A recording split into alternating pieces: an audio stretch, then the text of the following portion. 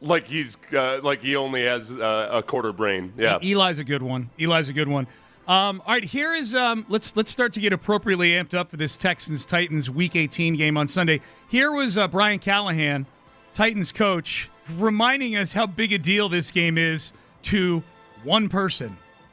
I think it matters anytime you're playing a division team, regardless of record and regardless of where you're at in the season. I do think it's a game that you want to win for divisional reasons. It's a team you got to play again twice next year. This is my first time with the uniforms. I think they look great. I'm excited to wear them. I don't know. I can't speak to the importance of that to anybody else, but I'm excited. I think they look great and it'd be fun to see them on the players. He didn't remind us there. I was wrong. I thght he was going to say, I thought he was going to go all Jeffrey Simmons on us there. Say, yes, a big deal. The question was, is this game a big deal for Amy Adams Strunk? And credit Brian Callahan. He's key. Do you think Brian Callahan wears a Bum Phillips getup at this game? That's what I was. So for those of you, he was talking about the uniforms. They're going to be wearing the Oilers uniforms. And last year, Mike Vrabel wore a Bum Phillips outfit. Yeah. Which I thought was actually kind of disrespectful to Bum Phillips. Yeah. Because Vrabel looked so out of place in it. It looked like he was playing dress up on Halloween. So has it. If he does, he's got to check his testicles at the door on the way in, because that'd be the second year in a row at Amy Adams Strunk. Basically, to the people of Nashville, is saying, hey, there's a reason I still live in Houston. I don't actually like or respect anything about Nashville. I'm just going to try to turn this into my little dollhouse where I can pretend we're back at the Astrodome and back when Daddy was running the team. It's all to her. It's zero about the actual city of Nashville or any actual dignity for a football coach. Yep. Yes. All right. Let's get into the storylines with this game. The first one, the Deontay Johnson debut. This might be the thing I'm watching most closely because, to be honest, it's among the most important things in this game that directly correlate to the Texans in the postseason. Here was C.J. Stroud earlier this week on Deontay Johnson getting blended into the offense here. Yeah, he's a really skilled route runner, very knowledgeable about the game, very eager, and motivated to play well, and that's something that I like, but just really a smooth route runner, catches the ball really easy, and I think he'll do just fine here, and I'm excited to work with him, and, we're building that connection. All right. CJ? CJ's going to play. As he has said that D'Amico's got a plan for them, and I would imagine one of the reasons they want to play is developing some kind of chemistry with Deontay Johnson. Do you do that in a quarter? I don't know. I think more of it'll practice. Which, by the way, speaking of practice and how much you should play in this game and everything, I don't know how the hell Jeff Okudah gets a concussion yesterday on a Wednesday practice or a Thursday practice. He was limited with a concussion on Wednesday, and he was out with the concussion yesterday. Okay, yeah. I thought I read it that he got the concussion. No, he was listed. So that first report was okay. Yeah. So the Wednesday he was. Well, this is all I know, Seth. He was on the Wednesday injury report, limited with a concussion, which is the first one of the week, and then he was out. Yeah, so something must have happened. That makes more sense. Yeah. For some reason, I thought that he got the concussion on Wednesday. He came into the week with it. So, Okudah's a whole nother side story we'll have to discuss in the offseason. Yeah. But, I think that, a little bit of chemistry with CJ and Deontay Johnson, is just if only just to get a taste for it. But I also don't need to see CJ out there a boatload. CJ made another reference the other day to him feeling better physically while still also claiming that, no, it's not actually affecting my play. Yeah. So I just want him to be as healthy as possible. To me, it's more about it's less about Deontay Johnson and C.J. Stroud getting acclimated, and it's more about Deontay Johnson getting acclimated to the playbook. Like, I'd like to see Deontay Johnson play 50 snaps so we can see that, he can, run multiple, a bunch of different routes and run a bunch of different plays. Nico Collins was on the drive yesterday. Nico Collins, first-time Pro Bowler, on the drive, and he was asked about how things going with getting Deontay Johnson incorporated. Getting Deontay here to the receiver group, man, it's a great piece. We needed it. The dude's a playmaker. You see it on the film, out running, make plays when you need it. No, it's a great addition, man. We definitely needed him. But his dude been here locked in, working his tail off, man. Trying to get the playbook down, pat, slowing down for him, and we there helping them along the way. They got a question, I'm there to help him out. We all are, but it's a great added piece, man. We need everybody if we want to get where we need to go, So it's a great piece. I'm glad he's here with us, man, and we got to continue to go and focus on our goal. I think the thing about DeAndre Johnson that he's shown in his career is that he's capable of some really impressive flashes. It's a matter of consistency, and that at times it seems like if he has one bad play, it ends up being 3 bad plays or 3 drops in a row or what have you. So maybe what you would expect given kind of the erratic drama that's also followed him around. That's where it makes it kind of exciting what you're only going to see him max for 5 weeks if everything's going really, really well. So you got only a few weeks here, and really, realistically, 2 or 3 weeks where, maybe you get one of those stretches and those bursts, and maybe in the right environment, there's potential for big upside with Deontay Johnson. Yeah. So I'm excited about it. And there's not. I like whatever drama there's been elsewhere or anything, it just doesn't matter because the Texans aren't on the hook for a bunch of cash. Nope. They didn't give up anything to get him. It could work out really well. And if it doesn't, then all right, you're just back where you were already anyway. Yeah. With 2 of your top 3 receivers injured. Yeah, it's like a great scratch-off ticket here at the end of the year. Like, oh wow, okay, Deontay Johnson. Ooh. Let's see how it goes. It's like when somebody gives you the stocking stuffer, the gift of a couple tickets. Wait, I always like that. My in-laws do that every year. We spend Do that? 20 minutes doing scratch-offs every year at Christmas time. I won $21 this year. Ooh, Yeah, good job. I never win. And Yeah. $21. What do you do with that? Do you cash it at the gas station? I think Do they so. do it I for you never there? I just give them to Amy and she cashes them. But I think I think you can go anywhere that sells them. I think you can cash them. So I think that's how it works. There's got to be a limit on that. Like if you get like a $20,000 scratch off, you're not taking It's that probably a into the different gas process. station. Yeah, when that happens, I'll let you know. Head on a swivel if you do. Yeah, like, exactly. I've got this $20,000 ticket. Hello, Sir, are you the cashier or just somebody with a bulge in your waistband for some bad reason? ever happens in a convenience store. Number 2. So number 1, Deontay Johnson. Number 2, the shuffle on the offensive line. It looks like, Seth, I guess based on the brief glimpse that the media got of the offensive line this week, that we could get a Juice Scruggs at right guard situation here. Oh yeah, You're all it's in what on everybody's this, huh? been wanting all year long. This is the one that we're. Yeah, all right, good. Yeah. They got a sack of meat there at right guard. There, you're an interior offensive lineman for the Texans. Like, all right, good. Roll another one out. Sack of meat. Get out there, you fatties. Just Yeah. give me 900 pounds of flesh and see what happens. But All right. is this one though? Like if the offensive line? I mean, you talked in week 12 about how the Titans aren't good, but they match up real well with the Texans in this particular area. Like, do you take anything away from this game if this against this group? They look Are you sure? coherent all of a sudden? That's a no. I don't. Yeah, I Okay. have zero expectation that That's it's going to fine. happen. Yeah. No, take away. Oh, if you all would? of a sudden, if they're steamrolling over Jeffrey Simmons and Tavondre Sweat, hell in. yeah. I'll be like, oh, yeah. I give that about I give that a chance of me walking into a convenience store with a $100,000 scratch-off ticket and coming out Screaming. alive. Yeah, there you go. Yeah. There you go.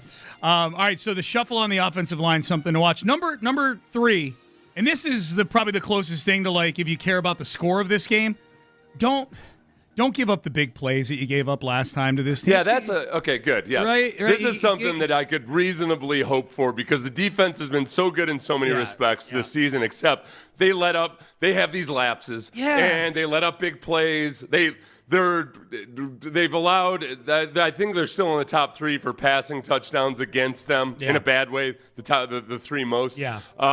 It's these big hiccups. Yeah. They play 95% of the snaps really, really well, but then on 5%, they're pooping their pants. Yeah. It's not even a hiccup. It's a hiccup where it's so forceful that you also poop yourself. Poop yourself. Yeah, they gave up a 38-yard touchdown to a receiver with like 6 names, and then they give up a 70-yard touchdown to a tight end. With a bunch of guys just kind of flailing around, like some of them jogging after the ball. That. It was Stop doing that. Yeah. So a nice, clean game. We can read into that, yes. Yep. Need a really nice, clean game by whichever guys are out there playing. Absolutely. All right, number 4, how much playing time does C.J. Stroud get in this game? C.J. mentioned this in his media availability on Wednesday, that he's comfortable with the plan that they I can say that. It's D'Amico has a plan for us, and we got to trust his plan and go out there and and play. So I'm excited.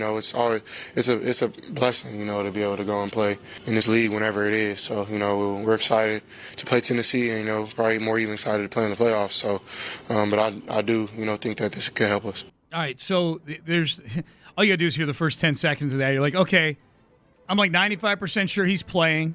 I'm like 98% sure he's not playing more than like a quarter and a half. It's exactly the same verbiage you use before a preseason game. Yes. Like nobody goes into, unless somebody's coming off of an injury, you don't go into a game in the regular season talking about we've got a plan for him. Yeah. That's unless they have an injury and you're like, all right, we've got a plan, we're gonna work him in, whatever. Like this is this sounds exactly like a preseason game, which is probably how they'll treat it. And there's a part of me that's.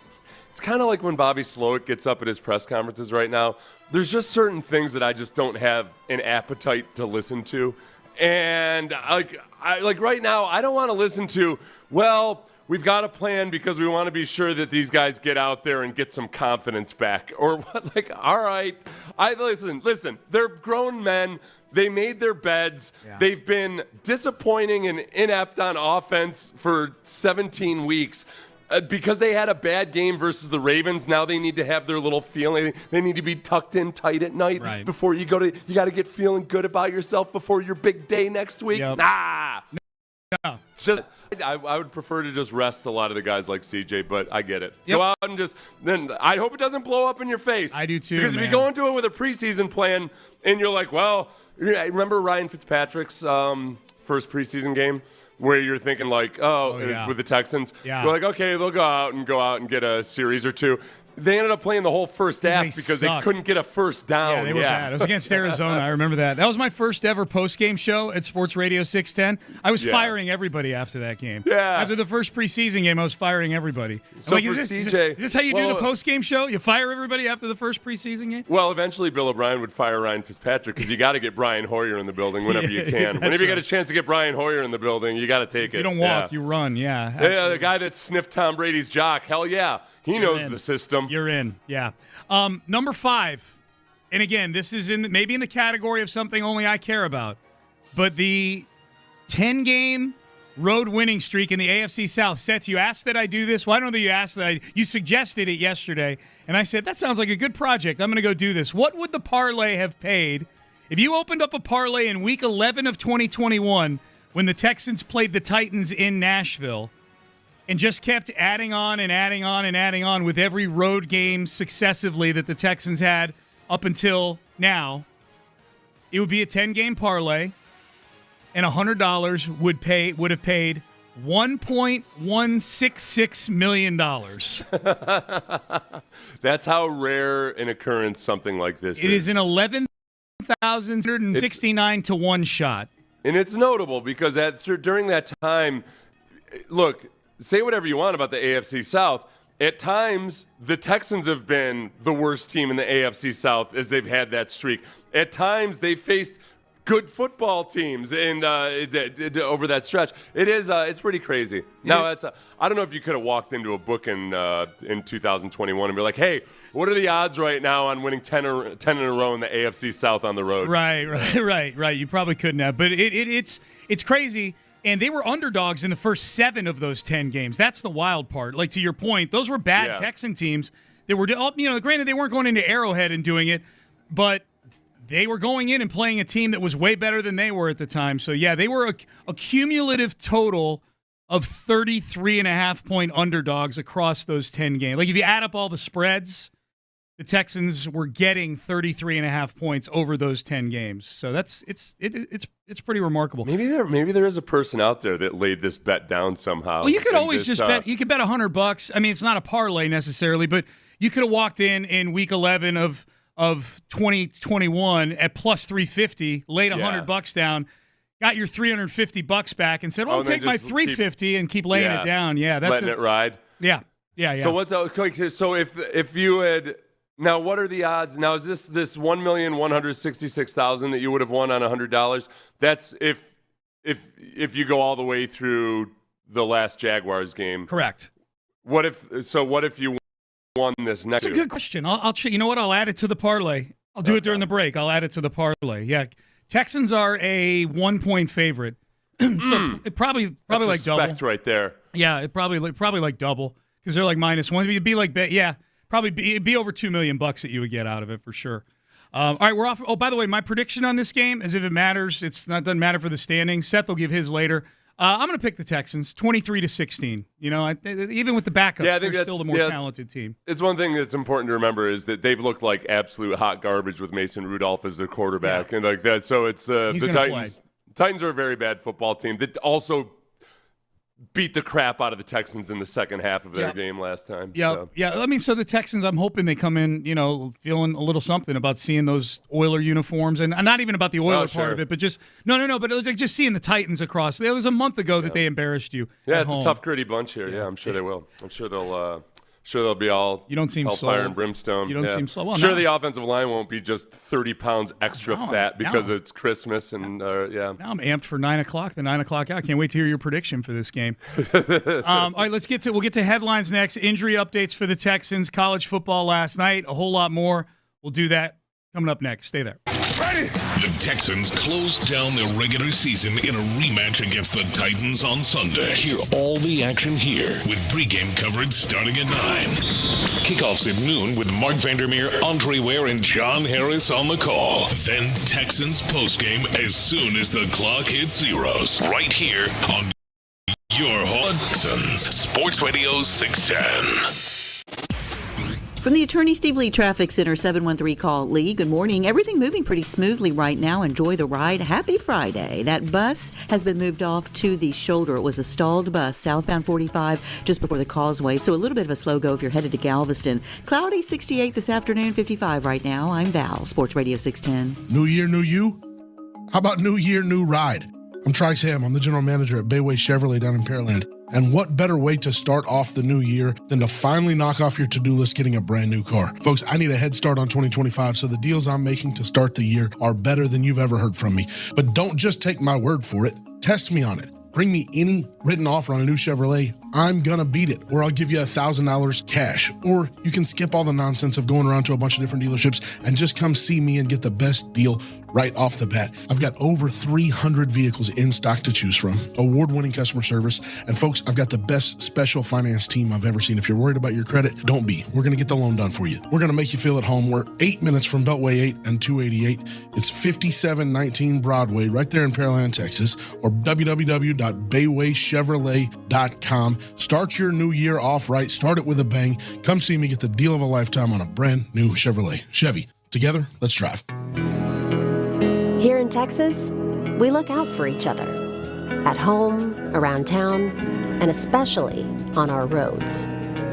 So, let's slow down. Set the phone aside and drive like a Texan, kind, courteous, and safe. Because that's what neighbors do. Learn more at drivelikeatexan.com. Brought to you by the Texas Department of Transportation. During my pregnancy, I experienced symptoms that didn't feel right. I trusted my instincts and contacted a healthcare provider. It saved my life. I learned there are 15 urgent maternal warning signs I should pay attention to while pregnant and even up to a year postpartum, like severe headache, dizziness, chest pain, or swelling. Learn about these urgent maternal warning signs at dshs.texas.gov/hearhertx. Brought to you by the Texas Department of State Health Services. We all hear the radio ads about the IRS. They tell you to be afraid, to be scared, and they try to frighten you into calling. I'm not here to do that. Tax Relief Advocates is different. TRA is here to tell you that if you owe money to the IRS, whether it's $5,000, $50,000, or $500,000, we have a solution. It doesn't matter if you're sitting in your car, at work, or with your kids. No matter where you are, call now. 800-575-6812. Don't lose hope. TRA can eliminate or reduce what you owe to the IRS. Generous programs are now available that can give you a fresh start. Our passion is taxes and helping individuals fix their IRS problems. We have over 1,000 5-star reviews on Google and an A+ with the Better Business Bureau. You don't need to be afraid of the IRS any longer. End your tax nightmare today by visiting us online at TRA.com or call 800-575-6812. That's 800-575-6812. Tax Relief Advocates. Real solutions for real real people.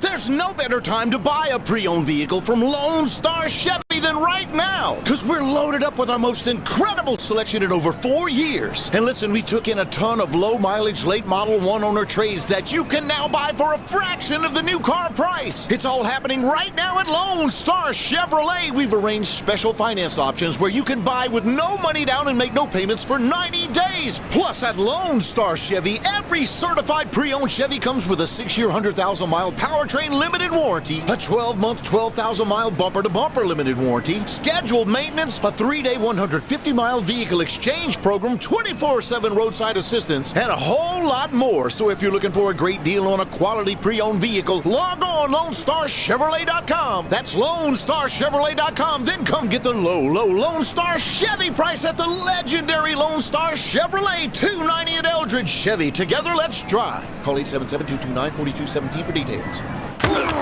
It's a Football Friday on Sports Radio 610. Live from the Twin Peaks studios, here's Payne and Pendergast.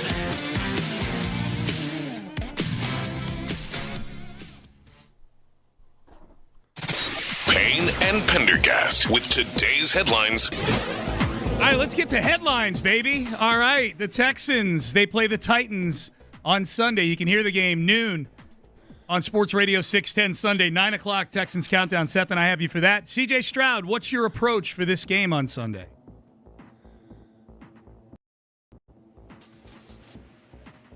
Yeah, just want to end the season the right way, on a positive note. So, got to be ready to play and go up to Tennessee. And, that's a good defense up there. They have a lot of good players. So, we got to be in our A game and, try to end the season the right way.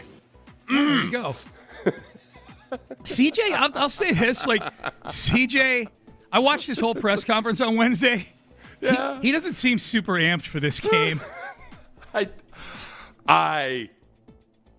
I'm not happy with this offense, man. Oh, there it is. Dude, man. There it is. Let's go, Seth. Seth, we're light on headlines today. Go ahead. I've had enough. I've reached the brink.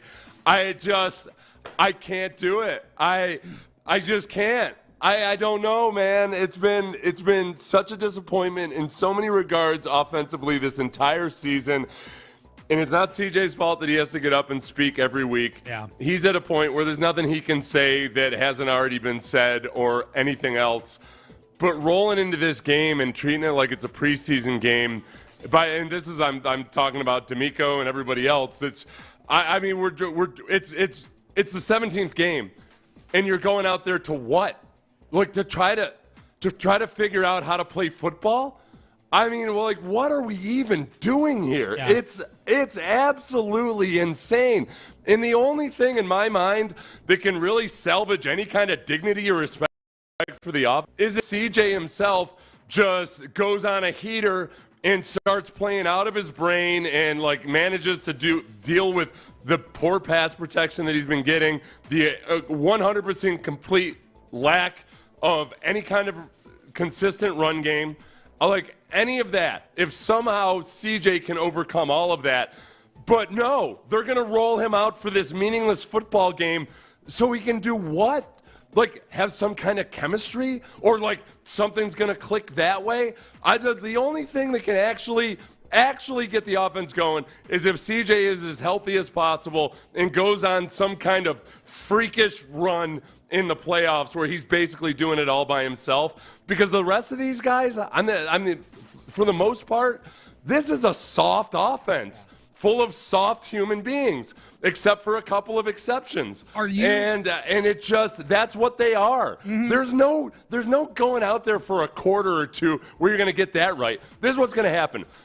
If T'Vondre Sweat and Jeffrey Simmons play the full game, they are going to bash the crap out of the Texans offensive linemen. There is nothing in my mind that thinks that Texans offensive line, who got so thoroughly manhandled by the Tennessee Titans defensive line, as long as the Titans all play, I don't know what this offensive line is going to do to not get manhandled again. If they prove me wrong, I will be so excited. Mm-hmm. But there's nothing that they've done since from week 2 of the season on that shows they have that in them. No. So I don't know why CJ is going to be out out there. This is not CJ's not soft. Joe Mixon's not soft. Nico Collins isn't soft. Yeah. Tank Dell's not soft, but he's also not out there. And probably a couple other guys that I'm missing. But the rest of it, this is a soft offense. And you're going out there and you're playing against a defense for the Titans. Yes, they're on a bad team, but that defensive line is exactly the type of football players I'd like to have on my football team. Mm-hmm. And they beat the crap out of the Texans last time. Yeah. I don't know what we're even doing here. Yeah. Like CJ's got to get up and tell okay, yeah, I'm going to go out there and we're going to have a plan. Okay, good luck. Yeah, you're not mad at CJ at that answer. You're mad he's being put in the situation where he has to answer the question that way, kind of. Right I'm mad at the whole scenario. The whole thing, I'm just mad at the offense in general. Yeah. I've just had enough. Yeah. It's 2025. I've got new underwear. I've got a new diet plan, but I'm stuck with the same old offense. Yeah. But that, but if they keep offense doesn't deserve my new Hanes. They don't. Hanes, huh? Old school. That's what I got myself for Christmas. Fruit of the Loom. Oh yeah, I don't mess around. I just underwear is underwear. I'm trying to get off of underwear altogether. Really, Commando? I'd like to start freeballing it. Yeah, except the Houston climate makes that a bit tough. It gets a little swampy. Yeah. I would say so too. It's really the only thing I have to look forward to is a new underwear strategy for 2025. Until the offense gets it going, you're damn right. Yeah. Now, honestly, okay, good luck with T'Vondre Sweat. Yeah. Good luck. You're putting C.J.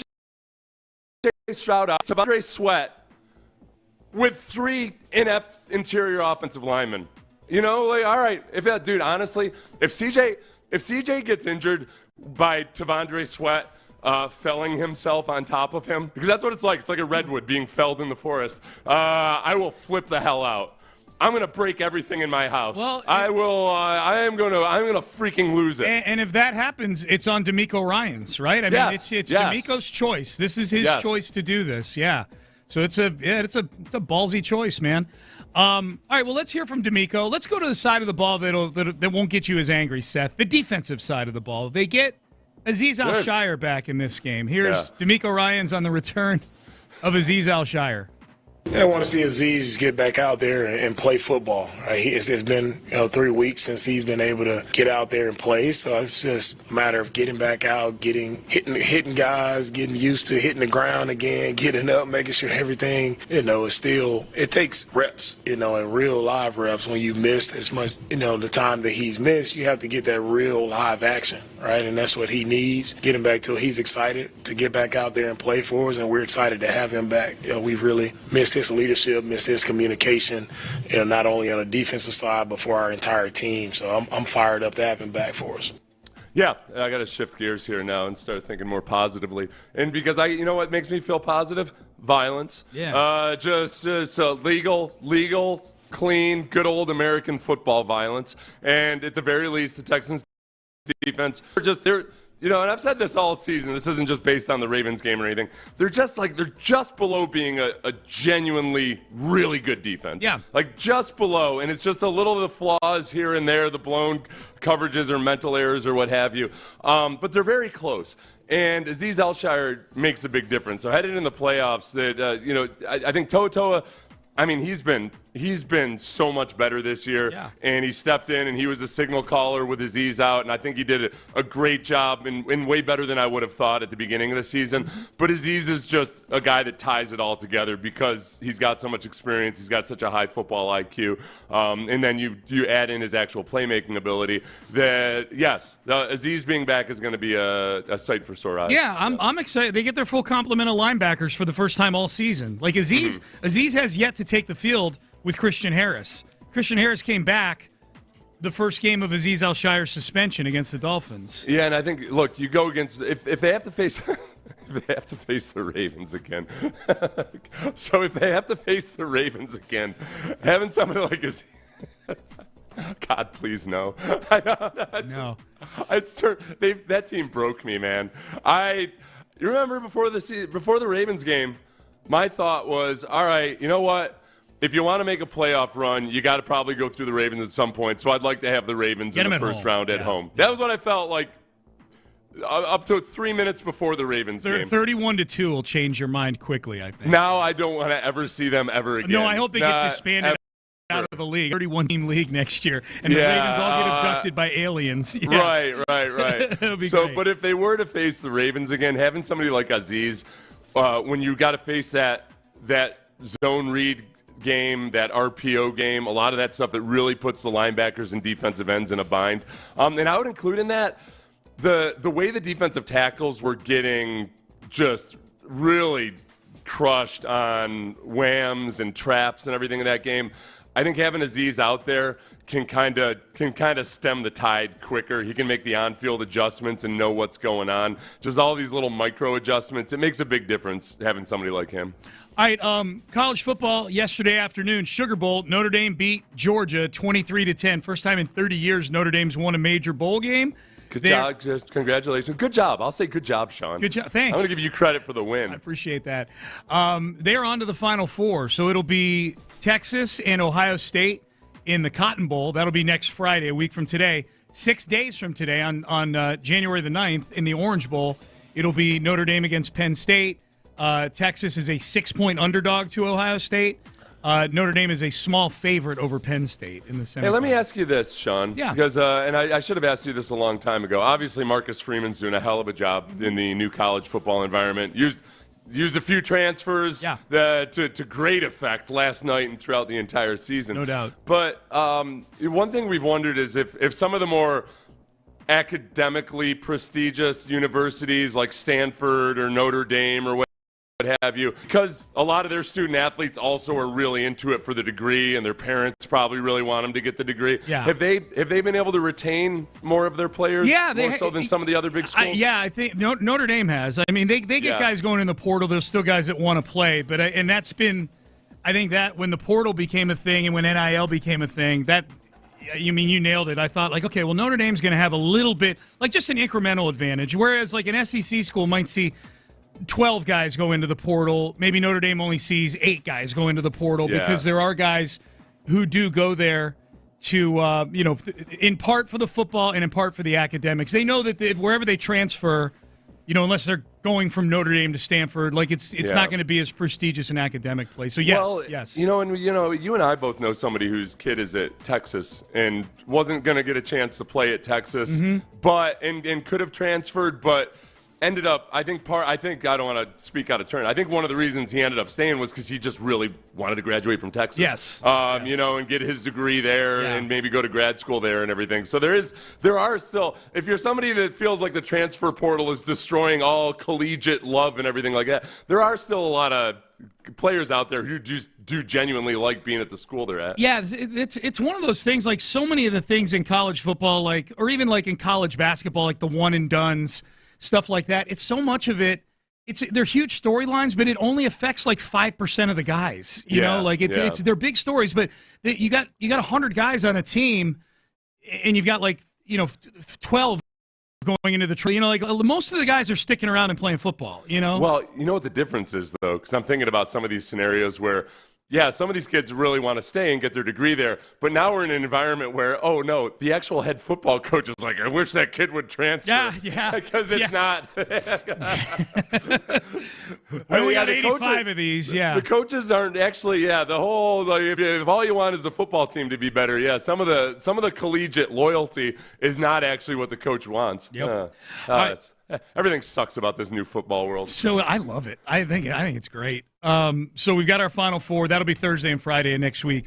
All right. It's a Football Friday. We're going to talk Texans plenty here in the NFL at large. It's Week 18, so there are certain things to root for. We'll give you the rooting guide to the weekend a little later in the show. The gods have blessed us with another chance to clown the Indianapolis Colts. Oh, my gosh. The Colts and the Jets are in a competition right now to see who can have more tell-all stories made about how dysfunctional they are behind the scenes. We will have some phenomenal details on the team that is next in the standings behind the Texans in the AFC South next. For Coach D'Amico, there was no question whether or not the Texans starters need to see the field on Sunday. Everybody will be out there playing, and we'll see how the game goes. But for us right now, we got to go play better. And our last outing on the field was not representative of who we are defensively, offensively. So we got to go out. We got to play better football. Insider access, exclusive content. Sports Radio 610. The Texans play here. From the Attorney Track Center, 713 call Lee. Couple of stalls to watch for now. Beltway 8 North. Westbound at Hardy Toll Road, right lane blocked. Also, 290 Northwest, eastbound at 99 Lanier Parkway, the right lane blocked there. Cloudy for us today with wind. 68 is the high. 56 right now. I'm Val. Sports Radio 610. Your Odyssey Sports Minute is brought to you by Zadig Jewelers.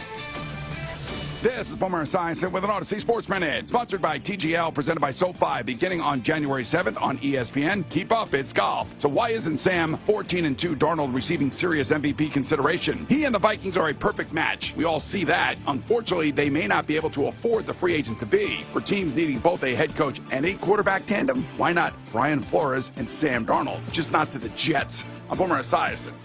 New year, new you? How about new year, new ride? I'm Trice Ham. I'm the general manager at Bayway Chevrolet down in Pearland. And what better way to start off the new year than to finally knock off your to-do list getting a brand new car? Folks, I need a head start on 2025, so the deals I'm making to start the year are better than you've ever heard from me. But don't just take my word for it. Test me on it. Bring me any written offer on a new Chevrolet. I'm going to beat it, or I'll give you $1,000 cash. Or you can skip all the nonsense of going around to a bunch of different dealerships and just come see me and get the best deal right off the bat. I've got over 300 vehicles in stock to choose from, award-winning customer service, and folks, I've got the best special finance team I've ever seen. If you're worried about your credit, don't be. We're going to get the loan done for you. We're going to make you feel at home. We're 8 minutes from Beltway 8 and 288. It's 5719 Broadway, right there in Pearland, Texas, or www.baywaychevrolet.com. Start your new year off right. Start it with a bang. Come see me get the deal of a lifetime on a brand new Chevrolet. Chevy. Together, let's drive.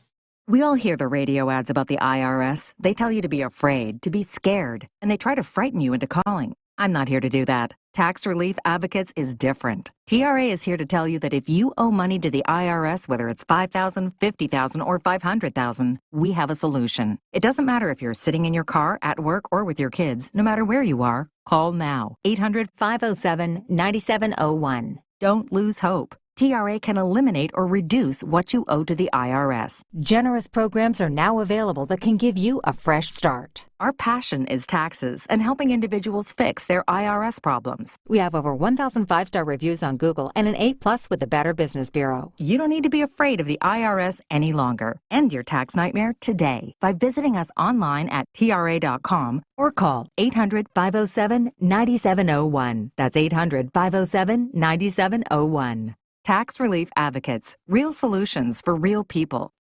There's a lot on the line in a divorce. Your home, savings, retirement, maybe even kids. So when you find yourself facing divorce and the unexpected directions it can take, you really need a partner you can count on. I'm Rick Julius, a partner at Cordell & Cordell. We're committed to helping protect your personal interests and the life you've built. Don't let divorce take more than it has to. Talk to us today. Offices in Houston, The Woodlands, St. Louis, and by appointment only in League City. Schedule an appointment with one of our firm's Houston attorneys. Joseph Cordell, Principal Partner. CordellCordell.com. Fire threatens in its path.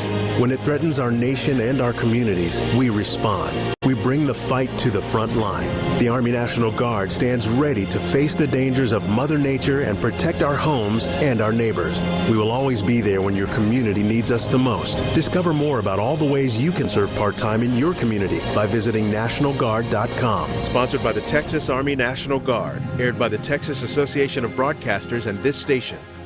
Life insurance. Why are you putting it off? Can't afford it? Too much hassle? Think you don't need it? There's lots of excuses for putting off life insurance. But if you weren't there, who would pay the mortgage and other bills? With Ethos, you could be covered in 10 minutes and boom, family protected. Ethos, fast and easy online term life insurance. Up to $2 million in coverage with no medical exam. Some policies as low as $1 a day. Answer a few health questions and get your free quote at getethos.com. That's getethos.com. Have you ever tried something for the first time and then wondered how you ever got along without it? That's how thousands of new Navage users describe their first experience. Once they feel sinus relief and can breathe clearly again, many wonder why it took them so long to experience the Navage difference. Navage uses refreshing saline and gentle suction to quickly suck out mucus, germs, and other airborne irritants. Stop suffering from congestion and start feeling better again with Navage. Brand new look, same great product. Welcome to TGL, presented by SoFi. Golf's newest league, live on ESPN and ESPN Plus. It's 2 hours of hammer dropping, overtime forcing, playoffs on the line, golf, Tiger, Rory, and more of the best from the PGA Tour, split into 16. Learn more at TGLGolf.com. Tune in every week. Max, keep up. It's golf. All right, when it comes to getting life insurance for your family, a lot of excuses can get in the way. But ask yourself this. If something were to happen to me, who would pay the mortgage, the kids' education, and the other bills? Then forget the excuses and check out Ethos Life, the online, easy way to get life insurance in 10 minutes. Ethos has rates that you can afford, like a $500,000 policy for a 40-year-old male starting at $1 a day or $30 a month, with a few health questions and no medical exam. Get your free quote right now at checkethos.com. That's checkethos.com. Not available in all states. Rates do vary. Get 5 quarts of O'Reilly Full Synthetic Motor Oil and a MicroGuard oil filter for $29.99. In-store only. Limit supply. O'Reilly Auto Parts. KILT FM HD2 Houston. Insider access, exclusive content. Sports Radio 610. The Texans play here. An Odyssey sports station. It's a Football Friday on Sports Radio 610. Here's Payne and Pendergast. All right, Payne and Pendergast with you. We will do... Sean and I during the break were just discussing, like, okay, how can we dodge the Ravens both in the postseason, but also next year in the regular season? And it's hard. Oh, that's what you were talking about with them now. Okay, I'm sorry. I didn't hear that first part. Were you talking about, if they win the division, that means we've got to see them next year? Yeah. Okay, yeah. I missed that part. Okay, that's a fair point because the Texans would have to face all the division champs next year. The problem is, right, if they don't win the division, it probably means they're playing the Texans in the wild card round. Right. So what we'd hope is that somehow the Steelers win the division, but that the Ravens get beat by. Right? No, that's not what we want either. Okay, if the Steelers, we can't have our. We're going to have to play the Ravens at some point, whether it's in the wild card round this year or on the 2025 schedule. What if I get them to realign the entire conferences now, that's by next something year? I've not thought about, and that's a really good point. Bill Polian could pull it off. He got the overtime rules changed to the dumbest thing ever. Okay. But, yeah. Well, he'll probably be on Radio Row, and you can cozy up to him and say, hey, Bill, look. I'll never talk to that man. Okay. Well, you're not a big enough Texans fan. He insulted Vic Fangio and Dom Capers while I was – because, he and Napoleon and Dom Capers were in Carolina together. And when we were here with the Texans and Dom Capers was the coach and Bill Polian was the Colts – GM. Yeah. He'd make these little snarky comments here and there. You didn't like that. I never appreciated. Yeah. Yeah. You insult Dom Capers, we're gonna have words. Dom's a good man. He's a good man. Mm-hmm. Unlike the man who screwed up the overtime rules. Right. Exactly. Yeah. Exactly. Yeah. Thanks for those 10-minute overtimes. All right. So Seth, the gods have been kind to us here early in 2025 in that. We've gotten to clown the Indianapolis Colts almost incessantly over the last few days because of all the little stories coming out, quotes, Shane Steichen sitting at a microphone saying, well, not everybody's going to be on time. Pat McAfee just laying into the – Pat McAfee – I think Pat McAfee is really like the one that – that's the one that opened up the dam. Like the McAfee and for those who are unfamiliar with what we're talking about, Pat McAfee, I think most of you know who he is, former Colts punter, and he's got his big TV show. He's on everything these days. He's on College Game Day. He's been a big advocate for the Colts ever since he got into media. He loved his time there. He still lives in Indianapolis. But then at times this year he was critical of the Colts, appropriately so. They're not a very good football team, particularly critical of Anthony Richardson, the quarterback, when he tapped out of the Texans game. Right. And now there's just about every other single former NFL player. Yeah. None of us. We had to explain to people why that was such a weird thing to do. Right. It's the first time in the history of the NFL that quarterback is tapped out because he's tired. That's right. On a third and goal in a division game. Yeah. It was crazy. So McAfee was critical of that and other things. And now all of a sudden the Colts, people inside the building are coming after McAfee.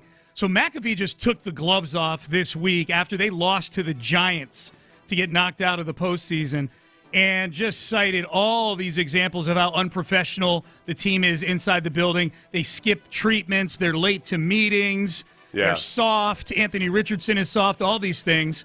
He crushed them again yesterday. He is not letting up. He crushed them again yesterday on the show. He listed the Colts that he would keep if he were to take over the team. This is not a long cut.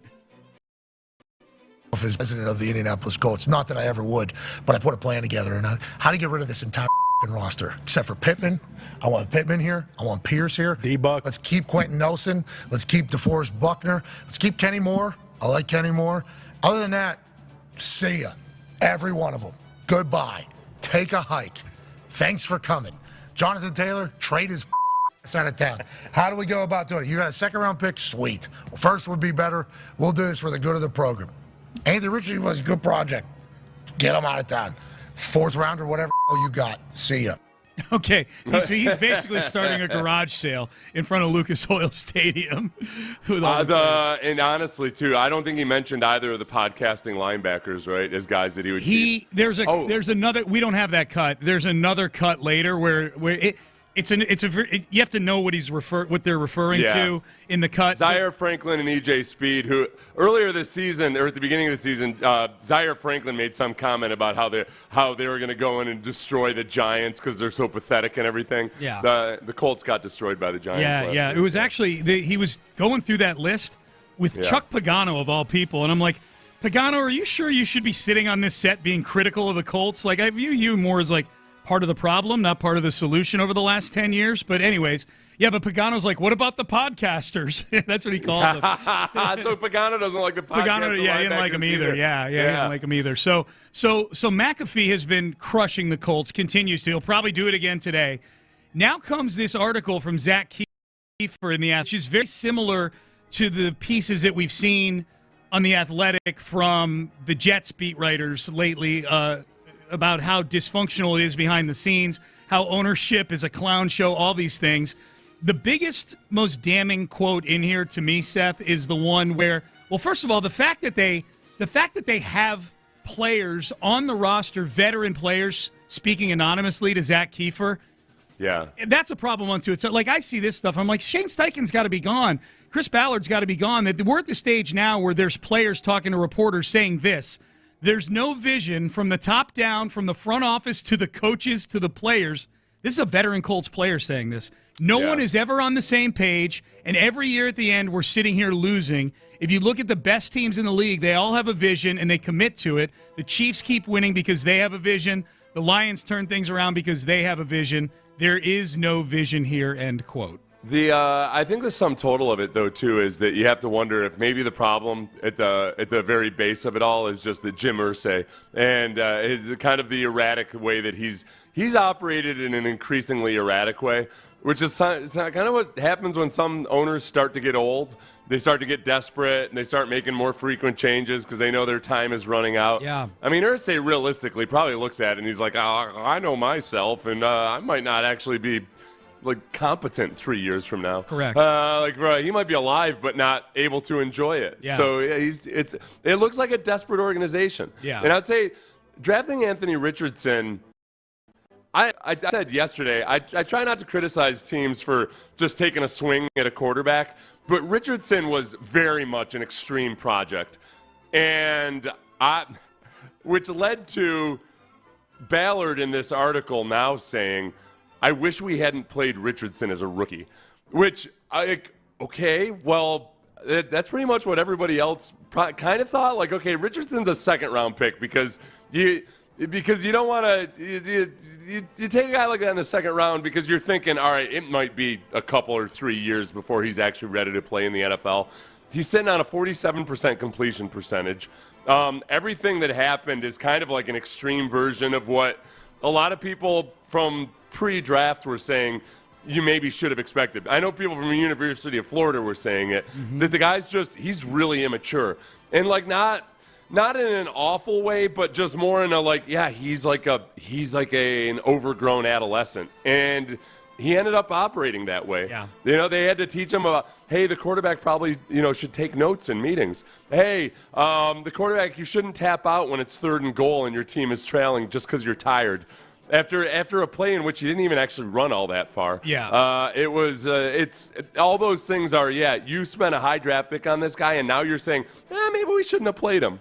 Yeah, and a lot of it in this article, Seth, the sense I get is just the mere handling of him, not just playing him last year, but how Shane Steichen has handled the PR aspect of it. That he's been horrible convey what's going on with the quarterback position. Like that Anthony Richardson gets benched after that Texans game to where he's got to become more professional and learn how to take notes. And then Joe Flacco comes in, and Steichen's like, well, we feel like Flacco gives us the better chance to win. And then Flacco sucks for a couple of weeks, so they yo-yo this thing and bring Richardson back in. And that's not because he gives them a better chance to win. It's because he's become a professional all of a sudden over the last 2 weeks. Right. Like, it's just like Shane Steichen doesn't know how to conduct a press conference. He doesn't know how to lie, you know? Well, no, and I think or he's really bad at lying, you know? Like, right. Well, and that's one part of, sometimes that's rookie head coaches. It takes them a while to kind of learn all that stuff. Yeah. But the other part of it is that, wow, it sounds like there's zero discipline. It sounds like you got multiple guys showing up late to meetings, and it's one of these kinds of operations where Shane Steichen, much like you might guess, because this is what his personality seems like, he's probably a really good offensive coordinator who's just not cut out to be a head coach. Yeah. Which is why I hope they stick with him for at least 4 more I years. do You got to too. give him time. You got to give him time to grow into the role, Sean. Well, and I just see stuff like this, like what you just described, and reading this article, and just Shane Steichen's inability. The job seems too big for him. He's not going to done a good job of getting Anthony Richardson going here, which is what his calling card was going to be. He was going to Jalen Hurts, Anthony Richardson into being a good quarterback. And I see all these things, and I'm going, man, if I had to fire somebody, I'd fire Steichen. Like, if you had to fire one or the other, Steichen or Ballard, like I'm as a Texan fan, I'm muffled that they fire Ballard because I know the team hasn't been winning divisions and all these things. I think Ballard is a better GM than Steichen is a head coach. He's put together. Look, I mean, this was a competitive Colts team despite all the other issues. Yeah, can't find a quarterback. Right. I mean, Ballard, I don't know.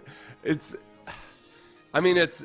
his one big fatal flaw, which is kind of a big fatal flaw in the NFL these days, is he just seems incapable of finding a quarterback that can put them over. He has put together some Super Bowl caliber rosters over the course of the last few years, or at least teams that could reasonably be considered Super Bowl contenders, except they didn't have the right quarterback there. Yeah. And it's just, there's a little bit of luck involved with all of that, but now it's been guy after guy, and he's passed up various quarterbacks in the draft. He's passed up various opportunities for guys like a Tom Brady or whomever else. So it's kind of a big deal. It's one item on the list that he hasn't checked off, but it's a really big item. Well, this article too points out a really good point. It's like he's a surgeon who doesn't like the sight of blood. He's awesome at everything. Right. Everything except the sight of blood. Doesn't like lasers or scalpels. Yeah. Right, yeah. So and we're going through this Colts stuff because this is the team in the AFC South, this is the closest thing the Texans have to them. If you're looking to feel good about something, just know that the rest of the division is there's a substantial gap between them and the Texans right now. This is the second place team. And we're going to do the Circle of Swarm here, somewhat begrudgingly, in about 8 minutes or so, for this week. The other thing I was going to say about Ballard, and again, I'm not saying Ballard's done a tremendous job, but if I'm a Texan fan, I'm much more hoping they fire Ballard and keep Steichen than vice versa. Yeah. But the other thing they do point out about Ballard in here is while he's done a good job of accumulating talent, it's been at positions that aren't the impact positions. He hasn't found that big-time receiver. Pittman's good, but he hasn't found that big-time receiver. His best pick was Quentin Nelson, who's a guard. He made a trade for DeForest Buckner, who's a defensive tackle. He's found Jonathan Taylor, running back, which is that's the part sounds pretty good to me as a Texans fan, but yeah. No, but again, the Texans have found Will Anderson on the edge and signed Danielle Hunter. They found Nico Collins, who's a Pro Bowl wide receiver. They found C.J. Stroud, who's a better quarterback than anything that's come through the door in Indianapolis over the last 7 years since Andrew Luck. So that's the other thing they point out, too. That's why I hate drafting guards. Like, I hated the pick. I didn't hate the pick of Kenyon Green because I didn't think he'd be good. I didn't like the pick of Kenyon Green because I feel like you can find suitable guards in the second and third round. Use those first-round picks on corners like Derek Stingley Jr., edge rushers like Will Anderson. Yeah.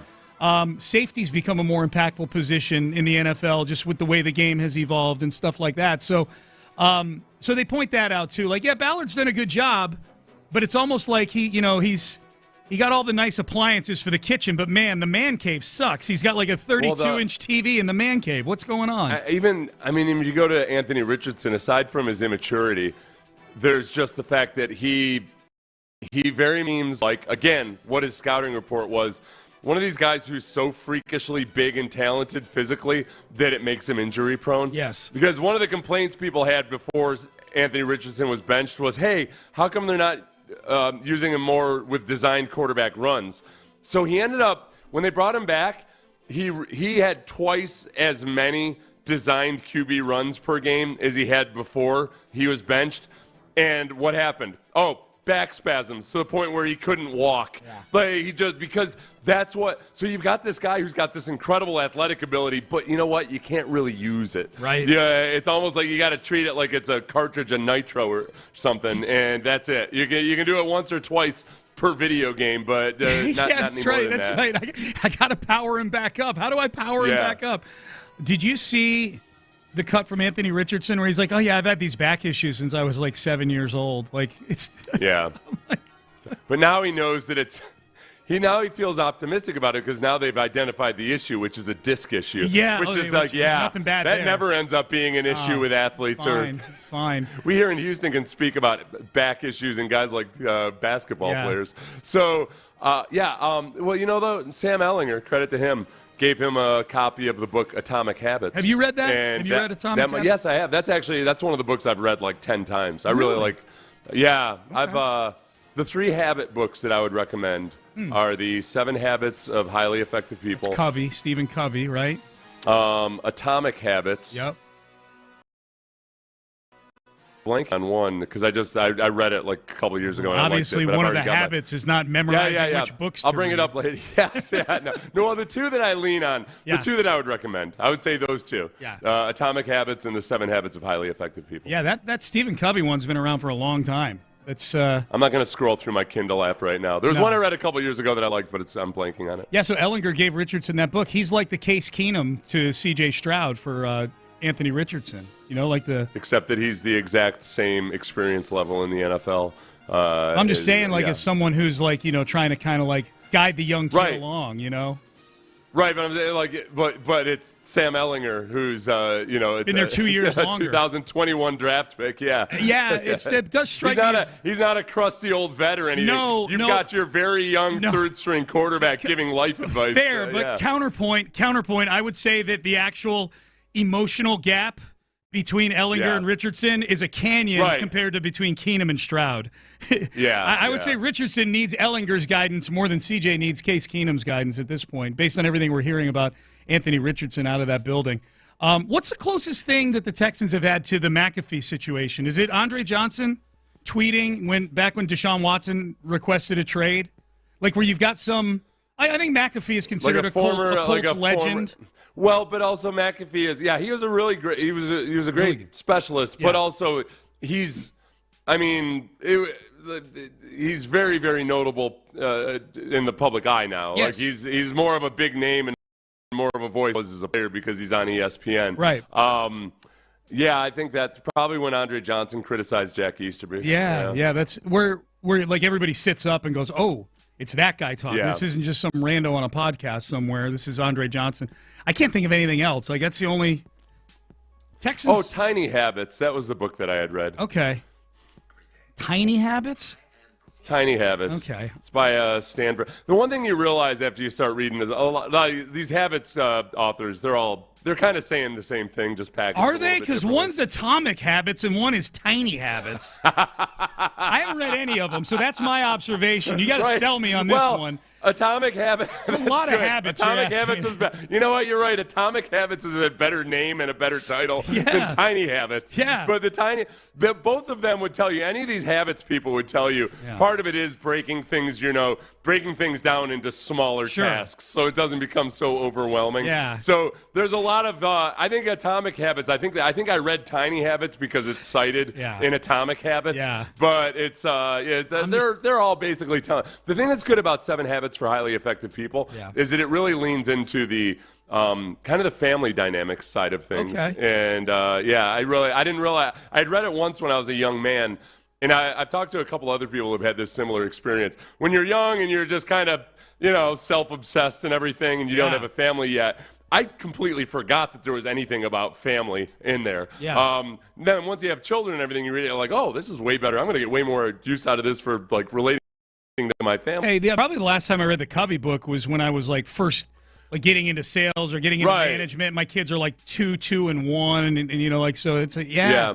Okay. You're all hyper fixated on meeting your quota, destroying your quota. Yeah, crushing my quota. Yeah. Then it's good to reread by the time your kids are teenagers, and you realize me being so fixated on my career has turned my family life into a shambles. I gotta fix this before they get out of the house. Okay, I'll go back and read Covey, but I'm going to tell you right now, if you walk up to me, my birthday's in a few weeks. If you walk up to me and as a birthday gift, you're like, here are 2 books, Atomic Habits and Tiny Habits. I'm just going to throw them both back at you. Pick one. Pick a lane. Either give me the Atomic Habits or give me the Tiny Habits. Hey, Sean, how big is an atom? That's fair. Okay, all right. Okay. Fair counterpoint. Right. Okay, now I need to read these books. Just to debate Seth better, if nothing else. So we can have an argument about physics. About atoms. Worst argument ever. Seth, my man, this is a text. Please tell me you aren't wearing Hanes in this climate.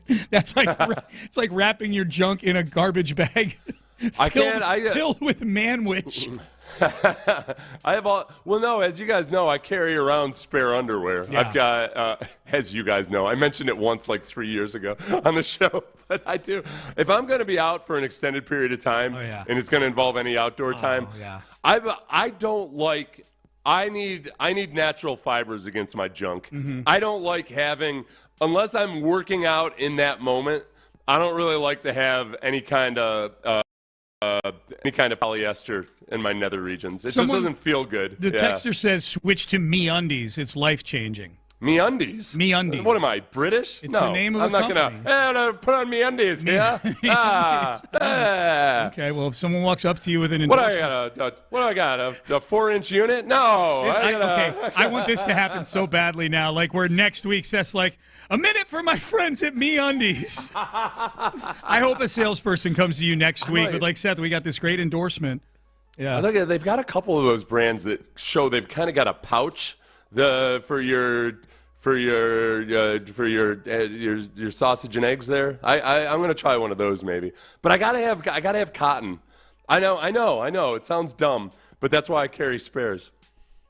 Yeah, you know what I do during the pregame show? I do wear, because I feel like it's an athletic event. When we're doing the pregame show outside, I do wear my athletic undershorts. I wear my Under Armour spandex. Seth brings a suitcase to training camp. That's a 3-outfit day right there for you out of training camp. Because I'm gonna sweat through the first shirt, then I got to go inside into air conditioning and everything. Man. Yeah. All right, we got to get to a circle of swarm here. Do we though? Do we? Well, we're having trouble finding the intro to it in there, which is we got it. Okay, cool. Let's do the circle of swarm. D'Amico always says swarm. What we're looking for is players, right, who are looking to swarm. The swarm mindset, that whole mentality. We want players to have a special work ethic and a relentless mindset in everything that they do. Who's in? This is a special group of men, believe it. It's the Payne and Pendergast Texans Circle of Dude, I have no idea who we're putting in this thing this week. Zero clue who we're putting in. For those who don't know, maybe your New Year's resolution was to start listening to Payne and Pendergast more. If so, good job by you. That's an atomic habit I can get behind. That's not a tiny habit. That's a big one. So Seth and I each week on Friday, or, in the case of a Wednesday game on a Tuesday, but usually on a Friday, we pick the Texans Circle of Swarm. It's an offshoot of the Circle of Trust that we used to do, or still do, with the Astros, with some key differences here. One, there can only be 6 in the Circle of Swarm. Seth and I each pick 3. The Astros Circle of Trust can have as many guys as we trust. 2, the criteria is very subjective. It's guys we felt have recently swarmed, guys that we are hoping swarm this weekend. It'll recently swarmed. Probably be a little more of the latter in this one. Wasn't a lot of swarming going on Christmas Day with the Nico Ravens. Collins has been a mainstay of the Circle of Swarm. His high water mark in the last 3 games is 60 yards receiving against the Chiefs. How much of that is on I Nico? don't put it on him, but it's also we're looking for swarm-like performances. Yeah. And it's I guess the big difference is he's been some of the only excitement offensively. He had 30-yard receptions in the last 2 games against Baltimore and Kansas. So at least he provided some bit of electricity. CJ sailed that one that he was wide open. That's for true. About is wide open one. Yeah. He's getting open. That's a tough one. He might be this might be the first time we've had a hard time figuring out exactly when and if to put him in the circle of swarm. Dude, if we're basing it, for what we've done most of the year, what we've done is based it largely on the last game before, if not the last couple games before. Yeah. Do we even find 6 that are worthy? If it was solely based on the Ravens game, are there even 6 guys worth putting in the circle of swarm in a game you lost 31-2? And honestly, if the Ravens wanted to stay dialed in, that thing could have been 45-2. But they let you off the hook in the fourth quarter and just brought in their backup and started running the clock out. Yeah. Well, we got to get 6, Seth. This is the first time where we're like, usually we're like, there can only be 6. Now we're like, okay, are there 6? You know? These teams getting hot at just the right moment. Yeah, yeah, exactly. By that, I mean getting ready for their trip to Cabo if they don't get this stuff right. Yeah. Do you want to go first or you want me to go first? I'll go first, and I will put in the guy who's been the swarmiest in the last 3 weeks, Azeez Al-Shaair. Just by virtue of just creating, he's drawn more emotion out of me than anybody else on this football team in the last 3 weeks. I'm going to say Azeez Al-Shaair. He visited the commissioner to talk about his suspension. He went to Houston Stressen's watch party for the for which game was that? Was I think the Chiefs game? He went to the watch party for that. That's swarmier than anybody else on the defense was the last couple of games. It's a man of the people right there. Yeah. So Azeez Al-Shaair. Azeez Al-Shaair's yours. You know what? I'm gonna put Nico in. I'm gonna put him in. I know you were talking about. I get the debate over it. His stats haven't been where they are. Nobody's stats have been where they're supposed to be with the Texans right now offensively. So I'm just gonna Nico. And part of it is hope that he continues to do this. Nico Collins, you are in the circle of swarm. I think the next one I will put in is, and this will be just probably his most precious. It's almost a postseason honor. Derek Stingley. For a matter of consistency and also, like very notably, staying healthy all season long. That's a good one, Seth. You stayed healthy all year. Knock on wood. Best ability, availability. Availability and intercepting Tua twice in the last 8 minutes of a game. Those are the best abilities, I would say. Yes. Availability and picking people off. So Derek Stingley Jr., that's true. And he made the Pro Bowl. Like that, that's a good one. That's a good one. Oh, boy. Do I have to go? We'll have to do this, by the way, after the Texans are done and out of the playoffs. Maybe that includes a Super Bowl victory. Who knows? But once the playoffs are over, we'll have to do a final season circle of swarm. Oh, yeah, for sure. Well, I've been keeping score as to who's made it the most. So okay. Well, that'll make it easy. I've been keeping track. Well, if that's what we want the criteria I'll be able to veto some of the ones that make me. Yeah. No, I get it. Okay. Circle of swarm, eh? You know what? I'm starting to think of guys that maybe should have been in more times than they've been in. I'm going to put Kalen Bullock in the circle of swarm. I have no idea why. Okay. I feel like he probably should have been in more than he's been in. He has been swarmy as a safety goes. He swarms he swarms all over receivers or all over center field there when the ball is there. So I'm going to go ahead and put Kalen Bullock in. What the hell?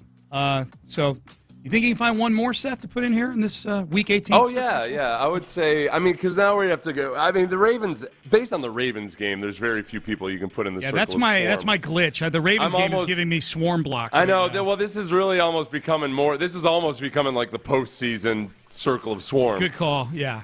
Now, our final circle of swarm, unlike most of these other garbage awards out there, will be both regular season and postseason. Yeah. It'll combine everything. Yep. Danielle Hunter, who I feel bad. Yesterday, we didn't really address as much because the Pro Bowl roster came out during the show. Yeah. And major snub. I didn't realize what an injustice it was that Max Crosby made it in over Danielle Hunter. You saw some of those stats side-by-sides, didn't you? Yeah, and it's like, okay, this feels very much like Max Crosby, big names, been around a while. Like, so is Danielle Hunter, but he just hasn't been in the AFC for a while. But he plays for the Raiders, and it feels like the fan vote probably had a lot to do with it. He's all tatted up. He spells Max with 2 X's like a villain would in a movie. Yeah. No, that's a good Just one. like when that Max Powers guy from The Simpsons. Sure. Yeah. You remember that? I don't. Wasn't that the name, or did Homer change his name to Max Powers? I don't know. I can't remember what it was. I told you, like, that's the hard thing about bringing up Simpsons references is the show's been around for 35 years. You know, it's like I watched The Simpsons for a long, long time. I don't watch it anymore. I don't think my era of watching The Simpsons even covers like a third of how long it's been around. Yeah. You know, like, so that's my side take on The Simpsons there. All right. The Homer changes his name without consulting Marge to Max Power. And Max is much more assertive and freewheeling than Homer was. So while he's shopping at Costington's, Max meets a successful businessman named Trent Steele. Another great name. Okay. Yeah. And then it ends up being... Wait. Okay, so I've never seen this episode. Costington's? Is that like their version of Costco? Like Costco, yeah.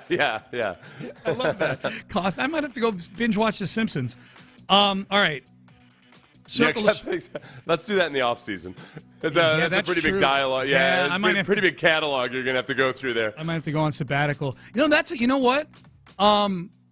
Text in if I wanted to just go watch 5 episodes of The Simpsons this weekend. 5 episodes from the last, say, since COVID.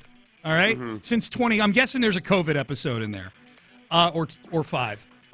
Send in on the text page. I want to watch some Simpsons this weekend.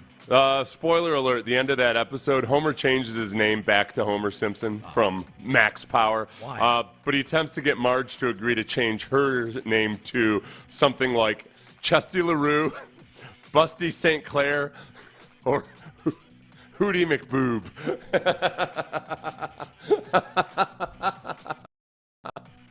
Those feel like awesome, like random porn name generator names. Yeah. Those are great. All right, so I got one more spot here, Circle of Swarm, right? So far we got Aziz, Nico, Derek Stingley Jr., Kalen Bullock, and Daniil Hunter. And if you're listening and you're a regular listener to the Circle of Swarm, this is clearly a combination of honoring them for their accolades and wishful thinking for the remainder of the season, Circle of Swarm. I'm really down to 2 choices here. C.J. Stroud or Amen Thompson.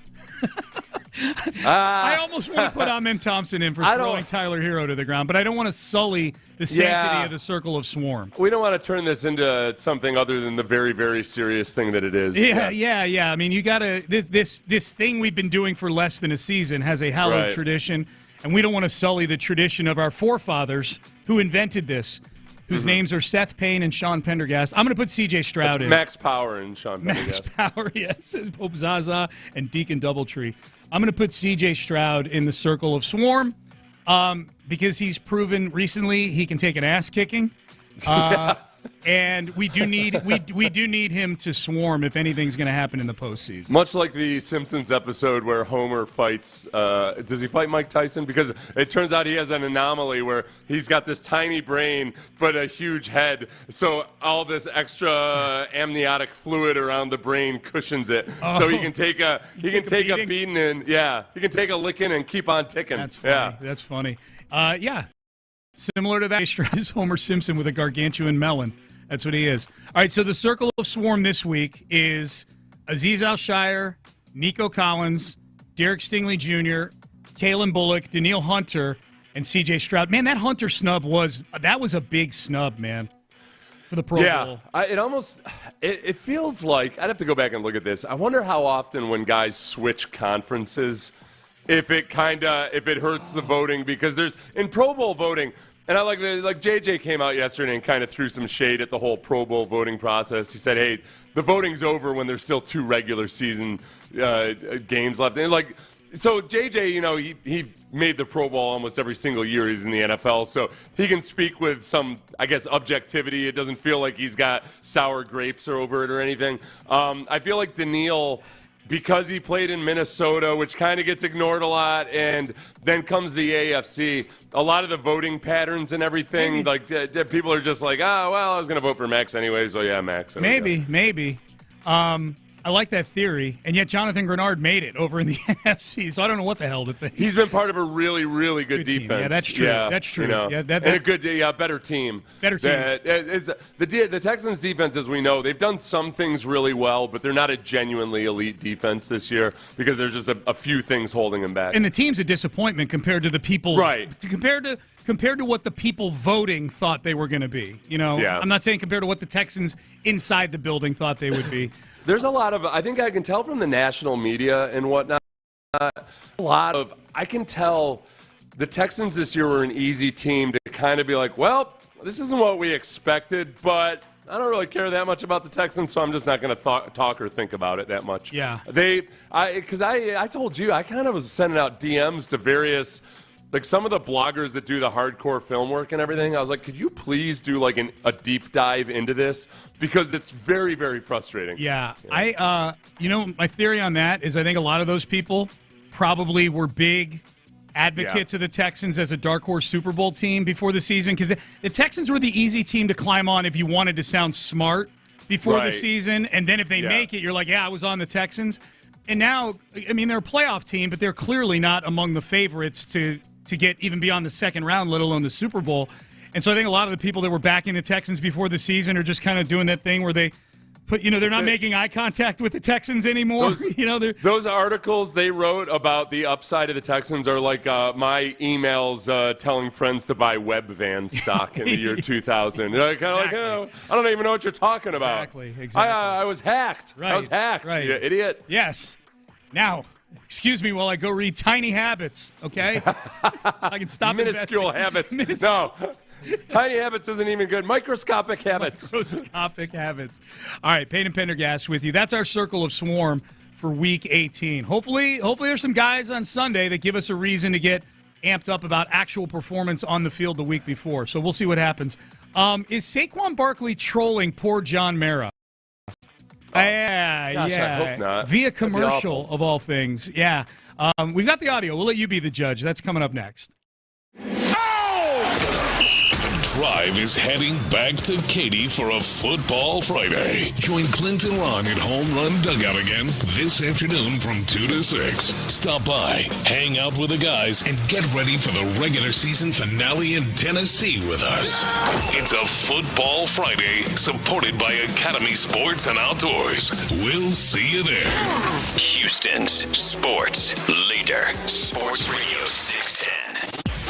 From the Attorney Steve Lee Traffic Center, 713 call Lee. Couple of stalls to watch for now. Beltway 8 north, westbound at Hardy Toll Road, right lane blocked. Also 290 northwest, eastbound at 99 Lanier Parkway, the right lane blocked there. Cloudy for us today with wind. 68 is the high. 56 right now. I'm Val. Sports Radio 610. New year, new you?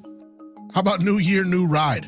I'm Trice Ham. I'm the general manager at Bayway Chevrolet down in Pearland. And what better way to start off the new year than to finally knock off your to-do list getting a brand new car? Folks, I need a head start on 2025, so the deals I'm making to start the year are better than you've ever heard from me. But don't just take my word for it. Test me on it. Bring me any written offer on a new Chevrolet. I'm going to beat it, or I'll give you $1,000 cash. Or you can skip all the nonsense of going around to a bunch of different dealerships and just come see me and get the best deal right off the bat. I've got over 300 vehicles in stock to choose from, award-winning customer service, and folks, I've got the best special finance team I've ever seen. If you're worried about your credit, don't be. We're going to get the loan done for you. We're going to make you feel at home. And it's Beltway 8 and 288. It's 5719 Broadway, right there in Pearland, Texas, or www.baywaychevrolet.com. Start your new year off right. Start it with a bang. Come see me get the deal of a lifetime on a brand new Chevrolet. Chevy. Together, let's drive. I'll be honest, I love clearance sales for the great prices, but what I really love is the thrill of the hunt. And right now at Kohl's Ultimate Clearance Event, there are so many hidden gems waiting to be discovered. I just went and saved 70% on cute dresses, cozy sweaters, pajamas for my whole family, and that was just the start. So if you also enjoy seeking out big savings, get to Kohl's, where the hunt is on. Select styles, offers end January 20th. Some exclusions apply. See store or Kohl's.com for details. The Fed just lowered interest rates, and that is great news for those in the market for an automobile. Lower rates means lower payments for you. My friends at D&M Auto Leasing have been laser focused on offering smart, low-cost leasing solutions for decades. That has never changed. The Easy Lease at D&M is the most consumer-friendly lease on the market, all backed by the industry leader. Make no down payment, have no payment for 60 days, and build a relationship that lasts a lifetime. 713-290-1000 or visit online at dmautoleasing.com. We make leasing easy at D&M. We all hear the radio ads about the IRS. They tell you to be afraid, to be scared, and they try to frighten you into calling. I'm not here to do that. Tax Relief Advocates is different. TRA is here to tell you that if you owe money to the IRS, whether it's $5,000, $50,000, or $500,000, we have a solution. It doesn't matter if you're sitting in your car, at work, or with your kids. No matter where you are, call now. 800-5 875-812. Don't lose hope. TRA can eliminate or reduce what you owe to the IRS. Generous programs are now available that can give you a fresh start. Our passion is taxes and helping individuals fix their IRS problems. We have over 1,000 5-star reviews on Google and an A+ with the Better Business Bureau. You don't need to be afraid of the IRS any longer. End your tax nightmare today by visiting us online at TRA.com or call 800-575-6812. That's 800-575-6812. Tax Relief Advocates. Real solutions for real people. Hey guys, it's Jim Costa from Cash the Ticket. If you're planning on betting the NFL playoffs, buckle up. Betting football's hard enough as it is. We're doing the research for you. So listen to Cash the Ticket with Mike Valeni and I. We'll be dropping new episodes for every single playoff game. And that's going to be storylines leading into it, so some good football stuff, but also the betting nuggets you're looking for. Sides, totals, trends, player props, throw those in there too. Pre-game and post-game, we're going to be all over the postseason. Subscribe to Cash the Ticket on the Odyssey app or wherever you get your podcasts. Fellas out there, it's Ron Hughley, and let me tell you about the Men's Clinic. And if you're struggling with ED, I'm telling you the Men's Clinic will take care of your issue. Their product is unique and unlike anything on the market. And remember, man, those little blue pills, they're yesterday's news. Men's Clinic is the only clinic that offers 100% satisfaction guaranteed. So don't let your ego block you from having those happy endings. You got nothing to lose. Make the call today, 713-828-1476, or visit themensclinic.com. Measure equal parts of hydrophosphorus with an alkaline balancer. Gardening doesn't have to be all difficult. This is a call in and chat with us. We believe gardening should be fun. Or just listen to us chat. Welcome to Home Show Garden Pros, making gardening fun again. Saturday mornings, 7 till 9. I want to get my butterfly garden going again. Aww. We answer. Other things that you could look advice for and tips that put easy and fun into your lawn and landscaping. Getting a little crazy in here. Saturday mornings on Sports Radio 610. Payne and Pendergast is driven by West Point Lincoln at Katy Freeway. 1 mile west of the Beltway, exit Kirkwood, under the giant American flag. It's a Football Friday on Sports Radio 610. Live from the Twin Peaks studios, here's Payne and Pendergast. All right, Payne and Pendergast with you. All right, so let's refresh. It's always fun. I know we do a petty cast on Tuesday, but the truth is we get fairly petty on this show a decent amount. In a good way. And doesn't sound like a character flaw at all to me. No, not. It's good for radio. I will never not laugh at John Mara, the owner of the New York Giants. Just that Hard Knocks. I didn't realize he was just such a hump. You know, like just, hey, what are we going to do about Saquon? He's the generation that you worry about, because I believe he's the third generation, right, of the Mara family. I think so, yeah. It was Wellington Mara, and then whoever the next one was, and now John Mara. I don't know. Yeah. He looks a little old to be the third generation. Yeah, I don't know. Yeah, but Wellington Mara founded the Giants in like the 1920s. Okay. So it makes sense. Okay. So the third generation is the one you worry about in family wealth. Detachment. Because that's where they're so far away from, now sometimes it works out. The Rooneys have done very fine, all of that. But it seems like the third generation is where, like, okay, these kids, unless their parents really worked with them, didn't have to really struggle for anything in life. Well, no. And it's just, you wonder. And the genes have been diluted a little bit by various whores that the guys have married. And yeah. Right. Well, and now more. Shout out to the Mara women. Now more than ever. And the whores of New York. Now more than ever, at least as far as the most important part of any business, making money, NFL teams are on autopilot. Like, it's almost impossible for an owner to botch the making money part. It's a trust fund. Yeah. It's a trust fund. It's impossible for an owner to drive the business into the ground. You're profitable the second they turn the lights on in March for the business year because of the TV contracts. So just to refresh, here was John Mara, owner of the Giants, on Hard Knocks, meeting with Joe Shane, the GM. This cut gets better and better every time we play it, where Mara is fretting, chewing his nails over the possibility of Saquon Barkley signing with Philadelphia. And the running back, I think. What's the latest? Just on the Saquon thing. I just got a text that Chicago's driving the price up and Philly's out. I don't know if that's true or not. Which I don't know. I'll make a couple calls. I don't even know if that's gonna happen, but I have a tough time sleeping if Saquon goes to Philadelphia. I'll tell you that. As I've told you, just being out. I've been around enough players, so but he's the most popular player we have by far. Yeah. By far. He gets really emphatic at the end. Okay, so before we go back and dig into Mara again, the part that I want people to focus on, I'm going to have a hard time sleeping if Saquon goes to Philly. Which, to be fair to Mara, like, it sounds like he's got a better feel for everything than the actual GM. Yeah. But that goes back to, like, okay, then why does this how is this GM so kind of cavalierly trying to lead you down the primrose path and acting during that entire season or during that entire Hard Knocks, kind of like nobody's going to want him. Yeah. No, nobody's going to want Saquon Barkley, and certainly not the Eagles. We'll circle back to that because in the umpteenth time we've listened to this, I heard something else just now that I want to dial back with you. But focus in on I'm going to have a hard time sleeping because Saquon Barkley just signed an endorsement with Unisom. I heard some of you were having trouble sleeping, so I wrote you a lullaby. Rockabye baby, awaken your bed. As the thought of 2000 swirls in your head. It sure is tough to lose sleep over football. Not for me, though. Good night to you all. Lose sleep over 2,000 yards, obviously. He went over 2,000 yards in his last game. I mean, it's a little uncalled for. Like, hey, man, that's a shot at the one guy who wanted to keep you in the building. That's a good point, Sean.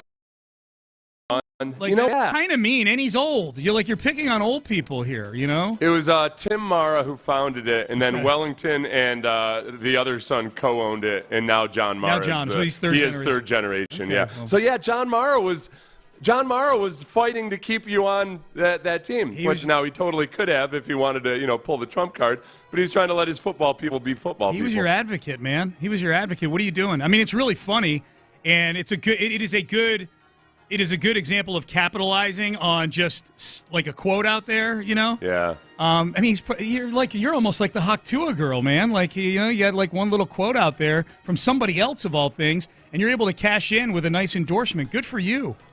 I think the other thing about Saquon, too, I just never watched a lot of interviews with Saquon Barkley for whatever reason, but this year just obviously for whatever reason on a good team, yeah, but I'm like, oh man, I didn't realize like that he's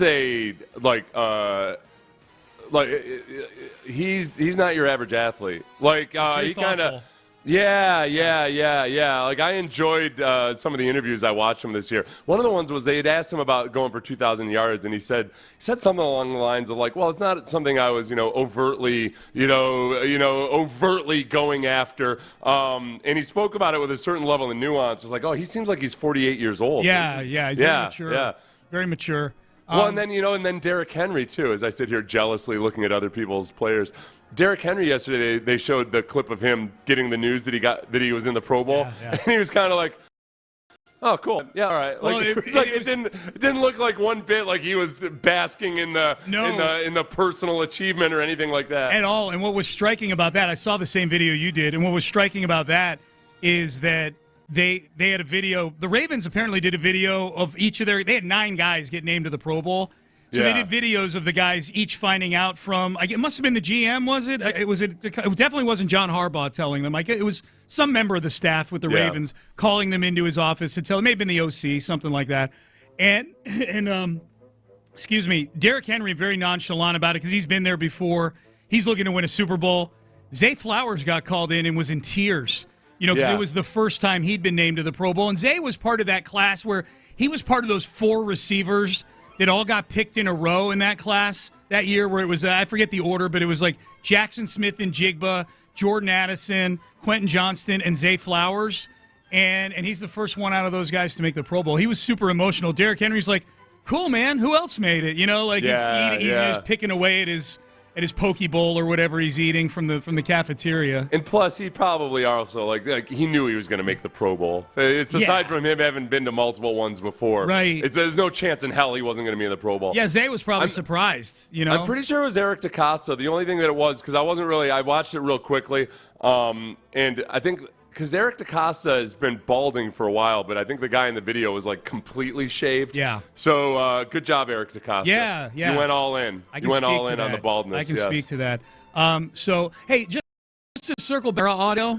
Because you and I have listened to this thing so many times because it's so funny. How about Saquon? Just play it from the beginning one more time, Mitchell. I'll tell you when to down cue it. The Mara. And the running back, I think. What's the latest? Just on the Saquon thing. I just got a text that Chicago's driving the price up and Philly's out. I don't know if that's true or not. Which I don't know if I'll make a couple of calls. I don't even know if that's gonna happen. Okay, so down right there, like, okay, this is where each time we've listened to that, it sounds more and more like Joe Shane is just like playing the old "get out of my office, old man" thing. Like, I'm just going to tell him something so I can end this conversation. Joe Shane did not want Saquon Barkley on the Giants this year. No, That's it was very 100%, clear. and it was, and every time they showed it, it looked like Joe Shane just trying to tell everybody in the organization how unimportant Saquon Barkley was going to be. Other teams wouldn't think he was. Hey, it's really easy to go out and get a running back. Like all these things. And then immediately, before free agency even officially began, all the running backs were snapped up. Yeah. And they ended up with Devin Singletary for way more money than he promised they were going to be able to get Devin Singletary. Who wasn't even their starter at the end of the year. Tyrone Tracy was their starter. The thing in there that to me was now, in listening to it 37 times, is the biggest tell. Like, where he goes, I don't know, Chicago's driving the price up and Philly's out. I don't know. I'll make a couple phone calls. If Chicago's true, if you truly wanted to keep Saquon, and there's a team that's driving the price up, the conversation isn't, I'll make a couple phone calls. The conversation is, okay, we got to figure some things out now. You know, like if you're truly Saquon Barkley and you hear that a running back needy team, the Bears at the time, they end up signing DeAndre Swift, but that they're driving the price up, then you're at least going, okay, what if we need to go from 12 to 14 million to keep him? You know, where does that money come from? You know, or if I'm the owner, I'm like, okay, the price is going up, so what are we doing? Like, the other part of that series, though, too. So it felt like he was trying to make the owner think that they were interested in keeping him. Well, meanwhile, he's telling everybody else in the organization, hell no, we don't want him. But the other dynamic was, we could franchise tag him and we could trade him, And his argument to those people who suggested that was, well, who's going to trade him? And I went through that last year, and it took years off my life. Yeah. It was too hard. It was uncomfortable for you? Yeah. Sorry. So you don't want to pass up the opportunity to get a draft pick back? Yeah. And the way the running back – now, look, the running back market came back with a vengeance this year all of a sudden in free agency. But, maybe he shouldn't realistically have been able to determine that. But – like him just flat out saying that was hard. I don't want to do that again. That was off-putting for sure. Speaking of free agency, Alex Bregman's market is stagnant. It would appear. It doesn't look like he's getting the $200 million, at least not anytime soon.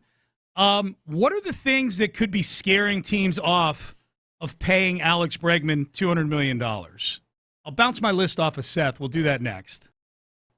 The Federal Reserve recently announced they were lowering rates, and that is great news for consumers in the market for an automobile. Lower rates from the Fed means lower car payments for customers. Our good friends at D&M have been laser-focused on offering smart, low-cost leasing solutions to their clients for decades.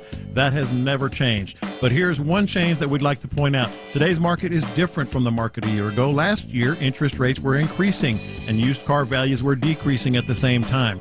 Now, used car values have held up extremely well while rates have dropped. This means significant savings and the lowest payments D&M has seen in the last few years. The Easy Lease at D&M is the most consumer-friendly lease on the market and backed by the industry leader. Make no down payment, have no payments for 60 days, and build a relationship that lasts a lifetime. It's easy. Call 713-290-1000. That's 713-290-1000. Or visit online, dmautoleasing.com. That's dmautoleasing.com. We make leasing easy. Wesley Financial Group is not a law firm. Are you a victim of the timeshare trap and think there's no way out? I'm Chuck McDowell, founder of Wesley Financial Group, the original timeshare cancellation expert. And I'm here to tell you that there is a way out. All you need to do is give my office a call. I will send you a timeshare exit information kit absolutely free, explaining how the timeshare industry works and your options for cancellation. Call Wesley now for your free info kit. 800-359-3434. 800-359-3434. Life insurance. Why are you putting it off? Can't afford it? Too much hassle? Think you don't need it? There's lots of excuses for putting off life insurance. But if you weren't there, who would pay the mortgage, and with Ethos, you could be covered in 10 minutes and boom, family protected. Ethos, fast and easy online term life insurance. Up to $2 million in coverage with no medical exam. Some policies as low as $1 a day. Answer a few health questions and get your free quote at getethos.com. That's getethos.com. Fellas, those little blue pills for ED. Yesterday's news. Sometimes. At the Men's Clinic, our proprietary one-of-a-kind treatment has no maybe, just a 95% success rate, and the only clinic to offer a 100% ED satisfaction guarantee. So stop letting your ego block your happy ending. Call us at 713-828-1476 or online at themensclinic.com. That's 713-828-1476 or themensclinic.com. The Men's Clinic, where confidence starts and the old pill days stop. New year, new you? How about new year, new ride? I'm Trice Ham. I'm the general manager at Bayway Chevrolet down in Pearland. And what better way to start off the new year than to finally knock off your to-do list getting a brand new car? Folks, I need a head start on 2025, so the deals I'm making to start the year are better than you've ever heard from me. But don't just take my word for it. Test me on it. Bring me any written offer on a new Chevrolet. I'm going to beat it, or I'll give you $1,000 cash. Or you can skip all the nonsense of going around to a bunch of different dealerships and just come see me and get the best deal right off the bat. I've got over 300 vehicles in stock to choose from, award-winning customer service, and folks, I've got the best special finance team I've ever seen. If you're worried about your credit, don't be. We're going to get the loan done for you. We're going to make you feel at home. We're 8 minutes from Beltway 8 and 288. It's 5719 Broadway, right there in Pearland, Texas, or www.bayway.com. Start your new year off right. Start it with a bang. Come see me get the deal of a lifetime on a brand new Chevrolet. Chevy. Together, let's drive. Danica was very independent. She was fearless. She was fun. She was funny. She thought she was taking a prescribed pill, and in reality, it was a fake pill laced with fentanyl. My life has been devastated by the loss of my daughter. Don't take the risk. Think like it can happen to you. Visit onepillkillstx.com. Sponsored by HHSC. Diabetes, high blood pressure, anxiety meds, everyone's on them. If you're a 50-year-old male, maybe a bit porky, and you may even have type 2 diabetes, $1 million of term insurance may only cost you about $200 a month. Call Term Provider. Speak with Big Lou at 800-511-3535. Big Lou will find a term life policy for you even if you have type 2 diabetes, are overweight, or have high blood pressure. Term Provider has helped thousands of people like you who think they can't afford term life insurance. To buy $1 million of affordable term life for you, all you need to do is call Big Lou at 800-511-3535. Lou will make sure the scales are tipped in your favor. Call 800-511-3535. Big Lou will answer your call and work to fit you into a term life policy that you can afford. Remember, Big Lou's like you. He's on meds too. Call 800-511-3535. 800-511-3535 or biglou.com. Did you know your skin is the organ of your body? Huh? That's why you should shower with Old Spice Super Hydration Body Wash instead of plain old bar soap. Love your skin by super hydrating it with vitamin B3 and glorious notes of vanilla and shea. Did you know that my super hydrated skin is the second largest organ of my body? The first is my heart. Old Spice. Men have skin too. Old Spice Super Hydration Body Wash. 24/7 renewing moisture. With daily use. It's a Football Friday on Sports Radio 610. Here's Payne and Pendergast. Ooh, we get to do 5 Reasons I Hate You in the next segment. I can't wait. And to that end, I've got 4. I'm trying not to repeat reasons to hate divisional teams. I mean, when we just did the Titans 6 weeks ago. Isn't there what happened to Jay Cutler recently? Did he get arrested for something? Oh, good question. I'm going to blame the city of Nashville for that. Okay. I'll add that to the list. Jay Cutler I've enjoyed much more in retirement, or at least I was when. Remember you and I did a podcast on the Cavalieri? Yeah. The Cavalieri show? Yeah. That was fun. I had a good time. I had completely forgotten about that episode of my life. That was before you and I were co-hosts, wasn't it? It was, yeah, man. It was like back in 17 or 18, man. We just decided, I was having you on the Deceptively Fast podcast once a week at a time, and we decided, you know what? We should just turn this into reaction to the... Very Cavalieri. Very Cavalieri, yeah. And that's what you and I both discovered. Is like, man, I really like this retired Cutler Yes. more than Jay Cutler, the football player. Yes.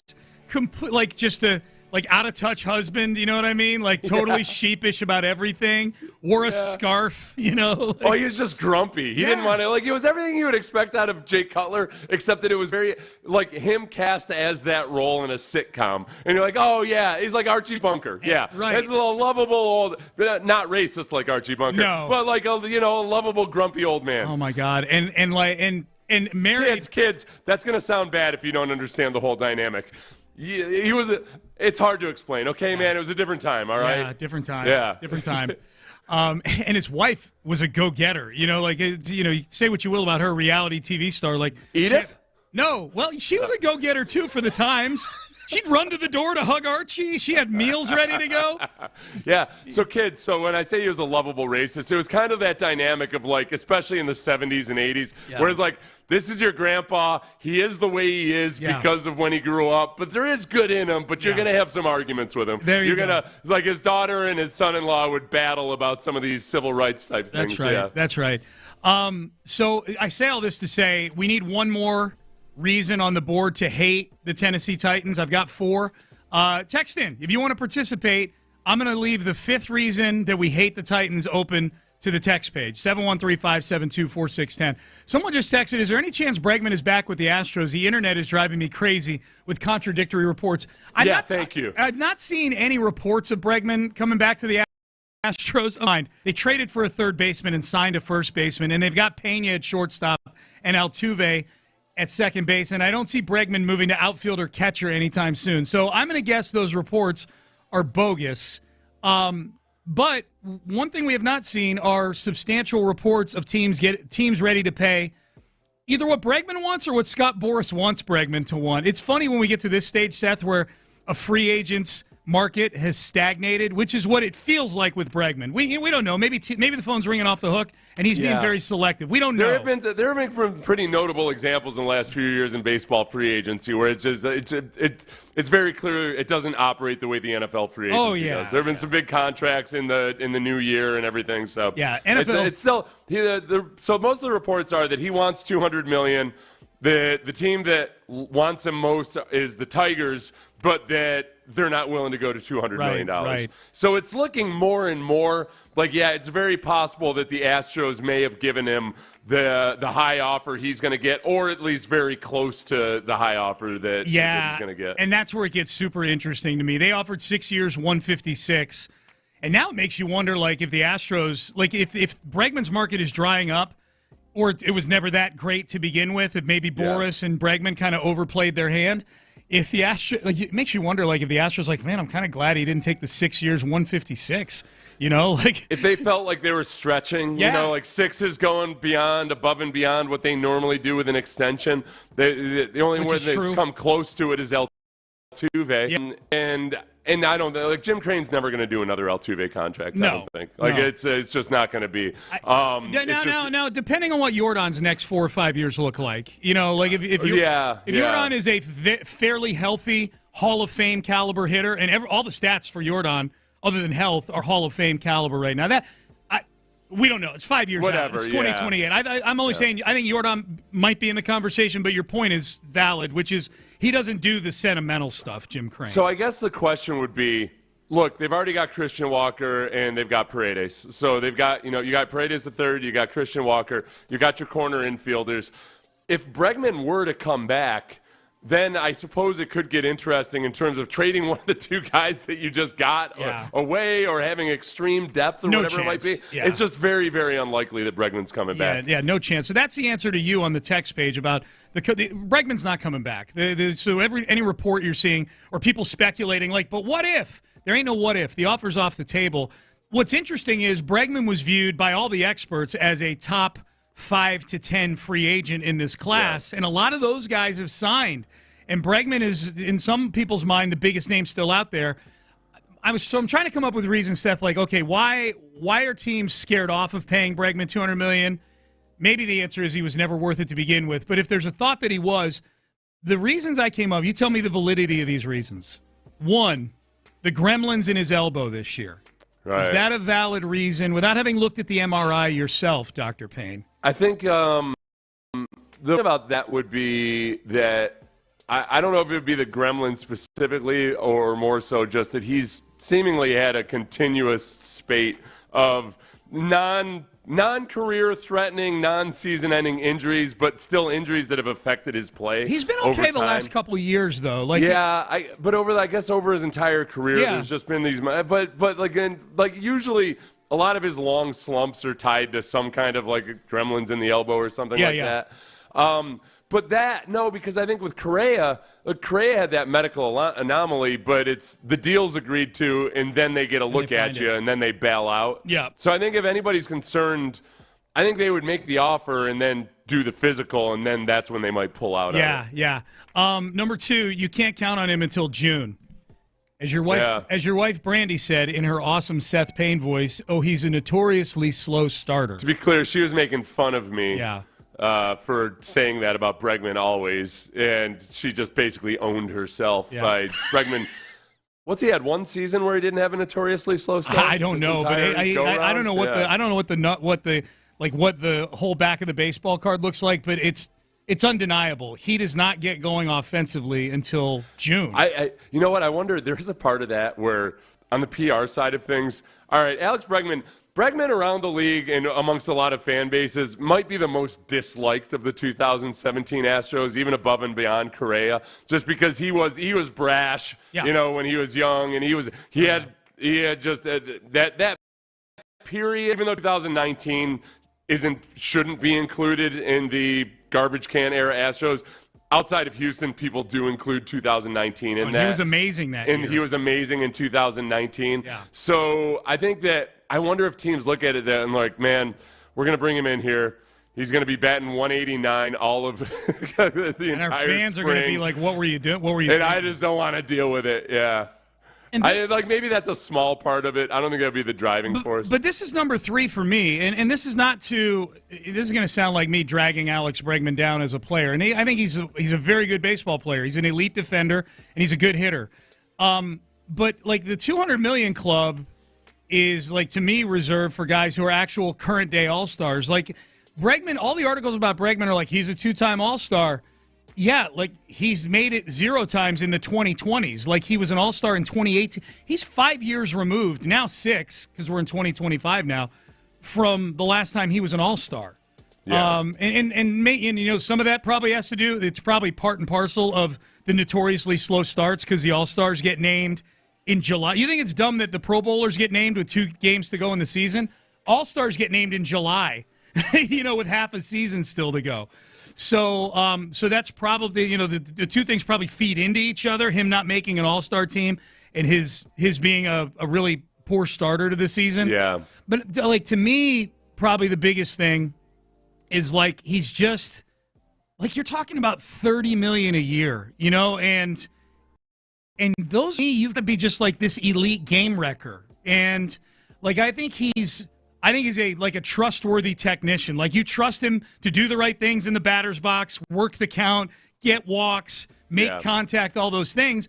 And you look up at the end of the year and like, and he had 21 home runs and 83 RBIs. That's really cool, A lot of him being worth his contract is very front-loaded, including with that 2019 season because he signed the extension early. Yep. If you look at just the splits for his career, April and March, 737 OPS. Yeah, not great. May, 818. Okay. June, 840. Okay. July, 835. And then August, 992. Yeah. And then he falls back off in September, October. But that's and the part that doesn't really, because that's not a glaring difference between April, March, and then May. Yeah. Or March and April and May. But it speaks to some of those really bad starts that he's had. Yeah, and and again, he had some years that really inflated those numbers that he's 5 seasons removed from. He's not been that 900 OPS guy for a long, long time, at least best I can remember. So, so I think I'm very anxious to see if he signs for something less than the Astros offered him, like what that ends up looking like for Astros. Well, I wonder too. Yeah, I think for most Astros fans. It's probably hard to say most Astros fans. I think there's going to be a lot of Astros fans. And this is maybe how I feel about it is, all right, man, you know what? I appreciate you going for the bag. I don't criticize guys for doing that. But, dude, you could have been here and been a lifer. Like, it could have been, and this is where you won your World Series. The chances of you winning a World Series, no matter where you go, is pretty low. It's really hard to win a World Series, as we've noticed. But, man, and it makes it easier to emotionally distance myself from him. And it also does, I think what's happened already is that it doesn't, if you had any kind of consternation over the Astros not being more aggressive, it's a little bit of a stamp of credibility to the Astros that, like, okay, they knew what they were doing. Yeah. This was not like, that offer was not an insult, as some people wanted to claim that it was. Right, it was right. just, it might have been, who knows, depending on what Bregman gets, it might have been an overly aggressive offer. Absolutely. Yeah, that's kind of what I was alluding to before. I tweeted out about this week, and I had someone reply. Like, I basically said what I just said to you. Like, man, if Bregman signs for less than what the Astros offered, this will be really interesting. And I had one person in particular, but a few people. You know how it goes when you just kind of just put a vague text out there about, hey, this will be interesting. And you don't say why you think it'll be interesting. Maybe I should have been more clear. But I had people going, why is that the Astros' fault? I'm like, I don't think it is. I think, if anything, the Astros come off either the more Bregman's market, and unless out of nowhere he gets an 8-year deal for $270 million, then all bets are off. But I don't think that's happening. If anything, the Astros either look good in this situation, if I'm an Astro fan, because they made a fair offer, or they might have been over aggressive depending on what he signs. Like, wow, either way, even if that's the case, I think with most Astro fans, they'll still feel like the Astros look good in the whole thing because they went out of their way to try to keep an icon here. At that point, it's back on Bregman. Like, okay, why did you overplay your hand, or did you just not want to be here to begin with? And I think if it were the second, I don't think he'd ever admit it. But if it were truly the second, I think that's where Astro fans would be like, well, screw you, man. Your salsa sucked anyways. Your salsa was terrible. It was a little bit of a, no, we can say it now. He's not coming back. That salsa was not good.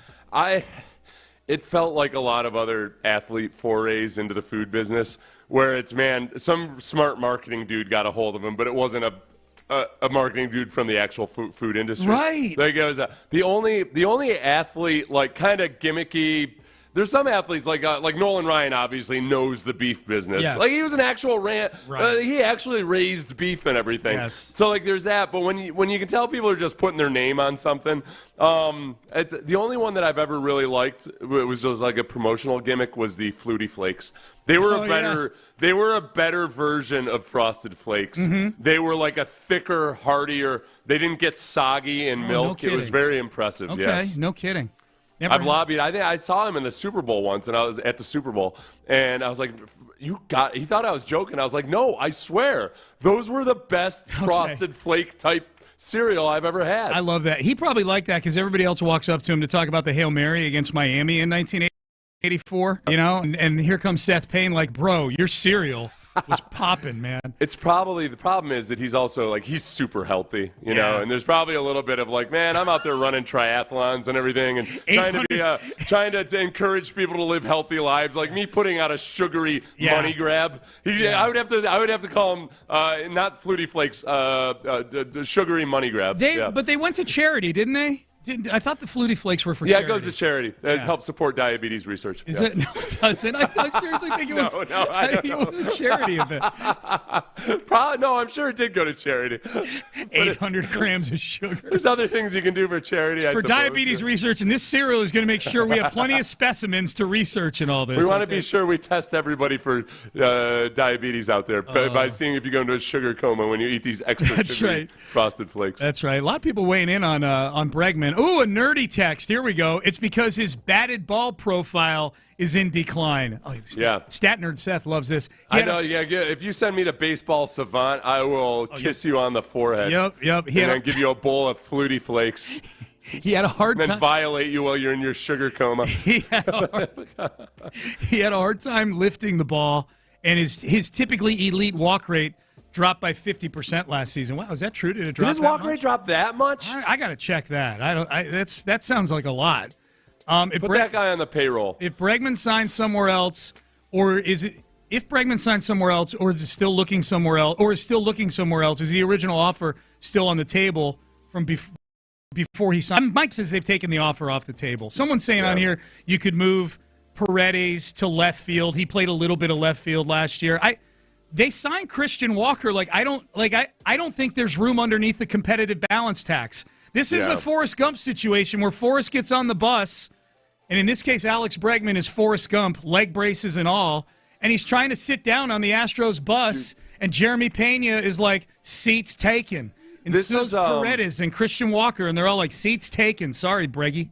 You know, the walk rate is. I'm glad that listener brought that up because honestly, a lot of his plate appearance stats are still elite, like 96th percentile on squared up percentage, whiff percentage 98th percentile, strikeout he's in the 94th percentile. Base on balls, he's in the 32nd percentile last year. All right. I didn't realize it was as drastic as it was. I kind of like, he's not taking walks like he used to and everything. But it's weird that it's that low. Hey, smart nerdy listener, tell me why. Tell me the reason for the difference between his walk rate and the other pitch judgment rates are so much different this year. Someone weighing in saying salsa not good. I completely disagree. No, I like salsa. I just didn't like Bregman's salsa. That's all. I thought it was watery. It was a little too watery for me. But maybe maybe never said that salsa's not good. They just said that. You're right. I think they're alluding to Bregman's. Okay. Yeah, I think they are. I don't know. Someone's saying Earl Campbell's sausage. And that's true. Earl Campbell, you're talking about athletes that have put their name on that is things. him putting his name on it. That's really good. But it's good. Yeah. Well, you know what happens is if it's good, then it stands the test of time when the guy is a relevant current athlete. Yes. So the best. Okay, we should do that as a power ranking sometime in the offseason. The problem is the Rockets are interesting this year, so we can't do it in February or March we'll do or Monday. Yes, depending on. You're going to spend all day money. So the best athlete named foods. Athletes that have put their name on the brand right there. The brand, athlete branded food products. So Nolan Ryan beef in general, Earl Campbell sausage, which is also very good. I'm probably forgetting a few the very obvious ones, but we'll have to think on this and/or ask AI during the weekend. Bregman's salsa will be gone. It may be gone already, right? Like if he's playing somewhere else, when he's playing somewhere else, I think that'll be gone. I don't know how much of a big seller it was. Shelf space is valuable, man. Lance is doing a coffee shop, but it's not like his own coffee shop or anything. No, but that's where it ultimately goes, though. You know, that's where it starts there with doing your own thing, and then all of a sudden, wow, people are really digging this. I think I'll put it on the shelves in grocery stores. Yeah. So we'll see. The George Foreman grill. That's not a food product. Yeah, but you know what though? But it was very, very, very successful. Very successful. I might put that into the. We might have to expand it out to just overall products that stand the test of time. Yeah. That Brandy and I were talking about the George Foreman grill the other day because you and I had been talking about it, and she listens, and we were talking about those things were really, really convenient, easy to use.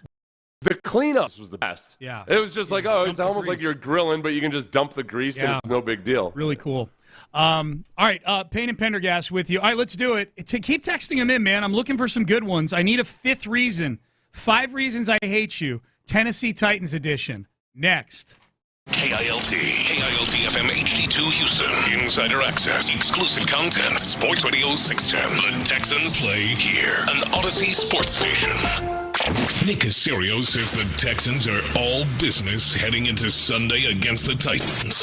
Focuses on Tennessee, trying to play a good football game, doing the things that are conducive to winning, putting ourselves in a position where we can go ahead and go out there and play good football as a team, which this time of the year, that's the most important thing. Insider access, exclusive content, Sports Radio 610. The Texans play here. From the Attorney Steve Lee Traffic Center, 713-CALL-LEE. This brought to you by Twin Peaks. I-10 the Katy westbound at Antoine. You've got a stalled car blocking the right lane, and it looks like a 3-car crash. Right lane block, 610 South Loop eastbound at Broad. Headed up to 68 this afternoon, mostly cloudy. 56 right now. I'm Val, Sports Radio 610. Football and Fireball is a match made in heaven. And by heaven, of course we mean Twin Peaks. College and Pro Ball is always spicy at the Lodge, where you can spice it up even more with Fireball, your favorite cinnamon whiskey. Twin Peaks. Eats, drinks, scenic views.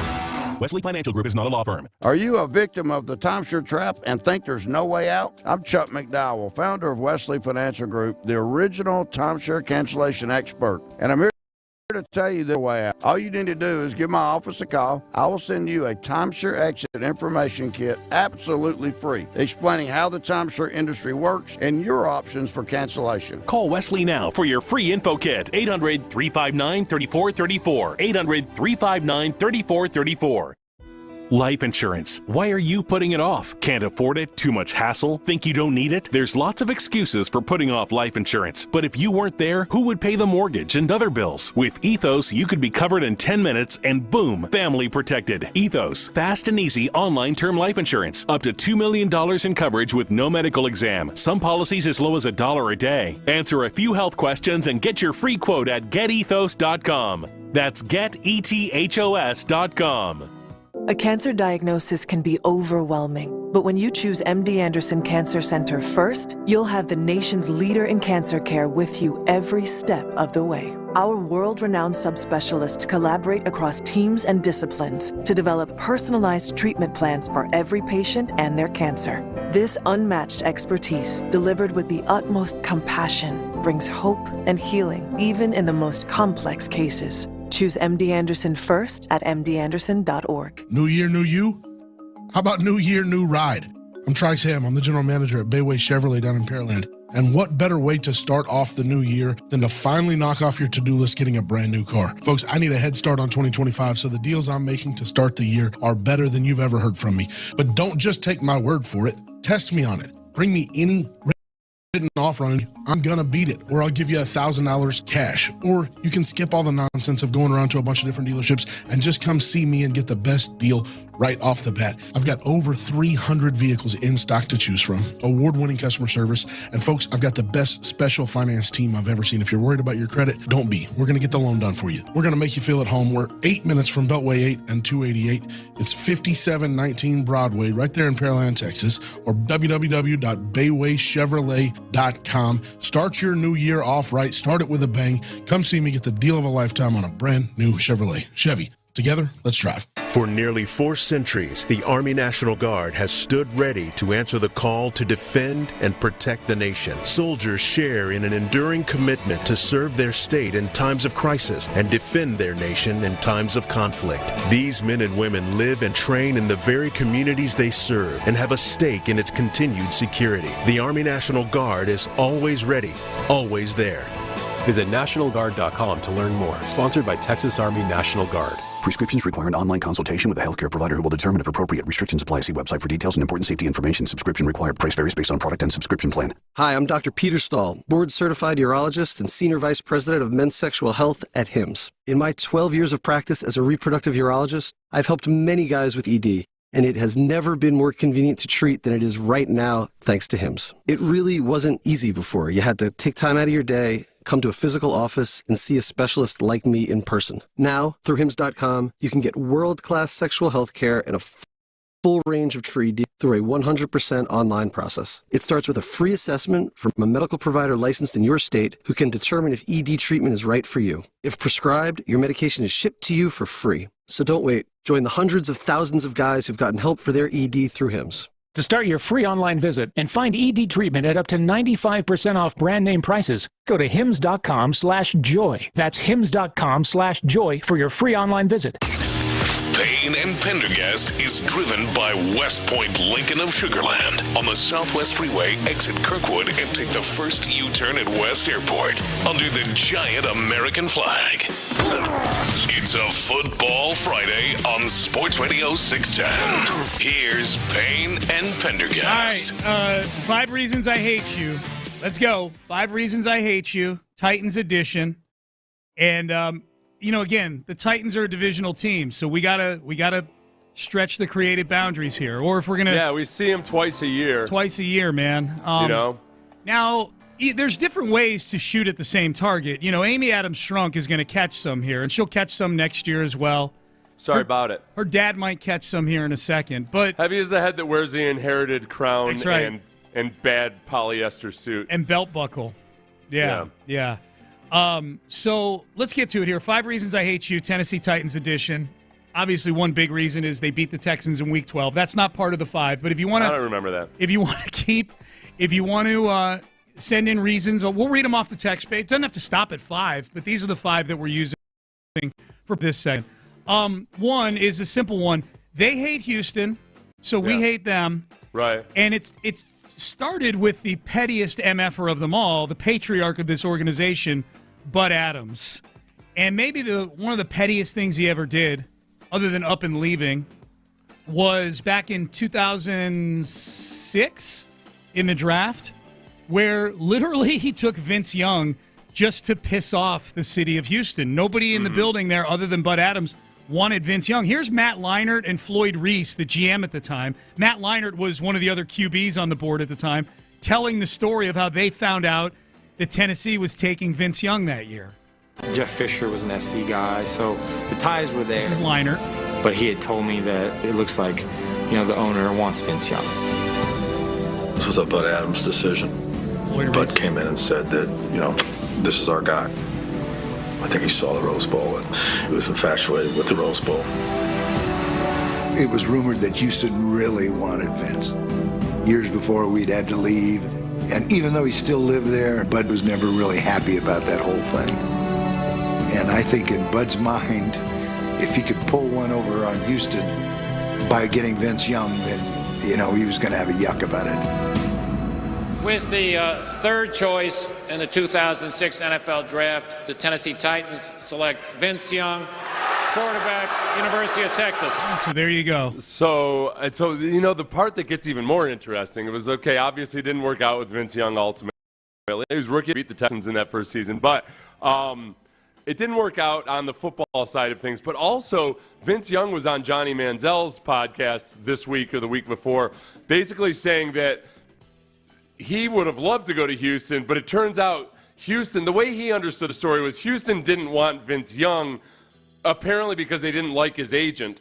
And Vince Young, he's funny in this interview, says, well, I wish y'all would have told me that. I would have fired him. I would have fired my agent. You're not taking me because you don't like my agent. Yeah. I'll fire the guy. Yeah. Just let me know. And who knows? You never know. Maybe different circumstances, different coaches. You never know if a quarterback's going to work out or not. But it was, he was petty, man. He was Bud Adams was a petty dude. He didn't want you to tailgate. He didn't, Yeah, that's right. Oh, that's a good sub-reason, Seth. Bud Adams didn't let you tailgate back in the day, Houston. I don't know if it was money, his decision. Taking money out of his pocket That's in his mind. Yeah, yep. All right, so that's reason number 5. Reason number 4, these brainwashed idiots down there in the building worship Amy Adams Strunk.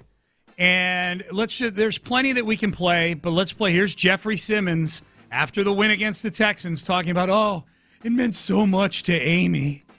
It felt good, man. Not just for us, for Miss Amy. We know the history behind everything, and just to see her in this locker room, with tears in our eyes, how much this means to her. That's the reason why, we, especially myself, go out there and give them our all. We had a mindset last night. We talked about it. Let this game mean a little bit more and play for her. She got the game ball, and like I said, this was for her. Being able to come here. She even showed me her belt buckle. She had the Houston Oilers belt buckle on, and just to see that, and like I said, when she gave a speech and said how much this means to her, that's the reason why you play this game. And when you have owners who care, who do everything for us, it's easy to go to war for her. Her butt buckle showed me her. What was he trying to say that he twice almost said, showed me her butt? I think he accidentally said buckle first. Yeah. That's what it sounded like. It felt like he ended it with a T, though. Yeah, a little Maybe a little Freudian slip there. Maybe that's what he was hoping for. Just scoping out Amy Adams. Get yourself a rich woman. Yeah. Yeah, man. She owns an NFL team. Yeah. I think she's married. If you were going to target a rich woman, who would you target? If you're going to try to go be a boy toy for somebody. Dolly Parton, and I wouldn't think twice. That's true. Yeah. She's been married for 50 years. And her husband's very anonymous and in the background. Yeah, he's just doing he knows his deal, right? Yeah. Dolly Parton is my favorite human being on the planet. I love Dolly. She's managed to remain a sex symbol through her, what is she, in her 80s now? She's in her late 70s or early 80s. Amy had recorded her Christmas special back during Christmas, and then while I was doing stuff for the show last night, Amy was watching it, and I'm just glancing over my shoulder. I'm like, man, I know she's all made up for television and everything right now, but holy smokes, for 79 years old or whatever. I never had an appreciation, guys, I didn't really know much about her or anything. I didn't think one way or the other about her in terms of her personality, but just these last few years, now that I've seen some long interview, and as I probably went down a YouTube rabbit hole, she's just a fascinating person. Yes. It really is. So anyway, but she's... That's my answer. Crap. We're supposed to be bagging on Nashville here. No, she's not a reason to hate Nashville. I know, man. I shouldn't be. It just occurred to me. Hollywood. All right. No, she sucks. She sucks. No, she's always sucked, and her husband's a fool. Okay. Yeah. Reason number 3. So reason number 5, Bud Adams, petty. Reason number 4, Amy Adams, brainwashed. Amy Adams Strunk, brainwashed all these people. Number 3, Hawk Girl is from Tennessee. I liked Hawk Girl when all she was just some chick in the French Quarter talking about, different methodology. How to gain popularity with your first cousins at the family reunion. Precisely, yeah. Yeah. She since, to her credit, I guess, has become a much bigger star. She has capitalized on her 15 minutes in a big way. Unfortunately, she's got a podcast. Oh, yeah. She's actually, I grudgingly thought, I watched it for a little while. I'm like, you know what? She's actually pretty interesting. She seems like the cool, fun chick. She's very likable. Yeah. She's very likable, except when she's part of swindling people out of millions of dollars with some phony coin. You win some, you lose some.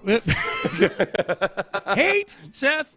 Is that what happened? So did she started some cryptocurrency? The group, I'm looking at the article about the lawsuit. The group behind the meme coin named after viral Hawk girl Haley Welch has been hit with a lawsuit from investors after the shock coin $ in front of the word hawk crashed within hours of its launch. In New York, the accuses Tua the Moon Foundation and the founder. Tua the Moon. It's pretty good. Her podcast is Talk Tua. Like, it's a very malleable name, Yeah. So this guy named Doc Hollywood, Alex Larson Schultz, that's his nickname, is Doc Hollywood. They're accused of illegally selling and promoting the coin, which was allegedly not a registered security. And Welch is not named in the suit, but she wrote on social media, I take this situation extremely seriously and want to address my fans, the investors who have been affected, and the broader community. I am fully cooperating with and am committed to assisting the legal team representing the individuals impacted. Okay, somebody wrote this for her. As well as to help uncover the truth, hold the responsible parties accountable, and resolve this matter. She is the face of a phony coin scandal. So, and I'm guessing that as all part of this, she's given back any of the money she profited. I haven't found that anywhere in Did she sell away some of the? Until I find out that, like, oh wait, no, yes, I cashed out, but I'm giving all of that money to the people that got burned. Did she say that? Here's on December 5th they launched the coin. Welch promoted it on her social media to her following. The coin quickly surged to a market cap of $490 million. Oh, my gosh. Before plummeting to $41 million within a matter of hours. Wow. So there were some. I just don't understand. Was there pumping and dumping going on there? Yes, I don't know. I don't. This is what I'll tell you about crypto, Sean. Yeah. It's that it doesn't make any sense, and then when you start to learn about why it works, I've never understood why money works in general to begin anyway. with. Yeah, that's true. Well, which is a realization that you're like, that's right. It's all a myth. Yeah. Okay, all right. Yeah. So then just set it to the side and don't think about it anymore. All right. Well, so Hawk Tua girl, your tweet apology notwithstanding, sorry, your reason number 3 that we hate Tennessee today. Reason number 2. These are a couple football ones here at the end. The Titans handed DeAndre Hopkins to the Chiefs for a conditional 5th-round pick. From all the other teams that are actual playoff teams in the AFC, thanks a lot for that. Thanks for making the Chiefs better. This is like Buffalo when they traded the Chiefs the pick that they got Xavier Worthy with. Like, why are you teams helping the two-time defending Super Bowl champions here? What are we doing? It feels like if you're about to get in a gang fight and you're like, guy, I noticed you. The guys on the other side there, a couple of them don't have brass knuckles. I'll give them mine. Right. Right. Like, what are you doing? Yeah. You treacherous fool. Oh, my God. That's what they are. They're the Tennessee Titans, these idiots. Ugh. They handed DeAndre Hopkins to them, and D-Hop he's still got gas in the tank, man. One thing, I'll set aside the pettiness for a minute and say that, look, the Texans have a hand in whether or not the Titans draft potentially 2nd overall, or how far could they realistically fall if they win this probably game? Like 7th or 8th, if I had to guess. Without looking, if I had to guess, yeah. I mean, we'll have a part in determining exactly where the Titans don't draft the quarterback. Yeah. So this is I'm not being picky about it. I think they're going to botch it again.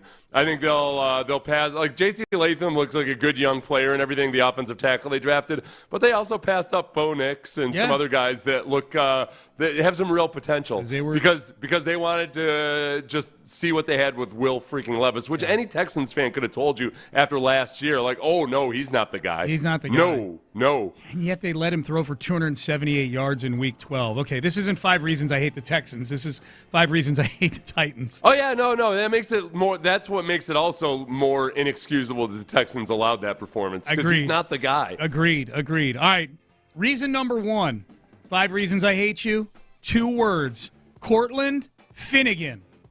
Derek Ward in the game, the lone back, Schaub under center, 3rd and 8 at the 41 of Tennessee. Handoff Ward, flag down, running right, and brought down across the 35-yard line. And now Andre Johnson and Finnegan are going at it. Helmet comes off of Finnegan, and Andre Johnson's ejected. Andre Johnson lost his cool with Cortland Finnegan, and you know Cortland's just trying to get Andre Johnson upset. More fighting on the field. Big pushing, shoving action.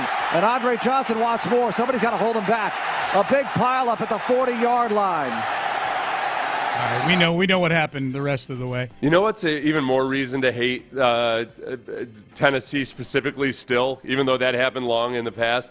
This is what Nashvillians, because they're so inbred and stupid and illiterate, don't understand. Yeah.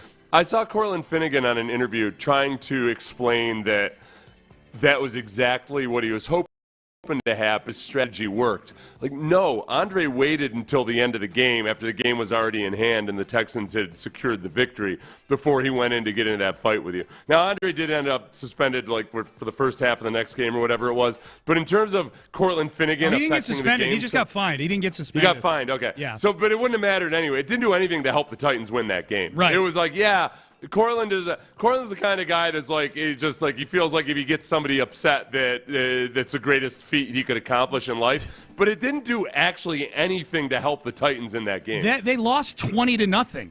Right. They got blown out in that, and they got blown out by what at that point in the season was a bad Texans team.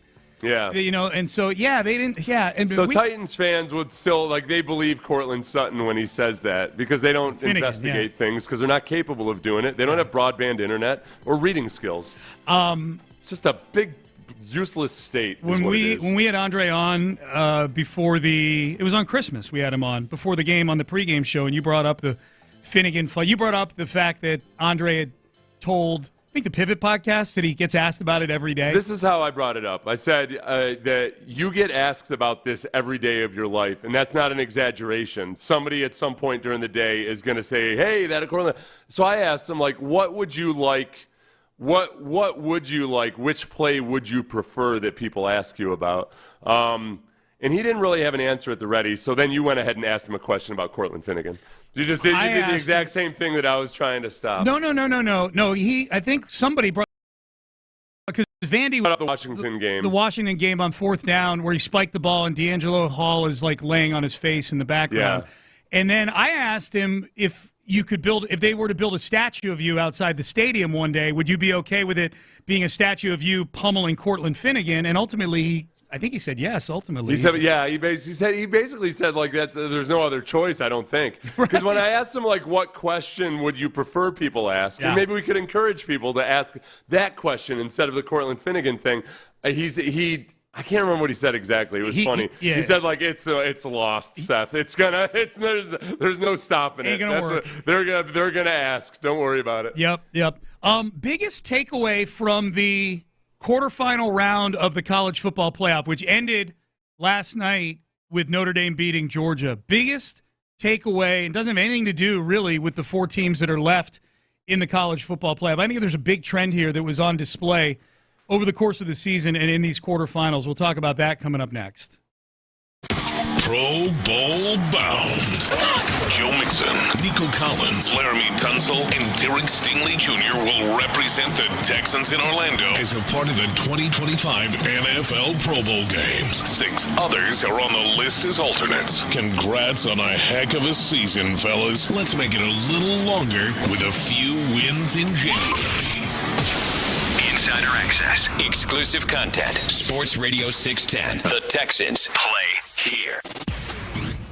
From the Attorney Steve Lee Traffic Center, 713 call Lee, 40 freeway northbound at Wayside, 90 alternate, the right lane blocked. Also, 225 eastbound at Miller Cutoff, it's the left lane blocked there. Mostly cloudy today, 70 at the highest for us. 58 right now. I'm Val, Sports Radio 610. Your Odyssey Sports Minute is brought to you by Zadig Jewelers. This is Boomer Esiason with an Odyssey Sports Minute, sponsored by AutoZone. Get the zone, AutoZone. Sunday night, save the best for last. Minnesota at Detroit battle for the NFC top seed is the first ever regular season game featuring two 14-win teams. What an amazing season they've had. The Lions won 31-29 back in Week 7, but since then, their defense was decimated by injuries. They're getting some guys back. Can it slow down Sam Darnold? I think at home they will. Detroit wins 31-30. I'm Boomer Esiason. New year, new you? How about new year, new ride? I'm Trice Ham. I'm the general manager at Bayway Chevrolet down in Pearland. And what better way to start off the new year than to finally knock off your to-do list getting a brand new car? Folks, I need a head start on 2025, so the deals I'm making to start the year are better than you've ever heard from me. But don't just take my word for it. Test me on it. Bring me any written offer on a new Chevrolet, I'm gonna beat it, or I'll give you $1,000 cash. Or you can skip all the nonsense of going around to a bunch of different dealerships and just come see me and get the best deal right off the bat. I've got over 300 vehicles in stock to choose from, award-winning customer service, and folks, I've got the best special finance team I've ever seen. If you're worried about your credit, don't be. We're gonna get the loan done for you. We're gonna make you feel at home. We're 8 minutes from Beltway 8 and 288. It's 5719 Broadway, right there in Pearland, Texas, or www.baywaychevrolet.com. Start your new year off right. Start it with a bang. Come see me get the deal on a brand new Chevrolet. Chevy. Together, let's drive. Life insurance. Why are you putting it off? Can't afford it? Too much hassle? Think you don't need it? There's lots of excuses for putting off life insurance. But if you weren't there, who would pay the mortgage and other bills? With Ethos, you could be covered in 10 minutes and boom, family protected. Ethos, fast and easy online term life insurance. Up to $2 million in coverage with no medical exam. Some policies as low as $1 a day. Answer a few health questions and get your free quote at getethos.com. That's getethos.com. Did you know your skin is the largest organ of your body? Huh? That's why you should shower with Old Spice Super Hydration Body Wash instead of plain old bar soap. Love your skin by super hydrating it with vitamin B3 and glorious notes of vanilla and shea. Did you know that my super hydrated skin is the second largest organ of my body? The first is my heart. Old Spice. Men have skin too. Old Spice Super Hydration Body Wash. 24/7 renewing moisture. With daily use.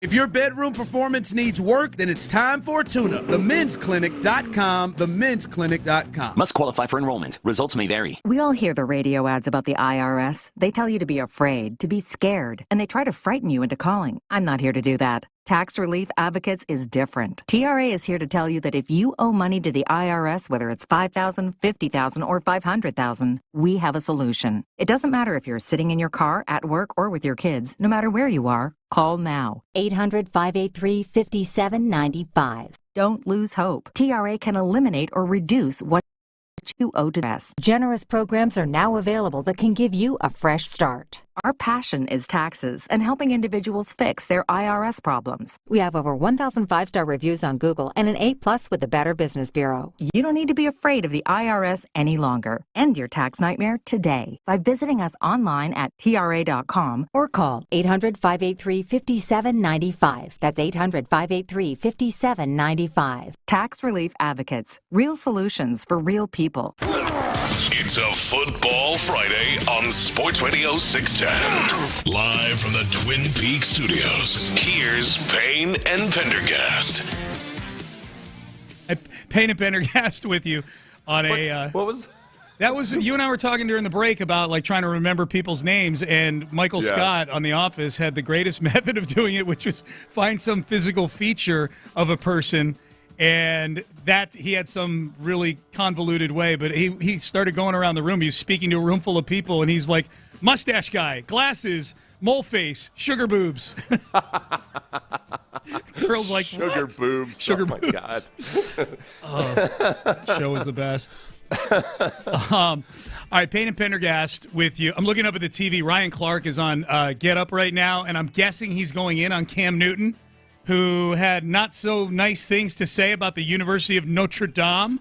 He said, like, no one wants to watch Notre Dame. Apparently, Cam went in on Notre Dame a couple times during his first take appearances. Is this the Cam Newton that also says that the WNBA is going to surpass fall in popularity by and then with a loud afterwards. Yes, that's the same. Look, we all have bad takes, but that seems like a curiously bad take. That feels like it's motivated by something in his personal life. That feels like the kind of all right, fine, I'll say it. Yeah. Or clickbait. Well, and Ryan Clark, I'll go find it on the internet later after the show, but I was real interested to see what he was going to say about it because his son plays for Notre Dame. His son transferred from Arizona State to play, and he starts at safety for Notre Dame. Jordan Clark, he's a very good player. But it was a good night last night for the Irish, man. Quarterfinals are over, so we've got the two semifinals now. Seth, as an observer of college football who doesn't have a dog in the fight with any of these teams in the semifinals, how does Texas versus Ohio State in the Cotton Bowl and Notre Dame versus Penn State in the Orange Bowl float your boat? It feels good in a lot of ways. I think for one, okay, whether you wanted Indiana or somebody else or Boise State or some kind of an underdog, great, pick yourself up by the bootstrap story, that would have been awesome and fun. But ultimately, it almost feels like this first version of this playoffs. Okay, the blowouts stunk. And you start to wonder, like, all right, boy, this is going to work out. But then you turn it into, wow, the SEC, not all that impressive. Not all that. And the only SEC team still in it is a team that you had to import into the SEC. Without Texas in there, they get shut out of the quarterfinals. Yep. Or the semis, yeah. Or the semifinals. Yeah. So, I like it. And then, but it's, you got name brand competitive teams that it makes sense that they're there. And this is going to be good. From the semifinals on, I feel really good about this. Yeah, the helmets in the laundry are great in these two games. You know what I mean? Yeah. Like, these are iconic teams, schools, programs, uniforms, whatever. There's big-time players, that Notre Dame game, they've got really good guys across that defense going up against Penn State, who have Tyler Warren, who is, like, every Texan fan has been drooling over, the need for a tight end, a big-time tight end. I don't know that he's going to be there when the Texans are picking necessarily. But I think that part's cool. But, you touched on it. To me, especially watching Georgia, it was so strange for me as a Notre Dame fan to watch and I know Georgia had their backup quarterback. I would submit that backup quarterback posed more challenges to Notre Dame, given the lack of tape and the fact that Carson Beck, the original starter, wasn't very good this year. Yeah. I think Gunnar Stockton may have posed a bigger challenge to them in terms of preparing for that game. But it was very strange for me. Notre Dame, a program that had not won a major bowl game in 30 years, literally in 30 years, a major bowl game they'd not won. And when they had gotten on that stage, particularly against SEC schools, it didn't look good. Like, Alabama took them to the woodshed multiple times when they would actually have good regular seasons and make the postseason.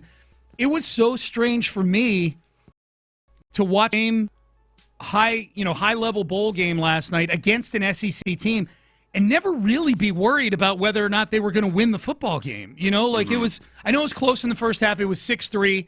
That turnover with under a minute to go, Georgia getting aggressive at the end of the half, trying to go get points. Notre Dame strips the ball. They get next play, they get a touchdown, and then they get the ball to start the second half, literally score on the first play of the second half on a kickoff return. And Georgia threatened a little bit, and Notre Dame never really moved the ball until they had to at the end of the game. But I never – it was so strange for me to never feel like, oh, here it comes. Here comes the SEC. And I think that's – the overall feel, like Alabama not even in this playoff. Georgia coming back to the pack a little bit. Tennessee getting their heads handed to them by Ohio State. And you're absolutely right. The only one that's done anything is the one they imported into the SEC this year. Right. And so it's kind of even they went to double overtime with Scatabo. I would say this. I think for the majority of college football outside the SEC, you maybe feel a little bit more like, man, all right, you know what? We could probably compete with the big dogs in NIL and everything else and transfer portal. But also, even the teams within the SEC, I actually feel like if I'm a team in the SEC, I would actually welcome the SEC being less dominant because they're – being the fifth best team in America, but also fifth in your conference, it starts to wear on you for a while. After a while, and good coaches get fired just because they can't beat Nick Saban else. Yeah. So like that part of it, if you genuinely want to compete, I think there's a little bit of the SEC pride that's self-defeating in some respects. No doubt. For the sum total of everybody. Yeah, and that's what's made Texas' season so impressive to me. When Texas and OU chose to go to the SEC, that dynamic was kind of flipped on its head. UT hadn't become what they are now, and OU was still the big dog in the Big 12. Yeah. That's flipped around where OU is now the 500 football team, and Texas is they're one of the 4 best teams in the sport by definition of the playoff here. That's what's so impressive about what Texas has done to me, because when they chose to go to the SEC, both schools, I said, yeah, it's a cool cash grab, but they're also going to realize, like, somebody's got to lose these games. You know what I mean? Like, it's you can't have 11, 10-win teams coming out of a conference. It's just mathematically impossible. It's a zero-sum game. So that's what's made Sark and what they've done so impressive this year. But, yeah, like the SEC, this was if I'm going to make a Rocky analogy here, this was for the rest of college football, I think, outside the SEC. This was like the Russian is cut kind of moment, like that moment in Rocky IV where he's getting dominated by Ivan Drago, but he lands one punch and Ivan Drago is cut for the first time in his life. His face is busted open, and now it's like, oh, okay, he bleeds. You know, like this guy's mortal. And then, spoiler alert, Rocky goes on to win the fight. But I think that's kind of what this was for the rest of college football. Like, okay, like the SEC was average to below average in bowl games this year. You know, I think they had a sub-500 record in bowl games. The only team left is Texas. Notre Dame, I think, was clear team last night against Georgia in a playoff game. Alabama didn't make the playoff this year. So I think it makes it more fun. I don't root for any of these SEC schools. You know what I mean? Like my dog is still in the fight. But I think it's fun, and I think that's where NIL, you and I have talked a lot about how maybe it's risen the level of the lesser teams. Like it's made more Cinderellas. But the ultimate story might be that it's brought the lead dogs back to the pack a little bit, too. Right. Well, I mean, yeah, you look at Notre Dame and the various Riley Leonard and other transfers that made a big difference in that game. Yeah. And the other, I mean, but as far as the game itself goes, both teams were playing good defense, but Notre Dame was just playing explosively good defense. Yeah. Like They had 5 tackles for a loss. They had multiple sacks in that game. They were just living behind this line of scrimmage. But they were both teams were abysmal on third downs, weren't they? Yeah, they were both. Yeah, like nobody was converting third downs. Not until Notre Dame had to grind some clock at the end. At one point, both teams were 2 for 10 on third down. Yeah, it was bad. It was bad. Yeah, wasn't a great. But otherwise, as defensive games go, it was an aesthetically pleasing defensive game. Yeah. It wasn't oh gosh, this is the most boring game ever. It was an exciting, fun, explosive game. Yeah, I think the crowd played into it too. The crowd played really well on the telecast, I thought. A lot of Notre Dame people there, but it's also in SEC country. I'll give you that. I grudgingly give you that, and I've done that a couple times this year already. Notre Dame looks good on television, just like they're actually uniforms. Oh, I'm like, oh, that's just they pop. They do. Yeah, they do. Man, those gold helmets. helmets. Like Baylor back in the day. Mm-hmm. All right, Payne and Pendergast with you on a Football Friday. Let's circle back over to the Texans. We'll get Seth's prediction on Week 18 against the Titans a little later on in the 9 o'clock hour. We have guys get named to the Pro Bowl yesterday. Some fun facts. I think there's one big one about maybe the most polarizing Pro Bowler for the Texans, a factoid that people don't realize that may make their stomachs turn a little bit. But we'll get to some fun facts on these guys. And Nico Collins was on the drive yesterday. How did it feel to make the Pro Bowl? We'll hear from Nico coming up next. Ready? The Texans closed down their regular season in a rematch against the Titans on Sunday. Hear all the action here with pregame coverage starting at 9. Kickoffs at noon with Mark Vandermeer, Andre Ware, and John Harris on the call. Then Texans postgame as soon as the clock hits zeros. Right here on your home for the Texans. Sports Radio 610. From the Attorney Steve Lee Traffic Center, 713 call Lee, 45 the Gulf Freeway northbound at Wayside, 90 alternate the right lane blocked. Also 225 eastbound at Miller Cutoff, it's the left lane blocked there. Mostly cloudy today, 70 at the highest for us. 58 right now. I'm Val, Sports Radio 610. Listen to Sports Radio 610 anywhere you go on the Odyssey app. This is Boomer Esiason with an Odyssey Sports Minute. Sponsored by AutoZone. Get in the zone, AutoZone. On Sunday afternoon, Tampa Bay can win the NFC South by downing New Orleans, while Atlanta needs a Bucs loss plus a victory over Carolina. Denver, Miami, and Cincinnati are vying for the final AFC wild card. If the Broncos win, it's simple, they're in. If Miami wins and the Broncos lose, Miami needs help. You need both Miami and the Broncos to lose and for them to win, and then they'll be in. I'm Boomer Esiason. New year, new you? How about new year, new ride? I'm Trice Ham. I'm the general manager at Bayway Chevrolet down in Pearland. And what better way to start off the new year than to finally knock off your to-do list getting a brand new car? Folks, I need a head start on 2025, so the deals I'm making to start the year are better than you've ever heard from me.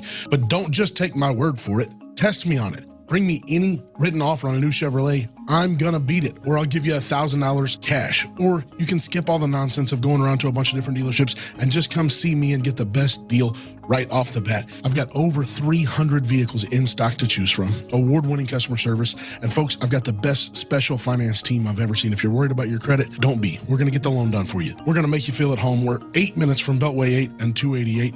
It's 5719 Broadway, right there in Pearland, Texas, or www.baywaychevrolet.com. Start your new year off right. Start it with a bang. Come see me get the deal of a lifetime on a brand new Chevrolet. Chevy. Together, let's drive. I'm Rick Julius, a partner at Cordell & Cordell. For over 3 decades, Cordell & Cordell has been on the front lines of family law.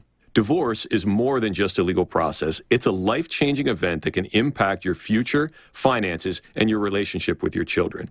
You've worked hard to build a life that you're proud of, and you deserve a legal partner who will work just as hard to protect it. Offices in Houston, The Woodlands, St. Louis, and by appointment only in League City. Schedule an appointment with one of our firm's Houston attorneys. Joseph Cordell, principal partner. CordellCordell.com. Wesley Financial Group is not a law firm. If you own a timeshare, don't miss this public service announcement from Chuck, founder of Wesley Financial Group. If you receive an unsolicited phone call or mail piece to discuss selling, renting, or especially canceling your timeshare, don't fall for it. If you really want out of your timeshare, hang the phone up immediately or throw that mail piece in the trash and contact your timeshare resort or Wesley Financial Group for assistance with your timeshare. As the only Inc. 500 timeshare cancellation company, our knowledge, experience, and results has made Wesley a trusted resource for over 40,000 families we've helped get out of their timeshare. Give us a call, and I'll send you our timeshare exit information kit free with the straight facts about your timeshare and all of your options for cancellation. Call for your free info kit, 800-747-1515, 800-747-1515, 800-747-1515. Here's your Game of the Week, presented by Hyundai. As teams head into conference play, 2 of the hottest basketball teams in the country will be put to the test early on in the new year. Kansas will head into Cincinnati as 2 top 25 teams are preparing to face off with conference title implications. The perennial powerhouse of Kansas is a force to be reckoned with, but are they going to overlook the scrappy talent of a Cincinnati team that's looking to make a name for themselves? We humans have a way of misplacing things, be it our keys, our socks, or that charging cord for our phone. That's why the 2025 Hyundai Tucson Hybrid is such a lifesaver. Wireless charging keeps that phone all juiced up, so it's ready to use as your Hyundai digital key when you can't seem to find yours. The Tucson Hybrid, with advanced tech for humans who are just that, human. Visit HyundaiUSA.com for details. Hyundai, there's joy in every journey. The new 2025 Hyundai Tucson Hybrid with class-leading advanced safety features. Must qualify for enrollment. Results may vary. We all hear the radio ads about the IRS. They tell you to be afraid, to be scared, and they try to frighten you into calling. I'm not here to do that. Tax Relief Advocates is different. TRA is here to tell you that if you owe money to the IRS, whether it's $5,000, $50,000, or $500,000, we have a solution. It doesn't matter if you're sitting in your car, at work, or with your kids. No matter where you are, call now. 800-583-5795. Don't lose hope. TRA can eliminate or reduce what you owe to the IRS. Generous programs are now available that can give you a fresh start. Our passion is taxes and helping individuals fix their IRS problems. We have over 1,000 5-star reviews on Google and an A+ with the Better Business Bureau. You don't need to be afraid of the IRS any longer. End your tax nightmare today by visiting us online at TRA.com or call 800-583-5795. That's 800-583-5795. Tax Relief Advocates. Real solutions for real people. KILT FM HD2 Houston. Insider access. Exclusive content. Sports Radio 610. The Texans play here. An Odyssey sports station. It's a Football Friday on Sports Radio 610. Here's Payne and Pendergast. And if you missed it yesterday, the Texans had 4 guys make the Pro Bowl. Starters, Stingley Jr. and Laramie Tunsil. We'll get to both of them in just a second. I was very excited to see Nico Collins and Joe Mixon make it because I feel like Mixon has been toiling in a backfield behind a line that's not done a great job of opening holes for him, and he's had a really good season individually. And I was really excited to see Nico make it because he was the best receiver in football when he went out with the hamstring injury. And neither of those guys were very high up the board on the fan list, so it just goes to show you how much respect they're getting from the players and coaches, which is the other two-thirds of the voting. Here was Nico Collins yesterday on The Drive with Stoerner and Hughley talking about making the Pro Bowl. Pro Bowl wide receiver. Yeah. First of all, congrats. Hey, congrats, man. Sure. I mean, you've earned it. You deserve it. No doubt. I appreciate it. Big time. Talk to us a little bit about just, what that kind of thing means to you. Yeah, it means a lot, man. I feel like personally, it's a personal goal. I feel like everybody want to get to a Pro Bowl, be selected All-Pro. I feel like that's a goal for everybody. And for me, it's definitely one of my goals this year and always. Always been one of my goals, man. But I'm happy and blessed to be able to have this opportunity, man, and go be part of the Pro Bowl, man. There's no better feeling. I feel like it's a great goal, a great, opportunity to have, and just say, you made it to the Pro Bowl. I feel like not too many people get that opportunity, but I'm blessed, man, to have it and to be selected, to go out there in Orlando, man, just have fun. There's no better feeling for sure. Probably should have made it last year, if we're being honest. Like, this is one of those things, those phenomenons with the Pro Bowl, Seth, that unless you're a guy who comes to the league, it's almost like you got to earn your stripes. It happens a lot on the offensive and defensive line where you got to actually be good for a few years before they'll name you a Pro Bowler. You got to earn entry into the pool of candidates. That's almost. Right. That's right. Yeah, so, like, last year he earned entry into the pool of candidates. Unless you, like you said, really break through or you're a big name to begin with. Yeah. And I think that with Nico, the fun thing about him, and we talked about this with Andre a little bit in the pregame last week.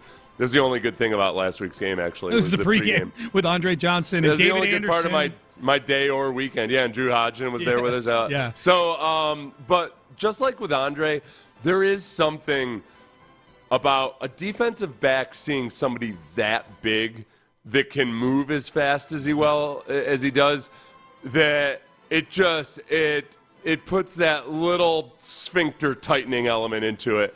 And then when that big guy can also slow down and hit a stop or, break over the middle or whatever, it's really, really hard to cover the guy. It's hard to run with him downfield, but even just knowing how much cushion to keep, when to break on a double move or anything like that, he's a headache. And I think people now respect him as that kind of a guy of like, man, it's really hard to play a clean game versus Nico. Yeah. So it's one of the few bright spots.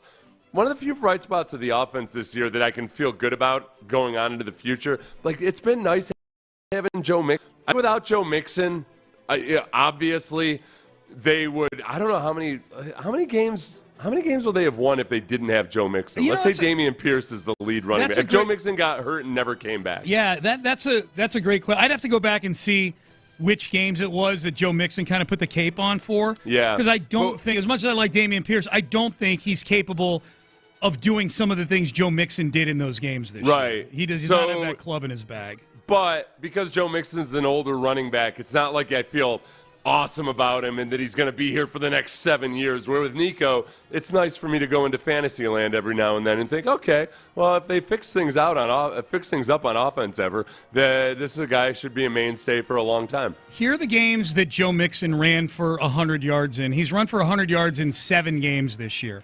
The opener against Indianapolis, he was literally named the best offensive player in the AFC that week. So I think it's fair to say, like, that's one game. That was a one-score game. It was a one-score game. I think that's one game.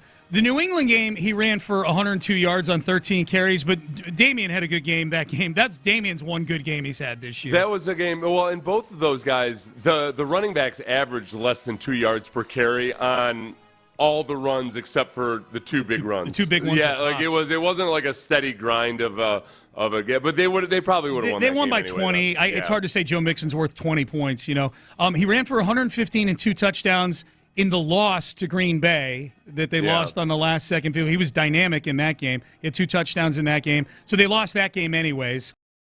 6 yards and a touchdown in the game they lost to the Jets. That was a game where he was at like 85 yards at halftime, and then they just didn't do anything in the second half. Yeah. So they lost that game. He ran for 109 and 3 touchdowns against Dallas. That turned into a blowout that was actually a close game at halftime. That was, that was like, oh, wow, they scored in the second half. Go figure. I could easily see them dropping that somehow without Joe Mixon. Could you? There. Okay, so we'll give it to him. That's 2. The other game he ran for 100 yards was the win over Jacksonville by check that. He ran for 100 yards against Indianapolis in Week 8, the game they won by a field goal. I don't think they win that game without Joe. I think it's safe to say he's worth like 2.5 wins to them this year, something like that. And but then the other side of the coin is, man, whenever they face a good run defense, other than Green Bay, whenever they face a good run defense, it's generally been Joe Mixon getting 2 yards per carry or less. And look, the Texans have the second highest rate of the running back getting hit in the backfield in the NFL. Like and Joe Mixon at times, like I'm curious on some of his reads. Sometimes it feels like he's trying to break big ones a little too often. And I don't want to make too many excuses for any given player, but I think the picture he's seeing down in and down out is making it really hard for him to trust the reads. Yeah. Because like we said, he gets hit in the backfield a lot. The games where he doesn't rush, if he doesn't rush for 100, he's out of the mix. Like the best game he's had where he hasn't rushed for 100 yards was the Kansas City game a couple weeks ago where he went for 57 yards. And other than that, it is the other games, 9 carries, 25 yards. 14 carries, 22 yards against Tennessee last time they played. Yeah. So that would be nice to see Mixon get going this time around against Tennessee. 20 against Detroit, 25 carries for 46 yards against the Lions. 12 carries, 23 yards against the Dolphins in a game I was told the offense was amazing that day. And then against Baltimore, everybody sucked. He had 9 carries for 26 yards. Damn, he was damn near prolific with 9 carries for 26 yards. So I was happy for Mixon that he made it. He put out a nice tweet, kind of propping up the Texans and Nick Caserio for believing in him. That's only the second time he's made the Pro Bowl. I was a little surprised by that. Like, Mixon's been around a while. I think this is his 8th season. That's only the second time. The only other time he's made the Pro Bowl in his career, because he's been very consistent. The only other time was in 2021, the year the Bengals ended up going to the Super Bowl that year. He tweeted this, Mixon, honored to make the Pro Bowl. This achievement isn't about me. It's about the team. Shout out to the fans. Oh, thank you, Joe. Thanks to the guys up front and GM Nick Caserio for believing in me. Plan is to miss the Pro Bowl because the Texans are playing in the Super Bowl. And he puts his H's up and says, "We are Texans." I like where your head's at, Joe Mixon. I like where your head's at. Good job. The stat that is going to infuriate Texan fans, because I'm already seeing it, text message. How the hell did Tunsil make it? And Tunsil's a really good pass protector. You broke this down yesterday, yeah. Yeah, he's a really good pass protector, but he's not nearly at the level of the lead offensive tackles when it comes to being good as a pass protector and a run blocker, and that has hurt the team. Versus the Titans last time, he just got manhandled versus the Titans. Yeah. And he also he commits penalties at a breakneck pace. He's a league leader in penalties, all 3, which doesn't hurt him in the voting. No. We know as a team that it hurts him. Especially early in the season, drives were killed specifically because of Laramie Tunsil. Yep. But he games the system. Yeah. He knows that his pass, those false starts, they help him. It helps him when he gets an extreme jump on the snap count, but it doesn't hurt his pass blocking grade. Right. And people look at that and they think, oh, well, there you go. But as a fan of the team, you know how much it hurts. Sure. And if you're upset that he's starting in the Pro Bowl, don't look at your fellow fans. He wasn't even in the top 10 for tackles in voting in the Pro Bowl. It's the other 2/3 that put him in there, the players and the coaches. That's where he got his respect from. This is the stat that I think a lot of Texan fans would be like, are you kidding me? Laramie Tunsil has now made the Pro Bowl 5 of the 6 seasons he's been a Houston Texan. He made none before he got here. So they traded for him. They traded those 2 first-round picks and a second. And he's made the Pro. The only year he didn't make the Pro Bowl was the year that David Culley was here, where he had that mysterious wrist injury for 12 games or whatever it was. Yeah. He now has tied J.J. Watt for number of Pro Bowls as a Houston, but as a Houston Texan. J.J. Watt, I know it sounds strange, but J.J. Watt made it 5 times. He made it in 2012, 13, 14, and 15. Then he was hurt 16 and 17, came back from all those injuries, was all-pro and Pro Bowler again in 18, and then got hurt again in 19. COVID year in 2020, they just weren't very good. And then he didn't make it in Arizona. But I think that would surprise a lot of Texan fans if you told them Laramie Tunsil and J.J. Watt have been to the same number of Pro Bowls now. He's, I look at Laramie Tunsil kind of like the character from Major League, Roger Dorn. Yeah. The third baseman who doesn't want to field grounders because he needs to protect his face. Like, he doesn't have an appetite for the gritty side of football, baseball. He's got a huge contract, Football and or baseball. Yeah. But he has a huge contract, and he's kind of a star. Yeah. But he's, he just doesn't play the gritty part of football that you really want to see. He's just so far away from Trent Williams and Penei Sewell and guys like that, and it's frustrating that when he's out in space, as athletic as he is, he's awful out in space, too, on screens and everything like that. So it's... it's never going to endear yourself to the fan base when you're a guy who's, especially when you play offensive line, where you're kind of a finesse offensive lineman. Yeah, he's going to wind up. I mean, if he stays here and he gets another contract, which, whatever, we'll see what happens. He might wind up having one of the strangest Texan resumes of all time. Like, Andre Johnson made the Pro Bowl the most times of any Texan, 7. Yeah. If you were to ask me, like, can Laramie Tunsil pass Andre Johnson? I would say absolutely he can. They're going to move on from at least one of the highly paid offensive linemen this offseason. I feel strongly that they should. I don't know that they will. And they're all sort of I'm referring to Tunsil, Titus Howard, and Shaq Mason.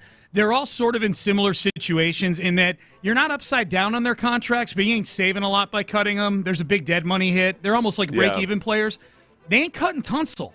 I still get frustrated with Bill O'Brien because remember, Trent Williams in the year that he held out the entire season in Washington, he was living in Missouri City. Yeah. He was there. You could have come and gotten him. And for a third and a fifth is what he went for. For a third and a fifth is what he ended up going for to San Francisco. And everything that Laramie Tunsil is not, Trent Williams is. Yeah. And there is a culture issue on the offense in general right now. But especially on the offensive line, I think, where there's a lack of toughness, there's a lack of grittiness, there's a lack of appetite for violence. There's no appetite for violence there. They're too well fed. They've filled up on Christmas sugar cookies, and they've got no appetite for the bloodier part of the sport. You're absolutely right. This offense disgusts me. They're as a whole. With individual exceptions, individual players that are genuinely Who's tough exempt? dudes. Who's on the Seth Payne exempt list right now on the offense? Okay, I'm gonna leave out some of the younger guys because they still have to establish themselves. Like Cade Stover's not swarm yet because he's not a good enough tight end. Yeah, but he's still young and he's still new to the position. I'm excited about Cade Stover. Yeah, Joe Mixon, Nico Collins. Mm-hmm. That's it. No C.J. Stroud. Yeah. Okay. He's got to prove himself as an NFL quarterback. Okay. Has C.J. Stroud proven himself as an NFL quarterback?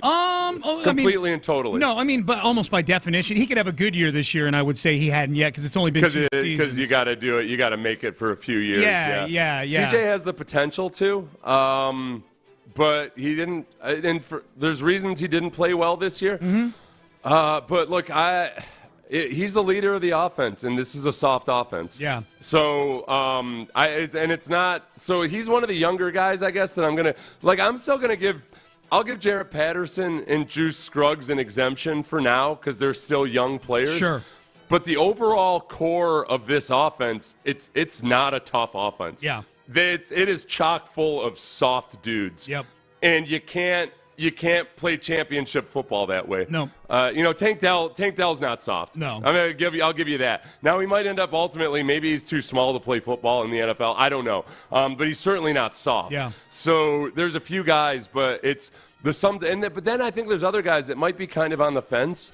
But like Shaq Mason, I don't think he's soft, but he's old and he's not playing well.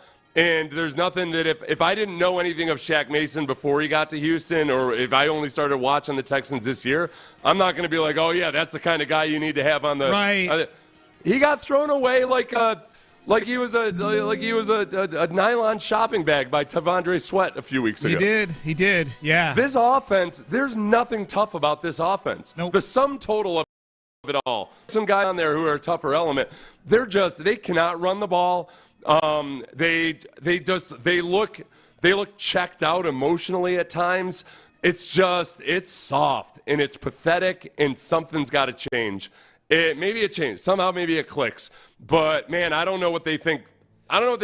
Rolling CJ out there for a quarter or two versus the Titans this time around is going to prove that they haven't been able to prove over the first 17 weeks. Yeah, we're beyond the point where I'm expecting it to – like that point was long ago where I held out hope. Like, okay, maybe so. Like my maybe something clicks was getting Nico back.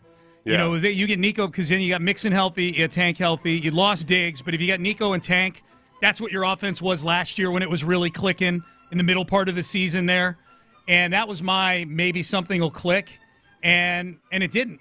That means spurts, little spurts, and that's what Bobby Slowick keeps pointing to. We know we're capable of it, and it's like, okay, well, I can make a three-pointer every now and then. It doesn't mean I should be a sniper for the Rockets. You know what I mean? Like, I'll say, look, with CJ, for instance, it's been cumulative, and it's shown that over the course of the season, I think in some respects his decision-making has gotten worse, especially in clutch moments because the pass protection is so bad. But I think he missed an opportunity, and he made some bad decisions in that Green Bay game in the fourth quarter. In Kansas City, he basically single-handedly squandered the opportunity to stay in that football game by a horrendous sequence of events down in the red zone in the fourth. He's made some bad decisions in fourth quarters that he needs to get over, and regardless of the circumstances around him, he can't be the reason that they're losing in the fourth quarter. No. And he has been a few times this year. He's been the reason they're losing in that moment. Yeah, it totally feels to me like this needs an off-season kind of thing. I'm not saying they can't win a couple playoff games. I think they can. But as you've pointed out many times, it ain't going to be on the back of the offense. It's going to be defense turning the other team over, special teams giving you short fields and invisible yards in the return game, and probably Kaimi needing to straighten out whatever's going on with him and becoming what he was the first 5 weeks of the year. You're going to be kicking a lot of field goals probably if the trend holds true.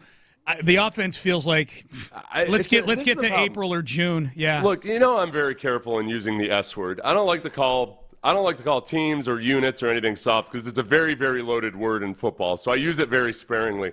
There have been bad Texans teams where I don't think they were as soft as this offense is. Yeah.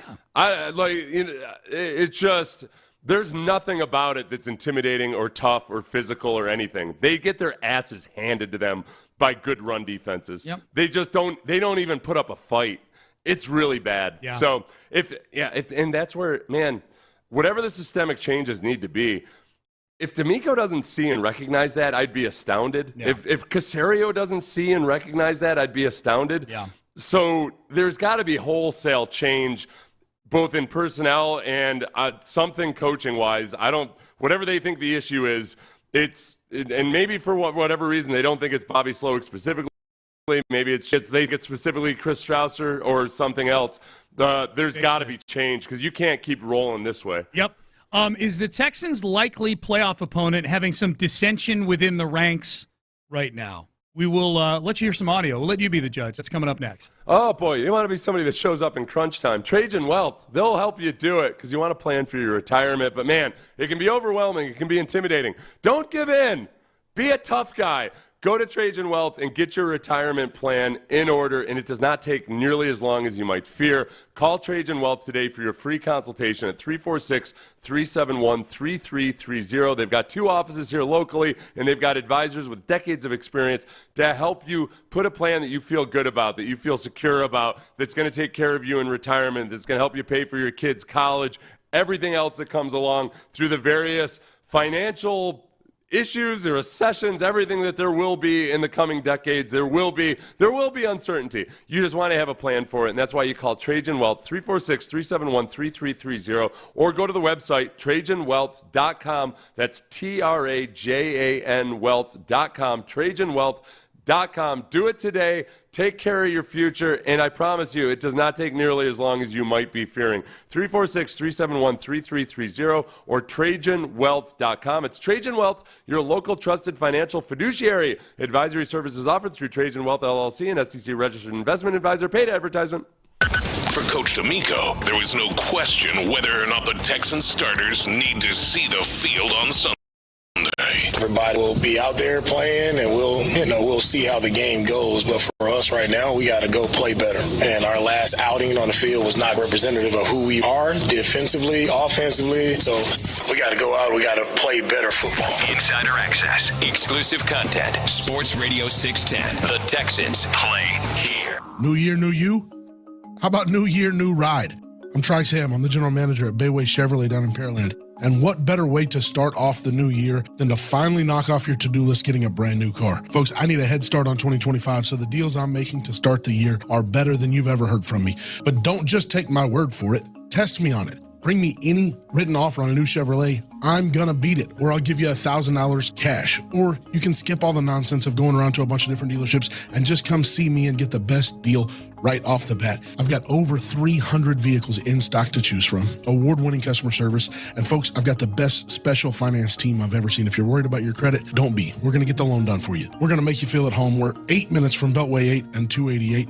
It's 5719 Broadway, right there in Pearland, Texas, or www.baywaychevrolet.com. Start your new year off right. Start it with a bang. Come see me get the deal of a lifetime on a brand new Chevrolet. Chevy. Together, let's drive. A cancer diagnosis can be overwhelming, but when you choose MD Anderson Cancer Center first, you'll have the nation's leader in cancer care with you every step of the way. Our world-renowned subspecialists collaborate across teams and disciplines to develop personalized treatment plans for every patient and their cancer. This unmatched, delivered with the utmost compassion, brings hope and healing, even in the most complex cases. Choose MD Anderson first at mdanderson.org. Today, we're all looking for ways to cut our monthly spending without cutting corners. When you become a Blue Cross and Blue Shield of Texas member, you get a partner who's by your side, helping you get more out of your coverage. See if you qualify for financial help.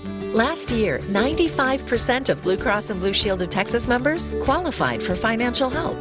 Enroll today at shopbluetx.com or call 888-672-BLUE. For over 95 years, Blue Cross and Blue Shield has been here with a variety of plans to fit your needs and budget. And as a member, you'll have access to quality health care and benefits like telehealth and emotional well-being programs. Enrollment is happening now. Go to shopbluetx.com or call 888-672-BLUE. Blue Cross and Blue Shield of Texas will stand by you through it all. Blue Cross and Blue Shield of Texas, a division of Healthcare Service Corporation, a mutual legal reserve company. Our daughter Jessie loves playing detective. A clue. But since we discovered she has sensitive skin, we've been playing detective too. We thought the problem was our puppy. But it was actually our old detergent. Aha. So we switched to Tide Free and Gentle. Tide Free and Gentle provides an excellent Tide clean, and it doesn't leave behind irritating residues like dyes or perfumes, so it's gentle on your skin. Case closed.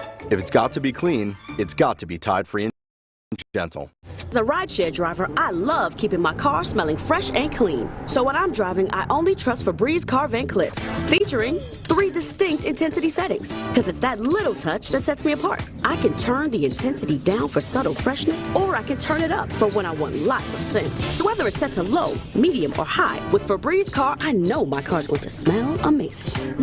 Which keeps my driver rating right where it belongs. Picking up, Oscar! Okay, so that's with bacon, cheese, lettuce, tomato, grilled onions, ketchup, and hold the pickles. You know what you like. You wouldn't order your burger just any way. Why should your sports talk be any different? With Chapters on the free Odyssey app, you can choose the topics that matter to you most. Whether it's reactions, matchup previews, injury updates, or team news, quickly find what you really care about. Your football talk, your way. Download the free Odyssey app and start listening today. How do you spot the all-new Nissan Rogue Rock Creek? Here's a hint. It's got all-terrain tires, a tubular roof rack you can't miss, and it's tough inside and out with lava red detailing. You'll also find it in its natural habitat, climbing mountains, attacking rugged trails, and never backing down from any adventure. The first ever Nissan Rogue Rock Creek.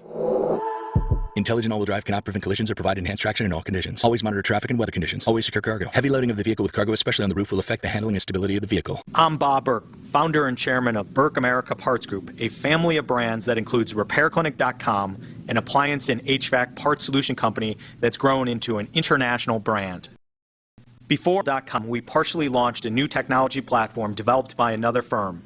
American Eagle helped take our technology to a whole new level with digital marketing, software development, and business insights into our key markets, appliances, HVAC, and outdoor power equipment, and did so both on time and on budget. AmericanEagle.com has the resources, experience, and talent needed to produce solutions. Our new technology platform, developed by AmericanEagle.com, has produced tremendous results with higher traffic, conversion, engagement, and online revenue. If you have any home repairs you need to take care of, check us out at RepairClinic.com. If you need a world-class website or technology project, then I would highly recommend AmericanEagle.com. Call AmericanEagle.com at 773-NETWORK. That's AmericanEagle.com, 773-NETWORK. Payne and Pendergast is driven by West Point Lincoln of Sugar Land. On the Southwest Freeway, exit Kirkwood and take the first U-turn at West Airport under the giant American flag. It's a Football Friday on Sports Radio 610. Here's Payne and Pendergast. All right, Payne and Pendergast with you. Seth will give his prediction for the game on Sunday in the next segment. I'm gonna guess, Seth, from the tone this hour of the show, that you're not predicting a high scoring game this weekend. I don't have. Well, maybe though. Hey, Davis Mills comes in, changes things up a little bit. You know. Well, hey, if there's one thing the Texans have done a good job of this year, it's scoring points in the first half. Yeah. So if they're only planning on playing their starters in the first half, then maybe I should. And it feels like a preseason game. These guys will not shut up about how D'Amico has a plan for how much guys are going to play and everything. Yeah. That sounds exactly like a preseason game. Yeah. So just like a preseason game, you know what? I've been skeptical of this strategy, but maybe D'Amico, like, if he just wants to give him a little bit of confidence, he'll be able to pretend when he's talking to the team, like, hey, look what we did when we were on the field. We went out and did this and did that, and try to hope that everybody else forgets that, yeah, they've done that a lot this year in the first half, and then just completely falling apart in the second half. Let's get to the topic at hand. This is audio from the Pittsburgh locker room, the Steelers. Open locker room. George Pickens, obviously one of Pittsburgh's best offensive players, wide receiver. He's the one that makes it go for them offensively. I guess Russell Wilson threw an interception in the it must have been in the Kansas City game that they played on Christmas Day, because that's the last time they played. And George Pickens was asked about not being on the same page with Russell Wilson. Take a listen. There's very little Pickens in this audio, but you can tell from the reaction towards the end here, kind of like how this whole thing went. It seemed like you and Russ weren't on the same page in that interception against the Chiefs. How does that happen, and what do you guys do to address it? You said me and Russ wasn't on the same page? Yeah, well, that's what he said. That's what he said? Yeah. Or is that what you said? That's what he said. Okay. Yeah. How do you just address that? All right. How do you address that? I'll set the visual. Pickens, who looked livid, had on one of those. He had on one of those kind of like those things you put, like in the cold weather, you pull up over your head where it's got the those circle. cornholio things. The cornholio things. That's a good way to put it. Yeah, for you Beavis and Butthead fans out there, he took the chin of it, pulled it up over his mouth, turned around and went back to his locker, and the PR person was like, "All right, guys, we're done here." Yeah. Okay. Well. That's a hard one for him, because obviously I had listened to it. I didn't see the audio or see the visual. I think that, for one, my advice to athletes and coaches is always, I learned this from Tom Coughlin, never respond to a question when a reporter tells you, hey, so-and-so said this, because you don't know the context. You don't know exactly how it was phrased, everything else. And I would guess, I didn't hear the Russell Wilson audio or know exactly how he framed it. So I think George Pickens, in not responding at the very least, at least partially executed that strategy. Now, it looked like it upset him. Yes. And that I would read into it as, okay, that was a Russell Wilson mistake. And if Russell Wilson is saying we're not on the same page, that's a nice way to maybe, not take accountability for it.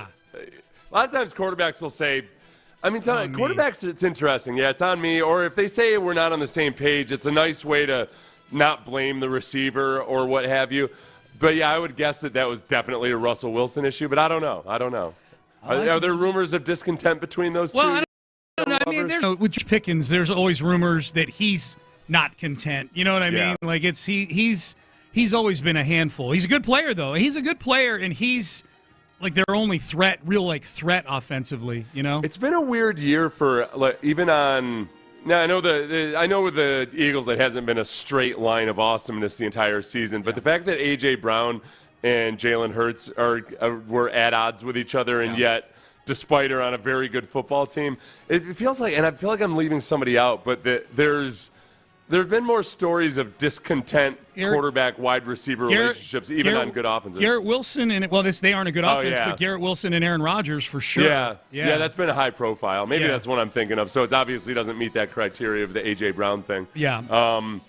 At the very least, we don't feel like Nico Collins and C.J. Stroud are at odds with each other. Zero. And it's funny you say that. Like, I do look around the league, and mostly like at the bad teams, and you just see how it's just. I mean, you read these stories about the Colts and the Jets, and there's other teams too where there's clearly guys aren't pulling in the right direction. And this is not. You said it yesterday, Seth, and I agree with you. Ultimately, I'd rather have a team full of people who are sniping at each other that win 13 games and go to the Super Bowl. Then have a 9-win team that gets knocked out the second week of January, and they're all holding hands and singing Kumbaya. I'd rather have the 94 Oilers than this squad. It was it 94 or 93? 93. 93, yeah, sorry. 93 when there was all that drama. Yeah. I think that's I'm having a hard time listening to Bobby Slowick's press conferences anymore. And I don't even want to make it about him specifically. It's just that it's been so much incompetence offensively that I don't have the appetite to listen to his explanations or lack thereof for things. But when he talked, he'll talk about how tight-knit everybody is and how cool it is, and it's like it almost makes me angry. Even though he's talking about a positive thing that I believe, I'm like, I don't care. I don't need a kumbaya moment. Out of these underachievers. No, I don't need them to be the nice boys down the hall. I would rather they be mad at you. Bobby, I would rather they be mad at you like everybody's mad at you. Yeah, Bobby, man, I always liked his press conferences, and I think as coordinators go, he's pretty open and honest. He's starting to ramble. That's the thing. Like, I look at the cuts yesterday that we get from the Slowick press conference. I'm like, 2 minutes and 20 seconds, huh? Okay. Minute 46. He's turning into a guy that I have to cut up the audio instead of just playing the response. And I can't find a part of it that doesn't make me sick. Do you want a palate cleanser? Because I feel like you need a palate cleanser. The offense for the Texans has set you off a few times today. Yeah. You don't like J.J. Redick, do you? I don't like J.J. Redick. I find him to be a little bit annoying. I feel like I used to. J.J. Redick used to be the kind of player that, like, all right, I hate him, but I know that if he were on the Rockets, I'd think he was the best thing that ever it was. That's and all fair. that. That's fair. He was always that kind of a player for me. But yes, post-retirement where he tries to play this kind of like, I'm in the media, but I'm not like the rest of them. Right, I'm above everybody. He comes off as really superior. And he has since he became the Lakers coach, too, at their press conferences and everything else. Like he talks like the Lord of basketball. He does talk like the LOB. Yes. The Lob. Here was Charles Barkley last night, just during highlights of another game, by the way. Because apparently J.J. Redick had said something about basically the media, the talking heads are one of the reasons why people are turning away from the NBA. Well, and I think, too, there are people in the NBA that have gone after inside the NBA saying that, well, they're bad for our game because they trash all the bad, they point out the bad and they clown us all the time. So here was Charles Barkley giving a little back to J.J. Redick. Was he just talking about folks on TV? He said something about we're the reason people ain't watching this crappy product we got. That's JJ. Yeah, us, like we out there jacking up 100 threes a night. JJ, I don't know Jason Monroe. I don't know who that is, but JJ, you come for the king, you better not miss. Because I can get you, brother, because I got your Lakers games. You can't hide them flaws they got. You just a dead man walking. They got rid of Frank Vogel, who did a good job. They got rid of Darvin Ham, who did a good job. But you came out there thinking you were going to change things with that same ugly girl you went on the date with. 64-51 was your halftime score. As we get back to the highlights of Rudy Gobert. He came in there thinking, I can make this thing work. Hell, you can. 77-71. Put some makeup on that pig. The Lakers are pigs. The Lakers stink, man. Come on, man. Tatum, by the way, We're good. This is there's literally highlights of, I think, Milwaukee and Minnesota playing each other. other. It's just gone off on J.J. Redick and how horrible the Lakers are. Honestly, you know what? Especially with Inside the NBA, because there's so many voices going, that's one of those ones where I have to close my eyes and see if it's good for radio or not. This one, actually, I'm watching it, and I'm having a hard time really paying attention. Because of that, because they weren't even playing the Lakers on there. Right. This one, I was like, there's no way this is going to be good on radio. I closed my eyes, and I was like, oh, okay. It's without the Barkley. disconnect of watching non-Lakers highlights. Okay, this makes sense. It was now, funny. the Lakers are they'd be, the 6th seed right now? I haven't even looked at this. I don't. They're not a trash basketball team. No, but the Rockets are ahead of them. I don't really go looking down in the standings. I only, see who we got to Oh, go yeah, catch, that's true. you know? You live in a different you lived in It's a a different new era of altitude. Rockets basketball. Not sure if you've noticed, but yeah. You're basically up there in Breckenridge, Colorado. It was it was funny. What resonated with me with that cut were two things. Barkley is hilarious, obviously, and then Ernie in the middle of it going like 64-50, like Ernie trying to reel it back in. Yeah. It's funny. It's just fun. Like Ernie just like okay, we got to come back, Charles, and Charles is just going. Charles doesn't give a rip about Ernie's rundown that he's got in front of him, or the producer in his ear saying, all right, we got 30 seconds to commercial. Charles like, lipstick on a pig, man. They Lakers, they suck. They suck. You come at the king, you best not miss. Like, that was really good. And the thing that annoyed me about Redick was like he took the job to be on First Take. What was he on? Whatever it was. And then, immediately acted like he was shocked by the low caliber of conversation on it. Like, dude, you took this. It's like a prostitute all of a sudden acting like she didn't know she was going to have sex with men. Her third year in the job. Yeah. You're like, all right, listen, it is what it is. You took the job. Don't act like all of a sudden you're better than this. Okay? You knew there'd be ugly men involved in this, all right? You knew it. That's how I'm justifying a poor tip, young lady. Payne and Pendergast with you. Final segment coming up. Prediction time for Seth Payne. Also, I've got some. This is harder than a circle of trust in a good Astros season. I enjoy AI now and kind of how it's embedded in some of our social media platforms. This one is this Texans-related AI question that I hit here. I'm going to run it by Seth and see how he thinks AI did in answering the important question, why the Texans might consider bringing back Bill O'Brien. Oh, that's right. Seth takes on big data. Coming up next. We'll do that coming up next. Oh, but first I got to tell you about Liqueur 43. Yeah, Liqueur 43 and Zamora. We got a text from somebody earlier today. It was Joe in Minnesota. Said, Sean, went to all my parties with a bottle of Liqueur 43 and some cold brew, and we did Carajillos at every party, and I was the toast of the town. I was the man at these parties I went to. Not surprised. Liqueur 43 and a nice cold brew, that's called a Carajillo. Equal parts, Liqueur 43 and coffee or espresso. It's a great after-dinner drink. If you're going out to dinner tonight, order a Carajillo afterwards. You'll be real happy. It's so much better than just the boring coffee or espresso. Give us some kick, some flavor. That's what Liqueur 43 is. 43 natural ingredients in Liqueur 43. And the Carajillo, the fastest-growing cocktail in Mexico and now growing rapidly here in the United States. I want to thank everybody who came out to all the tastings we had at Specs over the last month with Liqueur 43. Go get yourself some today wherever it is you get your alcohol. Learn more about it at buyliqueur43.com. That's B-U-Y, liqueur43.com, and drink responsibly. The Drive is heading back to Katy for a Football Friday. Join Clint and Ron at Home Run Dugout again this afternoon from 2 to 6. Stop by, hang out with the guys, and get ready for the regular season finale in Tennessee with us. It's a Football Friday supported by Academy Sports and Outdoors. We'll see you there. Houston's sports leader, Sports Radio 610. New year, new you? How about new year, new ride? I'm Trice Ham. I'm the general manager at Bayway Chevrolet down in Pearland. And what better way to start off the new year than to finally knock off your to-do list getting a brand new car? Folks, I need a head start on 2025, so the deals I'm making to start the year are better than you've ever heard from me. But don't just take my word for it. Test me on it. Bring me any written offer on a new Chevrolet. I'm gonna beat it, or I'll give you $1,000 cash. Or you can skip all the nonsense of going around to a bunch of different dealerships and just come see me and get the best deal right off the bat. I've got over 300 vehicles in stock to choose from, award-winning customer service, and folks, I've got the best special finance team I've ever seen. If you're worried about your credit, don't be. We're gonna get the loan done for you. We're gonna make you feel at home. We're 8 minutes from Beltway 8 and 288.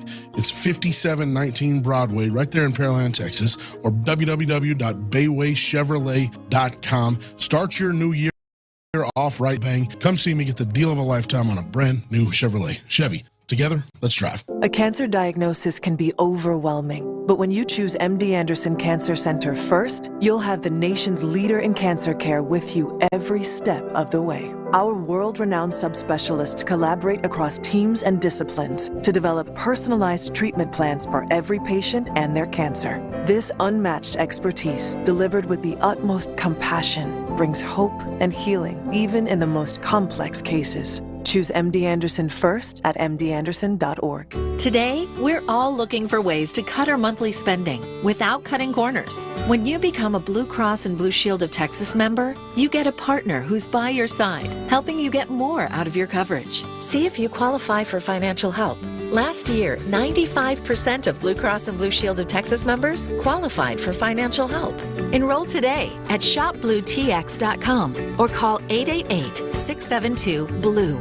For over 95 years, Blue Cross and Blue Shield has been here with a variety of plans to fit your needs and budget. And as a member, you'll have access to quality health care and benefits like telehealth and emotional well-being programs. Enrollment is happening now. Go to shopbluetx.com or call 888-672-BLUE. Blue Cross and Blue Shield of Texas will stand by you through it all.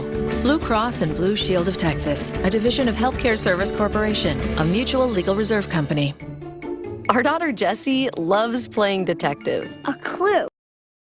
But covered sensitive skin, we've been playing detective too. We thought the problem was our puppy. But it was actually our old detergent. Aha. So we switched to Tide Free and Gentle. Tide Free and Gentle provides an excellent Tide clean, and it doesn't leave behind irritating residues like dyes or perfumes, so it's gentle on your skin. Case closed. If it's got to be clean, it's got to be Tide Free and Gentle. Febreze. As a rideshare driver, I love keeping my car smelling fresh and clean. So when I'm driving, I only trust Febreze car vent clips, featuring 3 distinct intensity settings, because it's that little touch that sets me apart. I can turn the intensity down for subtle freshness, or I can turn it up for when I want lots of scent. So whether it's set to low, medium, or high, with Febreze car, I know my car's going to smell amazing. Which keeps my driver rating right where it belongs. Picking up, Oscar! Okay, so that's with bacon, cheese, lettuce, tomato, grilled onions, ketchup, and hold the pickles. You know what you like. You wouldn't order your burger just any way. Why should your sports talk be any different? With Chapters on the free Odyssey app, you can choose the topics that matter to you most. Whether it's reactions, matchup previews, injury updates, or team news, quickly find what you really care about. Your football talk, your way. Download the free Odyssey app and start listening today. How do you spot the all-new Nissan Rogue Rock Creek? Here's a hint. It's got all-terrain tires, a tubular roof rack you can't miss, and it's tough inside and out with lava red detailing. You'll also find it in its natural habitat, climbing mountains, attacking rugged trails, and never from any adventure. The first ever Nissan Rogue Rock Creek. Intelligent all-wheel drive cannot prevent collisions or provide enhanced traction in all conditions. Always monitor traffic and weather conditions. Always secure cargo. Heavy loading of the vehicle with cargo, especially on the roof, will affect the handling and stability of the vehicle. I'm Bob Burke, founder and chairman of Burke America Parts Group, a family of brands that includes RepairClinic.com, an appliance and HVAC parts solution company that's grown into an international brand. Before AmericanEagle.com, we partially launched a new technology platform developed by another firm. American Eagle helped take our technology to a whole new level with digital marketing, software development, and business insights into our key markets, appliances, HVAC, and outdoor power equipment, and did so both on time and on budget. AmericanEagle.com has the resources, experience, and talent needed to produce solutions. Our new technology platform, developed by AmericanEagle.com, has produced tremendous results with higher traffic, conversion, engagement, and online revenue. If you have any home repairs you need to take care of, check us out at RepairClinic.com. If you need a world-class website or technology project, then I would highly recommend AmericanEagle.com. Call AmericanEagle.com at 773-NETWORK. That's AmericanEagle.com, 773-NETWORK. Payne and Pendergast is driven by West Point Lincoln of Sugar Land. On the Southwest Freeway, exit Kirkwood and take the first U-turn at West Airport under the giant American flag. It's a Football Friday on Sports Radio 610. Here's Payne and Pendergast. All right, Payne and Pendergast with you. We'll get Seth's prediction here in just a second. Seth, I was fiddling around during the break on my phone a couple hours ago, and there was one of these posts from some nondescript outlet that had a graphic of either D'Amico or Bill O'Brien or something, and they're like, rumors are that the Texans may be looking to bring back Bill O'Brien as their head coach. And I'm are those the rumors? Yeah. I'm like, okay. Okay. So wait, sure you that's saw it not on, true. Did you say you saw it on Facebook? Facebook, yeah, I saw it on Facebook. So it's one of these obviously fake stories, and then like how many people, based on the replies, could you tell thought that it was a serious story? I didn't look at the replies. What I was more intrigued. Well, I mean, a lot of Texan fans were like, okay, I saw the few that they show. I didn't hit like show all comments and then read through them. Like the 3 or 4 that were right underneath it are reacting the same way you and I are reacting right now. Like, it's bogus. Stop doing that on the internet. Yeah. They'll never stop doing that. But what intrigued me was... people keep believing it. Yeah, what intrigued me was that Facebook has a feature now, like a lot of the social media outlets do, where they incorporate AI into it, and they've got questions underneath it, like underneath the post, like buttons with questions written on them that you can click, and AI will answer the question for you. So, of course, one of the questions was, why would the Houston Texans consider hiring Bill O'Brien again? Yeah, okay, that's a good question. If that were indeed a true story, that would be a good question. You tell me if these 5 bullet points they gave me, if I were to go into an argument with somebody, a debate, as to why they should do this, if these hold up for you. Number 1, clarity.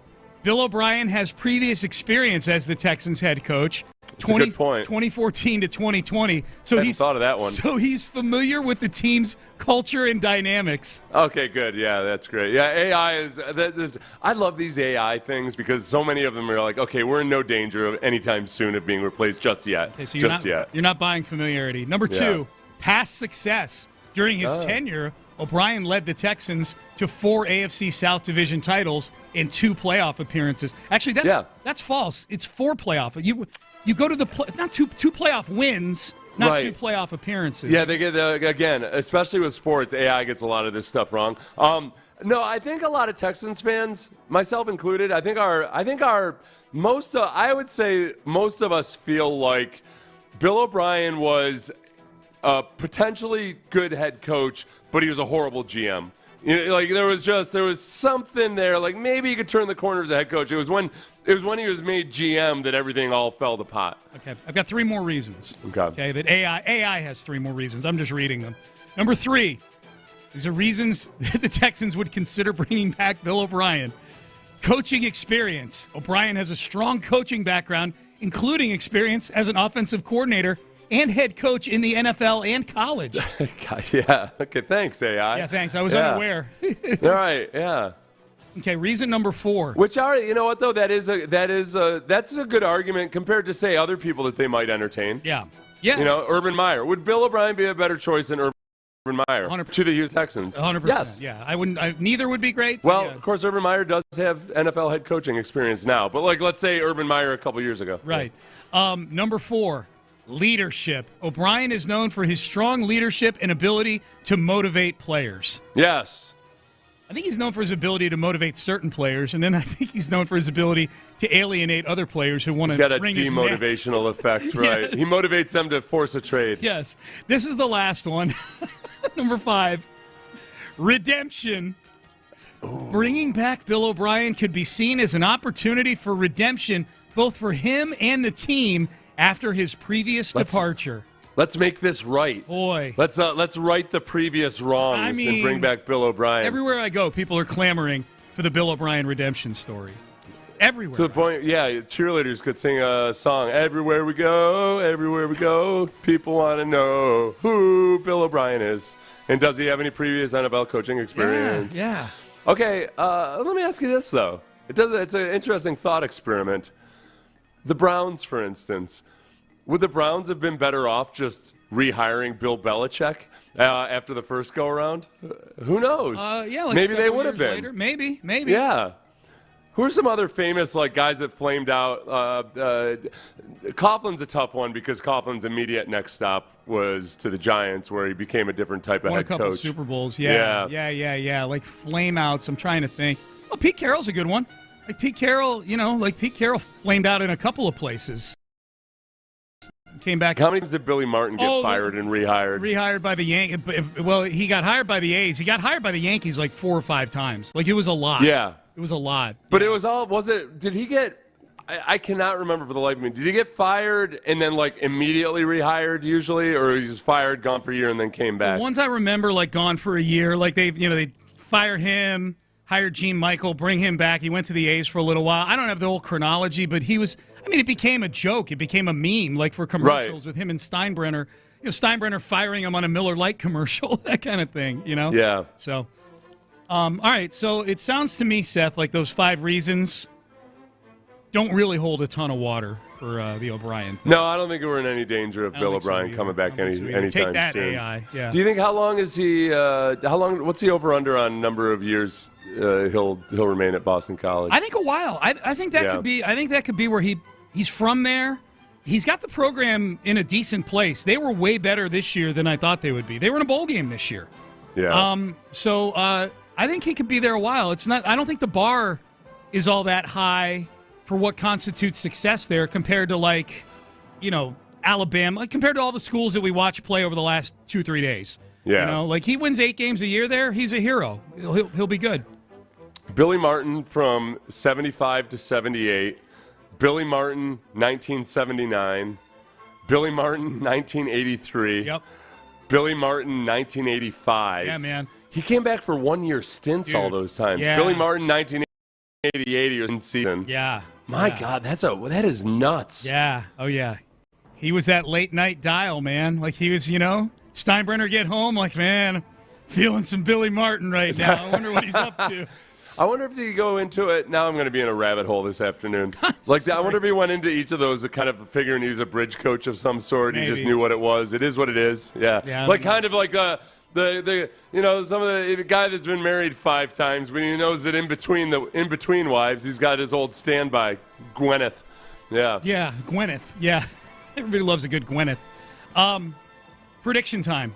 Where do you think this game goes on Sunday? Yeah. It's a tradition. This is a really tough one because we know that the Texans are treating this, or at least it very much looks like the Texans are treating this like a preseason game. So they keep saying D'Amico's got a plan for the players and how much they'll play, and it depends on how the game is going. It feels, the way that D'Amico has said a couple times that we'll see how the game goes, it feels like if they have early success, he's going to start resting people pretty immediately. Yep. So if they have a good first couple of series on offense and defense, which is possible, I'm trying not to be as pessimistic as I've been mostly about, because ultimately I don't care about the end result of this game. Since the Texans played the Titans have allowed 42 points to the Commanders. Yep. They played a Donnybrook against the Jaguars. It was a 10-6 game. The Jaguars scored 10 points. Then the Bengals scored 37 points on them. Yep. The Colts scored 38 points on them. And then the Jaguars scored 20 points last week. Okay. The Colts one is the one where I'm like, all right, like Cincinnati and Washington are 2 legitimately good offensive teams, whereas the Texans are not. Like, all right, Indianapolis, they kind of stink offensively. They're not good, and I don't know if that was a Flacco joint or an Anthony Richardson joint. That game, they yo-yo those quarterbacks. The first so much. one, the 38.1. But you need to see something good offensively in this game. Look, the result of this game, we'll get your prediction, I promise, Seth. Okay. But you bring up the result of this game, and I get it, like it doesn't mean anything to what the future holds for the Texans over the next several weeks. Nothing. The results, just the score. Now, maybe something that happens in this game impacts next week, whether it's injury or confidence or whatever. But the score itself, but when I tell myself that if they lose this game, they finish 9-8, get swept by the Titans this season, and my beloved 10-game road winning streak in the AFC South comes to an end, versus double-digit wins, not getting swept by the Titans, making Amy Adams Strunk miserable for at least a day, and the winning streak goes to 11 games. I don't know, man. I'm kind of invested in this thing now. That was the Colts game where the Colts scored 38 points. That was the game in which Anthony Richardson was 7 for 11 for 131 yards. Ah. And was that the Jonathan Taylor dropped ball at the goal line? No, that was against the Broncos. That's right. That was against the Broncos. They lost that game. In the game versus Jonathan Taylor rushed for 218 yards and 3 touchdowns. That was that game. Yeah. So I'm going to say with the Texans probably resting C.J. Stroud and a couple other offensive starters after the first or second quarter. Yeah. I'm going to this is going to be a game in which I think a lot of people, I think the television ratings in the second half are going to be a lot lower than the first half. And the Titans win 17-13. 17-13. And I do think that this time of year, it seems like the Titans players genuinely like playing for Amy Adams-Strunk and doing that for. Yeah. If you can salvage something to play for emotionally, however many of those guys buy into that, versus a Texans team that's basically being told, as far as I can tell, the Texans players are being told, hey, this is a preseason game. The emotional engagement in there is it's just not going to be there. I can't remember the last time I was a good veteran player that went in super charged up to try to win a preseason game. Yeah. So, 17-13 Titans. 17-13 Titans. I said 23-16 Texans. I'm just spitballing. I have no idea. We have no idea how the Titans are going to handle this game. They've said they're going to play both quarterbacks. We don't know what that means. Yeah. We have no idea. So, all right, so there you go. In the loop today, totally new crew today. We got Luke Morrow. We got Chris Partee.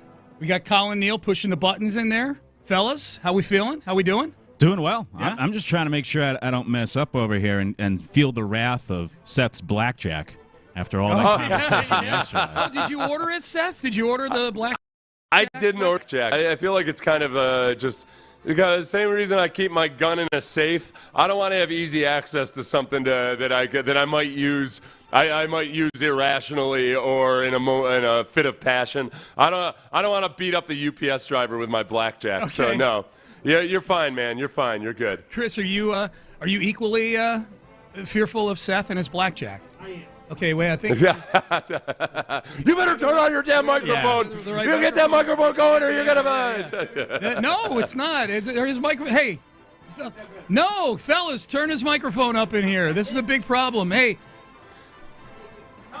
He's so frightened. He can't even get the words out. His microphone's not working. Yeah, just shout. What y'all talking about in there? Yeah. Can you get the microphones turned up in here for Chris? Any chance we can get that going? That's an obstacle in radio when you don't Chris, have a microphone. You're just screwed. I'm just. There we go. There we go.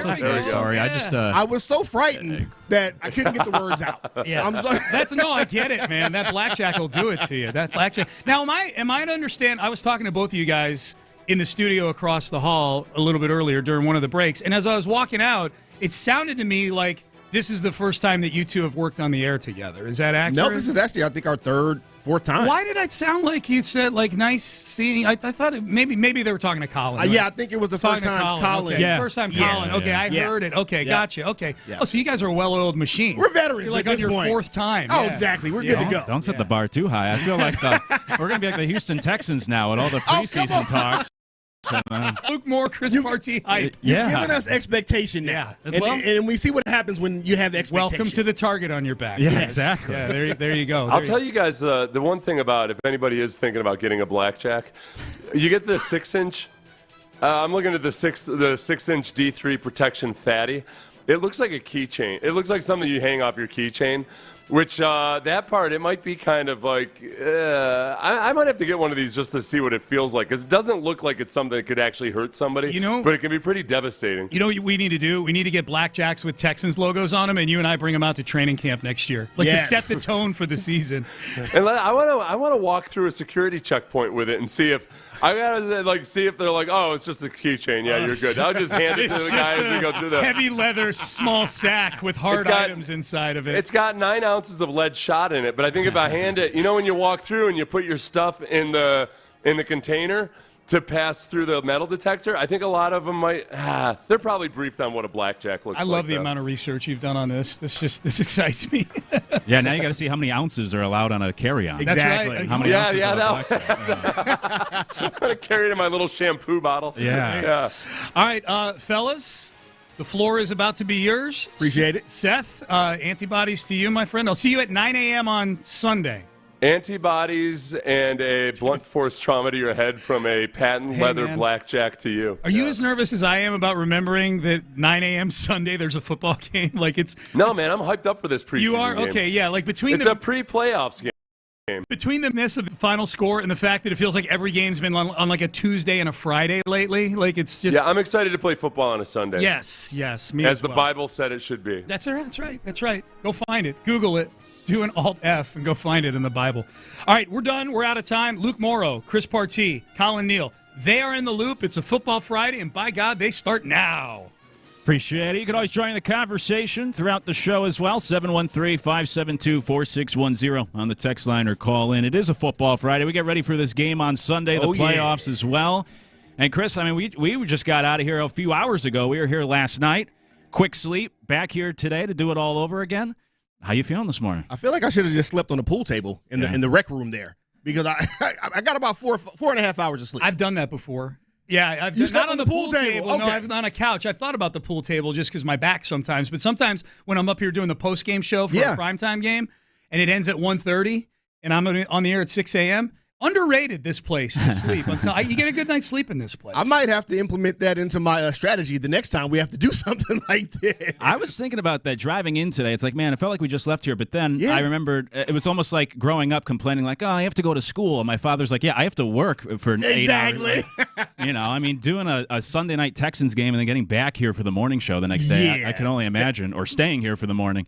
That's got to be brutal. Yeah, so we have... people with actual jobs right now are like, y'all suck. All three of course they are. All three of you suck. That's also true. Like, you work 4 hours a day. Come on. Yeah, that's also true. So we can't complain. Hey, we're happy to be here, filling in for the guys on In the Loop with you for hours with plenty to get to. Let's talk about this game on Sunday. We've been doing it all week, and it is a Football Friday as we get ready for the Texans and the Titans to wrap up the regular season on Sunday. And Chris, as we get geared up for the playoffs, right, this is the last opportunity to try to get things in check before the postseason. So simply just what do you need to see? What do you want to see from the Texans on Sunday to erase the last couple weeks and to be able to head into that playoff game with some good vibes for this team? Personally, I'm with Sean. I want to see a win. Honestly, I don't think you should want to go into the playoffs having lost 3 of your last 3 games in a row. I just don't think that's the right mojo to go into the playoffs. Even if you're going to play the Steelers, who you think you can probably beat, you know what I mean? Because we talked about it last night, and we kind of ranked the teams. Steelers one of who you want to play, then the Chargers. You don't want to see the Ravens again here anytime soon. We don't want any of that mojo right there. We don't want to think about it. We don't want to think about the Ravens, so no. I really want to see, again, Deontay Johnson. I want to see what it's going to look like, Deontay Johnson, C.J. Stroud, what that connection is going to be. Even if the starters only play a half, I still want to see what that looks like. I want to see as much Deontay Johnson as possible. So victory and Deontay Johnson getting some run. Yeah. Those are the big things that if those happen on Sunday, I'm good. You're feeling a little bit better. Feeling better, yeah. Mm-hmm. What about for the Texans? You know, it's interesting. I saw these odds. I was actually surprised. These Super Bowl odds that were put out yesterday in terms of which teams have the best chance to win out of the AFC. Obviously, the Chiefs are going to be number one. They have better than a 20% chance of winning the Super Bowl for the 3rd straight year. Bills are second, 15%. Ravens are third at 12%. Then you get to the Steelers, 2%. Then you get to the Chargers, 2%. Then, finally, you get to the Texans at 1.9%, only ahead of Denver with a rookie quarterback in Bo Nix. I have to admit, I'm a little surprised by that. And, you know, I think we've all, everyone, Texans fans, media members, have all been very negative of late, and rightfully so. This team hasn't been playing well. But I think there's still a chance with the talent on this roster and what we've seen at times over the last 2 years to say that they only have a 1% chance, less than the Steelers and the Chargers who might come to their building. I was a little bit surprised. My question being, what do you think needs to happen Sunday into the postseason for the Texans to actually be able to go on some sort of run, to have some sort of playoff success? What do they need to do? What do you need to see from this team? Like, what's that missing piece that, hey, maybe the Texans can actually surprise some people in the postseason? Bobby Sloag make the adjustments that we've all talked about on this station for the past, 2 months? And get the offense back on track. Get the offense back on track. I mean, that's the big thing. You know, you expect the defense to show up, right? That's what we expect from the Texans, but the offense just has not been there as of late. So for me, that's what I need to see. I need to see this offense get back on track. But you know, in saying that, if Bobby Sloag hasn't made those adjustments at this point, I'm not real confident that we're actually going to see him make those adjustments with 1 week left in the regular season. and then go a wild card game. I just don't see it's going to happen. I'm with you, which is why I'm totally out. Like, this game on Sunday means nothing to me. We've debated this on multiple shows now over the past 2 weeks, but that's why I wouldn't even bother playing C.J. Stroud. This game means nothing. And I know the idea of, like, hey, this is our last dress rehearsal. Let's get this offense clicking before the play. Well, you just had 17 weeks to do it. You think you're going to solve 4 months of problems in 1 week against a lousy football team anyways? And what I said earlier in this week, too, with Sean Bijani, was it's kind of a lose-lose as well for Sunday. And I compared it to if anybody was ever on like their high school wrestling team and you went up against a school that had a girl on their high school wrestling team and you had to wrestle that girl. Yeah. It's like a lose-lose. Because if you beat her, it's like, oh, it's a girl. Yeah, you just beat a girl. Like, what are you doing? But and if you lose, you're never going to hear the end of it. And so for the Texans, like if the offense plays well on Sunday, it's like, yeah, but it's the Titans. They're the worst team in the league. They're trying to get the number 1 pick. But if the offense actually looks good, or I should say looks bad, then it's like, oh my gosh, we're doomed. This offense, you can't even get it together against the worst team in the league, the Titans, after they had success earlier this year against the Patriots. I almost feel like it's a lose-lose for the Texans from that perspective, that even if they do some good things on Sunday, you can excuse it away with, yeah, it's just the Titans. Do we really think they can do that in the playoffs? So in that lose-lose situation, then what do you do? I mean, we talked about this last night and before, and even last week. I'm not on board with CJ not playing at all. Now, if he only plays the first half, I'm fine with that. But one of the biggest reasons for me is I want to see him and Deontay Johnson get some live reps in, not practice. I want to see them get live reps in a game for the playoffs. Mm-hmm. I don't want their first time on the field in live action to be wild card weekend. I don't think that's a good look. I just don't. That's fair. They're not going to build the most chemistry over 2 weeks. I get that. But you want to at least have something to go off of. You know what I mean? Again, practice, I understand. That's great. But I want to see it in live action. And that's the one thing I would look for. Now, again, I'm on record. I wouldn't play Stroud at all. Play all the other guys on Sunday. Wouldn't play Stroud. Not with that offensive line against this defensive front. Not with, apparently, there's like precipitation in the forecast. So now you're talking about it might be a rainy field out there in Nashville. The juice is not worth the squeeze to get this pointless victory and jeopardize the future of this franchise. Not only the postseason, but who knows? You tear an ACL, God forbid, you're out for next year as well. So that's not worth it. But to me, the biggest thing, if Stroud is out there, is that connection with Deontay Johnson. Yeah. Because you have to see something. You know, it's a shame that in defense of Bobby Slowick, let me defend him for just a moment. Oh, now you're going to defend him, huh? And then we'll get back to trashing him for the next 4 hours. Okay? No, but the one defense is that you haven't had the full core of this offense very much this year like you had planned and hoped in terms of having Nico Collins, Stephon Diggs, Tank Dell all out there consistently. And now you're down Diggs, you're down Tank Dell, and you just have Nico Collins. So if Deontay Johnson could show something, it's like, okay, here's another playmaker that can try to revitalize this offense in the postseason. So I'm with you. That's the one thing. I wouldn't play Stroud at all, but if he's going to be out there, he's going to be out there for a little bit. Yeah. I'm going to force it to Johnson. I'm going to play Johnson. I don't care if he doesn't know the playbook. Get out there, play as much as you can. Let's try to get the ball in your hands and see if we could create another playmaker here late in the year. I think you just have to hope that at this point, Deontay Johnson is motivated to, I guess, redeem himself in the eyes of, the NFL, right, and the eyes of, everyone. He may not feel personally like he needs to redeem himself. I don't know how he feels about that, the way things ended with Baltimore. But if you tell the team you don't want to go into a game, most people are going to say, well, you kind of need to redeem that. So if he's motivated, I think we'll see something from him Sunday. And I think we'll see something but that's why I want to see where that connection is. That's why I want to see that. Obviously, he's not the number one guy. That's Nico. So he's not going to see the double teams. He should be able to show us a little bit of something on Sunday. Yeah, it's good to have a motivated guy. His stock has really fallen. It's low. Yeah, and he has a chance here to prove himself. Not only, I don't know how much of an opportunity he's truly going to get to prove himself on Sunday, but then a playoff matchup potentially against his former team, by the way, the Steelers, who just traded him away. He might be facing the Steelers here in Houston next week in a playoff game with a chance to end their season, with some sort of chip on his shoulder, like, hey, I'll show you. You got rid of me, I'll show you. That should be motivation in itself. Right, for sure. And he's probably hoping, just like we are, hoping that it's the Steelers that come to Houston. Yeah, right. I think we're probably all on the same page with that. Everybody should be. The coaching staff as well. I think the Steelers give you the best chance to get a play. victory this year. My whole thing, I wouldn't play Stroud, though, on Sunday because, it's almost like the person who does not take care of their body for 30 years and then they turn 50 and they have like all these ailments. Like, okay, you know what? Starting today, I'm going to start eating better. It's like, well, you already kind of did the damage. It's too hard to reverse all that. It's very hard to reverse all that. It's hard to change 17 weeks, what we've seen, not quite 17 weeks, but you get the idea. Yeah. 2 months from this offense and fix it in one game, final game of the season against the lowly Titans, and then be like, okay, problem solved, just like that. Because if it was that easy, if that's the case, I would ask, okay, how come that hasn't happened yet? When we've had a lot longer time throughout the season to sort things out. I just feel like CJ, the offense in general, hasn't played great lately. No. Especially the past month. So I would hate to have a week off and then have to pick back up in the playoff game having not played well in weeks. And then on top of that, possibly having lost your last 3 games coming into the home playoff game. Yeah. I'm a believer. A lot of people don't believe in momentum in sports. I do. I think momentum is a thing.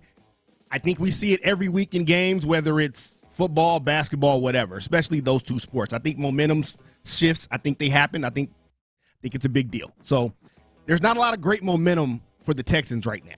I think you want to try. I think you kind of want to get a little bit of something going. Now, again, if they're playing great in the first half, the starters, and Coach Ryans decides to sit guys after halftime, and the Titans come back and win, okay. But if they played well in the first half, starter guys that you know are going to play the majority of that playoff game, I'm fine with that. But I got to see something in that first half.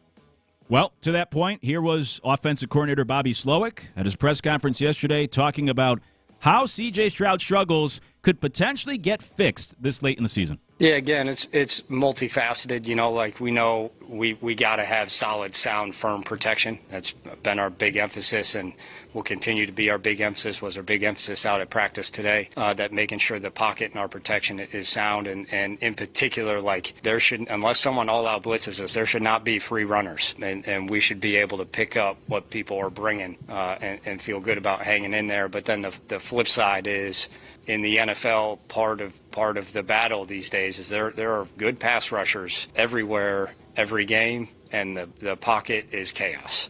And I know we talked about this last year a lot. Like, one of the biggest adjustments CJ had to make in the NFL was handling the chaos of the pocket, and it's been too chaotic this year without a doubt. But along the same lines, there's also times all of us would look, okay, what can I do to handle this better and help him better, where the ball's just out faster? What concept did I call? I'm sure he's looking at it. Could I have micro movement right here to make sure that even though we have an issue, I slide to this one spot, now we're sound again, and I can still deliver the ball. So it's not just up front. That's the nature of the NFL, but we always look at it from everybody's involved.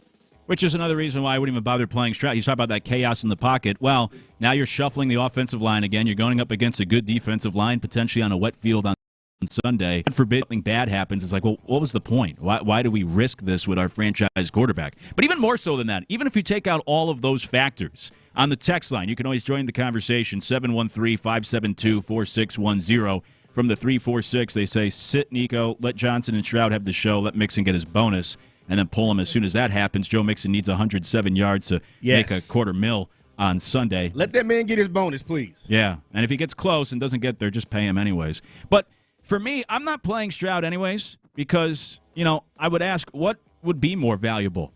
Another week to try to figure things out, Sunday against the Titans, or that extended break? And I've talked about this before, but to me, when I watch C.J. Stroud this year, I think it's more mental than anything. And I think Slowick kind of alluded to it there in that clip.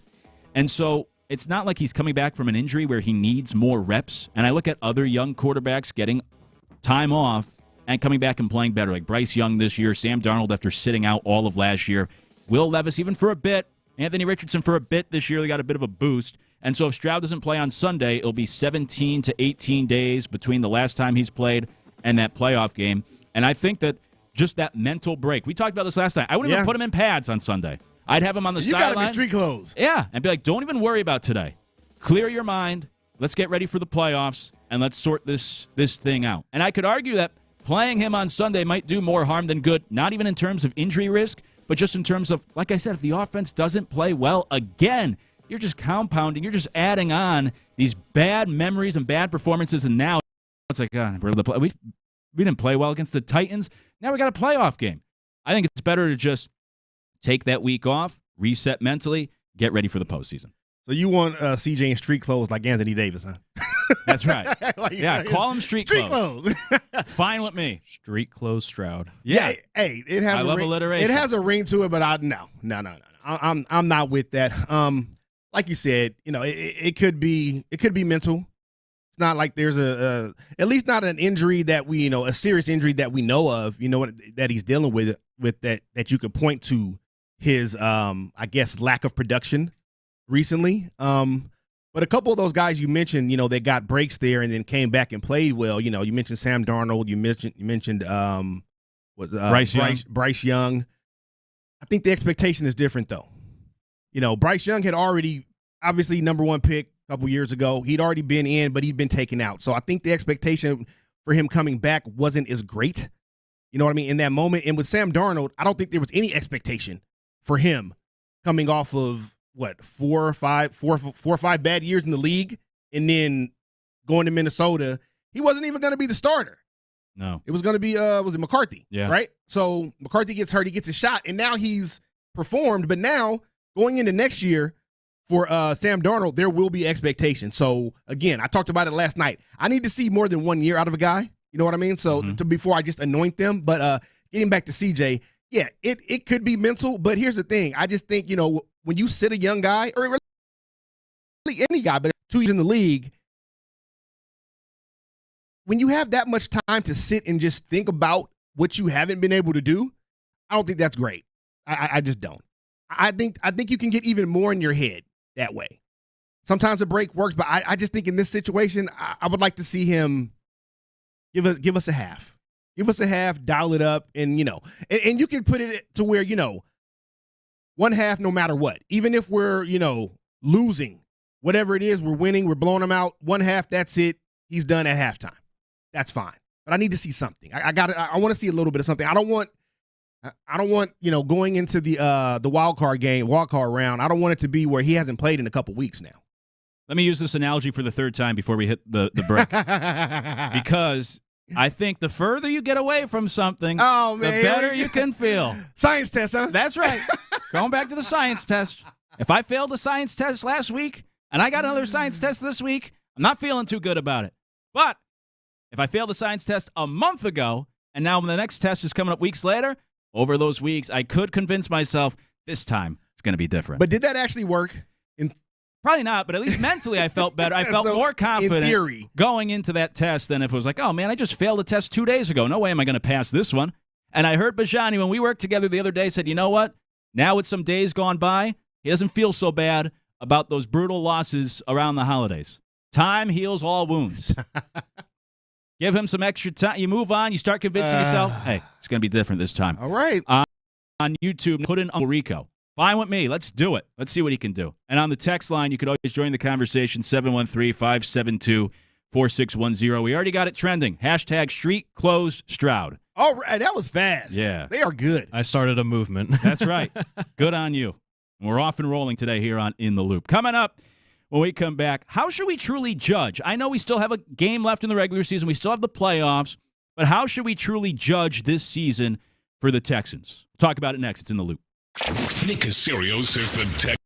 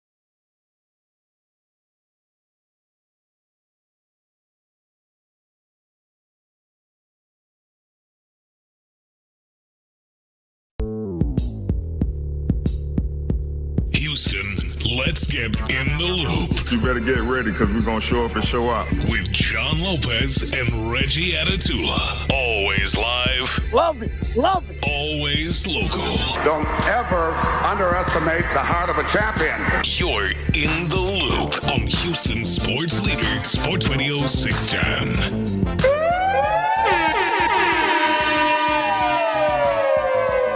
Fellas are out today. We're here instead. Luke Morrow alongside Chris Partee, Colin Neal holding things down as well. And you can always join the conversation. 713-572-4610. Coming up in just a moment. How should we truly judge this season for the Texans? With one game left in the regular season, of course, the playoffs as well. But catching up on some of the engagement on the text line and on the video streams. My man Guy Jean says, the fellas right back at it from last night. Props. That's right. We were here till midnight last night, back here today. Although, as we were saying in the open, I mean, we really shouldn't we're happy to do it. Oh, it's not like we're not complaining. No, we're not complaining, and it's not like this is our flu game either. All right, But next time I will be spending the night and sleeping on the pool table. Yeah, I'm going to do that. There you go. Yeah. And then in between breaks, you might have to get the back roller out or something. Right? It's all right. After doing that. It's all right. From the 281, they said, "Bro, why you sound like Figgy Fig's little brother?" I guess they're talking about you. I don't know. Enjoying the show. It's not a bad thing. It's all right. I'll take that. Absolutely. I'll take it. Hey, Figgy Fig, legend. We'll get that. Actually, will lead to our question of the day coming up in a little bit. We'll get to that. We got hashtag Street Clothes Stroud going on the text line because I'm of the school of thought. Put him in street clothes on Sunday. Don't even bother having him suit up and worry about playing. Somebody from the 361 said, I had a dream. I had a pep talk with Stroud, and then he balled out. So maybe that's all that's needed. Well, let's hope that's what happens. Let's get that listener in that locker room on Sunday to fix all the problems. Foreshadowing. Absolutely. Looking at some of these others. 713 said starters need to play 2 to 3 quarters on Sunday. Thank you. 346 says just get Stroud and Johnson's vibe right and then pull them after the first quarter. That's fair. I'd be all right with that. That's the only thing that they but let us see something, please. Yeah. Let us see something. It's like I don't know if this is a good reference to make. It's like Boy Meets World in the 90s. Grew up on that. Love that show. Don't text me about it. But they're together. Corey and Topanga are together for years. Yeah. And Topanga, a little bit of a prude, doesn't let Corey do anything. And that's what that's his line when they're in college and they get married in college, they're living together. That's what he says. Like, let me touch something. Same idea. Same idea. Just let us see something on Sunday, please. For the love of God. Been in this relationship for years. And then from the 281, which leads into this next conversation, I asked, how should we truly judge this season for the Texans? And the 281 said earlier, we just have to accept that the Texans are the laughingstock of the NFL. They'll never get to the Super Bowl. Let's move forward. CJ's not the franchise quarterback. Texans need another quarterback. I get you're down in the dumps. I wouldn't go that far. I wouldn't go that far either. That's it. Which is why I'm asking this question, because we've been so down in the dumps with this team.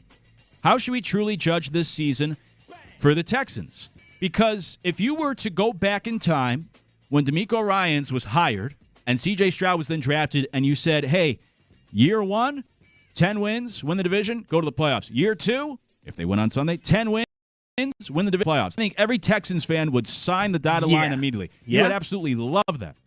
Now, expectations, of course, change. This is my rule. Don't ever bring flowers to the first date. Because once you do that, what are you going to do on the second date? What are you going to do on the third date? You change her expectations. Same thing with we just had the holidays. Don't do the airport pickup whenever the friends or relatives come to town, especially in Houston, because now anytime they come to visit you, you got to make that pickup. Even if it's at 5 o'clock and it's going to take you 2 hours, you got to go pick them up at the airport. You're not picking them up at the airport? You're not picking up? I do. I'm a sucker. I always pick them up at the airport. I was going to say, Luke, man, you cold-blooded. But I'm like, you better fly in at 9 o'clock. I'm not sitting in that traffic. So my point being, when you have the great season they did last year, catching everybody by surprise, it changes expectations this year. But is that reasonable? And I get the offseason they had. And I get the expectations, but that's my point. I think the expectations set up the Texans for failure this year. I'll tell you this. My last point for now. The Texans' increase of Super Bowl odds from last year to this year, preseason Super Bowl odds, was the third largest increase in NFL history. NFL history is also the largest increase from one year to the next since the Cowboys 35 years ago. So nobody has gone through a bigger jump in one offseason in expectations than the Texans in 3.5 decades. My problem is maybe with those expectations, because on the surface, I think a division title, 10-win season in year 2, actually pretty good. I know the offense hasn't looked great, but on the surface, 10 wins, not bad. I mean, 10 wins is not bad. It just seems like how soon do we forget? Look at we talked about it last night. Look at this team a couple years ago, and you just alluded to it. If you would have told people, okay, first 2 years of CJ and DeMeco Ryans as a tandem head coach quarterback, win the division, 10 wins, and then again you win the division second year in a row. We already got that, and you might win 10 wins again. You might have 10 wins again. I think anybody would have signed up for that. Now, based on how it's looked this year, it hasn't looked the same. It hasn't been exactly the same, but last year there was no expectation for it, and we've talked about this, on other shows. Once expectation kind of creeps in, it's different. That's why I'm a proponent of, holding off on anointing people like, was that Teddy Bruschi? That was already. We played that last night. We played last night. That he's already putting Jaden Daniels past C.J. Stroud. Right. And he even went as far as to say, I never thought C.J. Stroud was all that anyway. To paraphrase what he was saying, so he went that far. I think you got to give guys a couple years to really get in and to see what they can do. That's just me. I'm not about anointing someone, after just 1 year. But back to the season. How would I? Are we rating the season? Like, what do you mean? Like, are we rating it, or how would you judge this season? Has this been a huge disappointment? Has it been? No, I can't call it a huge disappointment. You might win 10 games again. You're probably gonna you're gonna be in the playoffs for sure, and you might win another playoff. Right. So in a couple weeks, we could be looking up and saying, well, in his first 2 years, C.J. Stroud has 2 playoff wins. If you go up north a little bit, I think Dak Prescott has 2 in his career. Playoff wins. Sounds right. I think he's like 2-5. Yeah. Not to say that you want to compare to them, but I'm just saying he's been in the league for 8 years. CJ's been in the league 2 years and could have 2 playoff wins already. I don't think it's that bad. I get it. Everybody's down on Bobby Slowick. I understand that. We'll see what happens in the offseason, if he'll be back, if he won't. We can debate that all day.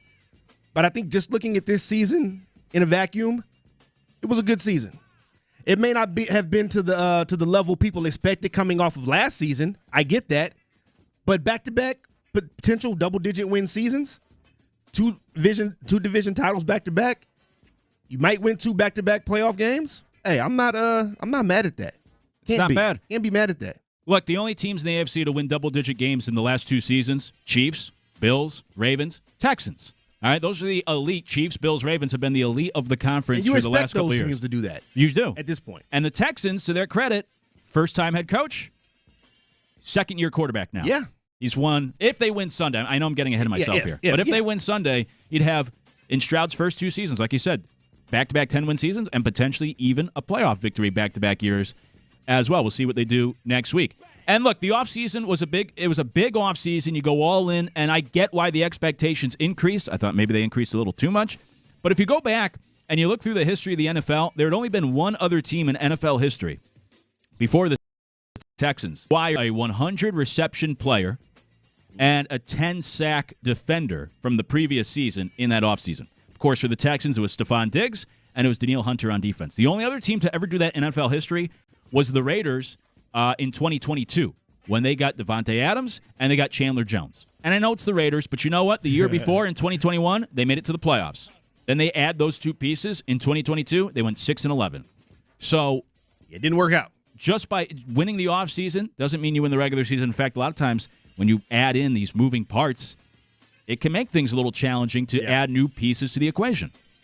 And you add Diggs, who, by the way, has hardly played this year, obviously, because of injury. Danielle Hunter's played well. They had a big offseason, but my whole thing is, look, expectation. Life is all about expectations.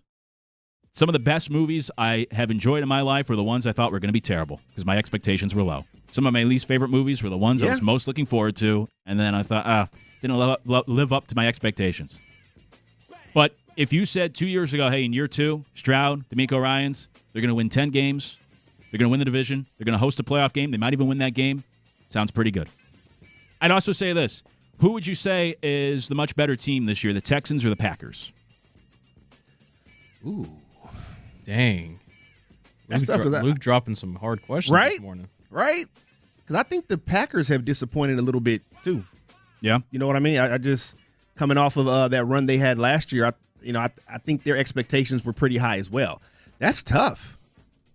Colin? Like, that's tough. Like, yeah, I'm going to pass it to you. That's now, tough. here's the thing. Yeah, you talk about the offseason. It's still the O-line. Which O-line is better? Packers O-line or Texans O-line? Packers. That's kind of where that's where it separates both teams by a wide margin to me because, I mean, Packers have a good quarterback in Jordan Love. I mean, yeah, do they need to grab some consistency down the line? Yes, they have to. They've been inconsistent. But at the end of the day, one thing that separates both teams is the O-line. And, I mean, I would put C.J. Stroud over Jordan Love, but when Love's getting a bit more time behind a better line, I'd rather take the Packers over the Texans now. Yeah, I'd say Stroud doesn't make as many mistakes, probably, just overall as I guess in turnovers, I should say, as Jordan Love. But Jordan Love is a risk taker. Like, he's going down the field, I would say, a lot more. Well, here's my point. On the text line 346 says the Packers are better. They're just in a tough division. Well, that too. Yeah, but that's my point in that the Packers have the better odds to go and actually win in the playoffs this year. I think most people, even just getting away from Texans fans, average football fans have said, hey, who's the better team, Packers, Texans? I mean, I think most people would say the Packers. And look, they do have 2 more wins. They do have the better rated offense. But the Packers this year are 8-0 against losing teams. They're 3-5 against winning teams. They were down 28-0 to the Vikings at home. They were just down 27-10 to the Vikings. They were down 24-3 at home to the Lions. They lost to the Eagles as well. Every good team they've played, they've lost. Kind of like the Texans. And so my point being, like, it's almost like this, where we have a certain standard for the Texans, but not you would look at the Packers and be like, 11-win team? Like, that's a really good team. But then you zero in, you're like, well, they haven't really beaten anyone. All the good teams they play, they've gotten blown out. Not only lost, blown out. They've gone 8-0 against the bad teams. Their only division wins are against the Bears. So how good are the Packers truly? And I look at it the same way with the Texans, where, the Texans haven't beaten a lot of good teams. They only beat the Bills. But they, too, might have 10 wins. And I just think the conversation around these two teams is off, where the general conversation throughout the country is like, hey, Packers, Jordan Love, they beat the Cowboys in the playoffs last year. This team, everyone's picking them to beat the Vikings last week. They got boat race for 3 quarters. Yeah, but the Texans, the conversation is, the Texans, this team, what a joke. They might win 10 games and potentially a playoff game. Yeah. I mean, it's a lot of gloom and doom. You know what I mean? And especially when you're this close in the city to the team and you had these expectations that got ramped up after last season, people just expected a lot more. And we haven't seen that. But it's not the end of the world, in my opinion. Text line said Packers are 12-4. They're 11-5. He said, what are you talking about? They're having a good season. That's my point. Everyone's saying Packers are having a good season. Yeah. Who have they beaten? 8-0 against losing teams. They've been blown out against the 5 best teams they've played on their schedule this year. But the conversation around the Packers, much different than the conversation around the Texans.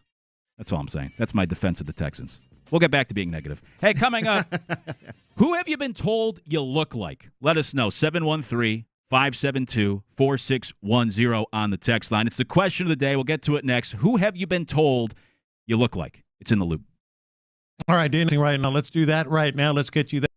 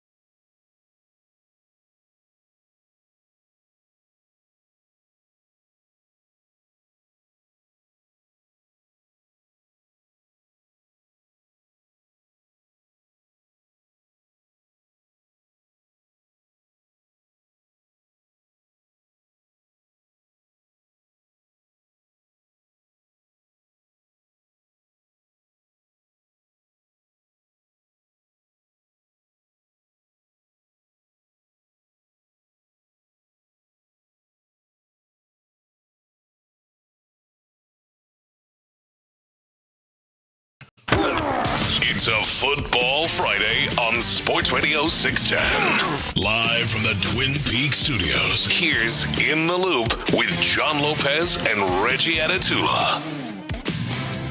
The fellas are out today, so filling in. I'm Luke Morrow alongside Chris Partee, and the question of the day today here on In the Loop: who have you been told you look like?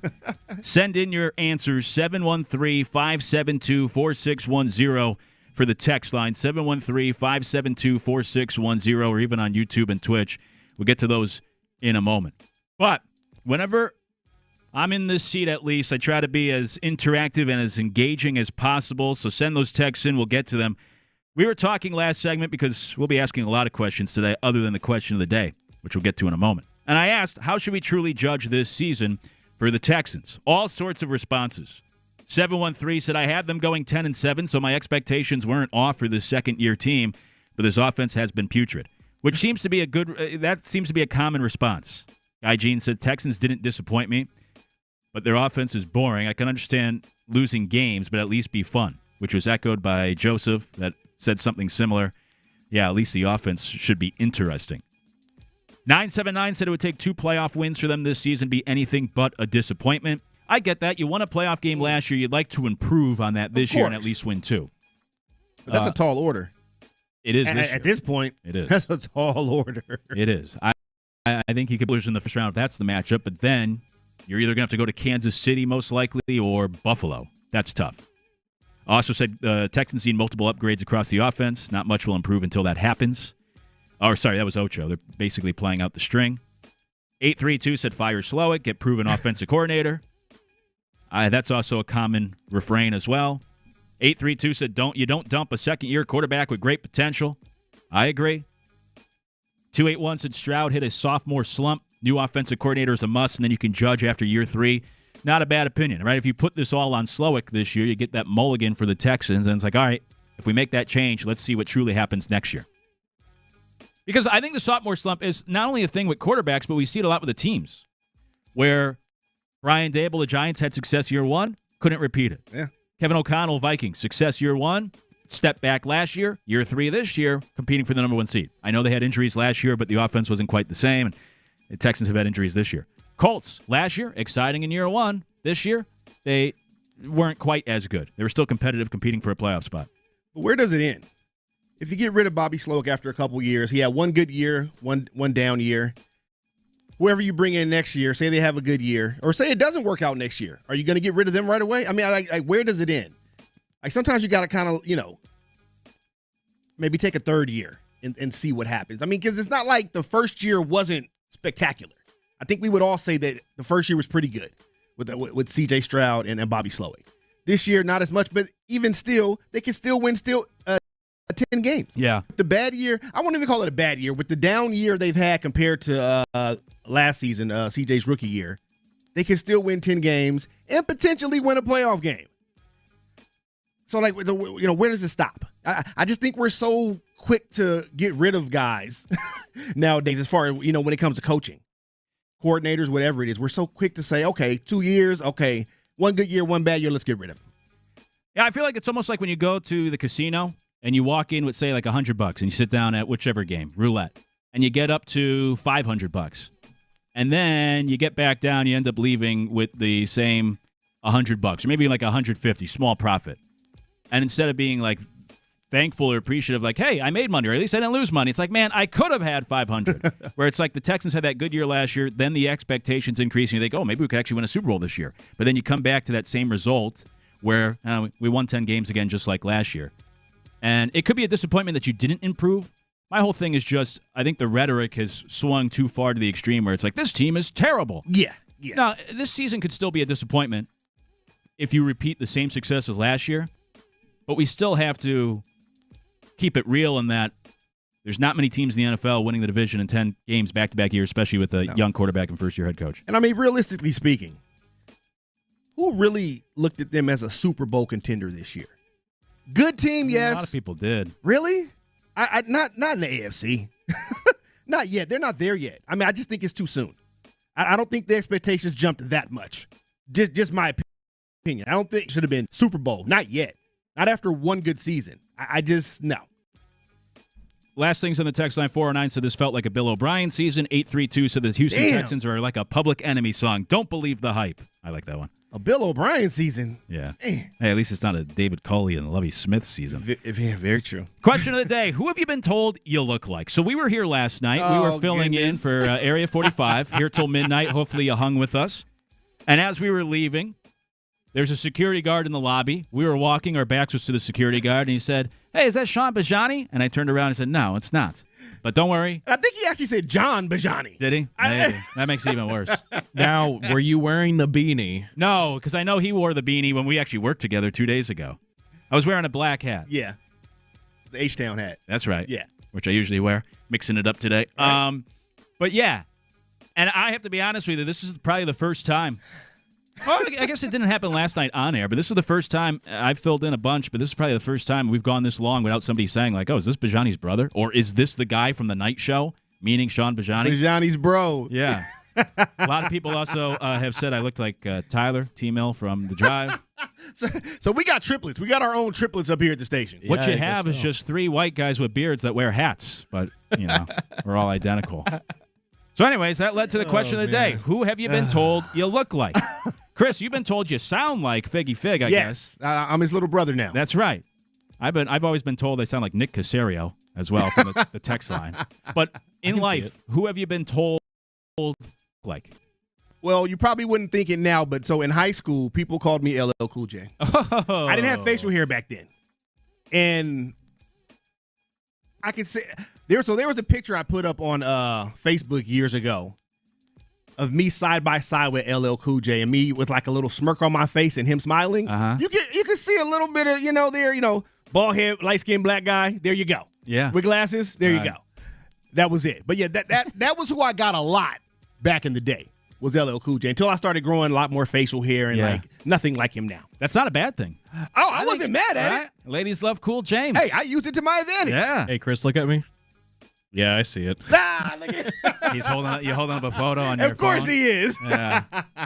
Actually, it's all right. I never would have thought about it, but now that you mention it, I'm not mad at it. See, even more so when I take the hat off, I got a bald, round head. Yeah. Yeah. I got a chrome dome. It's all good. That's actually a good one. That's better than my poor man Joseph who said Randy Jackson. I laughed in her face. Well, if it's Randy Jackson after the surgery, right? And that's not so bad. Hey. Colin, what about you? Who have you been told you look like throughout your life? I've been told I look like Clay from 13 Reasons Why. 13 Reasons Why? I don't even know what that is. I've literally gotten told that in high school. And I'm not joking. I've gotten told that. And I got to say, I do look like him, but it would be darn near close if I had darker hair. Oh, yeah, Dylan Minnette. I know him from the Scream films. Yeah, I can't really remember the actor's name, but Clay from 13 Reasons Why. I apparently look like I think he's considered a good-looking guy. That's probably a good thing for you. Yeah. Yeah, that's a whole new perspective, Luke. Thank you. I'm going to start doing that. I see it a little bit. Yeah, a little bit. Yeah, I see it a little bit. You got that baby face going for you. It's all good, man. Yeah. Someone on the text line yesterday said I look like a teenager with a manly voice. Yeah, I can see it. Run with it, all right? Take it. The kid that went through puberty much quicker than everybody else in high school. Hit puberty at like 8 years old. You're like, sir, you're picking up your son? What are you doing here? You have such a deep voice. On the text line, David Ortiz when I was younger, Mark Henry now. Wasn't Mark Henry? He was Sexual Chocolate, right? Yes, he was. So that's not bad. And then you got Big Papi. That's right. You can't be mad at that. That's pretty good. Use that. You got to use these things to your advantage. Yeah. That's from the 713. 361 said the main character from Dawson's Creek. Wasn't that James Vanderbeek, whatever his name was, right? Was that guy? I never watched Dawson's Creek. Me neither. 631 said, look like the actor Jeremy Renner. That's a good one. Okay. I think that does well. Somebody just said I look like a young Matthew Broderick. Nice. Thank you. I'll take it. Keep sending in those responses. 713-572-4610. We'll continue to get to them throughout the show. Who have you been told you look like? But when we come back, it's time to go around the NFL. It's in the loop. Pro Bowl bound.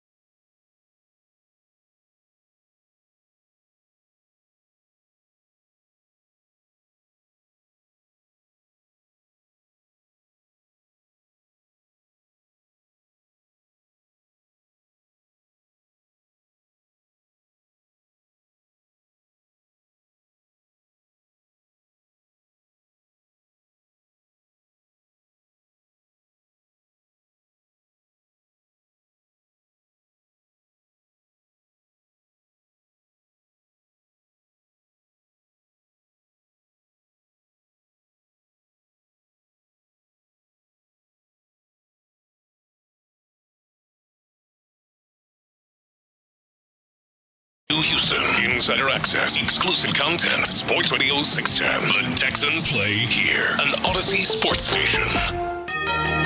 Let's go around the NFL in the loop style. Why are you smiling? Because I love football. Brought to you by Quick Assist. Here's John Lopez and Reggie Atatula. I'm going to tell you all about how much fun you're going to have this season. On Houston sports leader, Sports Radio 610. Filling in for the guys, Luke Morrow, alongside Chris Partee here on In the Loop. Let's go around the NFL. Brought to you by Quick Assist. Last-minute change of plans and you can't use your tickets? Download Quick Assist from your app store today. They'll take care of the process for you and find the best price on the market. Quick Assist, QUICKASYST. Your ticket everywhere. Let's go around the NFL. The big news of the week, Saquon Barkley trying to break that rushing record of Eric Dickerson's on Sunday against his former team, the Giants, who let him walk. But the Eagles said he's not playing on Sunday. Like it or spike it? Spike it. Yeah. Not with it. I don't I mean, I understand it, but, and I'm sure, Saquon came out and he said the right things. He was diplomatic about it, and he backed the team. I understand it's about a win. But, dude, it's a record that stood for 40 years. He needs 101 yards. Let him go get the record. You're playing the New York Giants, okay? He might get that in the first half. I think Jordan said that last night. He might get it in the first half. Let him go get the record. So I'm not with this. Not happy at all. And I don't really care for Nick Sirianni in the first place, or the Eagles for that matter. Yeah. But, not a fan of this. Me either.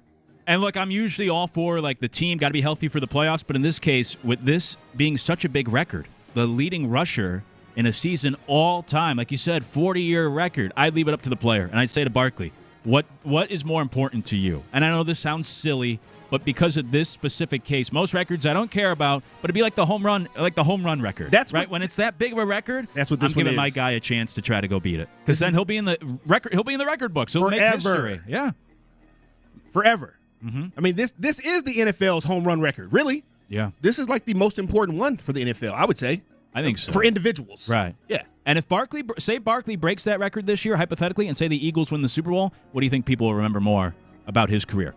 The rushing yards, not the Super Bowl. Yeah. No doubt. I get it. It's the smart move to not play him, to have him ready for the playoffs. But in this case, I'd leave it up to him and say, is this important? You want to go break this record? All right, we'll give you the chance to do it. At least a half, see where you are at halftime. Like, you're only at 30 yards. All right, let's just call it an opportunity. Yeah.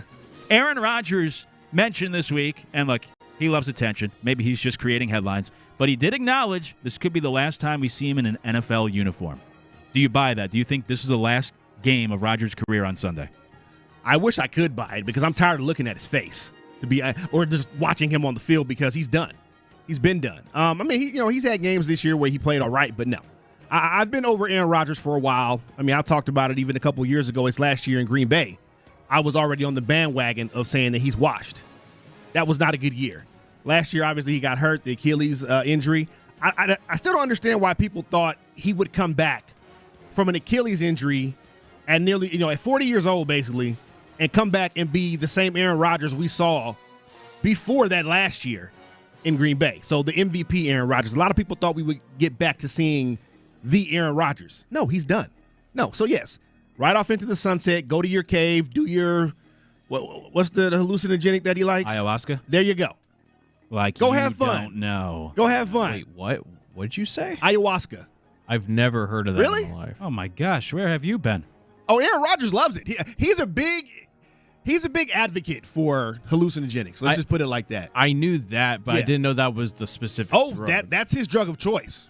Yeah. Or at least one of them that I know of. Coy. All right, both of you guys. I know what you're doing. The more thinking the boss is listening.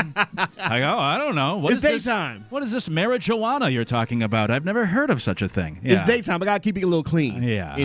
Here, Stay off the weed. Off the weed. He was just on the screen a minute ago. I'm tired of seeing his face, too. Yeah. Take him with you, Rodgers. By the way, we've already gotten a handful of texts about, hey, Barkley already had his 16 games, yada, yada, yada. Fair point, but Dickerson had like 70 more carries than Barkley has had so far this year. I think that's the bigger number. that Barkley could do it huge. in lesser touches. That's huge. And I agree with the latest text from our guy Ocho. O.J. Simpson holds the real record. Yeah, he did it in 14 games. That over is 2,000 yards. That's crazy. It's like it's the whole conversation. Babe Ruth, Hank Aaron, Barry Bonds. Who's your home run king? Just like rushing yards. You know, who is it? Is it O.J.? Is it Eric Dickerson? Or if Barkley were to do it this year, would it be him? Yeah. Unfortunately, we're not going to be able to even have that debate. Nope. Next. Thanks, Nick. Yeah, you jerk. Next on Around the NFL, staying with the Jets. They're going to interview Rex Ryan. They've already interviewed Ron Rivera. They're going to interview Mike Vrabel. Bunch of retreads. Just spin them around and around. Bring back Rex Ryan, who you fired a decade ago. Are you into those names for the Jets? Vrabel, Ron Rivera, Rex Ryan. Vrabel, yes. I like Vrabel. To me, he doesn't feel like as much of a retread as the other two. I still think he's a lot younger. Yeah, it was only one job he lost. Yeah, I'm with the Vrabel, but as far as Rex Ryan, sexy Rexy, no, not with it. Not with it. Not at all. I hope Rex Ryan does get hired, and then I hope we're filling in on this show, so the question of the day can be like, what's your fetish? Are you into feet like Rex Ryan? That'd be a fun show. I'm sure the text line will tell the right. What is your fetish? No, don't even say it again. Do you like feet? We already opened the door to it now. Oh, here we go. I immediately regret my actions. Maybe elbows? I don't know. Tell me. Y'all are just going to open up a Pandora's box here. Yeah, you're opening the Pandora's box when it comes to the text line because people are going to be tweeting some wild stuff probably. Well, it's already out there now. Hit the dump button. Take that off the air. It's too late. Yeah, it's already out there now. So go ahead, text us. Let us know. No, I don't want to know. Send an email. Around the NFL, next up, Kyler Murray. I saw these stats. Before the release of Call of Duty Black Ops 6 this year, Kyler Murray had 9 touchdowns, 3 interceptions. After the release of his favorite video game, 8 touchdowns, 8 interceptions, and the Cardinals' record plummeted. Yeah, and they missed the playoffs. Do you think there's something to this conspiracy theory? Pretty much every year whenever this video game comes out, do you think his play declining is truly related to that video game or just a coincidence? Well, wasn't there a thing with his contract, I think last year or the year before, where they put a stipulation in there about the certain amount of hours he needed to study? Yep. I thought that was fake. No, it was originally in the contract. They put it in and took it out. Oh, they took it out. Yeah. Kyler Murray's agent put it out there, tried to make the team look bad. Exactly. Guess it worked because they took it out of the contract. But here's the thing. It wouldn't have been in there if there wasn't an issue. But there is right or wrong. There isn't. There's obviously something going on here. I think there is some type of connection there. I think there's a connection there because we know he likes video games, right? We know that already. Yeah, and when you see the production go down now, it may not be directly related, but I think there's something to it. I mean, unfortunately, I think there's something to it. And it sounds like a funny story, but when you go, because they were actually in the race for their division. Go back, 6 weeks ago. They were in the race. And since then, yeah, like you say, I think they're 7-9 now, or I believe so. They're 7-9. I think so. Obviously, not making the playoffs, can't win the division anymore, and that was a winnable division for them at one point. For sure, it wasn't the toughest division in the league. The Rams are going to win the division. I think they started 1-4. Yeah, something like that. Yeah, 1-3. Yeah. So no, I think there could be a connection there. It's unfortunate, but he's going to have to figure. They're going to have to figure something out with him because he is so talented. He has all the talent in the world. Yeah. I just don't know if he's applying it all the time. Applying himself all the time. I'm with you. Even just his body language in the games, he just doesn't seem to be into it or be into, not really. I don't think he's a great leader. Just always kind of seems like he's pouting. Then he's into these video games. I don't know. Which to me is kind of surprising because he's like Mr. Football in Texas. Yeah, right. He's like Mr. Football here in the state of Texas. I know. As far as high school, especially college, whatever it is. Yeah, that's amazing to me. Yeah, we got to see more from Kyler because it's been now, 6 years? How long has he been in the league? He hasn't won a playoff game yet, right? I think he's only made the playoffs once. Yeah, I think he made it And they once. lost to the Rams, if I remember correctly. So, yeah, I think that was the year the Rams won it, was it? I think you're right. Yeah, so 21. Top pick in the draft. You've been in the league now, 6 years. Wow. Haven't made all the last 3 years. Already. You have you haven't won a playoff game. Like I got to see more from a top pick. His first 2-3 years were pretty good. And since then it just hasn't worked out. No, it has not. And I mean, there were even rumors of them moving on from him at one point. Yeah. quarterback rating under 90 in half of his seasons so far. Ugh. So anyways, but hey, a heck of a video game player apparently. Hey, Couple last ones. This is going back a few days, but still get your thoughts. Ezekiel Elliott was released by the Cowboys so that he could potentially sign on with a playoff team. Upon request. Kind of like Dalvin Cook last year. Do you think a playoff team should sign Ezekiel Elliott? No. What did you see from Ezekiel Elliott this season that, and I'm talking to you, Luke, talking to Colin, talking to anyone listening, talking to any NFL team. What did Ezekiel Elliott show you that says he could come in and contribute to a playoff run? Absolutely nothing. Okay. Maybe veteranship, but that may be No, not him. That's the only thing I see. No, I don't even see that. I'll be honest with you. That's fair. Show you how to have a good time at Mardi Gras. He can do that. Pull some tops up or pull them down, whatever whatever happened there. Yeah. That's about it. He can definitely do that. But no, as far as honestly, I think he may get one more chance next season with a team, and I think he's done. He should be. I think he's pretty much done. I mean, he's clearly the Cowboys ran him into the ground, and yeah, I think he's done. I think he's been done for a couple years, really. Yeah, I've been going back at least 2 years before they released him initially. Yeah. And yeah, Ezekiel Elliott's pretty much done. Yeah, I think he only got a shot because Jerry Jones likes him so much. Last one. Speaking about Zeke's former team, the Patriots, which is weird to say. Right. But the Patriots said they're going to play Drake May on Sunday. They're going to play to win. Now, the Patriots currently hold the number 1 pick in the draft. If they win, and say the Texans win, the Titans could get the number 1 pick. The Patriots would drop back potentially a few spots depending on what else happens on Sunday. Is it wise for the Patriots to play Drake May on Sunday, actually try to win, when right now they hold the number 1 pick? Who are they playing this week? The Bills. But the Bills they're not going to win anyway. Are not playing their starters, I believe, because they're locked into the 2 spot. It don't matter. They still going to beat them. So, I was going to call cap on this one for the Patriots even saying that, but no. They're going to lose regardless. So they'll probably end up with the number 1 pick. And then you know what? It seems like they like Drake May, so they're probably going to trade out of that pick and get more draft picks, more players, which is probably the smart thing to do. Now, I don't know if they're going to keep Gerard Mayo as head coach, because I've been hearing some rumblings about potentially a Mike Vrabel reunion. And other names that are out there, but we'll see. But now they're going to lose anyway. The Bills' second stringers and third stringers are better than the Patriots' starters at this point. 936 on the text line said maybe CJ's playing video games with Kyler. Damn! Don't do CJ like that. Come on, stop it. That would explain it. Don't do CJ like that. But he might be. But come on. Yeah. Anyways, maybe he's more of a Halo guy, old school. That's around the NFL. Brooke assists hitting on the big stories in the league this week outside of the Texans. Hey, coming up, let's switch gears a little bit. When we come back, why the Alex Bregman situation actually reminds me of a reality show that I just watched. We'll get to that next. It's in the loop. All right, D&M Auto Leasing right now, man. I'm loving my new truck. Whew, boy, getting a lot of compliments on it. Even my buddies that have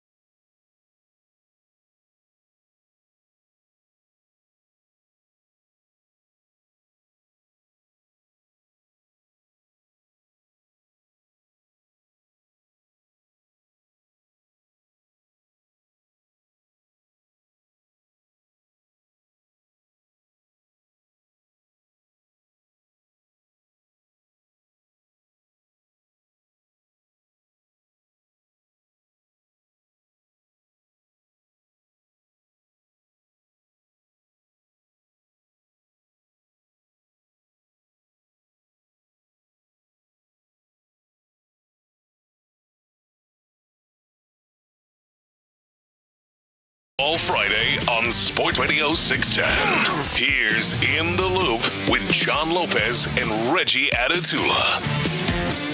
It is a football Friday. We're going to mix in a little baseball here. Why the Alex Bregman situation reminds me of a reality show I actually just watched. We'll get to that coming up here on In the Loop. Filling in for the guys, I'm Luke Morrow alongside Chris Partee, and you can join the conversation throughout 713-572-4610 on the text line and the phone lines as well, 713-572-4610. Question of the day that we will circle back to throughout the show, who have you been told you look like? We'll get back to that as the answers, the responses keep rolling in. Yeah? I thought of another one for me. Who else other than LL Cool J? Who else you got?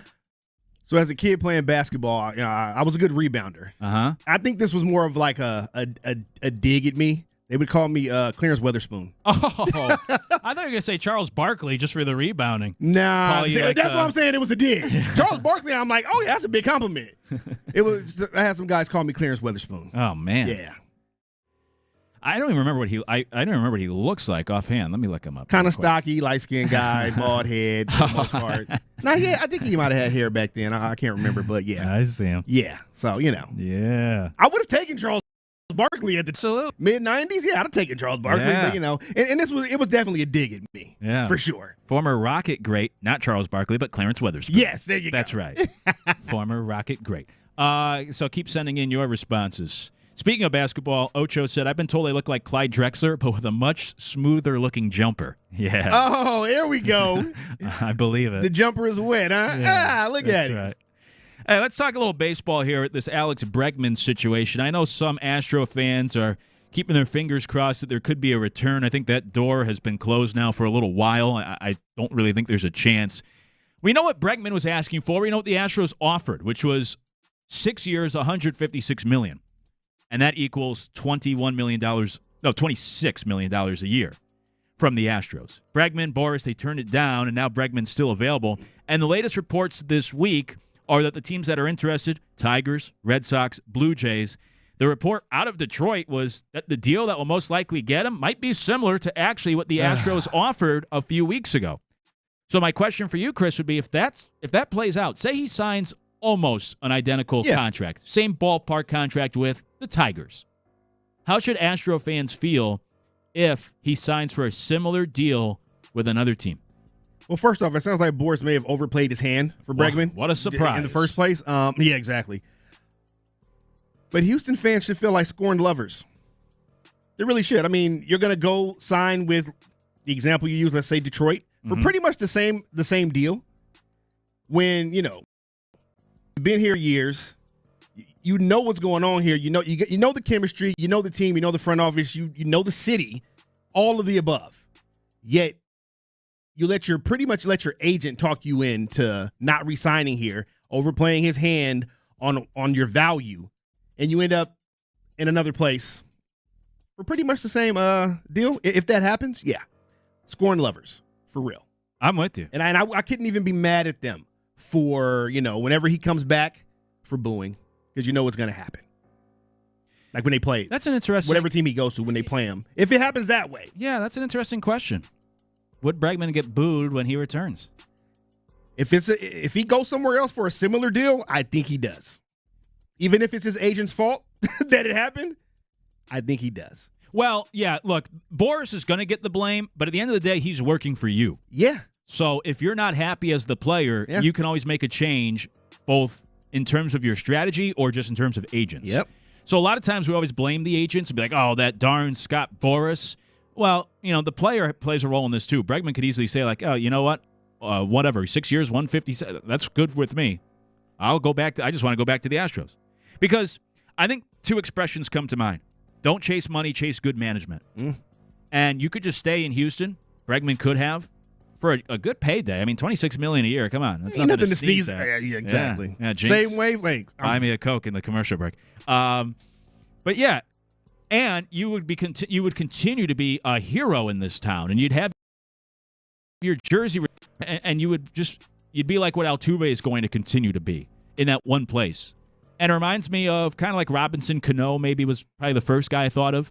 Played for the Yankees, was having a great career. They offered him a bunch of money, but he said, you know what? I want even more money. And he went to the Mariners and disappeared. You forgot about Cano. Didn't have the same career, didn't have the same success from a team perspective. Sure, you made your money, but you could have just stayed at the Yankees where the fan base already liked you. You already were familiar there. You were already having success. They're the Yankees. And instead you went to the Mariners. For Bregman, it's similar. Where you could have stayed with the Astros. Instead, you might wind up with the Detroit Tigers just for an extra. You were hoping to get an extra $50 million, which over the course of 6 years for a millionaire already is $50 million. Really that big of a difference to disrupt this whole thing? And that leads me to my second expression that comes to mind. Don't let great be the enemy of good.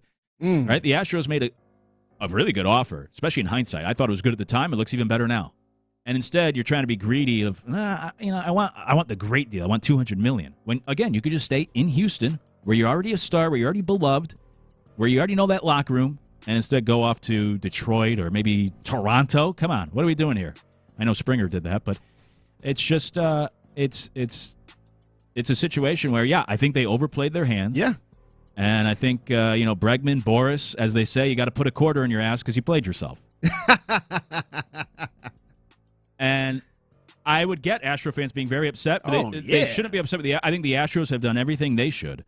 The anger should go towards Bregman and Boring the money instead of wanting to stay here for your favorite team, the Houston Astros. And I think that's a difference in this situation. Now, now that all these weeks, when were the winter meetings? In November or early December? Early December, yeah. So, I mean, we're looking a month out from that, and it looks like even more time's going to pass, at least another couple weeks before he actually signs somewhere officially. He's still on the market. Had a perfectly good offer. Now that we see that now, especially had a perfectly good offer here in Houston. And, I think sometimes you mentioned that the agent works for the player. I honestly think that even as professionals, players forget that sometimes. Mm-hmm. And they let these agents talk them in. Well, we can get you more here. We can do this. We can do that. And then you look up 4 weeks, 6 weeks later, and you're still not signed. I'm sure he wants to sign somewhere soon, but it hasn't happened. A lot of angry texts coming in about Bregman. 832 says he will be a villain.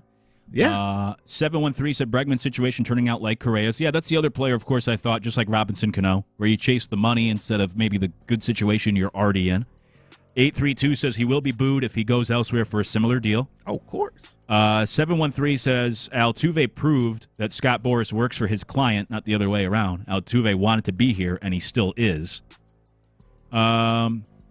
281 said the new team's fans are never going to love him. They will think he's underpaid unless he's an all-star every year. Probably means overpaid unless he's an all-star every year. 281 says overpaid. 346 says could get a little less due to state taxes. That's the other thing, too. You can make more money by staying here. Yeah, you can. So you're saying he's going to the Rangers? Don't even put that out there. Oh, my gosh. Now you're going to really get some texts coming in. Yeah. Send him to the Rangers. Goodness. Well, that's the thing with so it's funny. The Blue Jays are always in the conversation for these players, and they rarely get them. And they've now entered the conversation late with Bregman. We'll see if he actually chooses Toronto. But I guess a big thing is, talk about taxes, is that you have to pay taxes for two countries. Yeah. Being in Canada and then playing in the United States. And so apparently that's a big reason why guys don't want to go there. So the Blue Jays are always trying to find players to spend money on. Yeah. They were in on Ohtani. And nobody's choosing them. Nope. Vladimir Guerrero Jr. might leave there instead of signing the big deal. No one wants to stay in Toronto. We'll see if maybe Bregman actually ends up going there. That's funny. That sounds like another Northeast team in another sport. The Knicks are always in the conversation for free agents. Mm-hmm. Big name free agents. How often do they get them? Next to never. Yeah, never. Right. So, maybe not necessarily because of the taxes. I'm just, kind of comparing that there, just that overall theory right there. They're always in the conversation, but they rarely come away with the top name free agents. I know. Kevin Durant, The poor Blue Jays. LeBron James a few different times with the Knicks, supposed to go there. It just never happens for him. Blue Jays seem to be the same way. Yep. Maybe they'll actually get Bregman. What about if Bregman winds up with A.J. Hinch in Detroit? Does that stir up some emotions? And your former manager who, obviously had a great run here, and then now reuniting with Bregman in Detroit, almost like that scorn lover where he leaves you or she leaves you for like your friend. And now Bregman's having a good time with A.J. Hinch in Detroit. I wonder if that makes the Tigers like an enemy in the eyes of the Astro fans? I think automatically. Yeah. I just that would be a hard pill to swallow. It really would for everybody in this town. That would be tough. Yeah, it just would. I think so. I think that other than maybe him going to the Rangers or like the Yankees or Dodgers, I think that would be the worst thing to happen. I think even if he wound up going to the Tigers for more money, I'd be like, just to go reunite with your former guy, AJ Hint, you could just stayed here. But especially since it doesn't seem like he's going to get that much more money. No, and he shouldn't. And it's going to be a similar deal to what we could have given him in Houston. Right. Oh, that's going to be. So when he does come back, when they play here, oh, yeah. It's going to be on and popping. Looks that way, according to the text line, and you can always text in 713-572-4610. How would you feel if Bregman signs a contract with another team that was similar to what the Astros offered? And would you boo him if and when he returns? I compared it in the tease to set up this segment to a reality show I just watched. That reality show is The Ultimatum. I just watched season 3 of The Ultimatum on Netflix. Netflix, huh? Oh, yeah. Sucked me in. What exactly is it? Okay, so The Ultimatum, for those unfamiliar, you have 5 different couples that go on the show. One of the people in the relationship has to issue an ultimatum to their significant other. The ultimatum is we either get married at the end of this reality show or we break up. Now, what happens in the reality show is all these couples commingle. So, for 3 weeks, you pick somebody from another couple to do a trial with for 3 weeks. And they put them together in the same apartment building. They're all in the same apartment building with different couples. And you're together with somebody else for 3 weeks. And then it's an experiment to see like, oh, maybe I like this person better than the person I came here with. After those 3 weeks, they reunite the couples for 3 weeks and see how things go. And after being with somebody else, right, maybe you took that person you came to the show with for granted. Or maybe you're just over them and realize there's a lot better out there. I don't need to settle. And after the final 3 weeks, you have to make a decision. Are we getting married or are we parting ways? And you could even get engaged to somebody else that came with a different. We could have, two couples trading spouses, if you will, like the Yankees of the 70s. Wife swap. Or the Indians, whatever it was. Yeah. I'm almost regretting asking. Because, right? Oh my God. Hey, it's a great show. Up for awards this year. Without even asking, I already know this was not your choice voluntarily to watch this show. No, not in this I show. already know. None of these shows have been. I've watched a bunch in the last couple of years, but I have to admit, somebody might have gotten me to the couch in front of the TV to watch it, but it's me staying there because I get sucked in and I love these Someone shows. Definitely got you to the couch. Absolutely. Definitely. It wasn't my decision initially, but then I know that. I'm all in. I'm like, yeah, let's stay up till 4 a.m. finishing this thing. They do hook you, though. Absolutely. Once you get there, they do hook you, unfortunately. But I bring this up because in that show Ultimatum, what happens is somebody will come on the show and say, I'm just not ready for marriage yet. Then they do that trial marriage with somebody different. And after 3 weeks, they do the interview on camera, and they say, I can really see myself marrying this person. And so say that man showed up with saying, just 3 weeks ago, you said you're not ready for marriage. Now you're talking about marrying somebody else. Like, that's got to really hurt.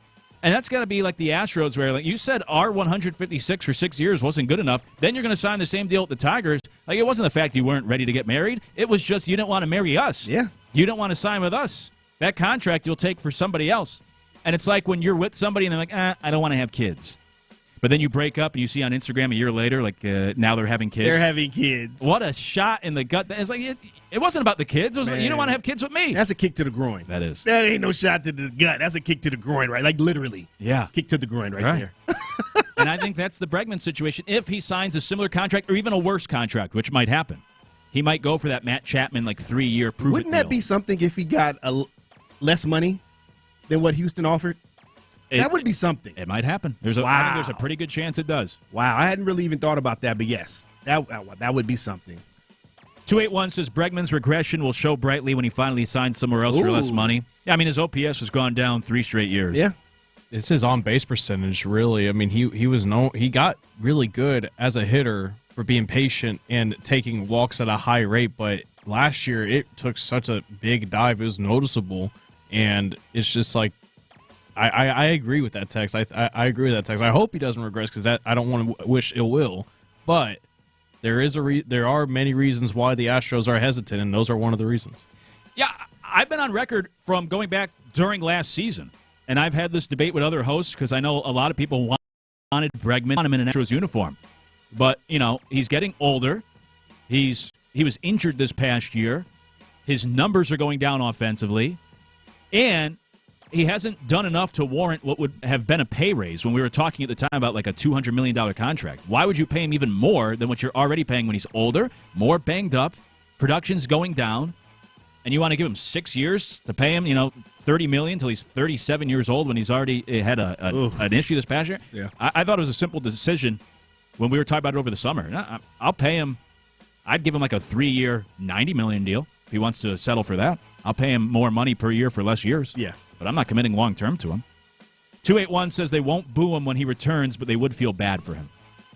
Yeah, maybe it's the Robinson Cano case. Or even Carlos Correa has just kind of fallen off the face of the baseball earth. Yeah. Even to a lesser degree, like Ken Griffey Jr. wanted to go play for the Reds like his father. Once he left Seattle, injuries crept up. He didn't have the same second-half career that he had in Seattle if he just And that stayed really where he hurt was. me because I was you see my hat that I got on. That's Griffey. Oh, I didn't even notice. Yeah. That's a cool hat. I was a big Griffey guy going up. So when he left Seattle for one, I was a Mariners fan. You look at that team back in the day: Randy Johnson, Jay Buhner, Alex Cora, all those guys that were on that team. Such a great team. Edgar Martinez. I mean, it's just, and then Ichiro comes in later on.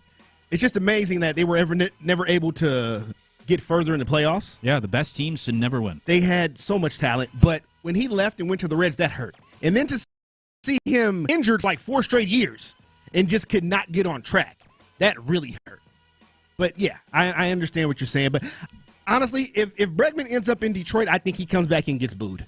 I really do. That seems to be the response. If he ends up in Detroit, I think he comes back and gets booed. Now, somewhere else, maybe not, but I think he gets booed if he goes to Detroit. 832 says if Alex Bregman ends up signing for an equal or less than what the Astros offered, I'm going to be anxious to see what Altuve's reaction is because Altuve was adamant that they keep him in Houston. I think the Astros, though, did everything they could. They offered what right now seems to be the best deal out there for him. And then they moved on. They're not gonna get into games with Boris and Bregman going back and forth and having other teams be pitted against them. Saying, this is our offer. You're not interested? All right, we'll make other plans. I think the Astros have handled things perfectly. I think it's more on the agent and player. The Astros front office is coming out looking golden. They're platinum right now as far as the fan base is concerned because it looks like they did the best they could. They offered what they could. They tried. And if he goes and gets the same offer pretty much or less, Astros front office comes out looking great. I think so. They really do. They're the sympathetic figure in this one. Last thing before we go to break, Joseph on YouTube says stuff will probably wind up thrown on the field if he goes to Detroit and then comes back to Houston. That'd be interesting. And he's also with me. Those shows always do that to us, talking about the trash reality shows on these streaming networks. They irritate me while I'm sitting there, but I just don't leave. That's right. That's what happens. You can't walk away. Yeah, you hate watch it. It's a train wreck that you can't look away from. Hey, when we come back, we get to what's poppin'. It's in the loop. Coach D'Amico, there was no question whether or not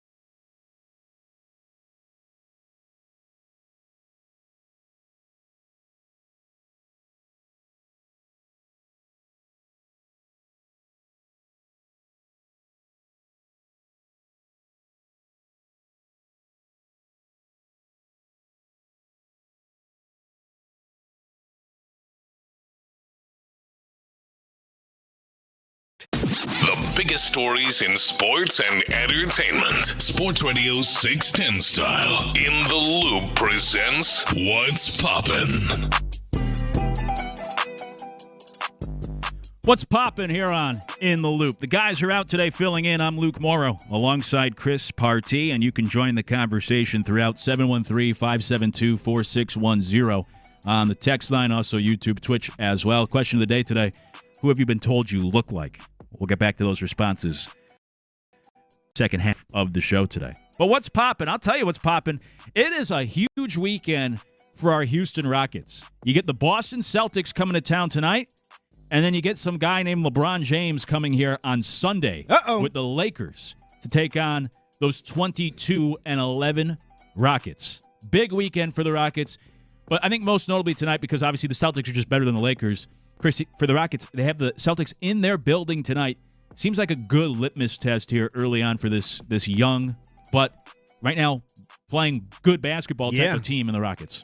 Yeah, I think this is a huge game. Just like the game a few weeks back when they beat the Warriors in the NBA Cup. That was for a lot of people, that was a litmus test as well. So this is another one. They just beat the Mavericks recently, but Luka's out. So you kind of take that. But that's the game that you should win when Luka's out. So definitely would like to see a young team winning the games that they should win. So, yeah, tonight is going to be a big one. You're playing the defending champions. Now, we've talked about this, not on air as much, but off air, and you're not a Jason Tatum guy. No, certainly not as much as most people are. Yeah. So, I mean, I still think most people see him as, maybe not a top 5 player, but top 10. I would put him top 10 in the league. You're not putting him there. Yeah. I don't think he's a superstar, but I think he's probably top 10 in the league. Certainly not a superstar. I think he's overrated in the way he's covered or people talk about him. I don't know. I'd have to sit down and actually try to think of a top 10 list. Maybe he cracked the top 10, but I am a lot lower on Tatum than most people. I don't think. Superstar, I don't know if he's even honestly that true number one, where I think the Celtics had such a great overall team, or have had such a great overall team. If you were to put him on, I don't know. I'm trying to think of a team where he's got to be like the premier guy. I just don't think he can do it. I think he's kind of the 1A. That's where he's best served. So 1A and 1B. He's 1B. Okay. Right. But because of the talent that they have and because they're the champs and they've been relevant, the Celtics have now for the past 6-7 years. Yeah, certainly. They've been to like 4 or 5 Eastern Conference finals, a couple finals, finally won one. So, yeah, this is a huge test tonight. At home, got the Celtics. You should beat the Lakers on Sunday. I think it's Sunday when they play the Lakers, right? Yes, sir. You should. I think the Rockets should beat the Lakers. The Celtics is the test. Get them tonight. I think the Rockets can win this game. I do. I think they can win this game. I think so as well. This is a big one. But, you got to shoot the ball well, though.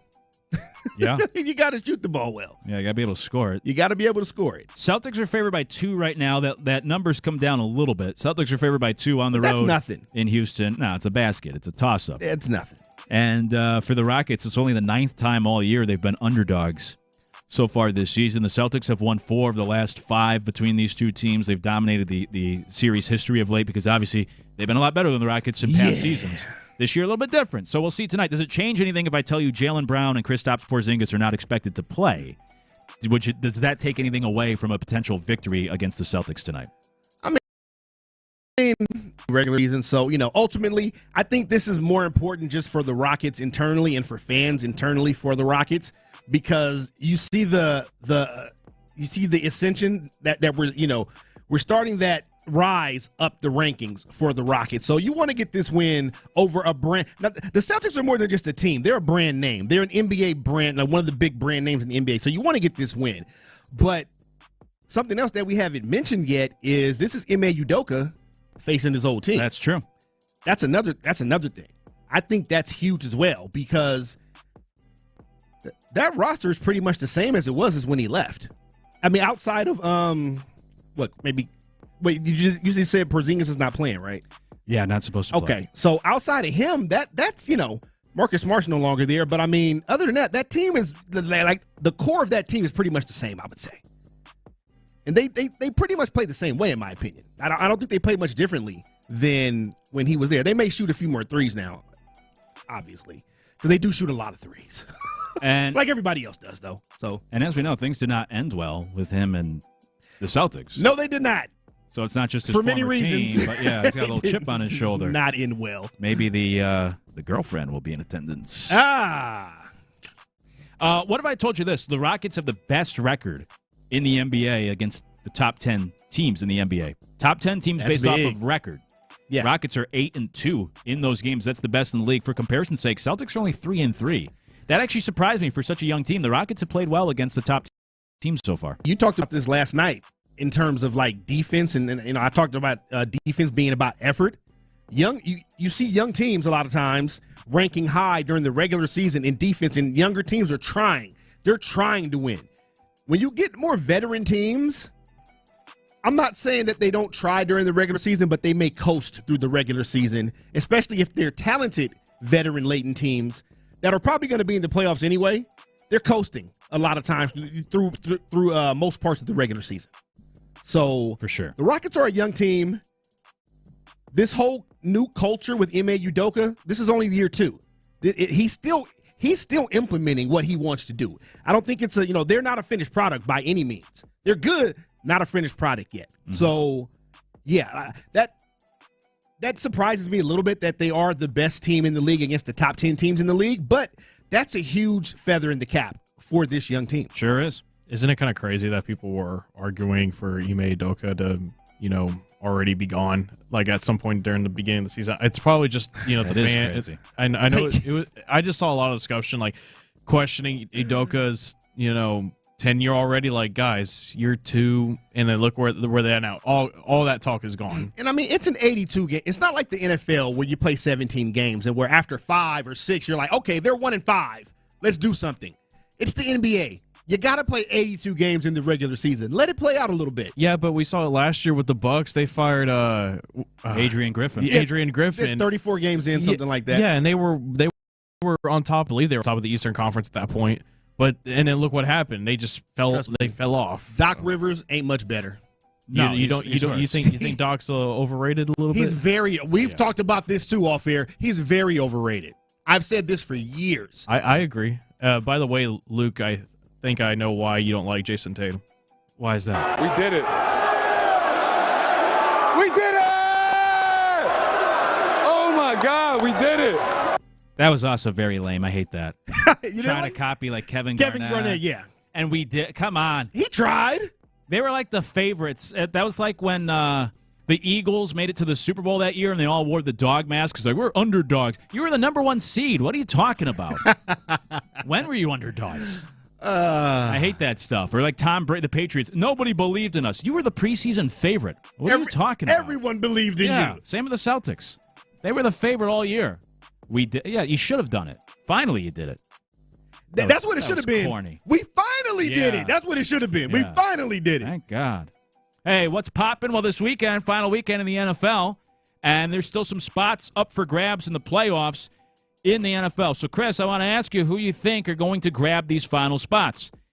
In the NFC, the only spot that's still open is the NFC South. Tampa Bay and Atlanta are still battling. Now, Tampa Bay controls their own destiny. The Buccaneers just have to win at home against the Saints. However, if they lose, the door is then opened up for the Falcons, who are playing the Panthers. Do you think the Buccaneers can beat the Saints, lock up that playoff spot, or do they leave the door open for the Falcons to sneak in on the final day of the year? Earlier in the year, I picked Atlanta to win the division. I'm going to take Tampa Bay. I think they get this game against the Saints. The Saints have been a train wreck. Not that Tampa has not struggled at times this year, more recently, but I'm going to take the Bucs. Baker Mayfield, and I've been critical of him over the years as an NFL quarterback at different times, but he just has that never say die attitude. That rah-rah that I think works a lot more in college than it does the pros, but it works for him. His personality, I think he's going to have a good game. I think and they're at home, right? Tampa? It's in yes, Tampa. I believe so. I think they get this game, and if they win, they're in. That's it. They get the division. Yep. Yeah, so they are at home. Yep. Yep. I think Tampa gets it. I think Tampa might be the most underrated team right now. I mean, they beat the Chiefs and the Lions, right? If I remember correctly, and they've been blowing. That offense has been on a tear lately. They had that midseason lull, then they get Mike Evans back. That offense has been putting up points. They've been blowing out some teams. I know they're only 9-7. I know they're in a bad division, but they beat maybe the two best teams in football. No one else can say that. And the offense has been soaring right now. So we'll see if they can take care of business. In the AFC, the final spot is left open. And right now it's between Denver, Miami, Cincinnati for that last wildcard spot. Now this gets a little more complicated. A lot of scenarios here. Yeah. And I'm not going to try to explain them all, but if Denver wins, they're in. However, the Broncos are playing the Chiefs, I believe, right? So I don't know if that's going to, even though the Chiefs have another play, and Carson Wentz will be playing. Okay, yeah. And that is in Denver. So if the Broncos win, they're in. However, if they lose, they open up the door to the Bengals, but the Bengals are playing the Steelers on Saturday, and the Steelers have something to play for. Or they open the door for the Dolphins, who are playing the Jets.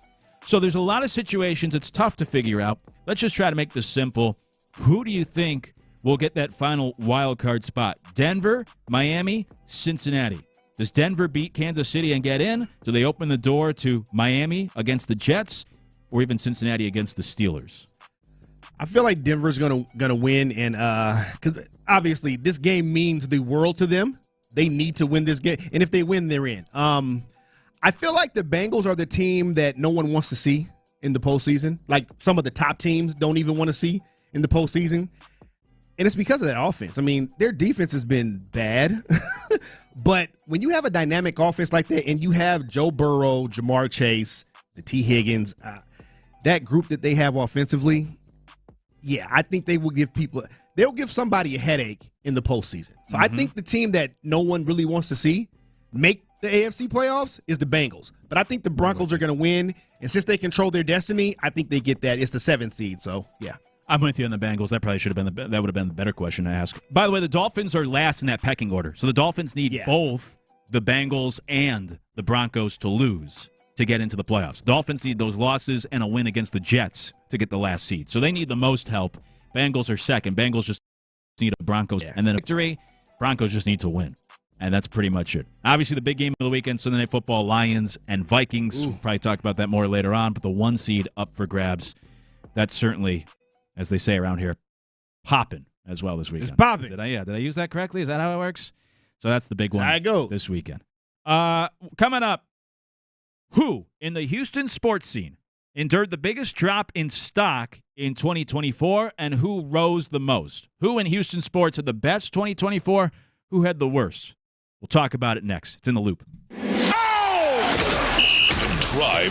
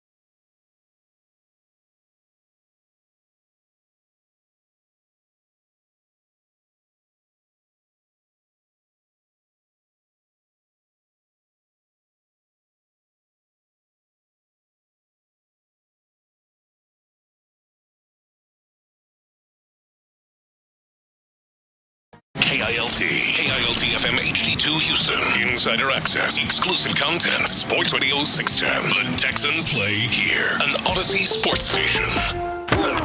It's a Football Friday on Sports Radio 610. Here's In the Loop with John Lopez and Reggie Adatula. The fellas are out today. They'll be back with you Monday to get ready for the postseason. In the meantime, we're here. Luke Morrow alongside Chris Partee filling in. Colin Neal on the ones and twos as well for Figgy Fig, who will make his eventual return, I believe, on Monday as well. You can join the conversation, 713-572-4610 to text the show, 713-572-4610. Up in a moment, let's talk about who in the Houston sports scene suffered the biggest drop in stock in 2024 and who rose the most in the year 2024, now that we're in the new year. And the question of the day, you can also submit that as well. Who have you been told you look like? I've gotten 2 new ones while we've been on the air today. Somebody said I looked like Silent Bob, which is Kevin Smith, except Silent Bob on Ozempic, which he's lost a lot of weight. I think he might have gone on Ozempic. Kevin Smith he looks almost sickly now. He's so thin compared to what he used to be. But I'll take it, I guess. You guess. I don't know. I don't know how to feel. He looks weird now. On the fence with that one. Lost all that weight. You don't sound too excited for that comparison. Not at all. It's not the best. I prefer somebody else that I look like a young Matthew Broderick. I think that's better. That's the one you take. Yeah, I'll take that. Ferris Bueller. A young Matthew Broderick at that. Yeah. I'll take that. Oh, it's got to be young because he hasn't aged very well either. You talk about Silent Bob, right? Matthew Broderick might need some of the Ozempic as well these days. And he's gone all gray. Not too good. Plus, he had that incident in England all those years ago, whatever. But young Matthew Broderick, sure, sign me up. So you can send in those messages. We'll continue to get to them. Somebody did say way back in the day when I was in my 20s and Tanya Harding was in the news for the Nancy Kerrigan scandal. Oh, goodness. Strangers were constantly coming up to me in public telling me that I looked like Tanya Harding. Wow. So that year I did dress up like her for Halloween, borrowed my friend's husband's hockey skates, hung them over my shoulder, put on bad makeup, put my hair in a ponytail, and was carrying around a big metal pipe. Halloween costume I ever wore. We're gonna need to see pictures of this. What's your Instagram? Yeah. We're gonna need to see pictures of that. Yeah, it's from the 346. Tweet in a photo or something. Something, of that costume. tweet at us. Do something. That's a great Halloween costume, though, especially if you already look like her. And back then in the day. That is too funny. And if you know who Tanya Harding is, if you're old enough to remember that, or have heard of, what happened with that situation. Yeah, that's hilarious. Well, she also had a bit of a career resurgence, unfortunately. She hosted a reality show or something. Yeah, years later, obviously. Yeah. It's like, come on, we made this woman a star again because of such a ridiculous situation. Speaking of which, 281 says O.J. Simpson by many people. That's who they have been told they look like. That would have been great until about 30 years ago. Yeah, before 94... 95, that would have been great. Would you rather be, because both are notorious, obviously, would you rather be a woman being told you look like Tanya Harding or a man being told you look like O.J. Simpson? Or being almost confused. People actually think you might be Tanya Harding or O.J. Simpson. Who would you rather be? Well, one was accused of murder. The other was not accused. We saw her. Well, the boyfriend. I guess it was accused of sending the boyfriend to, pull out, not a hit, but what do you call it? It's not a hit. It was pretty much. Pretty much. But it wasn't murder.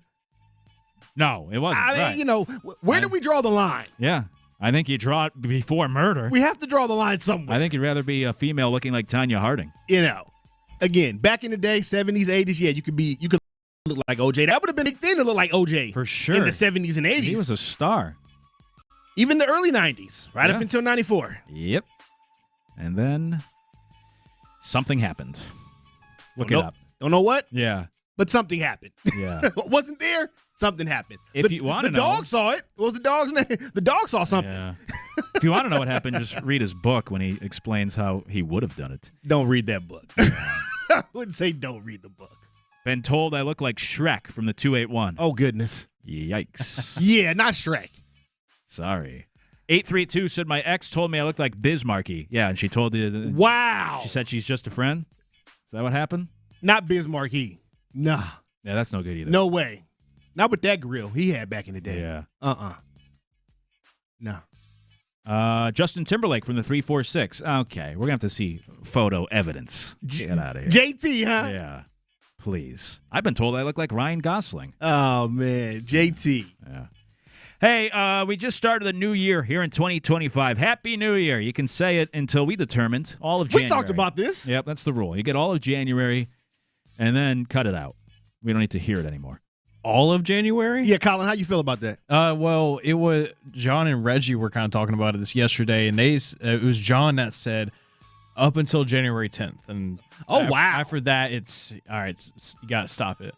Really? Yeah. So I'm the one that said, I think I said, you said like till the end Valentine's Day. Well, initially I said till you get the whole month of January, and I said maybe mid-February, maybe. Yeah, that is kind of long. It's too long. Yeah, you think that's too long? I do. So it's just a whole other month, man. So just January. I'll go. That's about as far as I can go. But I mean, so what if someone says it to you like February 3rd? What if they say not you saying it, but they say it to you? You gonna say it back? I'll just be like, dude, it's February. So you gonna call them out on it? Yes. Okay. Yeah, I would never say it back. I only say Happy New Year for the first week. But if you say Happy New Year to me on January 21st, fine.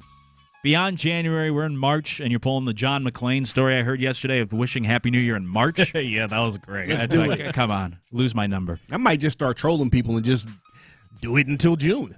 Happy New Year. Yeah. Bro, it's May 10th.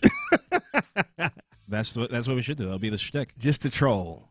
Well, with 2024 having come to an end, so Forbes always puts together their lists at the end, and it's not sports related, but I figured we'll steal that and make it sports related. They put together their list of who in the country suffered like the biggest drop in reputation and who endured the greatest rise. And so it's obviously usually very political. Then you have like the CEO of Boeing who had to resign because of that whole disaster this year. He's obviously on the list of those whose stock fell the furthest. So I thought, that's interesting. Let's do that for Houston sports. So as you think back through 2024, and feel free to text your responses for both who increased their stock the most, who dropped the most in 2024, 713-572-4610 on the text line. Chris, if I were to ask you, let's start with the positive. Who in the Houston sports scene would you say actually increased their stock the most throughout the calendar year of 2024?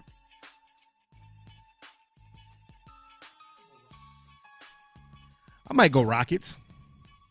Going team. Going with the Rockets. Oh, person, team? You can take it however you want. I'd go Rockets.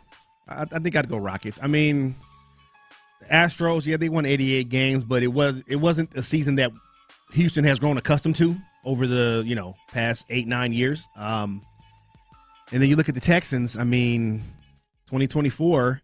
Now, if you want to go back to the beginning of 2024, the end of last season, they won a playoff game, yeah.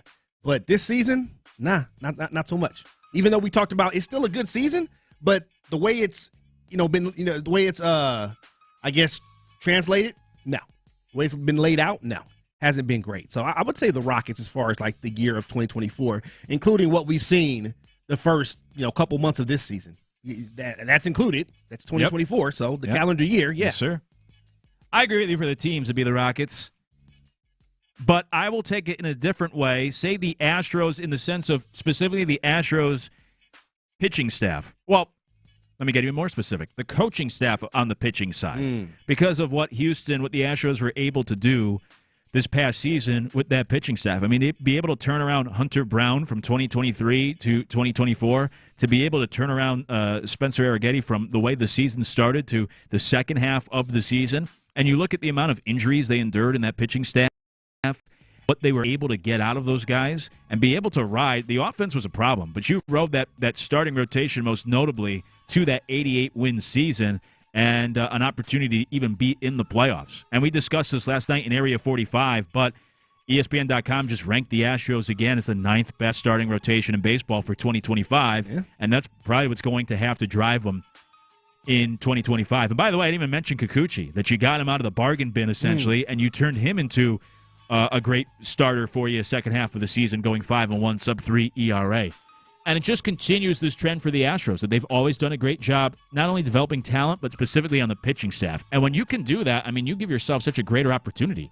That's like, man, we don't have to get just the best free agent out there, or we don't have to nail every draft pick. We can develop these players and get the most, maximize the talent that we have, because I don't think anybody really forecasted what we ended up getting from that starting rotation as a whole in 2024. So stock up. I think the biggest rise in 2024 went to, I guess you could say, the Astros in that regard, but if you really boiled it down, it's more so the pitching and more so the pitching staff or the coaching staff on the pitching side and the development of the pitching specifically at the big league level, but throughout that organization. Because as long as you have pitching and as long as you can develop pitching, you have a chip chair and a chance and an opportunity to always win in baseball. So that's big for the Astros.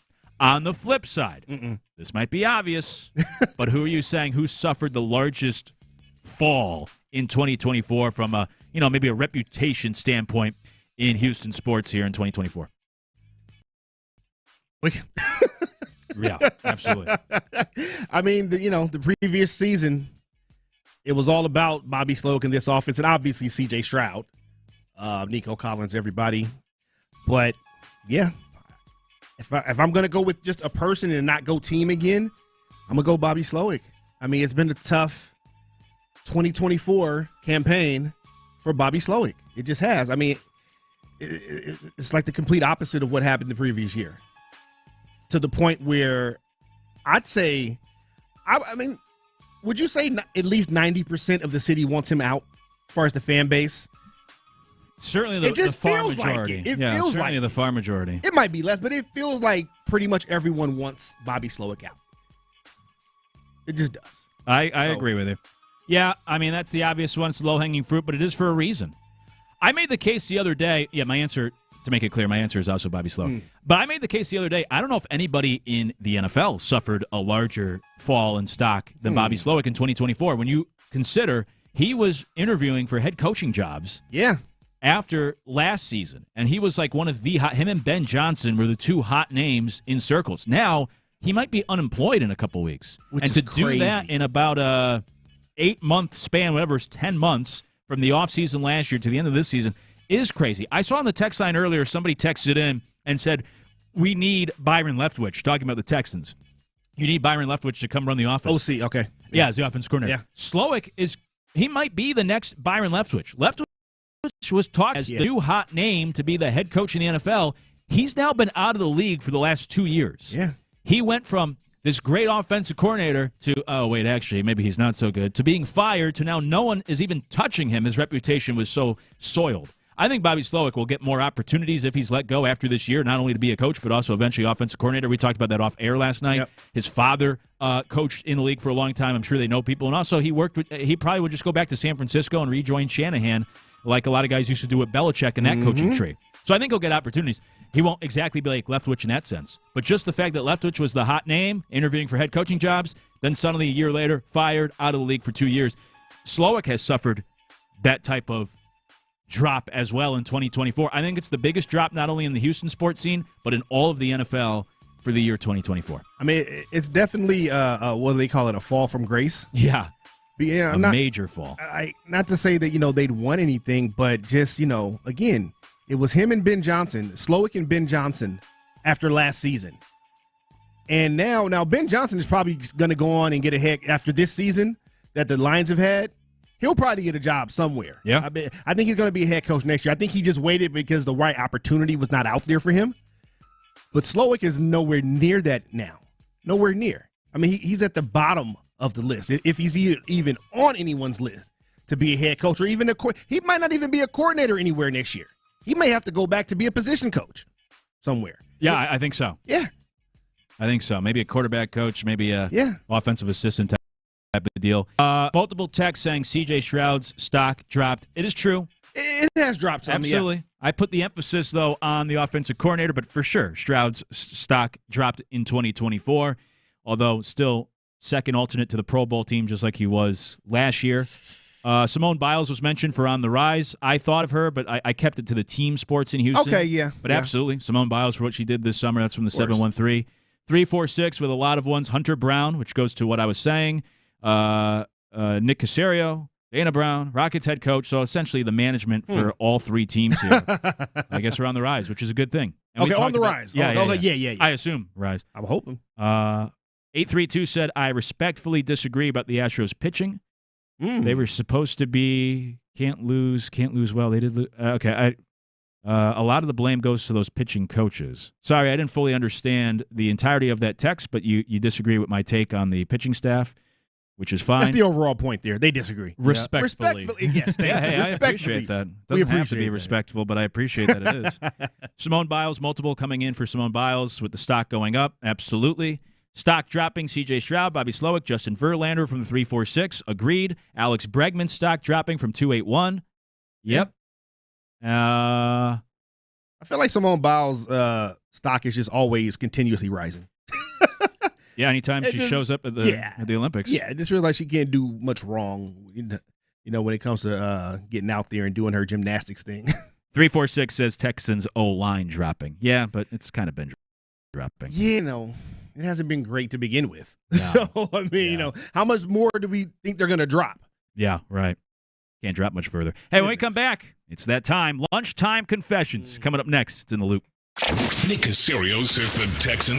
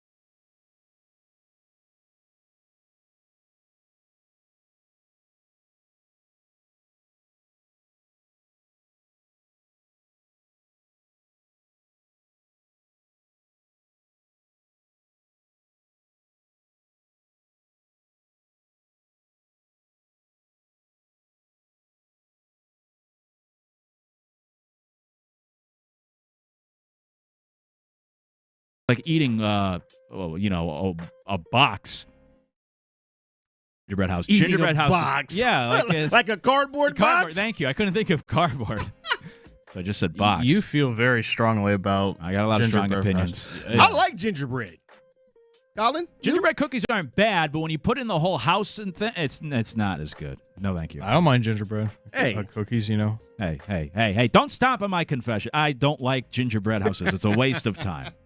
Everyone's got an opinion. Everyone's got their own opinions. That's right.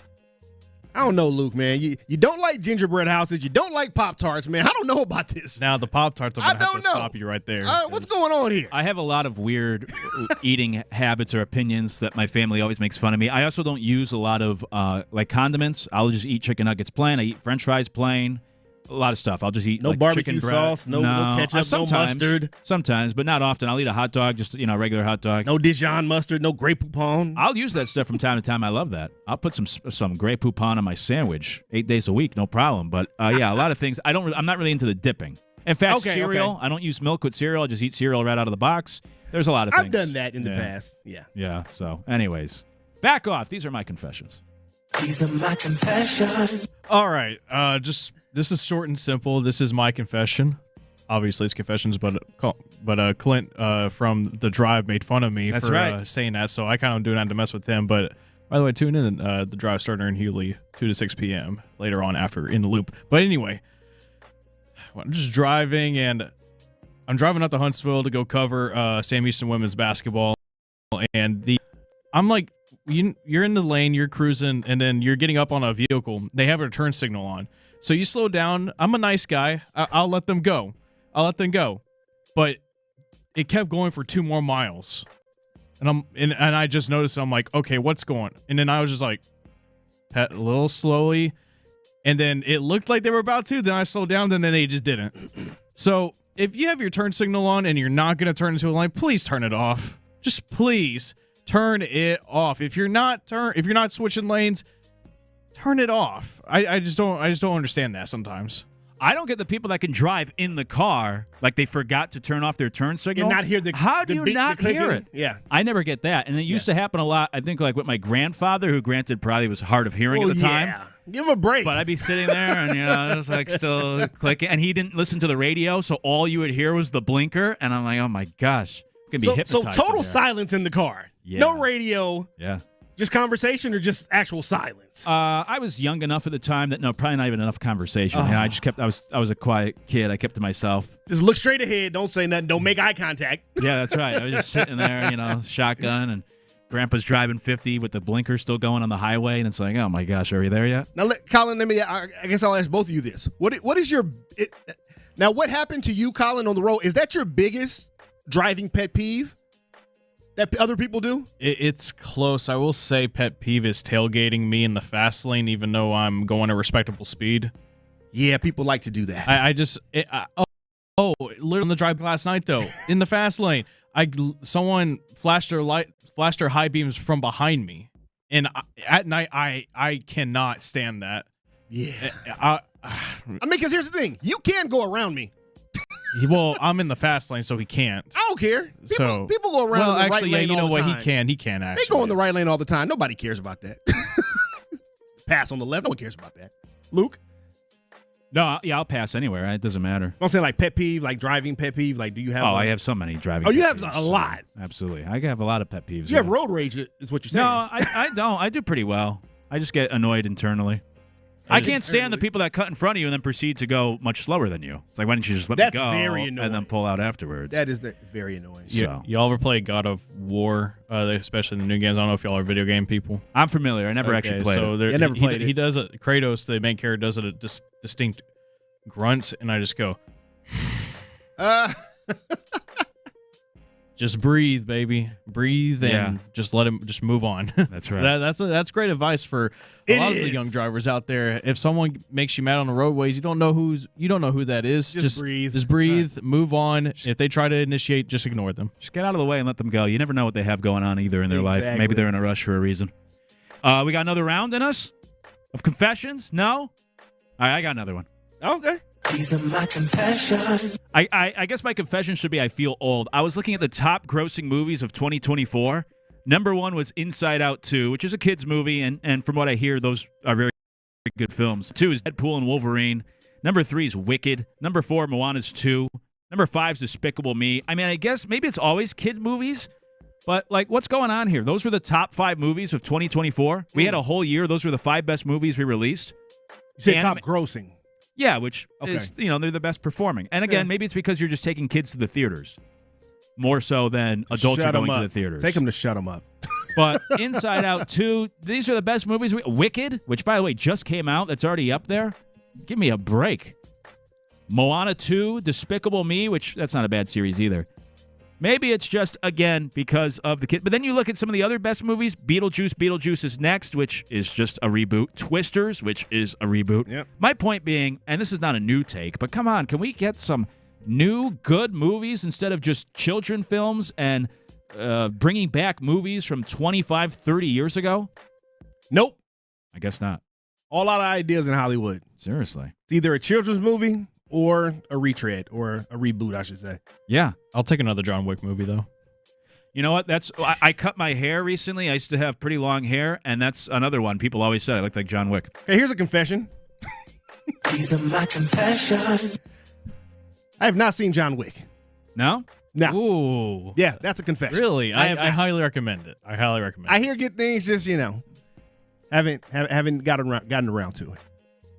On the text line, man, there's a lot of input here. Oh, of course there is. 832 said, put him on the FBI list. I believe that was about me with my hair. Yeah. I don't blame you. Please. 281's asked, what do I put in my tuna? I put mayonnaise in the tuna fish, but I want to save the carbs of the bread, so I just eat it right out of the can. So I pour mayonnaise into the can of tuna fish, fork it right out of the can. Some people think that's weird. That's how a I little do different. Yeah, that's but how I do it works for you. It's easy. I'm also a big stand-up eater. I just eat standing up because I eat quick. I do sometimes, too. It's like, why am I going to bother sitting down? I'm going to be done in 2 minutes anyways, so I just stand in the kitchen and eat. So same idea. It's just easy. I pop the top off the tuna fish, pour the mayonnaise in, stand over the sink, scarf it down real quick, on with your day. Does that irritate people in your household? Absolutely. Okay. Every female in my life. Yeah, sounds like it would. Yeah, I don't get it. Whatever, it's fine. I like standing and eating. Yeah, no. 832 said their father was the same as my grandfather, driving with the music off and the blinker on. And the blinker on. Yeah. Anyways, 281 says Wicked is a great film, definitely for adults. 346 said Beetlejuice was ass. What's an adult? I don't know. He doubled adults? Like a very mature adult? Texter, I need more explanation on that. An adult. And 713 says that mustard is the best for tuna fish. Oh, you know what? That's what I do. Really? When I do have tuna, I'm not a big mayonnaise person. I used to do mayonnaise back in the day, but if I do tuna now, it'll be I love mustard, though. I put mustard on almost everything. Yeah, I'm crazy. I know. Mustard's good. I know. Mustard's actually not bad for you, though. It's not. I think that was the idea here. He said avoid any dairy products. Use mustard. So, yeah. I'm not a big dairy guy anymore. I don't use much dairy, but I put that mayonnaise in the tuna fish. My older age. Yeah. Hey, coming up. You might already think I'm crazy enough with my food takes. Well, would the Texans actually be better off losing to the Titans on Sunday? I know, it sounds crazy, but hear me out. We'll talk about it next. It's in the Loop. Pro Bowl bound. Joe Mixon, Nico Collins, Laramie Tunsil,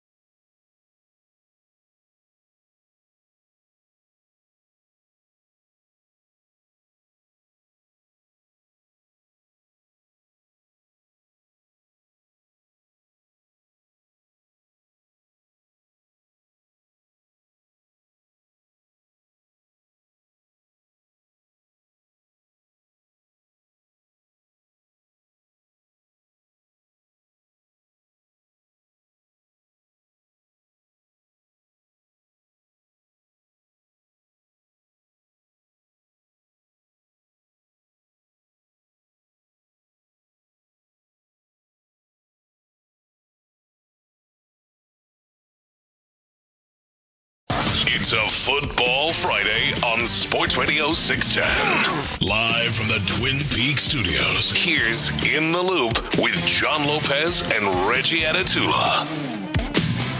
The fellas are out today. We're in instead. Luke Morrow alongside Chris Partee and you as well. Appreciate you hanging with us. You can always join the conversation on the text line 713-572-4610 or even on YouTube and Twitch as well. We got into a food conversation last segment. 713 says, my mom makes a great tuna fish for sandwiches. Hit me up. Hit me up when mom's around. I'm in. Also for 713, this is what I said sending to the commercial break. I asked, I know it sounds crazy, but would the Texans actually be better off losing to the Titans on Sunday? And 713 says, for the sake of Hannah McNair, there is nothing good that comes from the Texans losing on Sunday. Cannot let Amy Adams stank get a sweep on Hannah. Cannot happen. Yeah, so I heard the OG, John Lopez, here yesterday say it's a must-win on Sunday for the Texans. That even though it's meaningless in terms of record standings, even if necessarily the offense doesn't fix their problems, it's still a must-win because it's the Titans, because of that rivalry between even ownership, because of how much the Adams family is still caught up on Houston, the fact that they're wearing the jerseys on Sunday, how badly they want to win these games typically, the Titans, that is. How much, they celebrated the win earlier this year. And so, God forbid, if you're the Texans, God forbid you get swept by this team, let alone the fact that they are one of the worst teams in the league, and they might beat you twice this year. They're a division rival. They're a hated rival. I get that. I know it's an out-of-the-box thought. It sounds crazy. But would the Texans actually better off losing on Sunday from this perspective? If you look at the NFL draft order, right now New England has the number 1 pick because they have the tiebreaker over the Titans, but they both have the worst record. However, the Patriots might stick with Drake May. They might not be interested in a quarterback. Therefore, the Titans, picking number 2, need a quarterback. If the Titans lose on Sunday, they'll have the number 2 pick, and theoretically, now the Patriots might trade out, but theoretically, the Titans would have the pick of their litter, or their pick of the litter, for whichever franchise quarterback they could potentially. Now, you'd say, who cares? I know John yesterday said, I don't trust them to get it right anyways. All fair retorts. But we also saw with these very Texans how quickly you can turn things around, going from fighting for the number 1 pick one year to winning the division the next year by simply drafting somebody like C.J. Stroud. This is not a great quarterback draft, I know, but maybe Shedeur Sanders, maybe Cam Ward, maybe somebody turns into the next big star like a Jaden Daniels this year, like a C.J. Stroud last year, like, other guys in recent years before them. Joe Burrow turned around the Bengals real quick, so on and so forth. You know all the names. And it could help the Titans, who have been in purgatory at quarterback these last couple of years, not be able to get off the ground these last couple of seasons since Ryan Tannehill, fell off the cliff of all guys. Yeah. Whereas, if the Titans were to win on Sunday, doesn't affect the Texans at all. They're still going to have a home game. They're going to be the 4 seed. Doesn't matter. I know you lose both to the Titans. That's hard to swallow. But with a win for the Titans, they could potentially move from number 2 or even number 1 all the way down to the 9th pick in the draft. It's checkers, not chess, right? It's the war, not the battle. Yeah, you lose the battle on Sunday, big whoop, who cares? But you win the war in the fact that the Titans go from potentially the 1 or 2 pick to get their franchise quarterback to then drafting 9th in a draft that's not all that great, where I saw in an article this week, the 7th pick, they compared to the 14th pick in a normal draft. So if the Titans drop back to, say, the 7th pick, it's almost like going all the way from the number 2 pick to the 14th pick. Is it crazy? Can you get behind this idea, Chris, at all that, yeah, you get swept by the Titans, yeah, you go into the playoffs on a 3-game losing streak. In the process, you might hurt the future of one of your division opponents in the Titans. Nah, dog, I can't get with this. No. I mean, because we're assuming almost that if the Titans get that number 1 or 2 pick, that they're going to get it right. I mean, there's so many variables, you know what I mean? And I think if it's any other team, I think you might have more people on board with you, but it's the Titans, the fake Oilers. There's too much. They've already beat you once this year. Again, you don't want to get swept by this team. I agree with John. No, not against this team. You want to win this game. Again, we talked about it earlier, whether or not they should play starters or how long they should play. I'm not saying starters got to play the whole game, but not just lose this game just to lose it. Just on the fact that, just because there's not much to play for in terms of standings, you can't move up or down in the seeding. You're locked into 4. But at the same time, this rivalry, and you mentioned it, the rivalry not just on the field, but off the field between ownership. There's a rivalry that permeates throughout these two organizations. You're not just trying to let this game go, especially since they beat you once already this year. So the fake Oilers. Yes. Thank you. That's what they'll be looking like in the uniforms on Sunday. Exactly. So, no, there's no way that I can get on board with that. Now, if the Titans were to win, they could drop as far as 9, which would then put teams like Cleveland, the Giants in front of them, teams that need a quarterback, the Jets. And this is believed to really only be a 2-quarterback draft, Las Vegas potentially. And we've seen teams screw things up in the past. Ronald on YouTube says, I want the Titans. Yeah, so this is the other idea.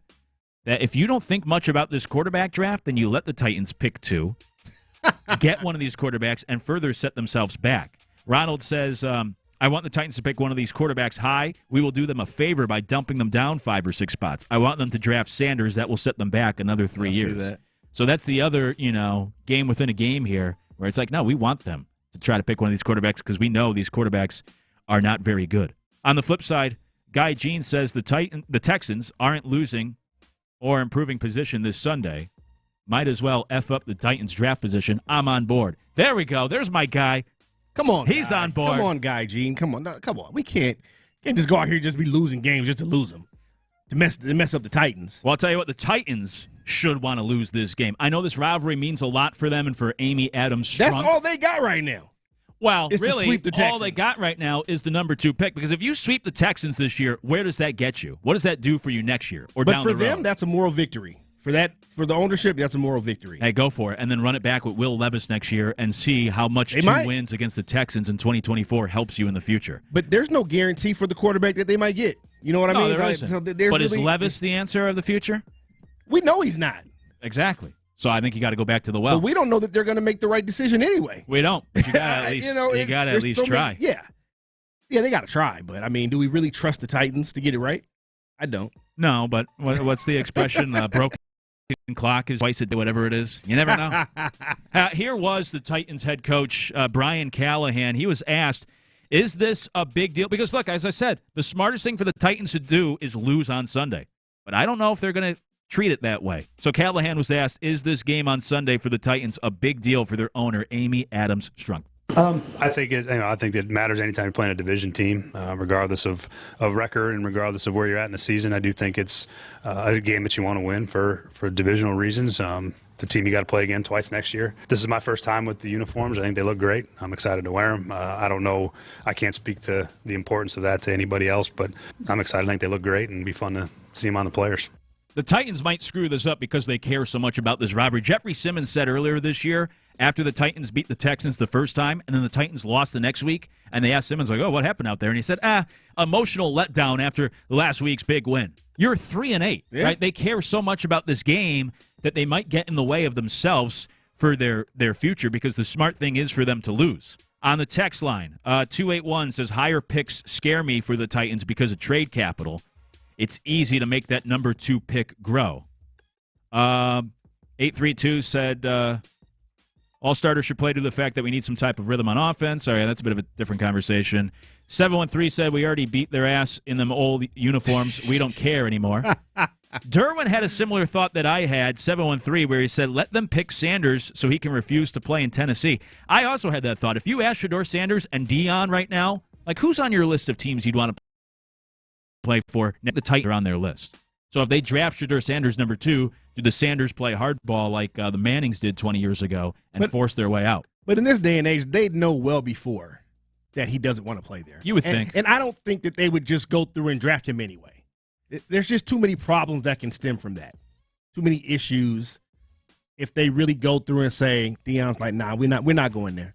We're not going to do it. Yeah, right. You would think just so. Avoid but that. Maybe they're stubborn and like, yeah, we're going to draft. They could be. Yeah. They could be. But I'm with you. I just think that's the wrong way to go about it. Yeah.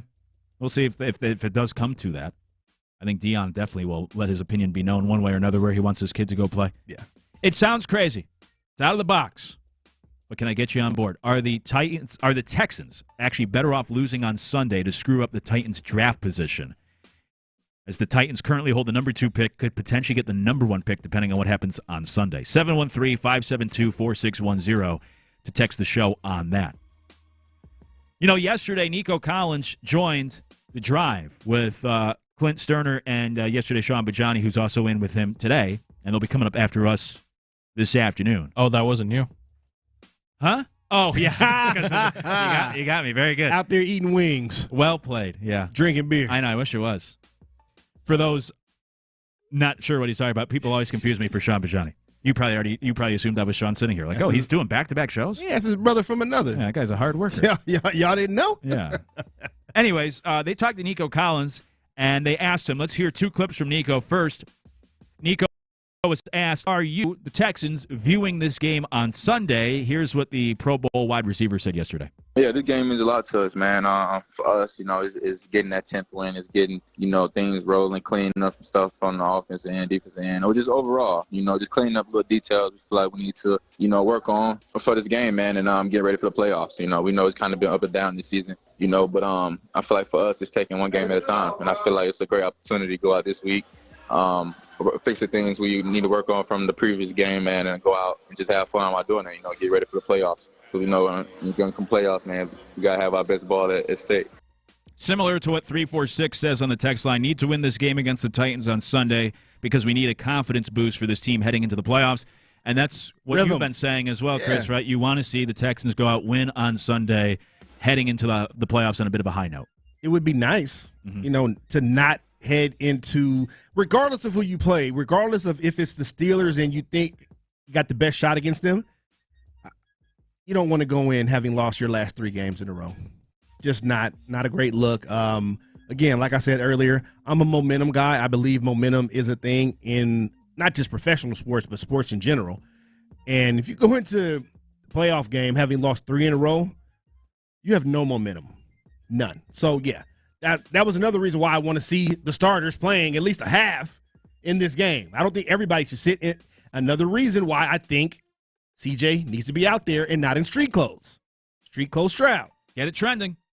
Street clothes Stroud. I would put him in on Sunday. Don't even worry about this game. Get focused for the playoffs. I don't want to see that in actuality. I'm fine with the hashtag, but I don't actually want to see that on Sunday.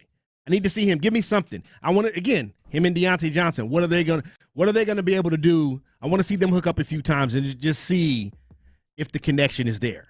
I know it's only been a couple weeks that he's been with the team. He hasn't played yet. But, yeah, I need to see something before we get into the playoffs. Well, that takes me to this next clip from Nico Collins. The guys yesterday on the drive asked him, how much time are you expecting in this game on Sunday? Here's what Nico said yesterday. So I feel like this mindset of playing this week, I want to play.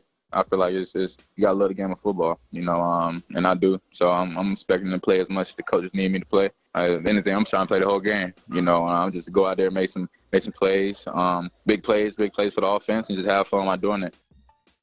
You seem to appreciate that audio from Nico. That's what I'm talking about. I love that attitude. I want to play. He says you got to love football. Mm-hmm. Yes, love it. Again, he says he'll play the whole game.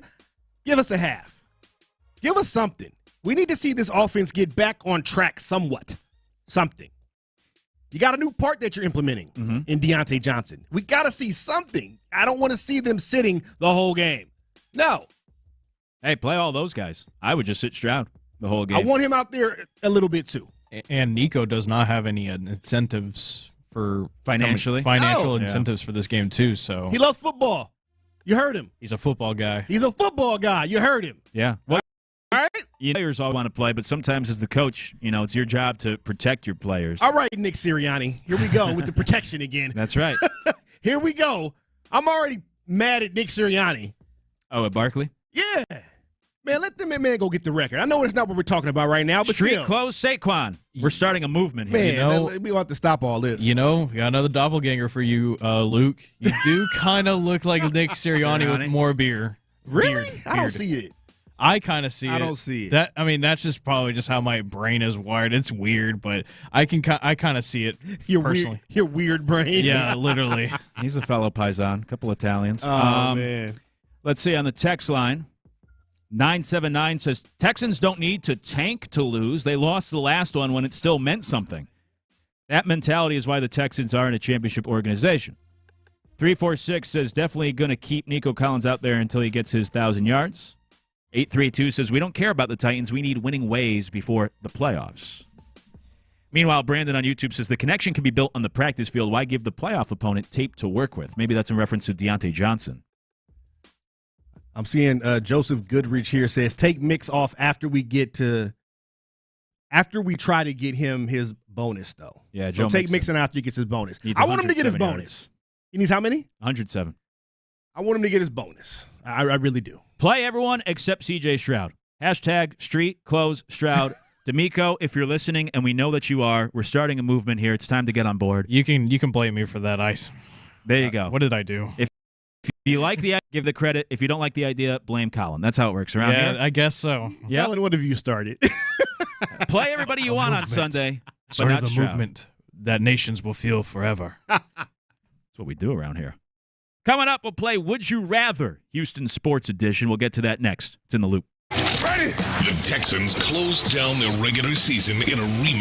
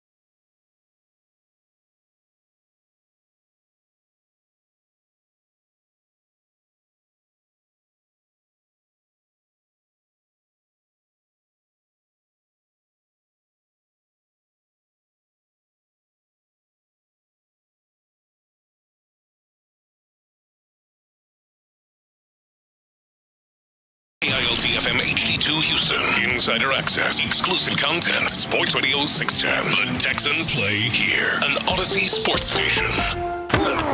It's a Football Friday on Sports Radio 610. Here's In the Loop with John Lopez and Reggie Adatula. Fellas are out today. We're filling in. Luke Morrow with you alongside Chris Partee, and we're taking you to the top of the hour before handing things off to the fellas with the drive. As Sean Bijani's in for Ron today alongside Clint Stoerner, and they're out on the road once again. Today they're at Home Run Dugout in Katy, which admittedly I haven't been to yet. I've always wanted to go. I've been saying that now for multiple years at this point, since they opened, it seemed. It's really cool. It seems really cool, at least. I haven't been out there. I'm sure the guys will have a lot of fun. We'll talk about them at the talk about it with them at the top of the hour, as you could get some swings in there. You could get some drinks, and you get some actual baseball hacks in as well. So swings cool. and wings. That's right. It's like Top Golf, but for baseball type of idea. So pretty cool. That's coming up at the top of the hour. Hey, we'll play Would You Rather Houston edition in just a moment. But catching up on the text line, as we like to do around here, you can always text the show 713-572-4610. We were talking last segment about Sunday's game for the Texans. Mel on the text line says, play the game without any starters. That way, the Texans can't brag if they win, and they'll feel like schmucks if they lose. Goes back to kind of that whole wrestling the girl example. It's a lose-lose. And I guess the Texans' backups in this case would be like the girl on the wrestling team. 713 says, if Stroud had been playing better, I would agree to sit him. To me, he's the main one who needs to play. Look, I'm with you. That's that where I'm at. He hasn't been playing well enough. One of them. My whole case is just I think the rest will do better for him mentally.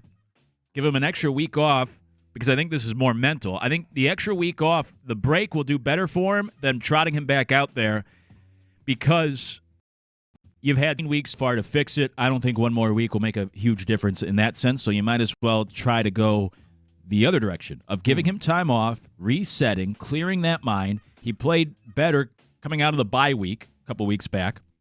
I think the time off for a young quarterback to regroup, to go over some things, to look at some things differently, I think that's better than going out there and trying to figure it out one last time before the playoffs.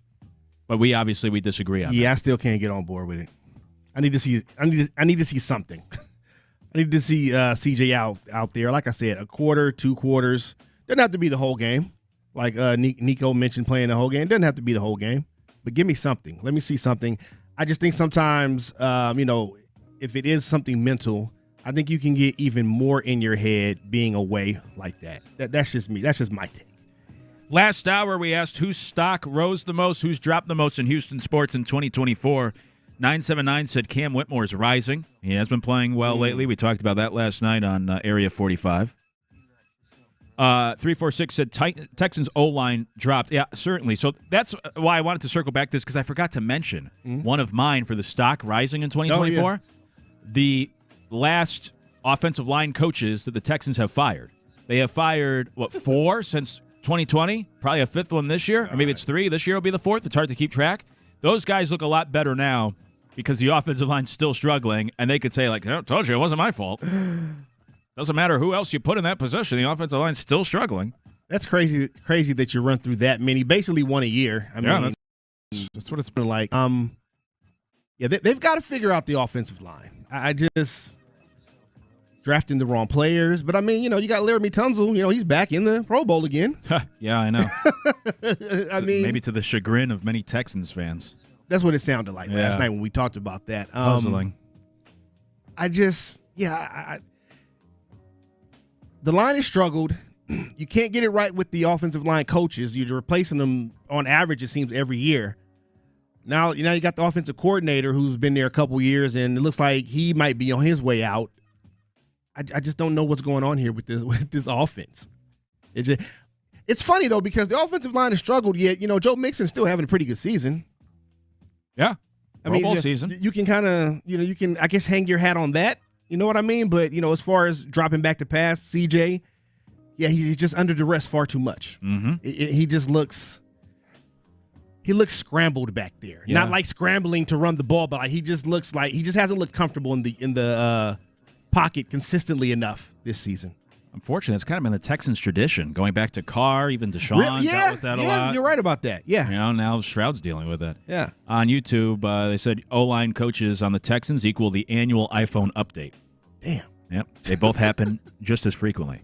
And 936 said, obviously, Bobby Slowick's stock dropped the most. That's what both Chris and I said. But they said maybe the teams who didn't take him last summer as a head coach knew something more than we knew. Interesting thought. Look, Slowick, prior to this season, had been a coordinator for all of 1 year. Yeah. That was last year. Football focus. Then he latched back on with Kyle Shanahan, who he had worked with previously. And he was with Shanahan for about 5 years there in San Francisco. Young guy, never called plays before. I thought it was still a bit of a gamble for teams to hire him as the head coach after last season because it goes back to what we keep saying. We both like to see it for more than 1 year. He had a good year calling plays last year, but it's like, you know what? First time ever calling plays. You're in your mid-30s. You haven't been coaching all that long. Yeah. Seems like a big step to go up to head coach. And now this year we're seeing, obviously, this offense is struggling with him leading the way. It sounds like it really could have been more of an experience thing. Those teams that he interviewed with, they probably thought he needed a little more experience. That's really what it sounds like. Which is what I thought. And then you see what happened this year, and he probably does need a little more experience because we see that it just has not been the same at all. Yeah. 281 says it's a little bit odd that the ex-players on the station all seem to be in favor of playing the regulars, while the non-players seem not to. I think I've heard Seth the last couple of days in the morning saying he doesn't want at least Stroud out there. Yeah, I don't think he wants to risk Stroud injury out there. And I'm not a Knicks player. I want to see the guys play. Yeah, true, right. I mean, not an NFL player, at least. Right, so not entirely accurate. But thank you for mistaking me. Yeah. Bench Slowick, play Davis Mills, give Stroud the headset from 713. Well, that all leads me to this next conversation. Playing Would You Rather, Houston Sports Edition, because we've been talking about certain changes with each of these three teams. So for the Houston Rockets, the big talk lately, and this is the other movement we started, courtesy of Chris, actually last week on Area 45, bring De'Aaron Fox to Houston for the Rockets. Hey!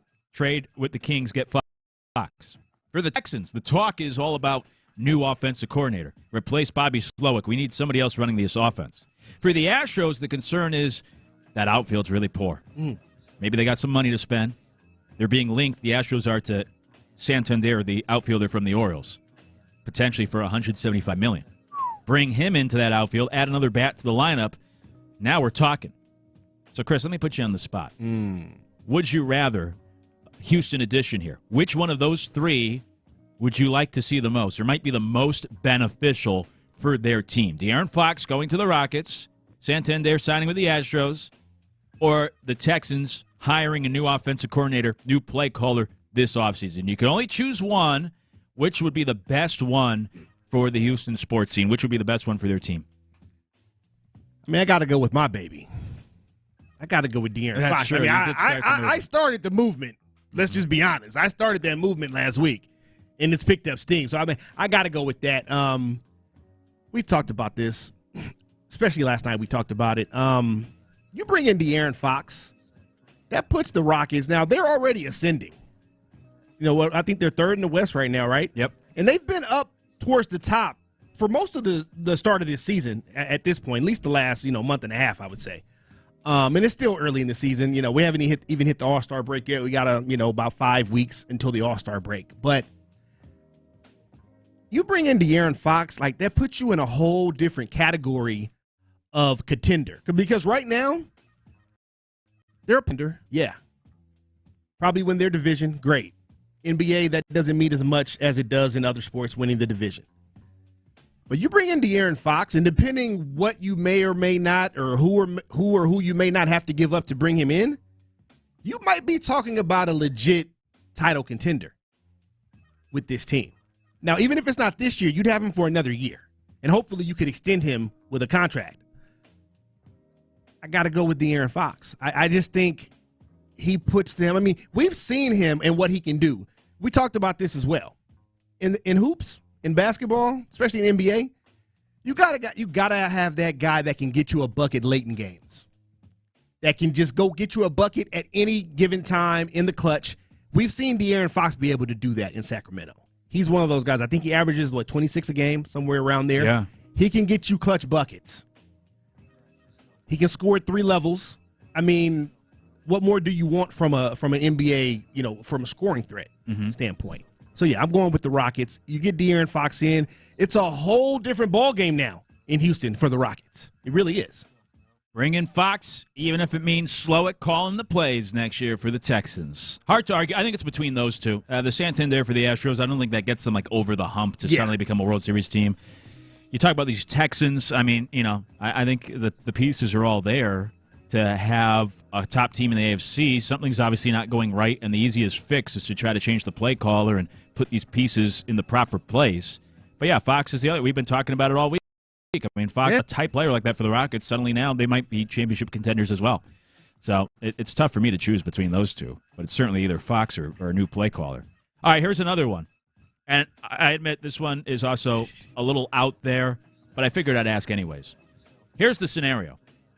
If the Ravens win on Saturday against the Browns, they win their division. So the Texans wouldn't have to worry about facing the Ravens, at least in the first round of the playoffs. But because both Texans and Ravens would be the division winners, the Texans would have to play the Ravens in the regular season next year. So would you rather face the Ravens in the playoffs this year, rip the Band-Aid off, because everybody already believes this Texans team, their season's over, so would you might as well just get that game out of the way, or would you rather face the Ravens again next year in the regular season when hopefully the Texans are in a better place? I'll take them again next year, regular season. Because, again, it's one regular season game. Mm-hmm. Yeah, you don't want to keep losing to the same team, but it's one regular season game. If you don't have to play the Ravens in the playoffs, you might win that, especially if you get the Steelers. You might actually win that wild card game. And things look a little different. Now, people will probably still want Bobby Slowick out, no matter how well that game might go, or even this game against the Titans. People will probably still want him out. That, we'll find out in a couple months here if that's going to happen. But no, give me the Ravens next year in the regular season. That's one loss in the regular season. That doesn't break your season, depending on when it happens, obviously. Right. That doesn't make or break your season, I should say. No, but it's just like that PTSD. It'd be like 3 straight years, but they were to lose to the Ravens. Right now, the Ravens are the kryptonite. And it's I get it. This damn team again. I get it. Ruining next year. It's going to be Thanksgiving. On the text line, 281 says Dalton Schultz stock has dropped the furthest in 2024. Okay. He's on that list. Yeah, he has had a disappointing year. Our question of the day was, who have you been told you look like? This stemmed from me being confused for Sean Bijani last night by the security guard here in the building. On the text I was there for that moment. It was pretty hilarious. Yeah, I kind of felt bad for the guy. He felt a little embarrassed. He really thought you were Sean. He did. And he said, I thought I heard Sean driving in. And granted, Sean was on before us. But, but I don't know. When did his shift start? Did his shift start before 6 o'clock? It was after midnight when we saw him. Yeah. Maybe. I think he was the overnight. I think he was listening to us thinking I was him. I think so. Yeah. On the text line, 832 said Mr. Bean, Rowan Atkinson. That's probably not great. But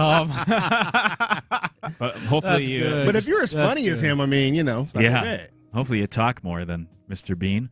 832 said, I've been told I look like Prince Fielder and CeCe Sabathia in high school. And I used to be called Grand Poobah from Brandon Nubian because I was clean-shaven. Yeah. I'm not familiar with that last one. Rap group. Oh, okay. Hip-hop group from the early 90s, mid-90s, yeah. Prince Fielder, CeCe Sabathia, not bad. Okay. 346 says Luke Combs. These are all bigger fellas. 281 says Bryan Cranston from Breaking Bad, not an advantage. I guess not his role from Breaking Bad. But wait, Cranston, he said not an advantage? That's what he said. I mean, he was pretty cool in that role, though. Like he gained a lot of. I mean, because he'd been a long time for that. Yeah. What was the show he was on? Malcolm in the Middle. Yeah, Malcolm They're in the Middle. Bringing it back when he had hair. Yeah. Yeah. He is the one who knocks. Go back and look at Bryan Cranston on Seinfeld. Yes, he was on Seinfeld Tim as Whatley well. in the 90s. Yes. Pretty good-looking guy back in the day. Yeah. Intimidating, with the bald head and the mustache and everything. That's become like now that intimidating look. But that like was the role. Man. You know what I mean? Yeah. Like, it fit that role. I think that's pretty good. Then people might be afraid of you when they see you walking like that. Just walk around intimidating everybody. Yeah. Now that's good. Now I'm not that old, but I'm 24. But we know Colin. Thanks. We got it. Are you going to ask what Seinfeld is? No, I'm not. No. But what was it like for people to see Bryan Cranston take on that role? Because he was in the comedies, but then it's then he's taking a very serious role as a high school chem teacher turned meth cook. Yeah, I mean, for me personally, having watched Malcolm in the Middle and, knowing that he was on Seinfeld, and he had a lot of roles. Like, he was in a lot of things in the 90s and early 2000s, before Breaking Bad. But it took me a few episodes to kind of get used to him in that role. But once I kind of, I guess accepted that, I was all in. You know what I mean? Yeah, he's a great I was all actor. in. He is a great actor. He's awesome. Huge baseball fan, too.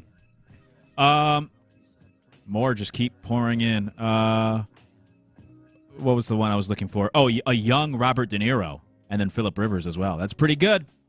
I'd take a young De Niro. That guy was a stud back in the day. Yeah, De Niro, yeah. He's still knocking up women in his 80s. Come on. Yeah, didn't he just have a baby not too long ago? Oh, yeah. Like earlier, I guess in 24? I thought that was Al Pacino. Both. No. Both of them. Oh, both of them? Yep. Really? Yep. Hey, man. Getting it in. It's the way. I mean, get it in. What was it? Andrew Cuomo was the governor of New York, and he got impeached because of a sexual assault scandal thing, and his excuse was, "I'm just Italian." We're very handsy people. So it's the same thing. De Niro, Pacino. Oh, my God. It's hey, what can you do? That's the excuse, huh? That's what he said. Sorry, I was taken the wrong way. I'm just an Italian guy. I'm very handsy. I'm very friendly. I'm very friendly. That's what De Niro and Pacino, same deal. Goodness gracious. He's Italians. Say it as one. I was often told I look like Michael Keaton. Love Michael Keaton. Okay. That's a good one. So many on here. Yeah, anyways. I've been told I look like the American Sniper. That's cool. We got a Franco Harris one in here. Somebody said Michael Jordan when I was younger. Okay, let's relax. I've been told. Wait. Michael Jordan. Yeah, when they were younger. That's a pretty good one. So who they look like now then? They're older. Yeah, Scottie Pippen. Oh my. Horace Grant. Horace Grant. 832 said I've been told by multiple people I look like Justin Verlander. Okay. Hello, Kate Upton. Yeah, I'm about to say, ain't he married to Kate Upton? They're still married, right? Yeah. Are they? Yeah, they are. They are. Okay. Someone said I've gotten Mel Gibson several times. I used to like it until he went crazy. And the other one, I was told I looked like Charles Robinson, the guy that played on Night. ... He's my father. Is that? I don't know if that's serious or if that's a joke. The big guy? Yeah, I guess so. On the original Night Court. Is he actually your father? Because that's pretty cool. Yeah, please let us know. From the 912. Yeah, let us know. Appreciate you listening. Someone said John Mayer. I like Night Court, too. I watched that show a little bit They back brought in it the day. back. Talking about all this stuff. It didn't last long, though, right? I don't know. I don't think it lasted long. I remember hearing about that. Bringing these shows back. I told you, Hollywood, all out of fresh ideas. Yeah, let's get something new. Hey, speaking of fresh, we usually do Figgy's mixtape this time of day. Obviously, Figgy is still out. Colin, you taking charge of this one? Yeah, I mean, I'll never replace the great Figgy Fig. My older brother. Yeah, apparently. But I'll try my best this time. Officials, there was a controversial call in the Arizona State-Texas game, the targeting call, and it kind of got me thinking, man, it's always something critical, negatively wise for officials. But what about the times where they make you smile? The funny moments. I got quite a couple here. I think I could go all day if I could. But I got a couple here. Awesome. Let's do it. Let's build up those officials. We'll do it next. It's in the loop. For Coach D'Amico, there was no question whether or not the Texans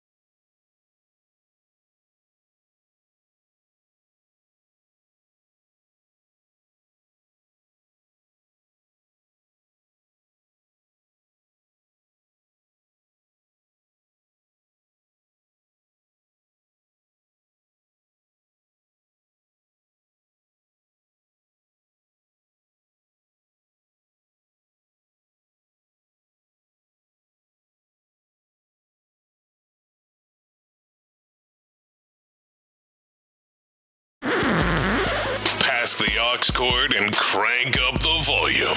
Figs in your seat. Sit back, relax, and enjoy the ride. It's time for Figgy's Mixtape on Sports Radio 610. Yeah, it is that time of the day here on In the Loop. Colin Niels here filling in for Figgy Fig on this mixtape. You got Chris Partee and Luke Morrow filling in for Reggie Altula and John Lopez because maybe they were lazy. Who knows? Maybe they just got tired of the new year already and they just had to take a break. But they're probably tired of this meaningless game on Sunday. Like, we don't need to talk about this anymore. I don't see you in the playoffs. Well, let's kind of distract ourselves real quick with Figgy's mixtape. I'll be doing it. First off, I just want to ask y'all, what did y'all think of the controversial non-targeting call in the Texas-Arizona State game? By the way, great game. But if targeting was called there, I think it's fair to say that Arizona State wins that game. But what do y'all think of that call? I think targeting is a lot like the catch in the NFL. Like, I don't even know what targeting is anymore. Yeah, for real.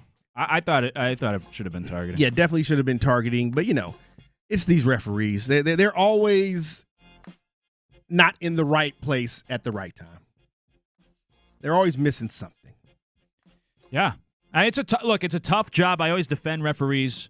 I used to referee. I mean, obviously not at that level, just little league or whatever. It's tough, but in the case of targeting, like that's also why you have video review and you can buzz down and such, or just like in the NFL where they let the play unfold so they could go back and review it if they need to overturn it. That's why video's there, and to still get the call wrong is. I mean, there had to be intent. What are they? A drive into the crown of the helmet. They did hit helmet to helmet, but it just was. I guess they didn't really leading to the crown with the crown of the helmet. I guess there wasn't enough of the crown of the helmet. Yeah, apparently. I guess so. But I was thinking, man, these officials always get negative criticism. But what about times where they just make us laugh or smile? Well, I've gathered a couple of clips here today to share to y'all some funny officiating moments. We got, of course, some NFL, college football. Got a hockey one. Got a baseball one. I got a very wild one too. You'll hear that in a moment. But first, probably my favorite funny officiating call. This was I don't know what year it was, but it was University of Maryland versus NC State, and wearing the white hat that day was our good old friend Ron Cherry. Personal foul, 69, offense. He was giving them the business. He played it down. I actually remember that one. I love that. Personal foul, 69. Number 69. Giving them the business. It just happened to be. But, what most people don't know is that that's not there's an OG to it. And I'll pull this up right here. Ben Dreith or Dreith, do y'all know Ben Dreith or Ben Dreith, that whole story where he sued the NFL for age discrimination? No, I don't remember this. Huh. Yeah, so he sued the NFL because when he turned 65, the NFL tried to move him to demote him to in the replay booth, but he said no. And then he got moved to line judge, he's something that he's never done before, and they fired him. He sued and they won that lawsuit. It's an interesting case. I only read about it this morning when I was looking up these clips. Yeah, but I thought it was pretty cool. But here is the OG call about a player giving someone, quote unquote, the business. Play that low snap and throws it away. He saw Bell was well covered, and Marty Lyons all over it's coming. Jim Kelly. Now Kelly may have said something to Lyons, and players from both sides heading out of the field. Foul. We'll pick this up on number 99 of the defense. After he tackled the quarterback, he's giving them business down there at the 15-yard penalty. Giving him the business, but well, you saw right there what Marty Lyons. That's good. What does that even mean? So it's apparently a common term about what goes on like in the pile. Because in that video, I forgot the Jets player's name, so pardon me, but Jim Kelly, the quarterback for the Bills, got tackled, and then you can see the Jets player like basically like being down. You can see Dreith, excuse me, pardon me if I mispronounce his name, apologize, but he's like doing this motion like he's punching to the ground. He was getting down there and giving them the business. That's always been one of my favorite expressions. I don't think it's even used enough. Giving someone the business. Giving somebody the business. Yeah. We had a used to set for our AAU basketball team because we'd get killed a lot. Like, man, they gave you the business. I always love that expression. Sticking to the NFL, I mean, I feel like everyone, if you watch football quite a bit, you've definitely seen Ed Hockley. Oh, yeah. Luke, you know some Ed Hockley, Of course, right? absolutely. Well, he's Mr. known, Biceps. He's known for the biceps, of course, but he's also known to really explain his calls in a lot of detail and also in some funny ways. I got two of them here. There's a lot of these on the internet you can find, but here's two of them that I found I really enjoyed. And starting out with an interesting reason why holding was not taken place. No foul on the play. It was not a hold. The defender was just overpowered. I love that one. I love that. I love all these explanations. I think the more details, the better. And also, Hockley's notorious for nobody talked on the microphone more than Ed Hockley. No. He used to give the longest explanations. He just loved to hear himself talk. And his son, Sean's now, he's the same way, Yeah, too. I was going to say, does he have a son now that is a referee? He's a referee in the NFL. Yep. Apple does not fall far from the tree. They like to be on the mic. Yeah, well, at least with Hockley, I was talking to Chris about this. I love it when officials explain the situation. I don't like they just give the call and that's it. If officials, in my humble opinion, explain more of the call, the process of them making that call, I think it be more open. I think fans wouldn't really go at them so much. That's kind of how I see it. I agree. Do you think we're starting to see a little, or do you think it's a case where the individual referee is taking it upon themselves to do it, or they're being told to explain a little bit for the casual fan? I think it's more casual, but I think it has to be something more league wide for every sport, every organization. Because again, if you want less controversy, especially with what happened in the Miami-Louisville game with the incomplete with the touchdown at the end of the game. Yeah, that was a nightmare. Yeah, that was a nightmare for the ACC. By the way, they use a replay booth in like their headquarters. It's not like up to the officials on the field. Every conference, just like the NFL, all these leagues do. These college conferences should do the same thing. Every conference should have a headquarters where you review everything and have a command center to try to make it easier. Sticking to Ed Hockley, he had this great moment in the Pro Bowl. Yes, there are penalties in the Pro Bowl. Interference. Defense number 24. The ball is placed at the 1 yard line. First down. Listen to all the boos. They didn't like that. It's the Pro Bowl. Yeah, what do you expect? They should have been booing spending money to go to the Pro Bowl. Now, do you know what year that was of the Pro Bowl? That's on me. I probably should. Nah, you good. Out. I was just wondering. I feel like that was maybe like in early 2010s. Okay, because at one point, players actually played hard. Absolutely. In these All-Star games, Pro Bowl, whatever you want to say. But more recently, last 10, 15 years, you could pick a sport. Yeah. The effort is just not there. They don't care. That was 2013, by the way. That was 2013. Okay, I was close. Dang. Okay, you read. Yeah, I remember when Sean Taylor lit up Brian Mormon. Yeah, poor guy. Yeah, and I remember I didn't he like break his sternum or something like that? Busted his sternum. He drilled him. I remember talking to Jack Youngblood, name drop, about the Pro Bowl way back when. That was the 70s, 80s. He broke his leg in the Super Bowl. He still played in the Pro Bowl like the next week. It really used to mean something back in the day. These guys wanted to compete and win, and now it's like a two-hand touch game, whatever they turned it into. Like literally, it's like a flag football game or something like that. It's a waste of time is what it is. What do y'all think of the games that they do, like the pass accuracy and all that stuff? Don't watch it. I don't care. The competition stuff? Yeah. If I'm home and it's on, I'll watch some, but I'm not going out of my way. Yeah. If it was taking place in my backyard, I'd shut the blinds. Would you really? You wouldn't even try to go get involved? No, I don't want to embarrass myself. I mean, they're NFL players. They come on. They know you're no good already. I don't need to. You don't need to prove it. Confirm it. I got to make them think. Maybe this Uncle Rico over here has got something. Let's go back into the college ranks, specifically in the FCS. Stephen F. Austin was taking on East Texas A&M. Not many people probably heard this, but it happened back in November of last year. That's weird to say that now. But anyway, You're talking about last week, December last year? Is that what you said? Literally, November. yeah. Oh, you said November. I Yeah, thought you said okay. All right, I take it back. So a few weeks ago. Sure. Yeah. But this happened, and it's not just us. It's not just the broadcasters that have hot mic incidents. Holding. It is. Number 51. That is declined. Fourth down. Decline. It's going to be fourth down. I just declined the penalty. They marked the ball. Slow Also, they down. brought the ball back to the 25, and now they're putting it back to the 15. What about this?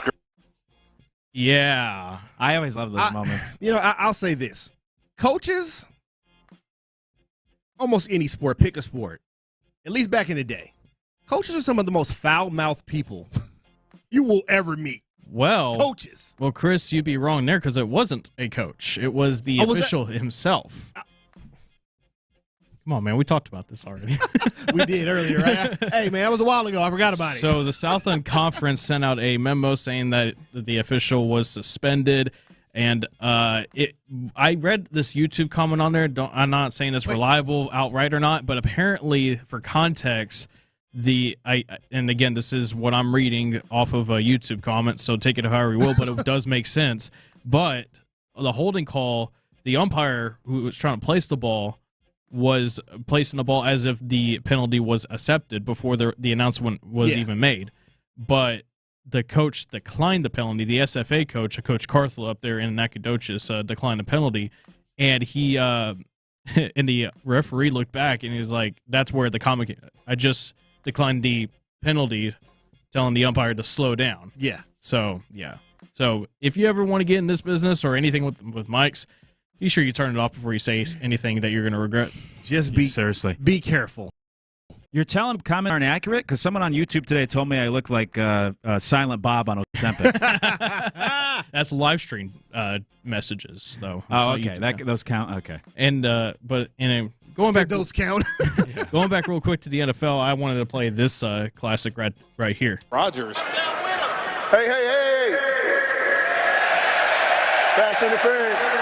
Defense number 40. The ball will be placed at the spot in the foul. Automatic first down. Hey. I love it. The referees, we should have more fun. Get the crowd engaged. When you're announcing a penalty, it's never a great thing. Well, unless it's on the other team, I guess, the visiting team. But I like that. Get the crowd engaged. Make it more of an entertainment piece, more fun. I'm all for it. I don't know if he was checking his microphone. I don't know what the point of him doing that was. I feel like it was, but hey, either way, it was pretty good. Yeah, and that's good. Kind of another funny one on Alex Kemp. You had something to say about that, Chris? All right. Well, Alex Kemp, he was calling an intentional grounding penalty, and Geno Smith didn't like it, and it led to this great moment right here. Intentional grounding. Offense number 7. It's a 10-yard penalty. I'm talking to America here. Excuse me. It's a 10-yard penalty and a loss of down. Second down. That is the best line I've ever heard out of an official. We'll get to the penalty in a minute. He just told Geno Smith, I'm talking to America. Pete Carroll is livid. I'm talking to America here. Come on. That's good. Give me a break. That one is good. Yeah. Like, Geno, this can't wait 10 seconds? Really? You got to do. All right. All right. Well, I think we got a bit more time. I wanted to play this one because I thought I think a lot of people, for those hockey fans out there, if I could find it. It's not there. Dang it, I forgot to save it. But either way, hockie fans feel the same way. Wes McCauley, only we could find the sport on TV. I like actually watch it. I like the Wes McCauley 5-minute penalty for fighting. If y'all ever have YouTube up, check it out. But here's the last one. Tom Hallion had this to say to the Athletics dugout. The call on the field is confirmed.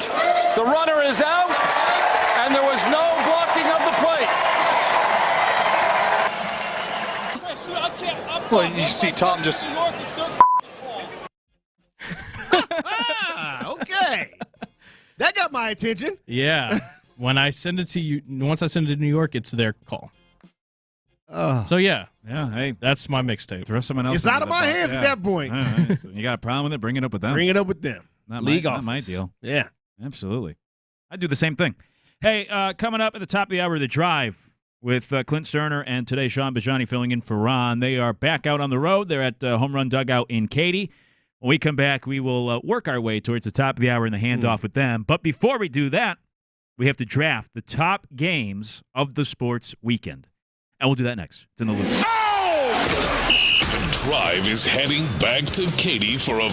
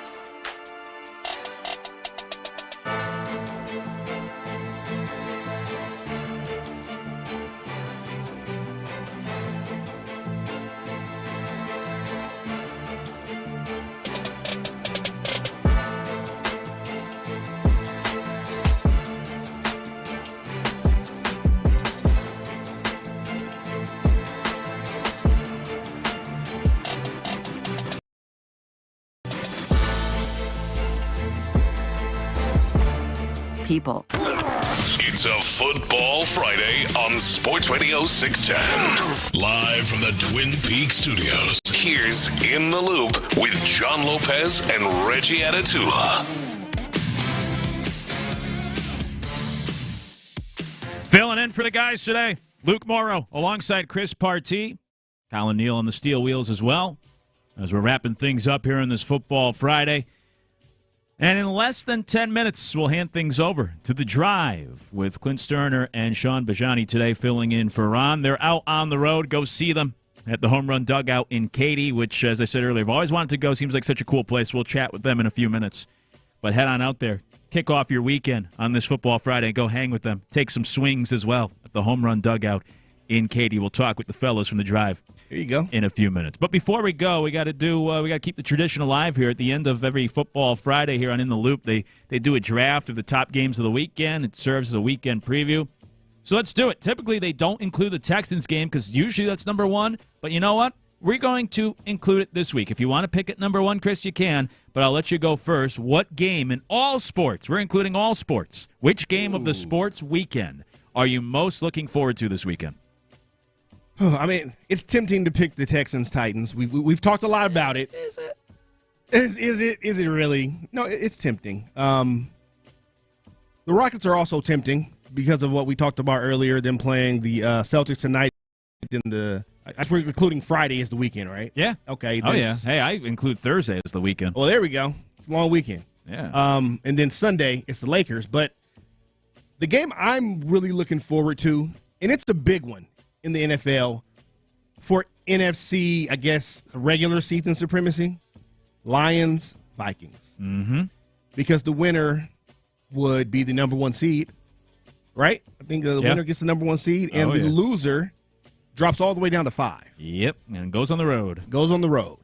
Not to say that they couldn't win on the road, but, getting that home field advantage, especially since there's only one bye now in each conference, that's a big deal. So that's the game I'm looking forward to, and it's the prime time, Sunday night, NBC, Peacock, wherever you're going to watch it, Sunday night football.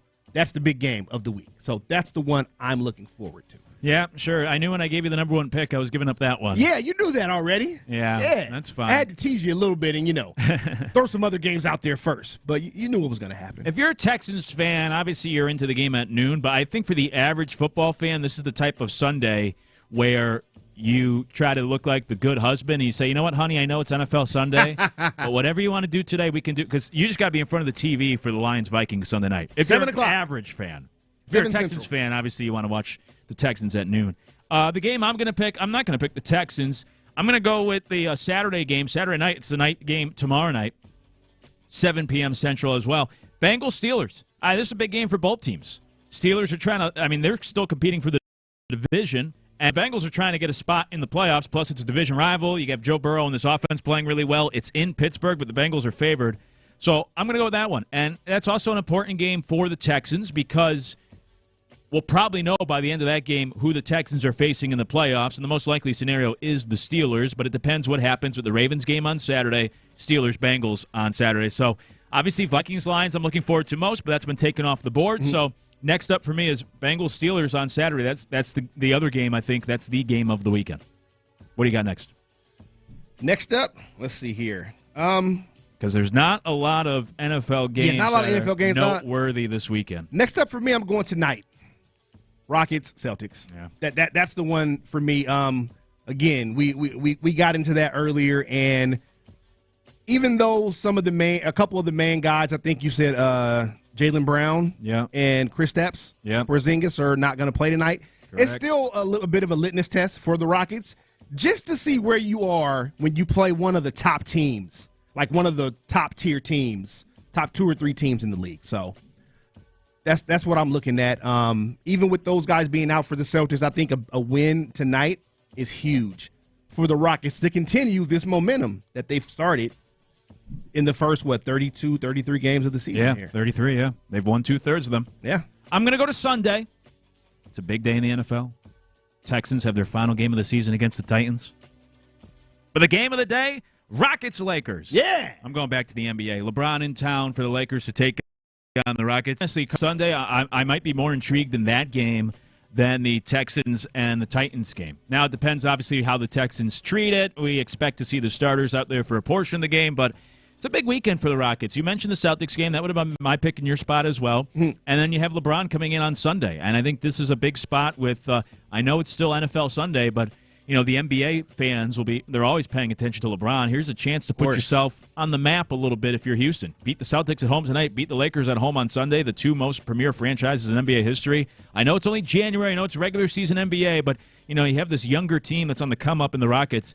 You go 2-0 this weekend against the defending champs and then against LeBron. It's a pretty good weekend here for the Rockets as we head towards the trade deadline. We head towards All-Star break. We continue to get further and further in the season. Try to get De'Aaron Fox here. That's right. Hey, it's a campaign. We're working on that. That's right. We sure are. Seriously. That and Street Clothes Stroud. So sneak that one in. So, yeah, I'm going to go with that one. Let's try to make one more round here. You got another game. So I got to pick another one. Yeah, okay. We're going to the depths. Fine. Hey, look, Texans-Titans is still out there. It is. If you want it. We're going to the depths of the sports schedule. I mean, honestly, from what we've seen on the text line today and in the chat, it doesn't even sound like the hardcore Texans fans care about this game. I know. They're just like, some of them are just kind of like, whatever. I think just everyone's so negative that it's like, whatever. Who cares if they're playing? Right? You just don't feel good about them right now. No. Let's see here. I'm taking a look. You know what? I'm going to go, because it's a big game for the Broncos Chiefs. It's a division rival now. I don't have a dog in the fight with this one, but division rival. Broncos need this game to get into the playoffs, because if they win, they're in, I believe. Yeah. So that should be a pretty good game, and I don't think Patrick Mahomes is going to play. No, Carson Wentz. Yeah. Oh God, Carson Wentz. Oh yeah. If you can't beat Carson Wentz, you don't deserve to get into the playoffs. How about that? That's fair. At home, nonetheless. For At home. And they should have beaten the Chiefs if not for that blocked field goal at the end of the game in the first matchup. Yeah. Wesley on YouTube says, speaking for Texans fans, we're just waiting on the playoffs. I get it, and I understand. I get Trust that me, I completely understand that. All right, for the last pick of this draft, I will take the Texans-Titans game. Maybe we left it out there a little too long. I don't know, but I'll take that game because, of course, it's the Texans, and we got to see what we get from this offense. We have to see how long these guys are going to be out there. What does Deontay Johnson bring to the table? What does this linebacking core look like, which will be intact for the first time all year, even though it's against the Titans, but still nonetheless, and everything else that goes into this matchup with the uniforms and the rivalry, and maybe the Titans, maybe they will actually roll over because it's best for them to tank and get that top pick. So I'll go with that one. I'm curious to see what that game looks like. But can I interest you, as an honorable mention, in the Duke's Mayo Bowl tonight between Minnesota and Virginia Tech, where the winning coach gets mayonnaise dumped on them? You love your mayonnaise, so I'm sure you'll be tuning into that.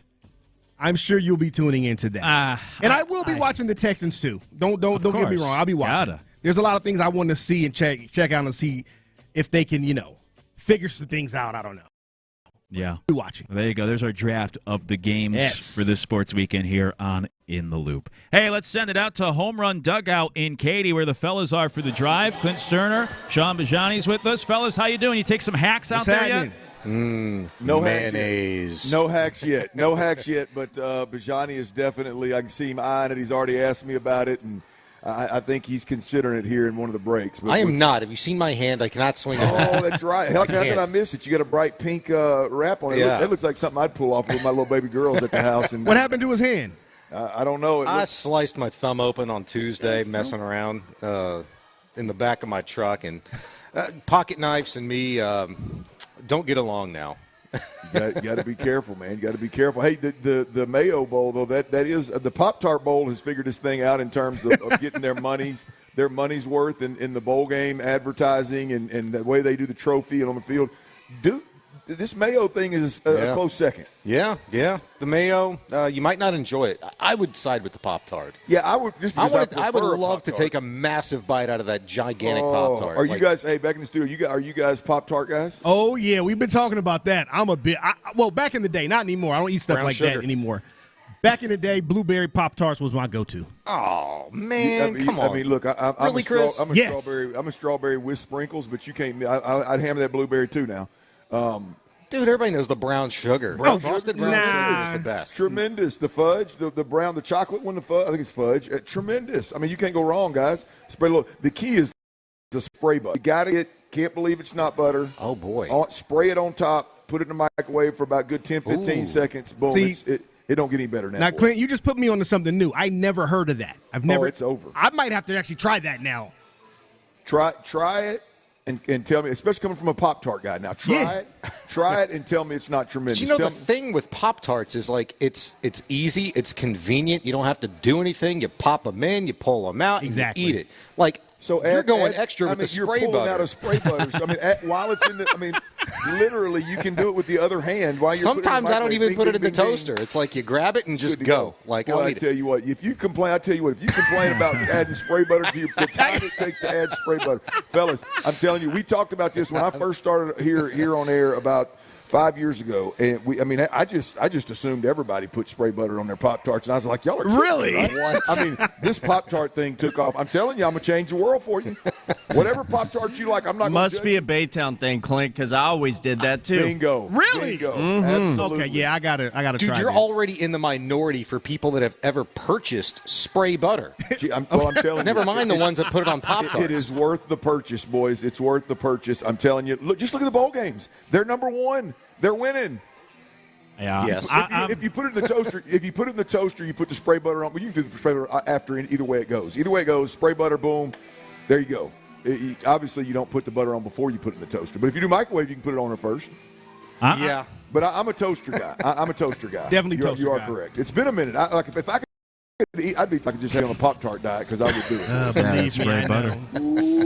I'm team toaster strudel. I'm waiting for that bowl game. I don't care about the Pop-Tarts. Why did you say that? Yeah, that's right. I'm going to be honest with you. I think less of you. right now. Those went off back in the day, man. That's the party. Clint, we're on the same level here, brother. Yeah. Come on, man. Team Strudel. toaster Are you kidding me? strudel. Absolutely. I got you, Luke, man. Those went off back in the day. Yeah, those are the best. That's how we'll leave you here on In the Loop. That's the remark to take with you into the weekend. Team toaster strudel over here. For Chris Party, I'm Luke Morrow. It's been a blast filling in as we now hand things off to the fellas there at the Home Run Dugout in Katy. You're listening to KILT HD2 on Odyssey Sports Station. The Drive is live. The Drive is live at Home Run Dugout in Katy. Come on out, y'all. It's I'll be honest with you, it's a little more busy today in the 2 o'clock hour than it typically is when we first get here. Usually it takes a while to fill up. It's a beautiful day for it. A little more busy today. The kiddos are out there on the turf already swinging it. Dads are standing around enjoying a little downtime outside in the good temps and letting the kids run some of that energy off. But come on out. There's empty bays. There's plenty of room. There's 2 big bars right here in sight. I'm sure there's a couple of more somewhere around here. But we got plenty of room, plenty of bar stools, plenty of tabletops. You get a chance to party.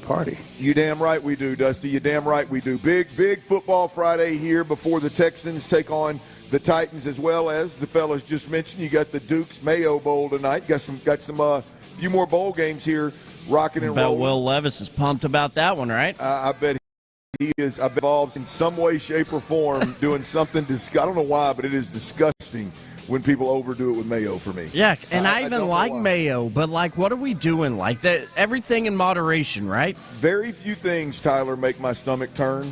I'm an old iron gut. Me and old Linda, we can pretty much eat anything, and it doesn't I'm the same. I ate a moldy, what was that the other day? I ate a moldy something. Oh, nasty ass. It was a moldy grape or something. Bijani, he did it in studio. He had a break snack. On purpose? Yes. No, I ate one, and I looked down, and the one I just pulled it off of looked like it had a baby afro on top of his head. Oh, no. It was so fuzzy. I was like, that's a bad idea. So, yeah. So that's the worst. But nonetheless, we can eat anything. But for whatever reason, mayo just turns the old gut. It's really the only thing I can think of off the top of my head right now. That's a sardine would turn my gut. Well, do you do tuna salad? Because you put mayo in tuna salad. I like mayo. I don't mind putting it in. I don't even mind putting it on a slice of bread when I eat a sandwich. I like mayo, but there's something about a dude taking a scoop of it with a spoon and hammering it. Yeah, that just doesn't happen. Yeah, it just doesn't. No. It doesn't. That's not natural. Absolutely disgusting. But let's shift from mayo to what's going down right Mustard? here. Oh, okay. Well, you could. That would be the natural move next. But we're going to go. We're going to go Home Run Dugout. I told y'all last time we were here, bring your ass. Come on out. Bring the kids, the family. It's a beautiful day. It's Friday. Come on, man. Let's hang. Let's get it. I told y'all last time when I was here, and I was dead serious now. I don't make these kind. Now, I'm wrong. I'm wrong a lot. But when I make a statement, I firmly believe it. The wings at Home Run Dugout are second to none. I got them top 3. Yeah. I got them in my top 3. Top now, 3 wings of all time. Top 3 wings of all time. Now, I do them dry. These are grilled or smoked or something. They're not fried. Hold those up for the people on YouTube and Twitch, Twitch, they're tremendous. man. You can see them right here, I think, right there, baby. They are tremendous, but they're the normal, Tyler, the normal small wing. It's not like they tried to take a big one and call it a little one. You know, like well, never mind. Okay. It's a real meaty wing, and they're absolutely tremendous, man. It's the way they do them is really, really good. And today, Tyler, I'll be damned if I don't walk into Home Run Dugout, and they done did it again. You know what kind of ice they got up here? Is it like that, the Sonic ice? Sonic? Well, I mean, yeah, I was going to say Chick-fil-A, but either way, yeah, it's that Sonic or that Chick-fil-A ice. I don't know that I've never met a human being that didn't prefer this kind of ice. Oh yeah, that ice is the best. Yeah. Well, these are the kind of things that take takes everything to that next level. The pleasure here at Home Run Dugout to the next level. Like between the snow cone ice and that is like that shaved ice, like the thick shaved ice. I like that stuff too. In your drink? Yeah, that melts too fast, Chief. No, it's good. I mean, it keeps it cold enough. I mean, I don't know how long it takes for you to drink a beer. You always got to one up my story, man. I'm just saying. You always got to one up my deal here. I'm just saying. Wings are off the charts here at Home Run Dugout. I'm here to tell you to keep your options open. That's all I'm saying. Now the wings, they look freaking amazing. Yes. Little girth. There's a little girth to those. Yeah. I mean, Tyler likes that word. No, girth when you're talking meat can be very, very important.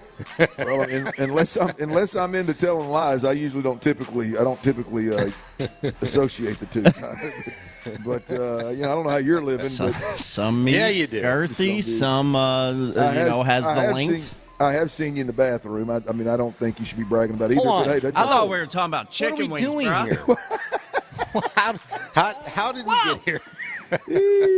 All right, let's transition up out of that one right there. Dude, transitions are very difficult here in the early going. The first 5 minutes of our show, we've gone from tarts to strudels to wings girth and meat. To ice to girthy meat. Ice. We get a little horny on Fridays on the drive, you know? Well, hey, we got a Final Four in college football. Yeah, buddy. And boys, after glad I did not get that bet in with you, Tyler. You saved me some money.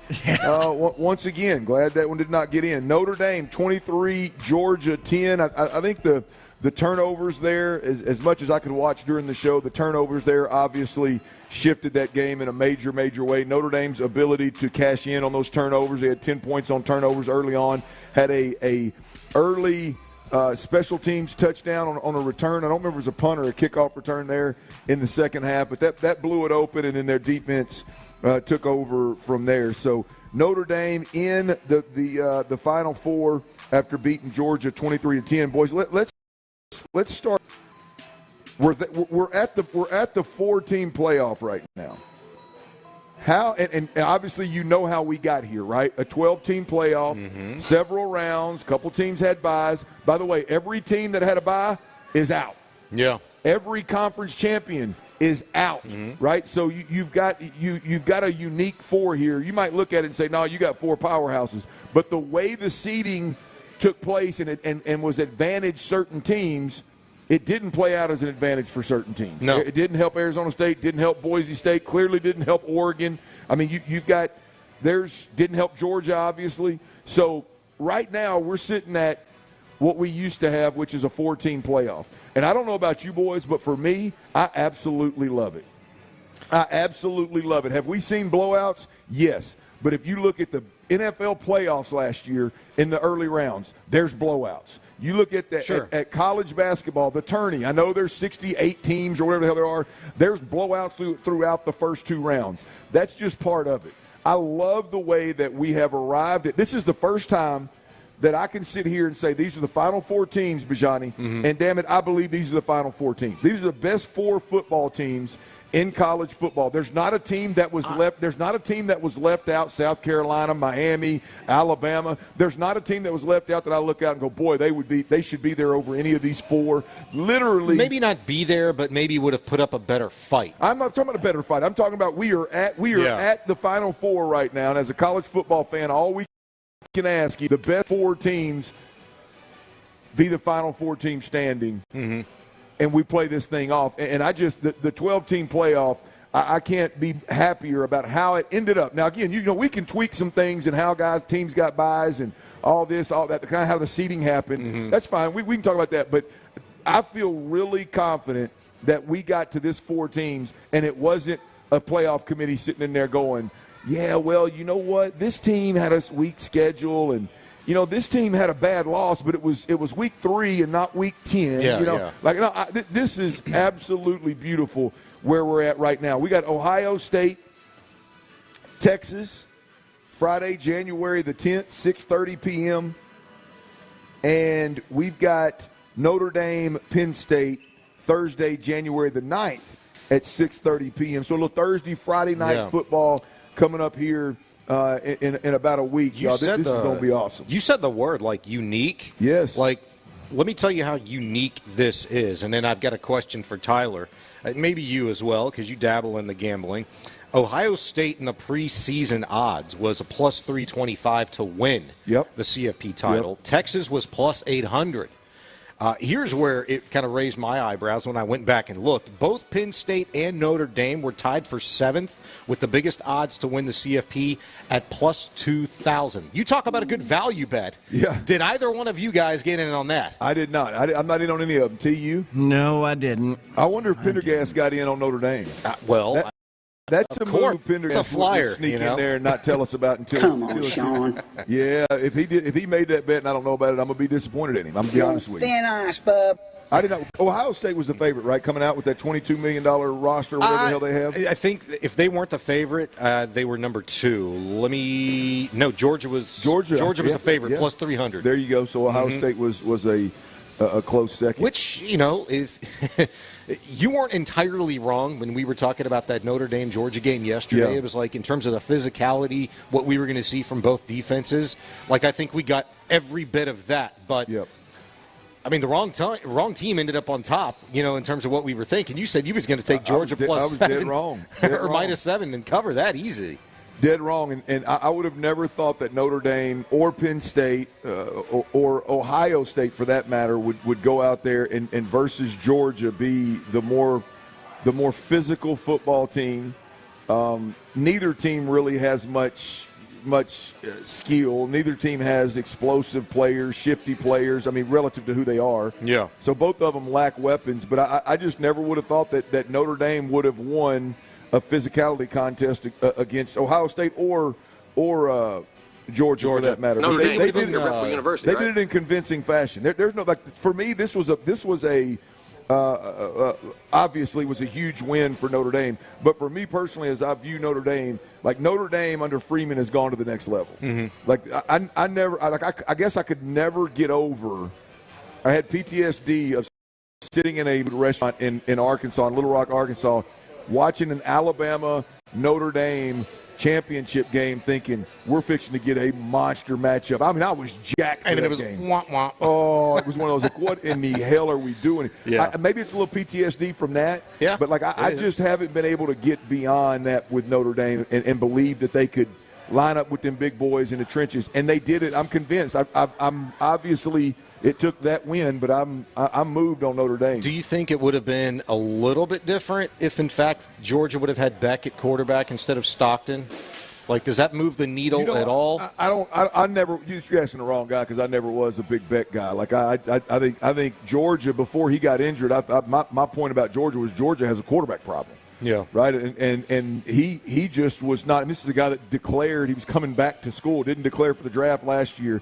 So, decided to announce he was coming back to school and then comes back to school a lot like Quinn Ewers and has a subpar year, if you will. So I don't know. I don't know. I didn't watch that close enough last night with the young kid quarterback to know, hey, how did this team stack up? I'll tell you this, I just was never impressed with him with that. I mean, he didn't play a bad game. I mean, look, just from an efficiency standpoint, 20 of 32, that's a 7.3 average, yard per completion, 234 yards, a touchdown, took care of the ball, no picks. But from a physicality standpoint, maybe it wouldn't have mattered because what we watched – while we were doing the show yesterday, Notre Dame's defense against that Georgia offers. Dude, Notre Dame was physical at the point of contact when they were running the ball last night. They created the holes. When you can go 37 carries, 154 yards, I mean, in a game like that against Georgia,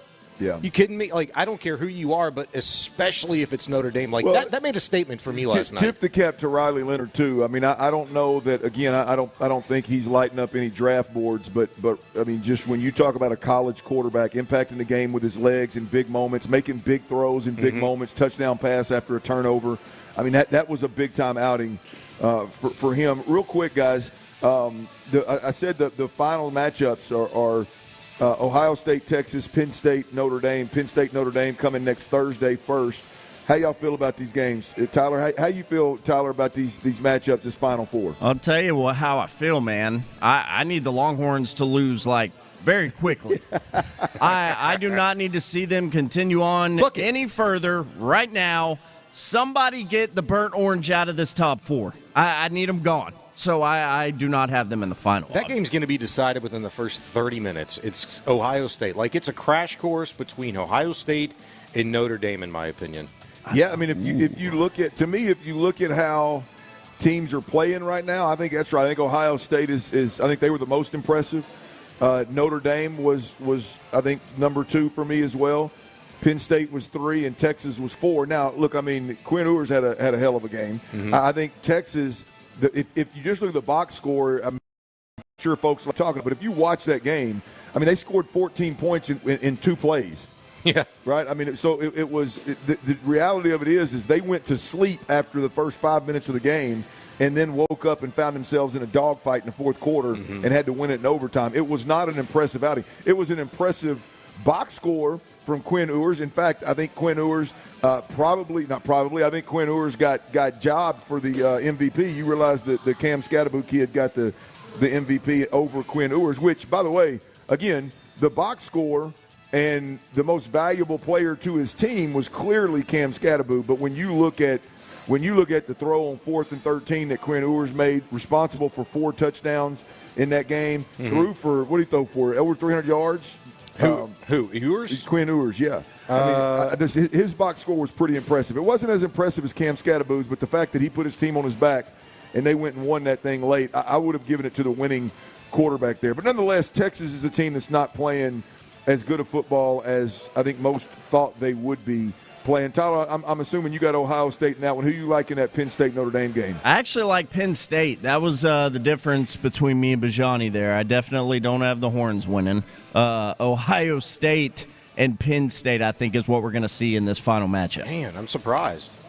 I like all Big Ten, huh? I like Ohio State over Texas. I hope my wife's not listening. And I like Notre Dame over Penn State. I believe if Drew Aller, if he was in a more pass-oriented offense where they'd spin it around the park with him, and maybe they will, I don't know. But boy, it just seems like being a pro style with him back there, he's your best weapon. It seems like maybe they're protecting him. Maybe they know they don't have the explosive skill outside to give him the best chance. But I like Ohio State, Notre Dame. As boring as that national championship game is going to be for me, I'm going Ohio State, Notre Dame. I don't know why you would say it'd be boring. I mean, I'm looking at not a big I'm fan looking of at kind of either, like the path, like what these teams are here. What have I seen from them lately? And I just look at like Notre Dame. I think that's a quality victory against Georgia last night. And absolutely. Then, but Penn State, like the way that they played against Boise State, I feel like their path had been a little bit easier. And then you're going to run into a team that knocked off, one of the top 2 teams in the entire country this regular season, and Notre Dame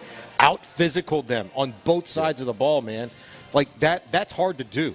In the last decade, from what we've known of a Georgia-coached football team, that's hard to do. And Notre Dame accomplishes that. Like, I just think we've watched the best 2 teams in college football over the last 48 hours, and it's Notre Dame and Ohio State. I'd be shocked if it was anybody else. I love it. Hey, what would you, if you could change one thing about the 12-team playoff, what would it be? I just think how you got there. And maybe I'd like to see something done differently with the buys, maybe the rankings. I was going to ask you that same thing. Like, what would you amend? You seem to like it, but I feel like there's always something better you can do. And I know, like, the grand thing for me said is impossible. I would just like there to be less subjectivity in trying to find out who the 12 best teams are in the country. I don't like how it is just incredibly lopsided at times where one program can play a really competitive schedule and the other one's just like, wah, wah. Yeah. I'd like to see something a little bit more unilateral. I think it's less, mine's less depth with that. Like, I think I'm cool with the conference champions getting in, but I don't like the conference champions getting in with automatic buys. You know what I mean? Yep. Like, that's not to me. That's got to be adjusted. Cool if you want to give a team that's got a couple of losses and maybe isn't ranked in the top 12, but they won their Power 4 conference. You want to let them get in. Cool, I'm cool with that. But we can't give them a bye. Like Boise State having a bye, Arizona State having a bye. I think when it happened, I think everybody knew that they weren't one of the top teams in America. For them to be 2 of the 4 teams that got the bye and 8 other teams had to play the first week, to me is a little bit much. I think that you'd feel differently about it if those Power 4 saw each other with regularity in the course of a regular season, because it wouldn't mean, there wouldn't be such a huge gap in terms of like, well, yeah, Boise State's not one of the best. Well, why is that? Because they didn't face equal competition. Well, yeah, the reality of it is Boise State got the bye because the ACC stunk. Yeah, that's what I'm saying. You had some other conferences that stunk, and we probably overrated them throughout we'll figure out. But I couldn't be more excited about the way the college football playoff, the expanded playoffs turned out in year one. I think we got the 4 best football teams in America squaring off at the end of next week in order to name a champion. I love it, man. Beats the hell out of us having to trust some committee that leaves teams out and really weights those blue bloods and those brands. I love what we've seen that right here, man. This is a beautiful thing, right? All right, Texans fans should be stoked, man. They're going to get a peek at a newly acquired wide receiver, Deontay Johnson, and I think this is a much bigger story than what we're giving credence here. I'll tell you why next, right here on Sports Radio 610. Nick Caserio says the Texans are all business heading into Sunday against the Titans. Focusing on Tennessee, trying to play a good football game, doing the things that are conducive to winning, putting ourselves in a position where we can go ahead and go out there and play good football as a team, which this time of the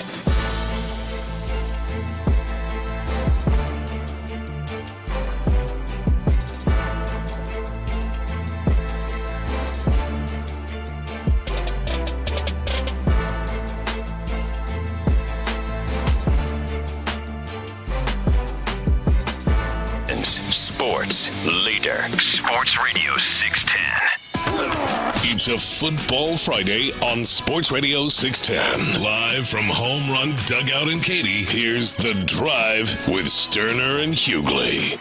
Yes, sir. Ron Hughley is out. Sean Bijani is in, and you heard the man. We're out here at Home Run Dugout. Come on through.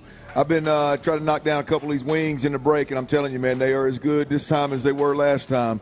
So come on out. If you want to thoughtlessly order, I'm telling you, go with the wings. Get the sauce on the side so they're not messy, and you're in the mix. In the mix if you're out. Come on through. Again, we got a couple of giveaways today, y'all. We got a couple of giveaways here. Academy Sports and Outdoors. 2 $25 gift cards for Academy Sports and Outdoors. Whether you're shopping for yourself or you're shopping for somebody a little gift for somebody in your life, you can damn sure find something at Academy Sports and Outdoors, and $25 will go a long way. All you got to do is put your name. Got to show up. Put your name in a raffle box here. We'll do one at 4, and we'll do one at 5. So we got a couple there. We got a little while to do it. Let some folks show up, sign, and get their name in the mix. But Academy Sports and Outdoors, big shout out to them for making this these Football Fridays happen. Everybody that listens out there, you know this. For those that are just now tuning in, every Thursday we got a Thirsty Thursday thanks to Bud Light at Buffalo Wild Wings. And on Fridays we kind of bounce around to different locations. We're at Home Run Dugout in Katy today. We've been up here for, I think, 4 different shows. But Academy Sports and Outdoors has a lot to do with that. They're always hooking us up with these gift cards. They hooked us up with the Ultimate Tailgate Package, which we met Helen and Jeff at the Baltimore Ravens game in our suite. They had a hell of a time. Game wasn't so good, but they registered. They won that Ultimate Tailgate prize pack from Academy Sports and Outdoors. We handed them a $1,000 gift card, and they got to hang out in our suite. So it was a good time. So come on through. See if you can't win you one of these gift cards here. All right, the injury report for the Houston Texans. I'm going to get to that Deontay Johnson. I don't know if you can tell, Sean, but I'm pretty stoked about Deontay Johnson. I'm glad you are, and I'm not the only one. I feel like I have been. Well, I'm pretty stoked about this. I mean, I'm talking about if the stars align, this guy could fill the shoes of Stephon Diggs in a big way. Yes. I mean, I'm putting the cart before the horse here because I don't know. I don't even know that D'Amico knows who the hell Deontay Johnson is right now, to be honest with you. Mm-hmm. But from a talent perspective, and from listening to CJ and Bobby Slowick talk about this guy's got a real chance that if he can keep it on the tracks, to really help this football team in the playoffs as well as help this team potentially moving forward. We'll see what their plan is next year at the wide receiver position, but they obviously have one with Tank being extended period of time and Stephon Diggs being a free agent. Beyond Nico Collins, you got to add some bodies. And so I would imagine Deontay Johnson is auditioning for that. But real quick, the injury report for the Houston Texans, I think the significance here with this particular injury report is we've got final designations on a handful of players for the game. And I'm going to give you the bad news first. The guys that are out this week, that are officially out this week, is Danico Autry is out. Foley Fatukasi is out. Shaq Mason is out. And Jeff Okudah is out. Danico Autry, Foley Fatukasi, Shaq Mason, Jeff Okudah. Now, I don't know that any of those guys necessarily surprise anybody at this point because they didn't practice. These guys didn't practice all week long, with the exception of Jeff Okudah on I guess, Wednesday, and that was a concussion protocol situation, and he hasn't practiced since. He'd gotten that in practice, I believe. Did it happen in practice? Mm-hmm. So those are the did not practice guys. Again, I didn't expect Foley Fatukasi to play, but in my opinion, he's the main one here that we're going to need this cat in the playoffs, right? I think, Shaq Mason is one that jumps out, and I think by the name recognition, people would say, hey, we need this guy in the playoffs. But I think in reality, he hasn't played well this year. No. He hasn't been an offensive lineman that the team can depend on, if we're being completely honest. And so I don't know that one of these backups in Kendrick Green's played some pretty good football recently. He's gotten beaten, don't be wrong. He is Kendrick Green. There's some limitations there, but he's been a serviceable guard at this point in time. Don't get me wrong, I would rather have Shaq Mason, but I'm not losing sleep over Shaq Mason missing the Tennessee Titans game. The Foley Fatukasi situation is the one that's been lingering, and we hadn't seen him much this season at all.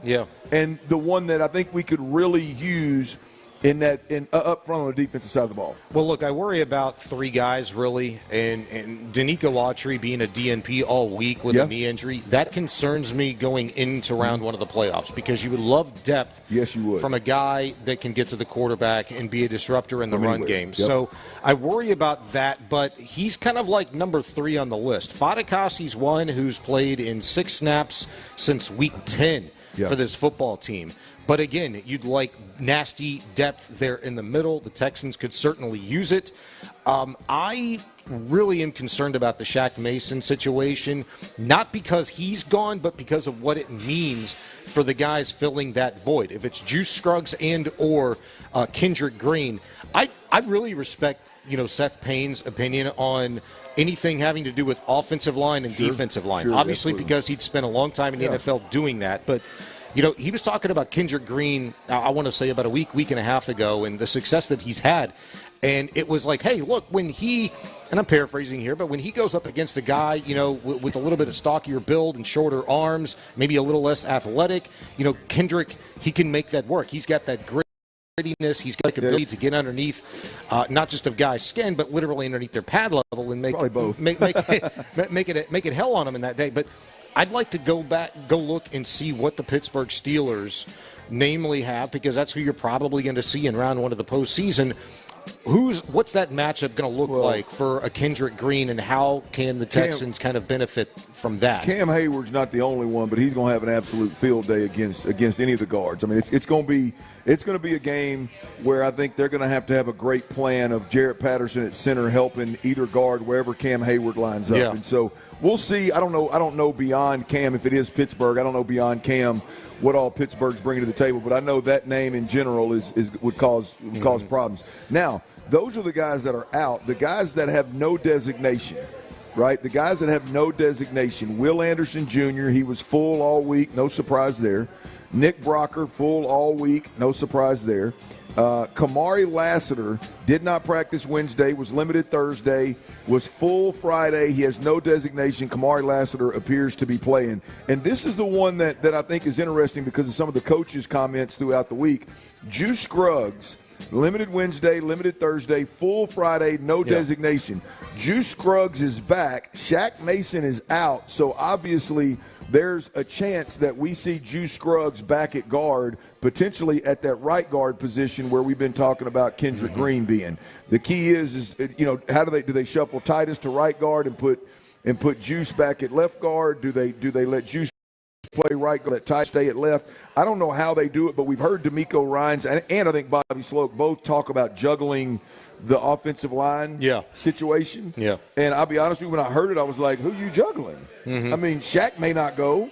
I mean, what is Nick Brocker going to be in the mix? But now with Juice Scruggs being healthy, that makes sense. I could see some juggling going on there. Yeah, I would be really surprised, though, if they move Titus to right guard and Juice to left guard. Just because I only say that because that's the side that Titus is on, and we've heard them harp on about how putting a different hand in the dirt and moving from the right to the left side is hard. I would be surprised, too, but I could see them justifying it by saying, hey, he likes to be on the right side. Now, you want to figure some stuff out this weekend against the Titans. Yeah, that's the week. That's the week to do it. I don't want to go experimenting round one of the playoffs. So maybe that's something to watch for. I'll tell you this much. I bet you won't find any video out there on Twitter or Instagram looking at that first, snap of the day in practice with the offensive line. Texans shut that down a long time ago, and maybe that's a little bit of my fault because I always made a note to, try to get video of that and post that last season and earlier this season. Damn it, Bijani. They killed that one. But you're up here working instead of practice getting video, man. What the hell's wrong with you, man? Well, I'm telling you, there's no video for you to get because they shut it down. They're shutting it down. All right, that's the final injury report for the Houston Texans as they get ready to battle the Tennessee Titans. And we'll keep you updated on anything else that pops on that. I do want to get to this Deontay Johnson bit because I'm telling you, again, the Texans fans out there, you should be stoked about Deontay Johnson. Now, we may see something. It's not worth the view is not worth the climb, but I really think there's potential there for this Deontay Johnson guy to be a huge shot in the arm for this offense. And Bobby Sloak actually spoke specifically to integrating him into the offense. We'll have Bobby Sloak on the new wide receiver. We'll have that next right here on Sports Radio 610. Let's get it on, baby. Pro Bowl bound.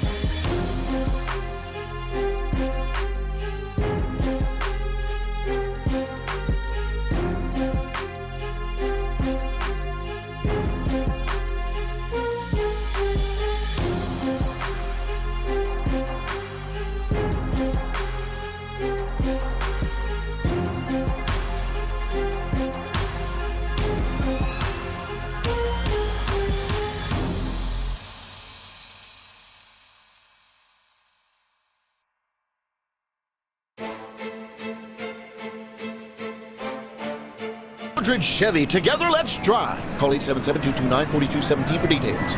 Live on the Drive.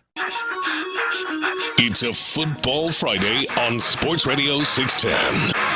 Live from Home Run Dugout in Katy, here's The Drive with Stoerner and Hughley. Ron Hughley is out. Sean Bijani is in. I'm sitting up here watching Andrew mash bombs over here at Home Run Dugout in Katy, and I'm over here mashing these wings I'm telling you about, man. I'm telling you, girthy wings. You're getting the bone pretty good, though. Hey, look here now. I'm going to tell you.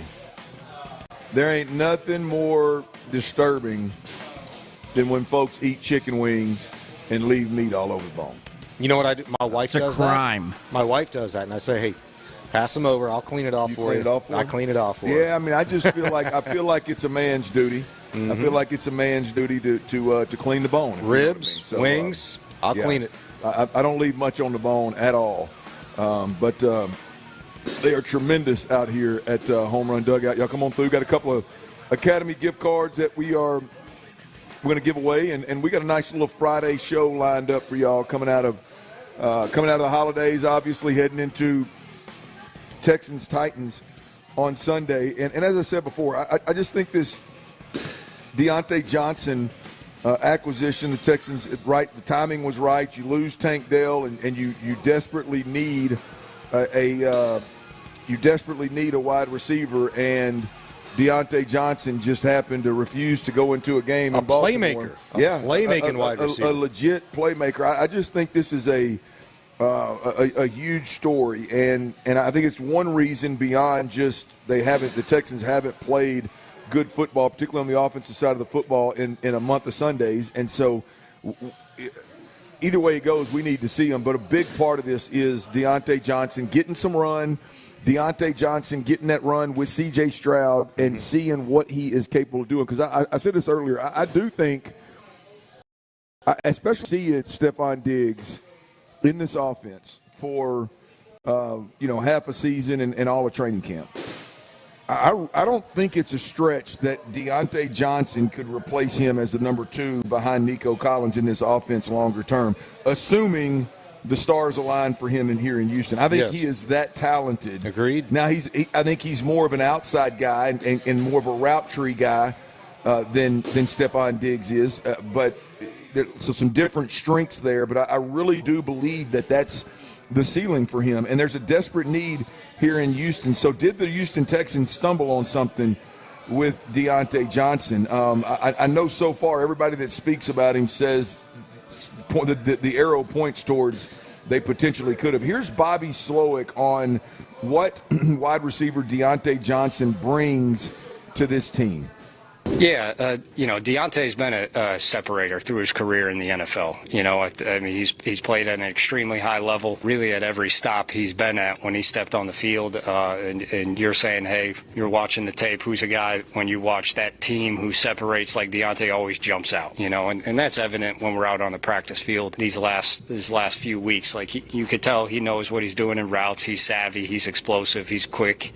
He has great snap down and acceleration. So like route wise, he can do anything you ask him to do, and it's really just hammering in on our offense, which he's done a great job of so far, and we got to help him in regards to that, just making sure that he's in a spot where he can feel comfortable in what he's doing and how to do it, and also our quarterback can feel with what he's doing, how he's doing it, the other receivers around him can. So that's always really the starting point and emphasis for us right now. But as far as the receiver, he can do anything you'd want him to do. Well, he obviously just described a great receiver, but I tell you what he described is a very quarterback-friendly receiver. When you got a guy that has that kind of body control and deceleration and acceleration, it's typically very quarterback-friendly. And when you couple that with C.J. Stroud, and C.J. is more of a guy that's going to win from the pocket, he's going to win on time. If you've got a guy that can run precise routes, that can create separation, that can stop on a dime, you've got a real advantage. And so I just think the quarterback-friendly aspect of his game. Obviously, he's a wide receiver in the NFL. That when he is in the right mindset, he's a top 2 on a football team. So obviously, he's gifted, right? But the quarterback-friendly side of things could potentially pair really well with C.J. Stroud. All right, Bobby Slowick also spoke on integrating Deontay Johnson into this offense this late into the season. And this is ultimately the most important part of it. And I'll say it again, an NFL wide receiver that's been in the league 6-7 years should not have a problem picking up this offense and being full go for the Houston Texans. But here's Bobby Slowick talking about integrating Deontay into the system. Yeah, I think that's a good question, because I think if you don't start with almost, I don't want to say no expectations, but you just let him grow into it, and you let TJ grow into their rapport, and you grow into what routes and stems in our offense he likes and he's good at, I really think you can get off course pretty fast. So, like, we have a pretty good idea of what he's done in the past that he's shown on tape that he's really good at, and when he separates and where he enjoys, the ball, where he can go competitively catch it. And we're starting there. And then as we go integrating some of our stuff and kind of waiting for him and CJ to see what they like, what they don't like, and see where it goes. Again, every time Bobby speaks, I want to reiterate another reason why C.J. Stroud and everybody else needs to play. The offensive coordinator just told you how important it is that, hey, man, we don't want to rush this thing. We don't want to go guessing. We need these guys. We need to see these guys gel and work together and see what it is they do well. The beautiful thing about integrating Deontay into the system, Sean, one, we got a game that doesn't matter. You can piddle offensively. You can literally do things that you're trying to figure out what it is he does well versus call the best play, right? Right. But the bigger part of that to me is you've got a guy that you can literally look at him and go, okay, the only thing that's not on the table in terms of what we need him to do or would like for him to be able to do is the Nico Collins things. Like, you can literally play the wide side, the field receiver. You can play the move receiver, slot receiver if you want to. So they've got a lot of flexibility in the sense of how they make Deontay Johnson work in Houston. It's not like you've got 3 or 4 guys out there that are solidified. You know what they do. They're in position. And, boy, it's like, let's see if we can't create a little package for Deontay Johnson. This is one where you go, as long as it ain't Nico's package, this guy can have it. It's funny you mentioned, the Nico Collins things. Can he do the Nico Collins things? I thought about the same thing last night. And we've seen the video, the highlight reels of Deontay Johnson making the one-handed catch, making the contested, the ball, the 50-50, taking the ball away from guys. We know he can do all that, which is impressive for a guy that stands 5'10", 215. But some other Nico Collins things that he can do, and I know it's a little bit of a detractor in terms of an offense in general, what we were talking about yesterday, why you personally want to see this the starters play and this offense, function as optimal as possible against the Titans on Sunday. The scramble drill. He is so damn good at extending the play for the quarterback, not giving up on a play, understanding when his quarterback is, extending the play and needs to get the ball down the field. There's video out there that I found last night of some highlights of his in that scramble drill. Looks really good. Here's another reason why I like this Deontay Johnson thing is, one, we know he's got to be hungry at this point in time. I mean, you can only go off of what he said now as a member of the Houston Texans. And like D'Amico Ryans mentioned the other day when they brought him in, it's like, hey, man, it's a clean slate with me. Any coach would say that, especially one that is leader of a team that needs this guy just as much as he needs them. He's got to, and we'll get an idea of just how hungry he's going to be maybe this weekend against the Titans, but he's got playoff experience. He's got 3 games, 1 in 2020, 1 in 21, and 1 in 23, and he's produced 11 catches, 117 yards in 2020 with the Steelers. 5 catches, 34 yards and a touchdown in 2021. 4 catches, 48 yards and a touchdown in 2023. This is a guy that has gone out, is used to the big stage, elimination games. He's going to be playing in one for the Texans in 2 weeks, probably against the Steelers, his old team that he put these numbers up against. That's why I love this move for the Texans. It's not every year you get this caliber of talent that falls in your lap when you need it the most. Most. So And then, you want to compound that. How many of these savvy, marginal type of moves did the Texans make last year when they needed it? Derek Barnett, Tier Tart, Adrian Amos, DeAndre Houston-Carson. It was most on the defensive side of the ball. Well, you needed it most on the offensive side of the ball this year, and if Deontay Johnson's one of those guys that you can go out and get and you actually do and he can help you, that's awesome. Thanks, guys. I'll tell you, no problem, Nick. Good job, man, on this one. I think so. Let's assume, this is where I'm at with Deontay Johnson. I'm going to assume all the healthy pieces of the Texans offense is going to bring their B game in the playoffs. I'm not going to go on a limb and get on this radio and talk about A games and A+ games and guys, look, just bring your B game in the playoffs. If that happens, how difference can Deontay Johnson make? I mean, we saw what bringing the B game against Kansas City was doing, and what Tank Dell was able to do. Yes, right. I mean, if the Texans as a whole bring their B game, which I would say is fair to expect this year, bring the A game in the playoffs. I don't know that we're quite there yet. The B game, I think, is probably a fair expectation. Talking about from a team-wide standpoint or offense? Just what we've seen. Well, really team-wide. I mean, you got it to get an A. You got to be great in all three phases, and they have not put four quarters together on really either side. I guess defense has. I take that back. Defense has been tremendous at times. That's what I was asking. But I'm really talking about the offense here. Bring your B game. Protection doesn't have to be great, but give CJ a chance to operate. The quarterback, CJ, doesn't have to throw for 350 and 5 touchdowns. Just don't turn the football over and get the ball out, play on schedule, play on time. Nico, just contribute and get you 6-7 catches, and whether they're for touchdowns or not, just contribute in a big way. Deontay Johnson, on the flip side of that, bringing his B game would be huge. I mean, it could be 100-plus yards and impacting the game in a major way. We'll see if that ends up happening. I don't know that it will, but boy, I'm sure excited to see it unfold this Sunday in what a lot of folks would believe is a meaningless game. All right, that's the Deontay Johnson piece of the Texans puzzle. This is a game that I think there are several other things the Texans can and need to get accomplished when they play the Titans that'll ultimately end up helping them in the playoffs. That's next. The Texans close down their regular season.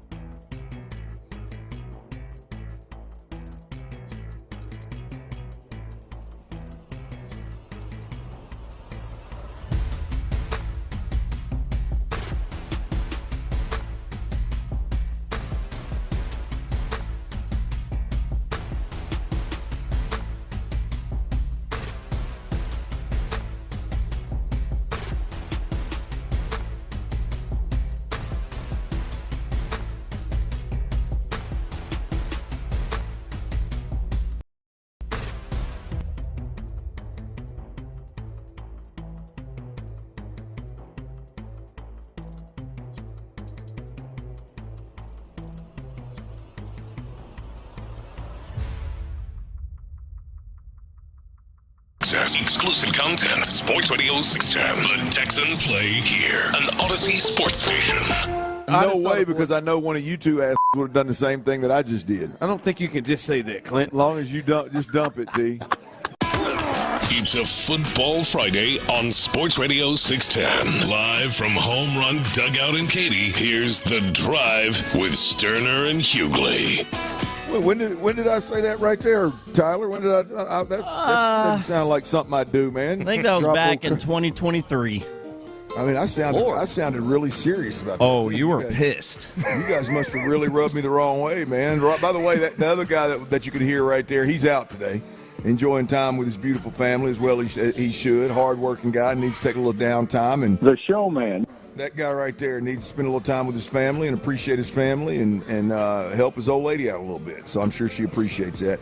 Sean Bijani is in today. T. Meal is behind the glass back in the studio trying to keep this train on the tracks. I know it gets a little difficult when we get out every now and then. But, hey, we've got a couple of things. We're at Home Run Dugout in Katy today, all the way up till 6 o'clock. And we got two $25 gift cards to Academy that we're giving away.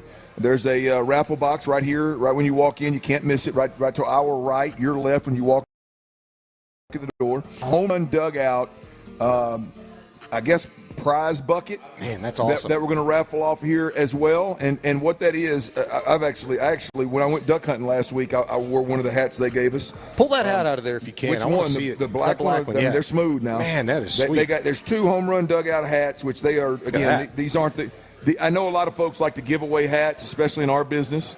A lot of companies like to give away hats that you would never put on your head just simply because of the fit or the caliber.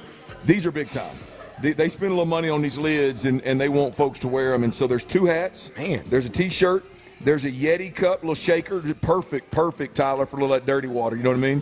Yeah. Oh, yeah, I see it on the stream. Yeah, man. Little Jack and let Coke. me show that to the folks on Twitch and YouTube. Nice little Yeti with Home Run Dugout on the back side of it. Nice little shaker right there for a little mid-afternoon. Can't ever have enough of those. Yeah, don't let me put a timestamp on when you should be getting your first drink. You drink whatever the hell you want to. That's a Yeti. Two hats, a T-shirt, a Yeti, and 2 tickets to see Bone Thugs and Harmony with Lil Flip and Drody. What? I tell you what, you had me at Bone Thugs and Harmony. Stop that. I thought they already came in.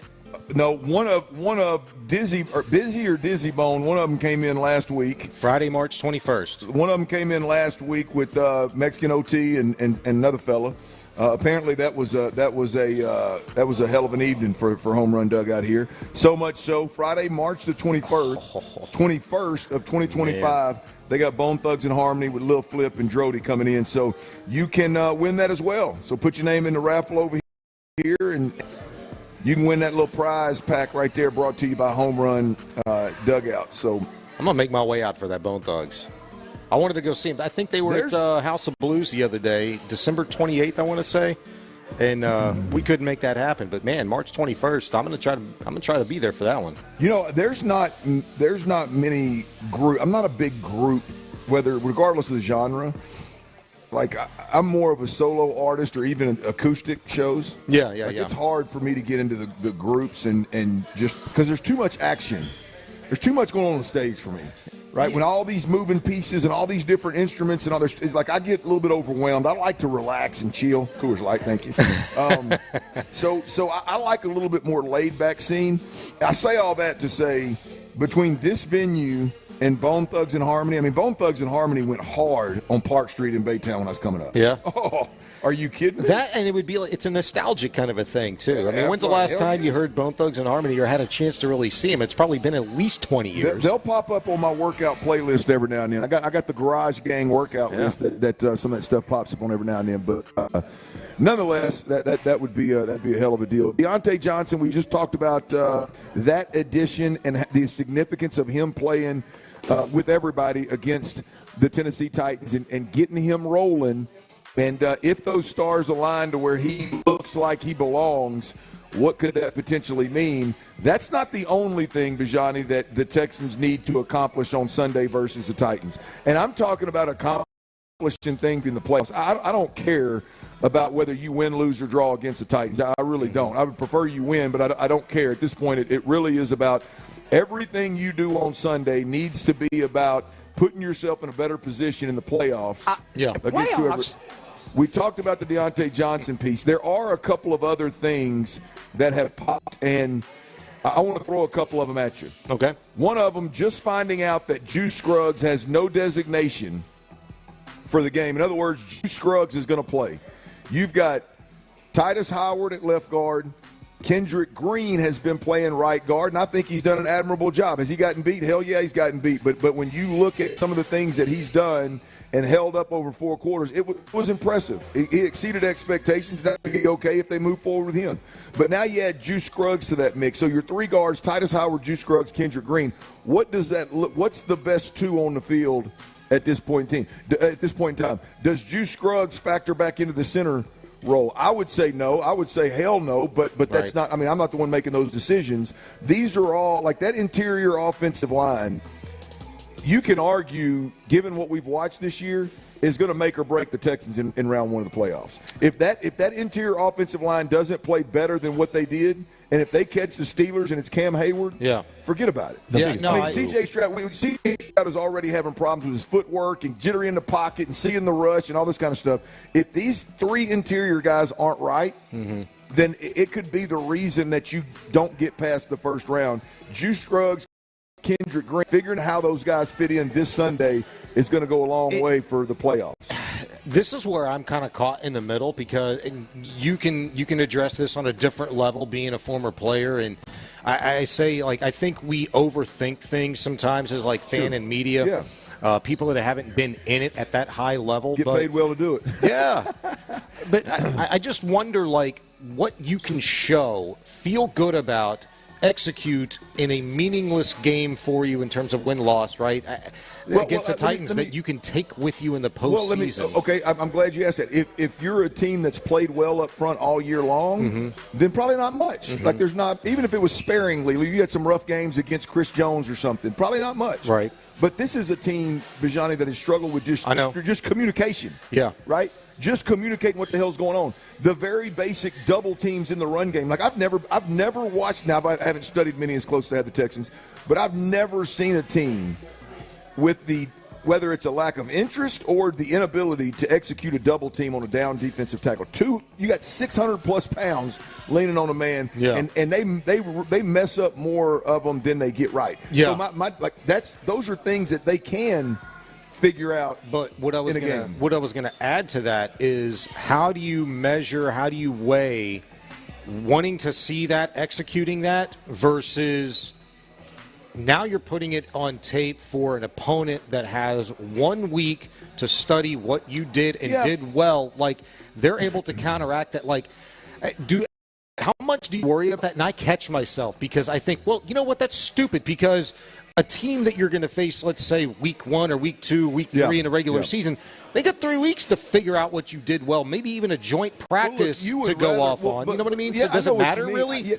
Yes, I think it does because it's all you have. Like, the reality of it is I would rather this not be the case if they're trying to figure this out or it's like needing to figure it out in a meaningless game. Like, I would rather not have these issues, but the reality of it is you do have these issues, and you've got 1 game to have a dry run to see if you can figure out which guy gives you the better chance to run the football, which guy gives you the better chance in a double team situation. And if you already know it's Juice Scruggs, does Juice Scruggs' foot hold up well enough in this game to make him a viable option in a playoff game? So I don't know. I don't have the answers. I don't know what that is. But this particular game is going to go a long way for them figuring out what the hell they're going to do with their interior offensive line. Shaq Mason being out, by the way, the injury report's out. Shaq Mason is out.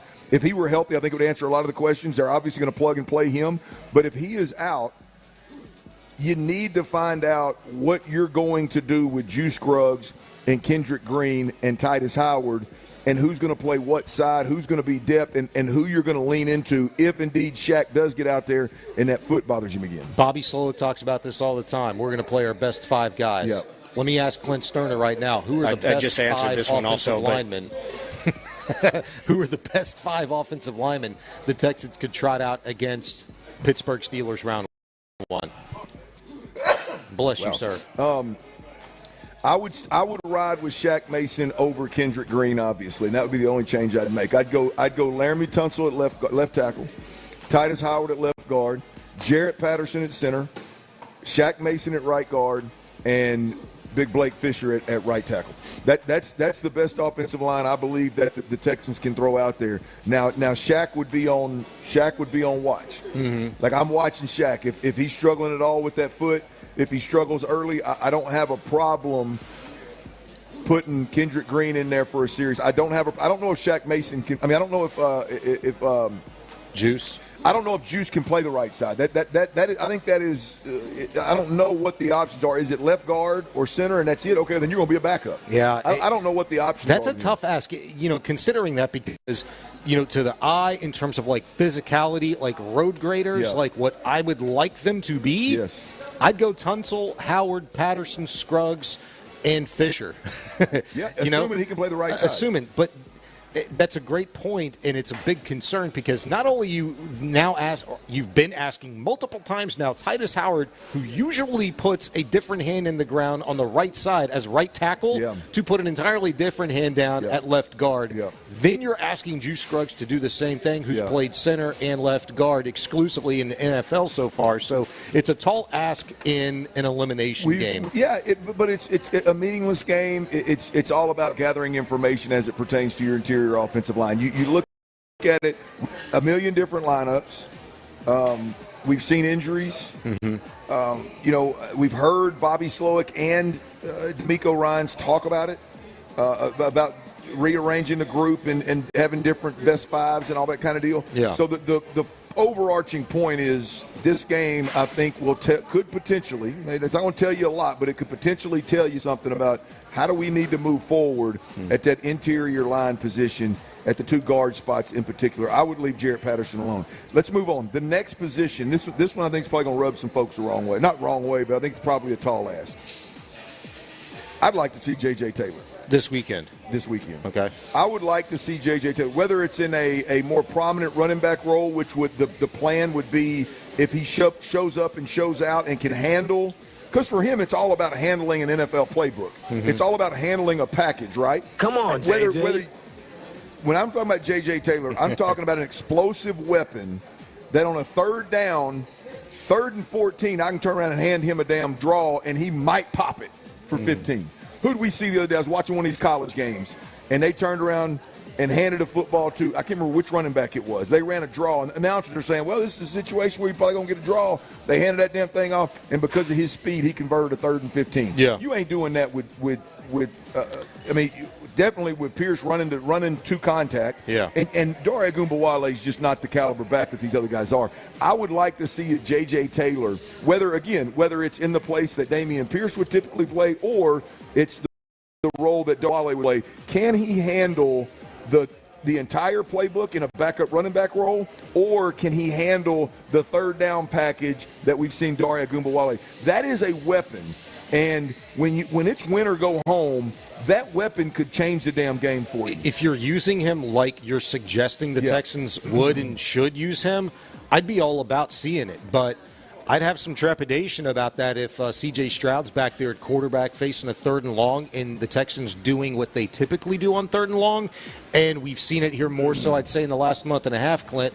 How many times you might need 2 hands to count on how many fingers you've seen a free rusher come loose on the right or left side, and that running back or left or right tackle is supposed to pick that guy up and doesn't, and CJ gets blasted or has to run for his life. Well, that's a risk.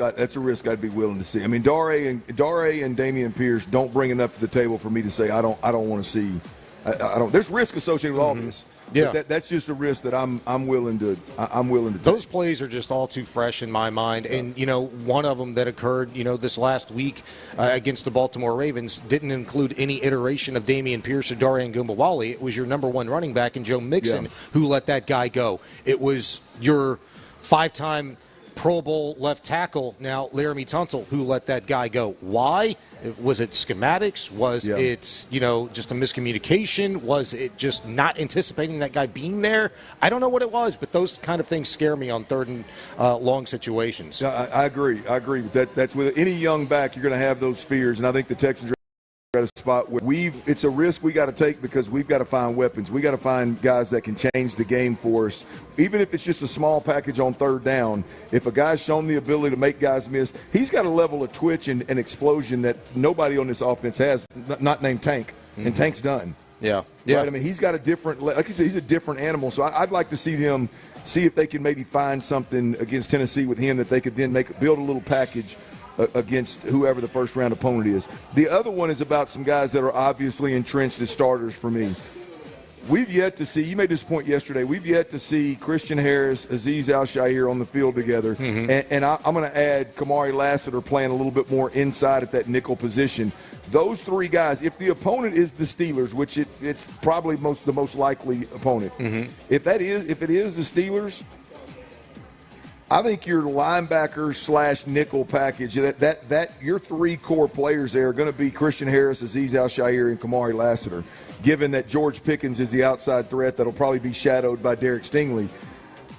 Lassiter at that nickel position and those three playing together could be something that we would probably like to see on Sunday before we get to the first round of the playoffs. I'd like to see it. Yes. That's a great point. I'd like to see it, but, fast forwarding to assuming it's the Pittsburgh Steelers, if that's your three dudes inside in Al-Shaair, Harris, and Lassiter, who's the other corner outside? Well, that's the injury report, puts a kink in that, right? Because Okudah's got a concussion, and the reason why that's important is everybody that's hashing on the Texans this season has missed not 1 but 2 weeks. I'll be damned. Yeah. So this is something that didn't happen the last game. This is something for Okudah that happened after that game in a practice. Well, Jeff Okudah's status is obviously going to dictate how much you're able to play. You're able to play Kamari Lassiter inside. I really like that sucker inside, man. He is fun to watch. He's got a nose for the ball. That physicality plays well. And I'm going to be honest with you, the more we see him in there, Sean. Yeah. I mean, his instincts rival Petrie's. Yeah, I would agree with that.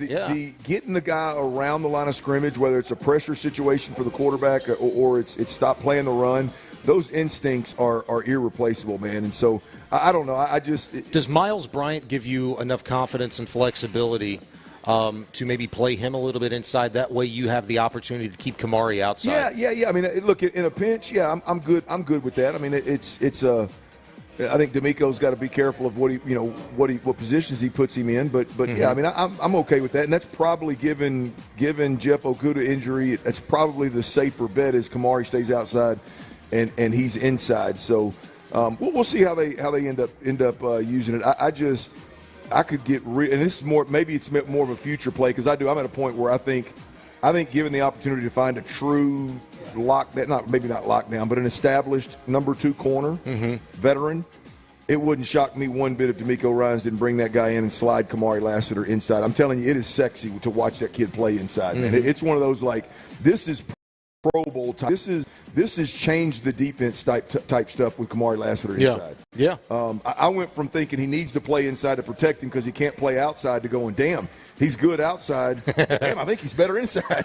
So, I mean, it's just been I still want to see him inside, but the reasoning has obviously changed big time. All right, I'm Clint Stoerner alongside Sean Bijani. We're up here at Home Run Dugout in Katy. Come on through, hang out with us. We got a couple Academy Sports and Outdoors gift cards to give away. We've got a prize pack from Home Run Dugout with some Bone Thugs and Harmony, Little Flip Drody tickets, some hats, some shirts, a Yeti shaker in there. And so we're giving a few things away over the next couple of hours. So come on through. By the way, there's a little North Texas State, little Texas-centric bowl here. I don't know which was the First Responder Bowl, isn't it? Serve Pro. What is that? Serve Pro First Responder Bowl? You got some good eyes, man. I think that's what that says. My eyes are absolutely awful. My 20/20 vision left me about 2 years ago, and it took about 3 weeks for it to go. But we're giving some things away. We got football rocking and rolling. We got a cool little atmosphere with some great weather out there. I wish my little 3-year-old could get out there on that turf. Now, she wouldn't know what the hell to do with that bat or out on that diamond, but she damn sure get out there and disrupt some stuff. There ain't no doubt about that. Get her out in that weather, burn some of that energy, man. All right, look, things appear to be getting messy in Miami with the Heat, y'all. Could that bode well for us here in Houston? Is Jimmy Butler somebody you want to see in a Rockets uni? The dynamic has changed. I don't know if your want to has changed, but it looks like the dynamic has changed. Jimmy said, hell, I want out. That's next. Jimmy frickin' Butler! For Coach D'Amico, there was no question.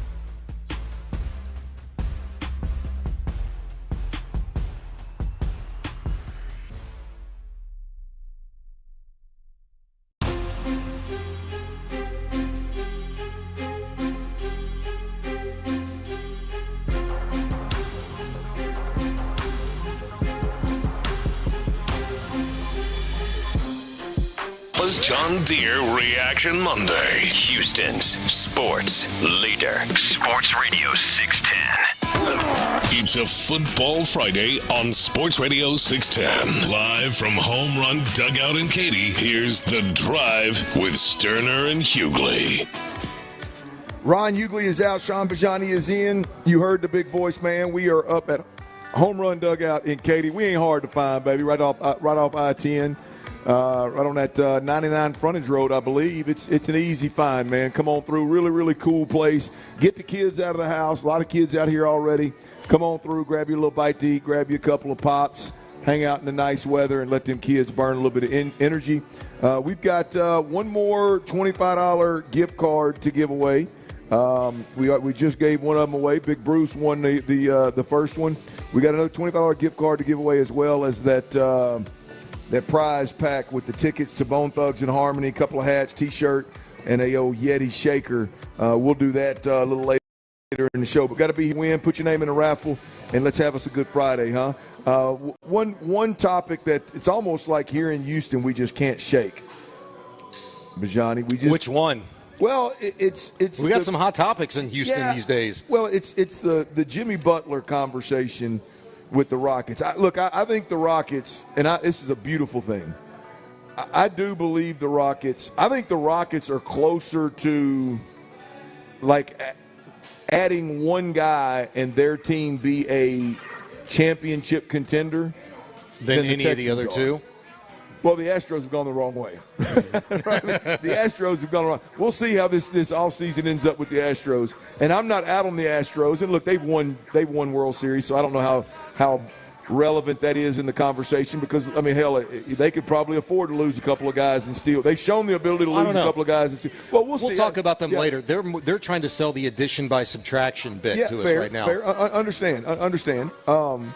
But the Rockets, I do believe the Rockets are one move away. They have made it to that point where I've always said build your 2 through 8, 3 through 8 or 9, however, whatever your rotation is, and then land the big fish. Land the guy that's a veteran superstar, bona fide superstar, and go see if you can win. I don't know that they're completely there yet, but I think they're closer than anybody else. And when I say anybody else, the Texans. Yeah. The Jimmy Butler conversation keeps coming up, and I understand. So he's a local guy. He at one point in his career was one of those bona fide superstars that takes a team to the next level, that can get a bucket, that can do it from anywhere on the floor.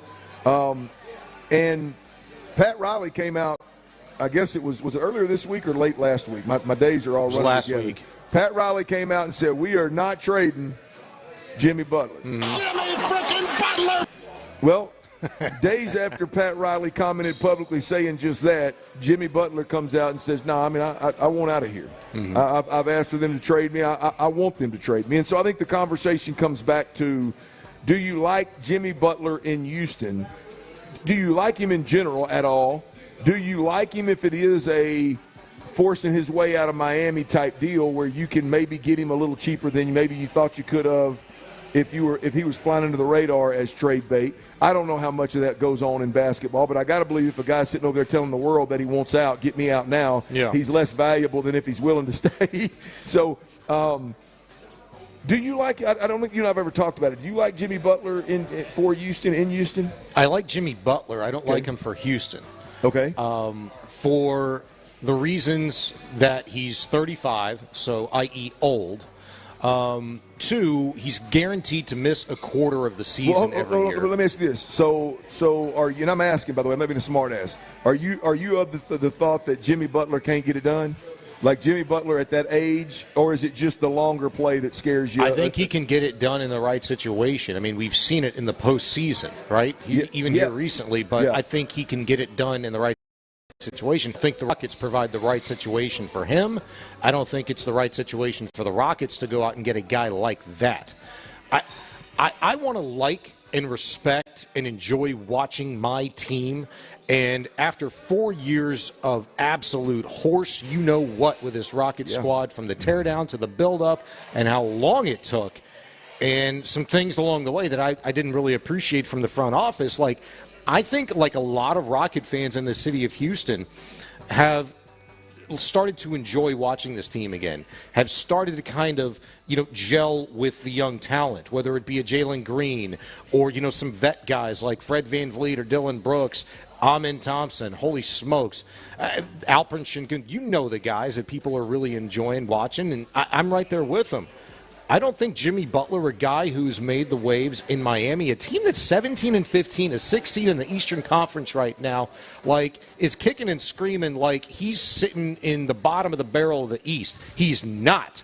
A month ago, yeah, we could have that conversation. But, it's like, dude, you're 35 years old. You still got some game left. What happened to, just sticking it out, grinding it out, and seeing what you can accomplish with a team that has some young pieces? I don't want him to come here with a team with some young pieces that doesn't have the expectations of a Boston Celtics or anybody like that, or maybe an Oklahoma City Thunder. The Rockets, the expectations, maybe just to get into the postseason. What are you coming over here for? Are you going to be that added piece? I don't think it's that place for him. I don't think it's that time and place for the Rockets at this point in time. So for this reason, if I'm Rafael Stone and Ime Udoka, I'm out on Jimmy Butler. Yeah, I don't know if I'm out. I don't know if I'm out. I don't think that he is the piece that they bring in and all of a sudden they're championship contenders. I do believe he's a piece that moves the needle and allows this team to trend in the right direction beyond what they are right now. Now, obviously, what's it worth to you, though? Well, that's the other thing. I don't know enough. You guys are talking to the wrong guy when it comes to I wouldn't even know where to begin in what it would take to get him here. I have no idea. I'm just saying if that ended up making sense where it doesn't set you back, and you bring a guy in like that, and you've got Ime Udoka who's already the alpha. You don't need that side of Jimmy Butler, and I trust that Ime Udoka would be able to handle that if it were to become a problem. Is he a guy that can allow this team to take the next step, which is making a run in the playoffs, which is being a serious contender, although he may not be a guy that you keep long term. I don't know what his contract looks like. I don't know what you're trading for. But just Jimmy Butler from a 30,000-foot view, I've come around on him with this team. Now, you get into talking about Fox and all these other guys. Those are clearly younger, better players. That's a different conversation for me. If we're just talking about a guy for a year or two that comes in here and does give you a guy that can consistently go get a bucket when you need one, instead of you, we're at a point where you gotta hope that Green woke up on the right side of the bed. My guys going and getting buckets. And I'm talking about legit guys going and getting buckets, like legit superstars going and getting buckets. Yes. You can argue Sengun can go get one, but I think Green's the guy that shows the ability to whether it's from beyond the 3-point line or getting to the rim. He's the guy that you're really putting all your ducks. Yeah, it's the consistency with Green. And right, it's inconsistent. You got to hope he woke up on the right side of the bed. Exactly, right? And I feel like Alperen Sengun, between the two, has been the guy that has shown more consistent. Yeah, has shown the most growth. Right. You know what I mean? In terms of being more consistent, right. That guy. But my point in all that, Zoshan, is just it gives you another option, a more proven veteran that can go get that bucket. Now, how valuable is that to the organization this year and maybe next? For an organization that has said time and time again that they don't foresee and don't necessarily like the idea of changing this core group up. Sure. Yeah. For that reason, and what we're looking at right now, a team that has in large part this season has either been enamored with the 2nd or 3rd seed in the West. They go into tonight's game as the 3rd seed in the West right now, taking on the Boston Celtics, who are slotted in at number 2. Yeah. This is a great litmus test, the best one that you're going to see this season so far for this Rockets team. That's why I'm looking forward to it. And just to kind of make a point, what does the rest of the country see from the outside looking in, mano-a-mano, star for star? It's Jason Tatum and the Boston Celtics going to visit Alperen Sengun and the Houston Rockets. Alpi. It ain't Jalen. It's Alpi. That's that guy. Is he really that guy for the Rockets? If Jimmy Butler was here with the Rockets, would it be Jimmy and Tatum? I don't know. Absolutely. You need it without Jimmy Butler. You need it to be sure. Jalen. But what is it worth? And is it worth getting a guy who's a potential and probable rental? Yeah. Okay. Blowing this thing up and turning your back on what you've spent 4 years building, and you've got to like what it's grown into right now for the Rockets. You're going to risk that for Jimmy Butler? Yeah, I wouldn't risk any of that. No, I'm not. I mean, I'm under the assumption that it's not going to take a whole hell of a lot. Like blowing the thing up to go get Jimmy Butler. No, that wasn't in my. Like I wasn't thinking that. That's an obvious. You know, a guy that's already not happy here with his playing time, it ain't going to be as simple as like, yeah, Cam for Jimmy, and we'll throw in a few draft picks. Yeah, no, like I get my overall point. My bringing it up is more of like, if it's beneficial for the Rockets, are we just at a point where we don't believe that Jimmy Butler can play? Right? I mean, that's more my overall point. Like I don't blow it up. Don't change a damn thing to bring Jimmy Butler in here. But since he's available. If they're trying to move him because he's disgruntled and wants the hell out, and it ends up being something, hey, the Rockets can make sense of this. Like it's not blowing, you're not giving away the farm. Right. At that point, do you want can Jimmy still get you buckets? Can he still be valuable to this organization over a 2-year span? Like you said, a rental. And if so, you know, I don't hate it. I like the thought of them getting in the playoffs and needing a bucket and them going to somebody other Jalen Green, who's just, I mean, I just don't think he's that guy. It's the wrong time, I think, for the Rockets to risk as much as it would take to get a guy like Jimmy Butler. Not saying you'd have to give up the farm, but it's a risk in the sense that you're turning your back on one or two maybe guys that have helped you get to this point that you no longer have, and in like a blink of an eye, you might not have Jimmy either, and you might have a title to show for it. All right, a few Texans can join rare company with good outings Sunday versus the Titans. Two of which, these Texans, by the way, it's hard to believe that they're potentially joining this level of company. I'll tell you who those guys are, and we'll discuss next. Before we do that, though, I got to tell you about Twin Peaks, y'all. Look, if you love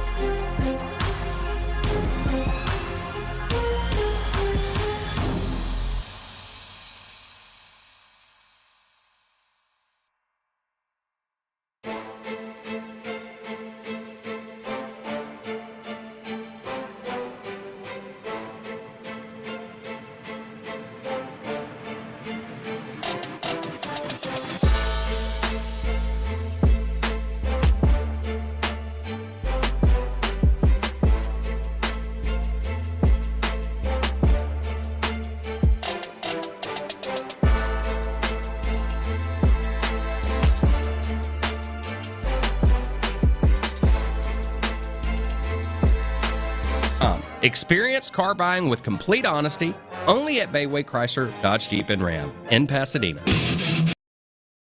It's Football Friday on Sports Radio 610. Live from Home Run Dugout in Katy, here's The Drive with Stoerner and Hughley.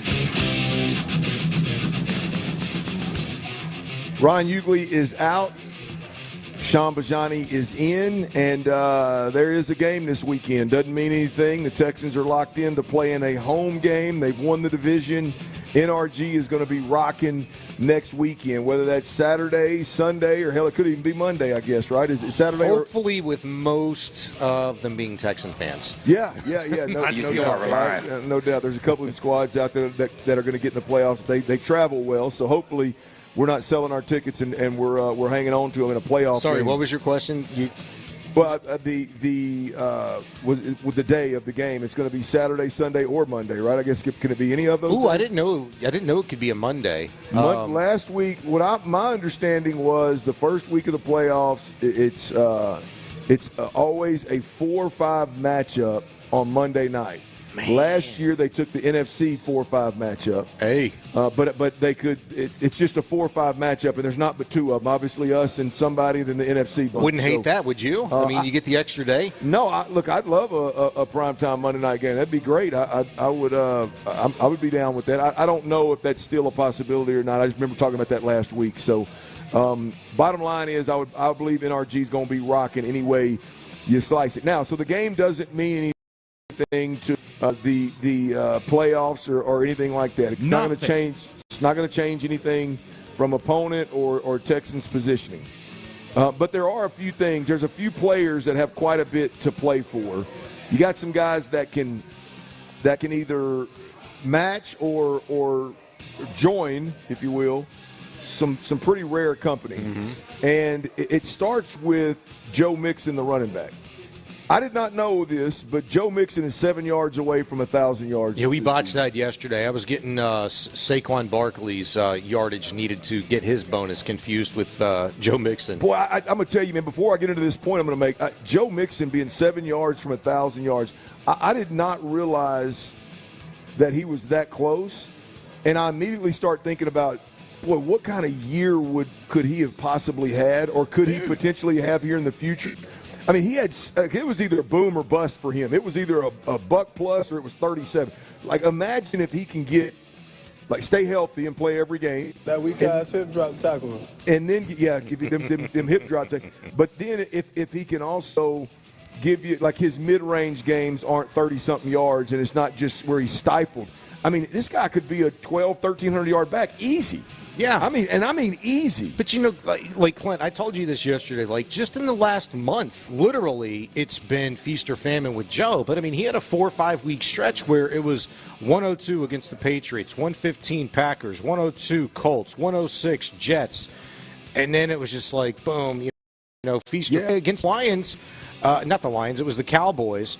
And it should have been this way. The Cowboys were terrible that day. But, he rushed for 109 yards. Yeah. I don't know. And I'm not even, without breaking it down game by game, I'm just thinking Joe Mixon.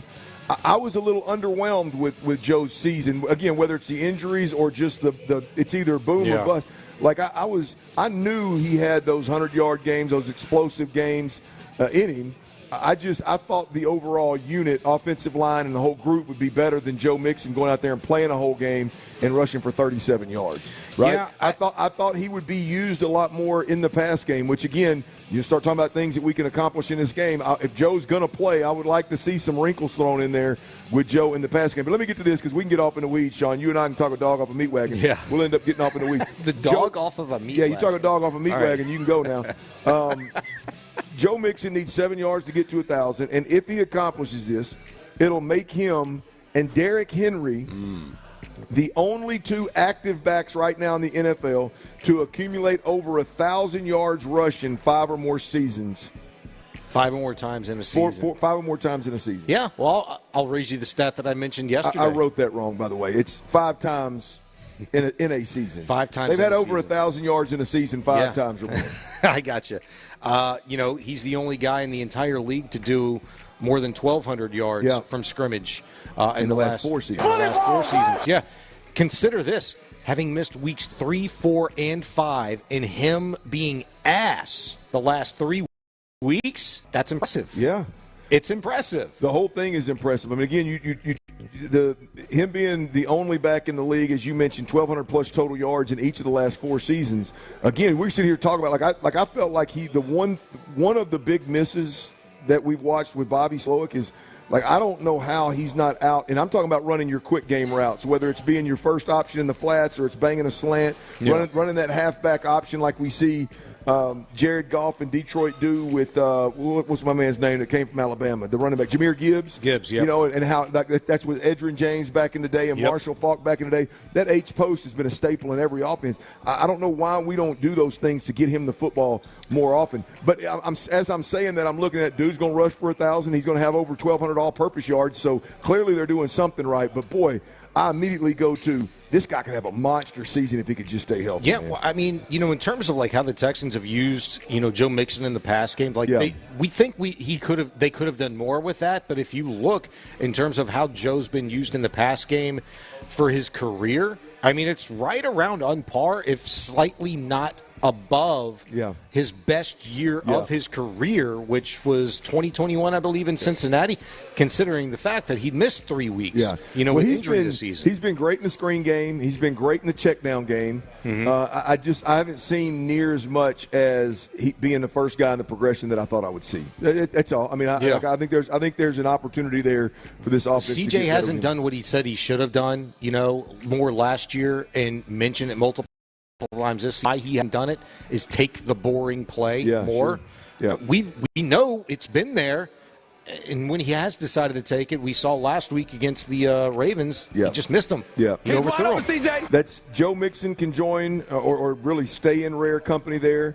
One of my favorite players of the Texans, Kalen Bullock, rookie safety. He needs 1 interception to get to 6 interceptions in his rookie season, which will make him the 5th safety in NFL history to get to 6 interceptions before his 22nd birthday. Impressive. He's been nice, man. He, like Dante Robinson once upon a time ago, 5. I mean, will have an opportunity to say, pay me Nick instead of pay me Rick at some point in time. And I think if he keeps playing like that, he's gonna get paid. Well, as you mentioned, it would time with Dante Robinson, who had 6 interceptions as a rookie in 2004. Oh, let's go with the Texans. So, attaboy. He'll join some Texans history there as well. All right, Danielle Hunter. Again, I still can't wrap my head around this guy being an alternate in the Pro Bowl. I get it, I understand. The guys ahead of him are really good, but damn, he's a monster. Danielle Hunter needs half a sack to get to 100 sacks before his 31st birthday. There's the sixth youngest in the NFL to reach 100 sacks. The other guys are Reggie White, T.J. Watt, Jared Allen, DeMarcus Ware, and Myles Garrett. Yeah. Well, Myles Garrett, one of the guys that beat him out for the Pro Bowl nod. Anytime the list starts with Reggie White, you're keeping. You're doing pretty good. You're doing pretty good for yourself. Now, what can he do beyond 31 for the rest of his career? We'll see what kind of noise he can make, but he's damn sure off to one of the quicker starts. Yeah, in terms of the recognition, though, it is kind of curious because you mentioned the popularity contest yesterday with Laramie Tunsil. Maybe that's a factor. From a Pro Bowl perspective? Yeah. Dude, this is the second time in 6 years I looked that Danielle Hunter has not made a Pro Bowl. And the one time that he did not, 3 years ago, he played in 7 games. Yeah. Okay, the guy's been healthy. He's been productive. He's been a nuisance, disruptive. Is this just kind of an anomalous year where Trey Hendrickson and Myles Garrett's just otherworldly, and somebody's got to go? Maybe. I mean, he's an alternate, whatever. He gets the nod, not a starter, but whatever. It's just it kind of reminds me of what we talked about last year with Will Anderson. He wouldn't put up the sack numbers for the first 9, 10, 11 weeks. Yeah. But if you looked at pressure rate and, the advanced stats, he's been there. Danielle's been there and done that across the board this season. It's just I kind of side with it's been one of those anomalous years where, hey, the competition's been really good too. Well, you wonder too which is a beautiful thing for us as fans. You wonder how much Daniil Hunter on one side, Will Anderson being on the other side, and both of those guys being in the tops in the league in sacks. How much does that detract from Daniil Hunter getting the respect that he deserves? Because all these other guys that are up there, T.J. Watt, Trey Hendrickson, I mean, who do they have playing opposite them? They damn sure don't have another double-digit sack guy. So you wonder if having two of them, it's a beautiful thing for us, but you wonder if having two of them has played against Daniil Hunter and his Pro Bowl vote. Because I know I'll watch him every week, so it's easy. But damn, I mean, there's got to be a ton of respect around the league for this guy, the way he plays when he doesn't get a sack. Yeah. I mean, he's the one out there chasing Lamar Jackson. Now, it ended up being a Lamar Jackson highlight touchdown, but he's out there dancing with Lamar Jackson on the sideline trying to get his ass down, and he's a defensive end. So he's a lot more active than most guys in the league. That dude is an Adonis. Yeah, I've been around some big dudes in my life. I don't know that I've been around from the elbow down to his wrist. That is a huge forearm, and it's the first thing you notice when a dude walks up. Yep. He's a lot bigger than I thought he was. Goals, girthy forearm, huh? Yeah, a girthy forearm. Yeah, and I don't know. Those better not be your goals. That sucker's forearms are big around as your quad right there. Hey, Johnny, well, the goals maybe more some unattainable goals, man. More so to be like his 6'3", 6'4" frame, whatever he is. All right, the Texans offensive coordinator Bobby Slowick. He did a little deep dive, for lack of better terms, into CJ's misses. We all know what that is if you're a Texans fan. If you're a Texans fan, you've watched games. I mean, CJ has had some uncharacteristic misses over the last handful of games. What Bobby says in reference to CJ, I think is very telling about why this offense is struggling. I clearly he's asked about CJ, but I think the answer, I think it sheds a little bit of light on why it's been such a struggle this year, and it's absolutely. I'll go ahead and tell you it's unacceptable. We'll hear from the Texans offensive coordinator next, right here on Sports Radio 610. Before we get there, though, I'll tell you what is not unacceptable.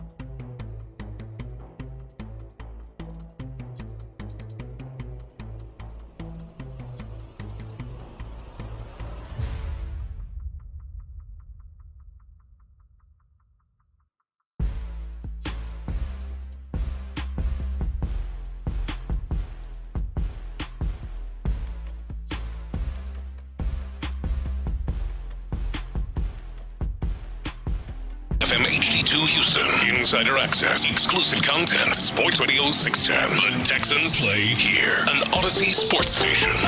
You're getting me football horny, as Clint would say. Before we get to that boner. Sports Radio 610 presents The Drive with Stoerner and Hughley. Dive into the mind of former NFL quarterback Clint Stoerner. I like a good time. I like to have a party. I know you do. It's Dirty's Daily. I'm gonna be honest with you, Tyler. I don't remember the boner comment either. I mean, you must be really in the archives today, man. Yeah, I'm digging deep, man. That's from 2022. I was clearly referring to something because I mean, if we're talking literal sense, I'm through talking. If the next thing is a boner. I think I'd played the the ever famous on this show at least this drop. Boner alert. There you go. I think I'd played that like right as we were going to a break, and you had to read, and you were like, "Well, before we get to that boner." There you go. It was well played. That makes a little sense now. That makes a little sense. All right. Well, I got them written out now. I've been doing some thinking today, and I've been doing some working. When I got to drive this thing, it's not natural. It's a different animal. I got to have some help now. I got to take notes. But there's yesterday the offensive coordinator, speaking of boners, Bobby Slowick spoke. What? And, I'm just telling you. I mean, look, love or hate Bobby Slowick. He's been the anti-boner this year. No, well, I mean, you're talking about the job he's done. I'm talking about the audio he provides. I love the fact that he is transparent and he'll say some things that he probably regrets saying because then we take him and pick him apart and try to relieve him of his duties. But I mean, like D'Amico and CJ have both gotten to a point. The other guys that speak every week, they've both gotten to a where you can damn near guess what they're going to say. Mm-hmm. Like D'Amico is not going to be hard on the offense.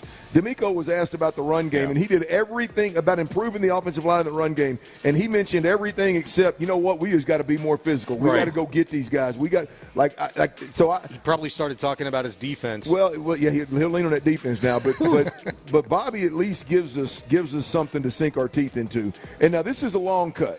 And it's typically not a good idea, but I do want – because I think this is a big-time talking point around the city with the fan base, right? What in the hell is going on with C.J. Stroud? It's hard to put your finger on, even if for an old quarterback that studies the hell out of it, it's hard to put your finger on and explain it in depth. And Bobby Slowick was asked specifically what goes into analyzing C.J. Stroud's misses specifically, the errant throws that we've seen, the mistakes that taken this year that weren't present last year. What goes into those misses?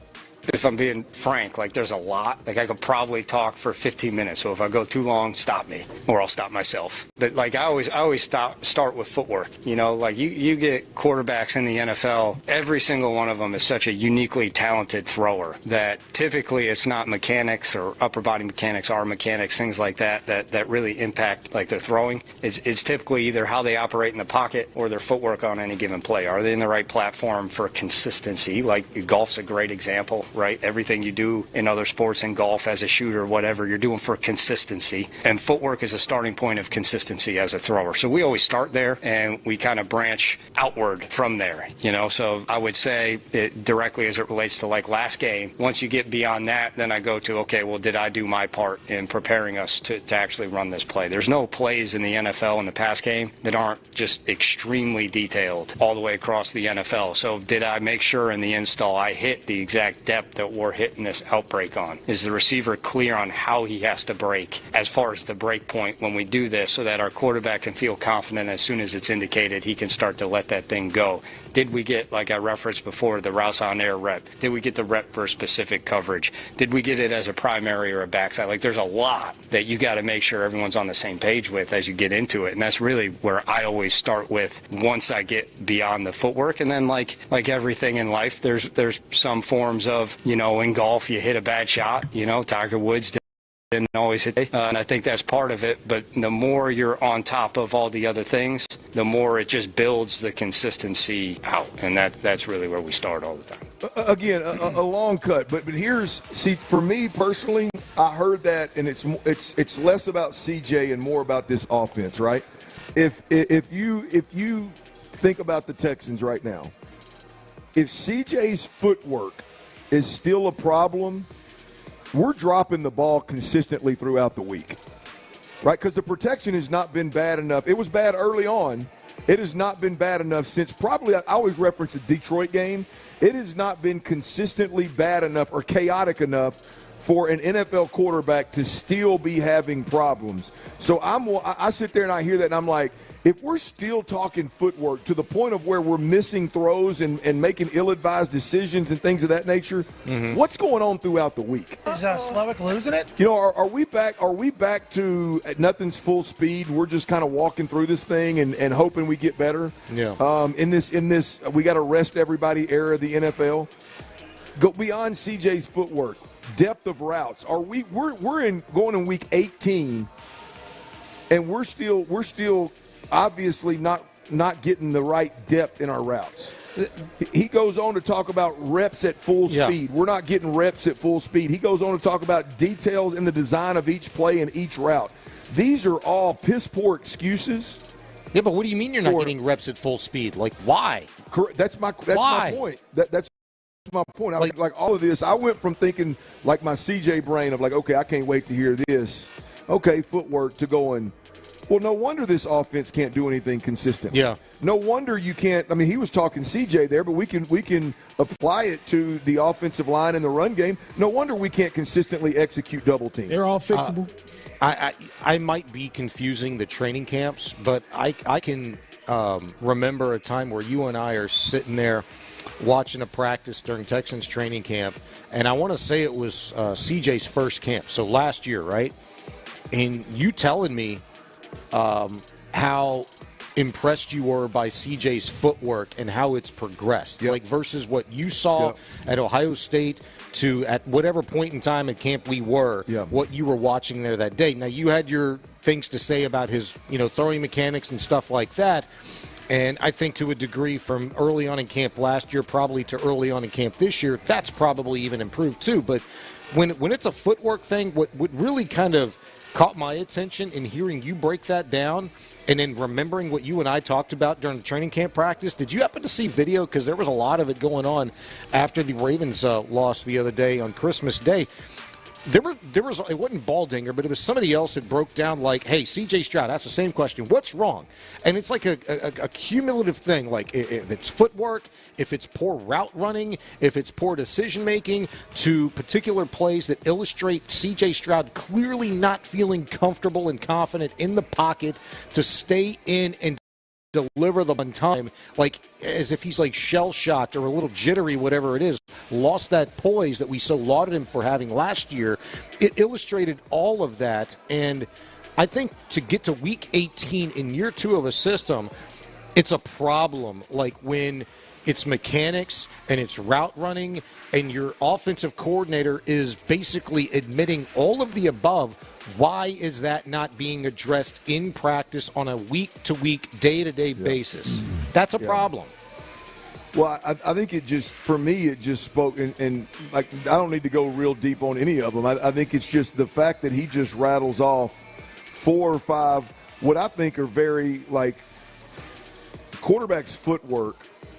I mean, that should be something, like from the jump, no matter how you think the season's going to go, like if you're training as a quarterback, like your footwork, especially if you're just talking base movements, basic movements, your foundation, your base, like that should be worked. That should be part of practice every day. Like D'Amico should be like, hey, I don't give a damn what everybody else does, but these 10 minutes right here, it's going to be dedicated to C.J. Stroud. Y'all can go catch some balls in the jug machine. Hell, you can get in that cold 10 over there if you want to, but C.J.'s going to get his feet right. Like that can be a part of indie drills. That should never become a problem, much less be a problem that is just we're talking about it in Week 18, right? And we're talking about it in reference to big-time misses. We're not talking about it into just one miss. We're talking big-time misses. The depth of routes with wide receivers. Like, you've been in this system. These guys have been in this system for 2 – even the depth guys. Right, even 19. I mean, John Mechie, Xavier Hutchinson, Nico, these guys have been in this system for a long time. Why are we talking about depths of routes, again, as it pertains to your quarterback having critical misses? It's seen multiple examples of that on all levels, whether it be with your running backs, your tight ends, your receivers. You're talking about, like, it just – you could point to multiple instances this year on film. And I don't want to hear you can miss me with, like, yeah, okay, well, that's one time. it doesn't matter if it's one time. It comes at a big time, at big moments in games from guys that you should be expecting more from. Yeah, see, the interesting thing, too, about CJ is, like, we've talked about this before. Like, CJ is naturally a slew-footed individual. Like, he naturally drags his feet. Like, he's not a guy that walks in a room and you're like, yeah, that dude's got some good feet. That dude's an athlete, got some twitch in his feet. So he's got to work on it and stay on top of it more so than a lot of guys do.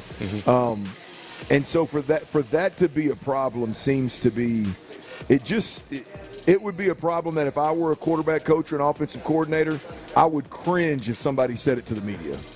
I'd be like, what? Yeah. What, are you kidding me? The first guy that I thought of when I'm listening to Bobby Slowick, explain this is Gerard Johnson. Yeah. Because, look, you've been out of practice. When they are in individual drills, how often would you see Gerard Johnson, kind of stop and then, sort of mimic and, want CJ to kind of mirror what he's doing? Like, hey, I want your chest here. Yeah. I want you to stride this way. I want your footwork to be here. That is like from rep to rep. I see it all the time. The fifth we're allowed to be out there at practice and shoot the little short and stops like, hey, look at what I'm doing. Let's focus on this. That's all being coached up. Why isn't it being executed? Maybe it takes more time. Maybe it's not a big enough emphasis or whatever the case may be. Something has clearly changed from what we saw last year in terms of his progress mechanically to this year. Yeah, I don't have the whys. I just know it's unacceptable for that to be the problem. Because, by the way, Bobby Slowick goes on. He went on to speak about catching the football at the right depth, and he actually an interesting cut. He went on to talk about the screen game versus the Kansas City Chiefs that pissed everybody off. Yeah. Right? He brought that up. I don't think it's coincidence either, by the way. I think I think they all hear everything that's being said. Sure. Like, he brought that up. It's like, he said, I'll reference the screen game, the 2 or 3 screens that I called against Kansas City. No, it was at least 4, and they were all ass. Well, he said 2 or 3, and you're right, there was 4. But 2 or 3 of them, he said, you got guys catching the ball, not getting deep enough on their screen route, and you got wide receivers that are blocking with the wrong shoulder. Like how does that – again, when I hear these guys talk, to me, it seems like whether we're talking about like the offensive line problems or the CJ problems or all this, like it seems to me like there is a real lack of sense of urgency and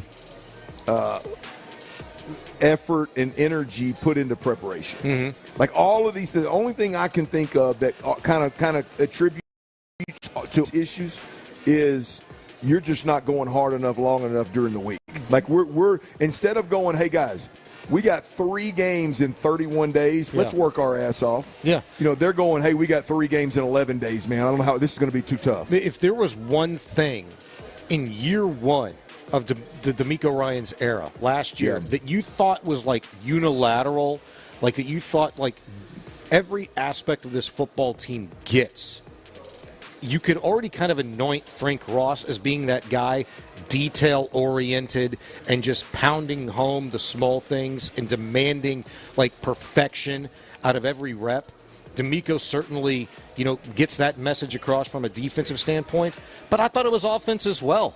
And they've transformed that, into kind of like the swarm mentality. Like, I think we can make the argument that we saw how detail-oriented they were across the board last year. I don't get the sense that it's all the case this year. Is there more time in practice being, dedicated to defense and special teams than offense? I mean, I don't know. But clearly something is being missed because just to use the screen as an example, what's the most important part of the screen game? Like, from the quarterback to the guy that's catching the screen pass, that's a pitch and catch. Like, it's timing. Yes, you need to be in the right spot, get enough depth, whatever. That's easy. What makes the screen successful is getting to your block and executing and staying on your block, creating the space for your playmaker to guy miss, which is generally the case in a screen, and get upfield. Yep. And when you do that 4 times for a grand total of like -1 yards against the Kansas City Chiefs, that's a problem. But it was a culmination of like what we'd seen weeks 1 through 15 prior to that. It has not worked with any regularity. When Bobby Slowick said, hey, we were pretty good. We were actually among the top of the league in the screen game. Relative to what? Ass? Because there is nothing that we've all seen watching this team on a week-in and week-out basis that say, you know what, that's a great idea. It just hasn't been. It hasn't worked. Yeah, it's when you hear stuff like that, boy, it makes it all make sense, man, of why they're in a tough spot and they're struggling right now. We're up here watching this first responder bowl up at Home Run Dugout, and best bowl game I've seen in a week and a half. I just saw a combination of two games that I think I could enjoy. Mm-hmm. They were showing, all the bowl games. These players go down there, and it's a week lead up. This game's being played, I believe, at SMU. That was Rhett Lashley just up in a suite watching. But the teams go down there 4, 5, 6 days in advance, and the bowl will host them and take them to all the different fun things to do in that city. Yeah, they just had video of the players, and it was a combination of football and bowling. They were throwing a football, and I couldn't tell how far it was, but at bowling pins on the other end, and with bowling rules. Bowling rules? Well, yeah, you're knocking pins down. I don't know how the hell else you'd keep score. Well, what's a gutter ball? Ball's out of Okay. It's hit or miss. But it's a good Xavier Hutchinson drill, because that's all of the catches that he's made for C.J. Stroud this year. It's like throwing at the ankles, like bowling pin height. I think I'd like to play that game. That would be fun, man. Tyler, I'd kick your ass, man. Couldn't wait to Nah, do it, dude. Nah. This is great. All right, Tyler's confident in that. Yeah, it is. All right, we got the college football playoffs down to 4 teams. Do you like the college football playoffs, or would you rather a committee have picked these 4 teams? Let's cuss and discuss next right here on Sports Radio 610. Before we get to that boner, Nick Caserio says the Texans are all business heading into Sunday against the Titans. Focusing on Tennessee, trying to play a good football game, doing the things that are conducive to winning, putting ourselves in a position where we can.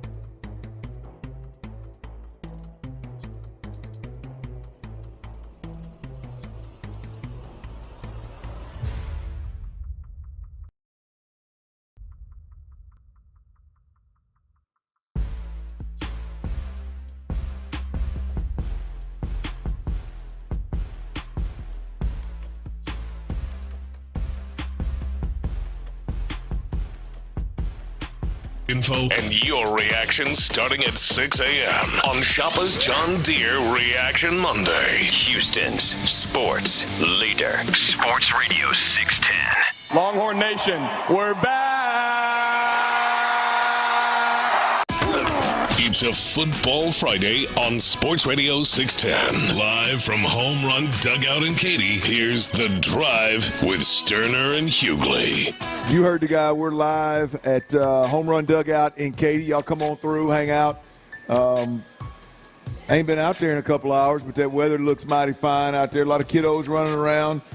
Bring the kids up, have some food. I'm telling you, I suggest that you grab the wings. The wings are absolutely tremendous. I get the sauce on the side, so it's not so messy. But come on through. We've already given away the two $25 Academy Sports and Outdoors gift cards. Mary and Bruce Fox.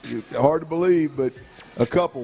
Each one won. Bruce won first, and then Mary followed up right there. I did the picking. My eyes were below the box, so there wasn't no cheating. I do love them to death, but I'll be damned. They must be living right. I'll wait for the day for me and my wife to go somewhere and both of us win something, much less, hell, one of us to win something, much less two of us.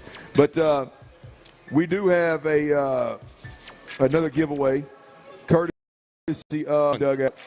Got a couple of high-quality hats. They do their gear here at Home Run Dugout big time. Never understood that. Never understood why more companies that spend money on promo items and hats and T-shirts don't buy better products. Yeah, you got to get the good stuff, and Home Run Dugout definitely got the good stuff. I'm going to have to give me a hat before I go. I've been given 4,000 hats in my time, and I've never worn one of them, except for the good, like Home Run Dugout does. They're good for big head folks like me. Uh-huh. I mean, there's probably been 2 or 3 of them. So I greatly appreciate Home Run Dugout. Two hats, a T-shirt, a Yeti legit. Rambler, and 2 tickets to Bone Thugs and Harmony. If you're of the age you hear Bone Thugs and Harmony and you don't smile, something's wrong with you. Yep. And you get a T-shirt too.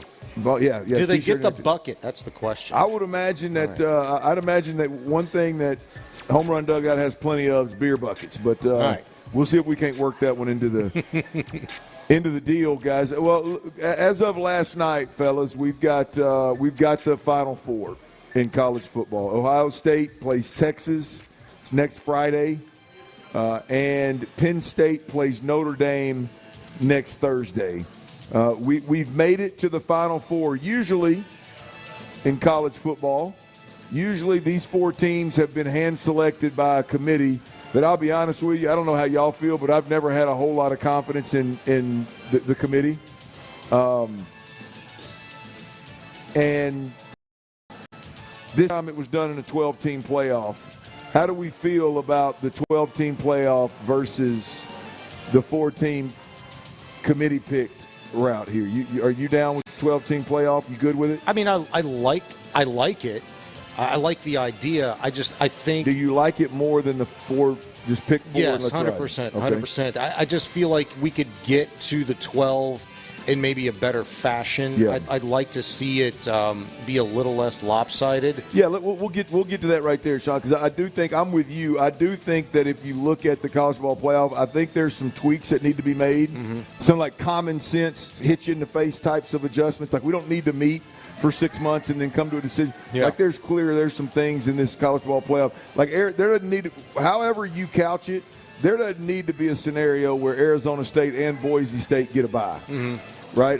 That just doesn't need to be the case. By the way this 12-team playoff played out, all 5 automatic conference champion bids have been eliminated. Mm-hmm. All 5 of those conference champions have been eliminated. Can you name them? Boise State, Arizona State, Georgia, Clemson, and Oregon. Those are the 5. Those are your 5 conference champs. All 5 of them were eliminated before getting to the 4-team playoff. All 4 teams that had a bye have been eliminated. Mm-hmm. Again, Arizona State, Boise State, Georgia, Oregon. Those teams have all been eliminated. So when you look at kind of how this thing unfolded, the advantages of having the bye didn't help anybody. Right. The advantage of winning your conference championship didn't help anybody. And we're sitting here with what I believe is the 4 best teams in America. I absolutely love the 12-team playoff. There's always going to be blowouts in the first round. Hell, there's blowouts in the first round of the NFL playoffs, right? I mean, they're never going to get it. They're never going to get it to a point where it's a competitive game and we end and they say, boy, they picked 12 teams that could have won a national title. That's just not how this thing's going to unfold, right? I love the fact that you got a 12-team playoff. You got group of 5, or what I call group of 5. I guess it's group of 4 now. But the non-Power 4 conferences, the Boise States of the world, right? Those teams, every last one of them in America can wake up. Every player can wake up in August and say, if we handle our business, we can have a shot at a national title. Yeah, no, I think that's great. That is so beautiful. Yeah. I'm talking about the whole landscape of college football. No, I agree. And I think, even if you went forward and didn't change anything from this inaugural iteration of how you get to the 12 teams in the CFP, if you didn't change a thing, over time, it might be 3 years, 5 years, 7 years, 10 years. At some point in time, you're going to see one of those teams be the Cinderella story that I think we all enjoy about, the 64 now turned 68 team bracket in the NCAA. I mean, somebody's going to make, an SMU's going to make it interesting. Yeah, no, I 100% agree. And look, we might be seeing that in terms of, from a football sense. These are 2 teams that were inside the top 10 that had, 2 of the longer odds to win the CFP. You've got those teams to root for now. I mentioned this earlier, but, Penn State coming in preseason relative to the odds makers and what they thought was possible, they were plus 2,000, to win the CFP. Well, they've got an opportunity. Notre Dame, plus 2,000 to win the CFP. They've got an opportunity. It was Georgia, the favorite, who got bounced out by Notre Dame last night, which I showed you the stat earlier in the show. We didn't talk about this on air, but look at what Notre Dame has accomplished just this season. Every month of play this season, they have knocked off a top 20 ranked opponent. Now, that was Army, that was Navy, that was Louisville. Okay, some of those teams may be fraudulent. A&M, sorry, Tyler, that was their first big opponent that was ranked that they beat this season, I believe. You don't got to apologize, bro. The Aggies suck. Just saying, I know your allegiance. I know your membership in that cult, but, going to last night, ranking, beating a top 5 team in the rankings, they have been through it. Maybe they've had one of the tougher roads or more proven roads to have an opportunity to play for a CFP title. I think maybe we could be seeing a really Cinderella type story in season 1 of this 12-team CFP. Yeah, no, I just love that if this thing was seeded right, I think the adjustment has to be the seeding. You can't have the lower ranked conference champion get a bye. You can't have the group of 5 conference champion get a bye. That just can't. I like that they get in. Mm-hmm. I don't want to get carried away with the fact that now I don't know if that's going to happen year over year. I don't know if that happens again, right? That it was a rough year because the ACC was garbage, right? And so you had SMU go in there and go undefeated, and you had Clemson didn't get in until Miami messed the bed against Duke or somebody. So the ACC being as I guess non-competitive, if you will, at that national level as they were, I think that screwed up and allowed the Boise State to jump up and stay up. So I don't know that the stars will ever align again where that happens, but they need to make sure that it doesn't happen. I would have what if you would have seen SMU Boise State or SMU Indiana or any iteration of those, and Arizona State mixed in there somewhere, even though I think Arizona State You think belongs, they're legit, yeah. I think Arizona State's legit, but going into it, we didn't really know, right? See some iteration of those teams playing each other in the first round, and then you got the Texases, the Notre Dames. You got them sitting there waiting on them big dudes. Yeah. I mean, on the winner of those, you got the big dudes waiting on the lesser thans, yeah, right? Yeah, no, I think that'd be great. That would have been sexier to me than what we saw. Yeah. Right? Even Tennessee. Tennessee is they weren't as I watched Arkansas beat them. like Tennessee was as convincing as some of the other big boys that were in that. They would have been better first-round matchups with Indiana or with SMU or one of the lesser teams.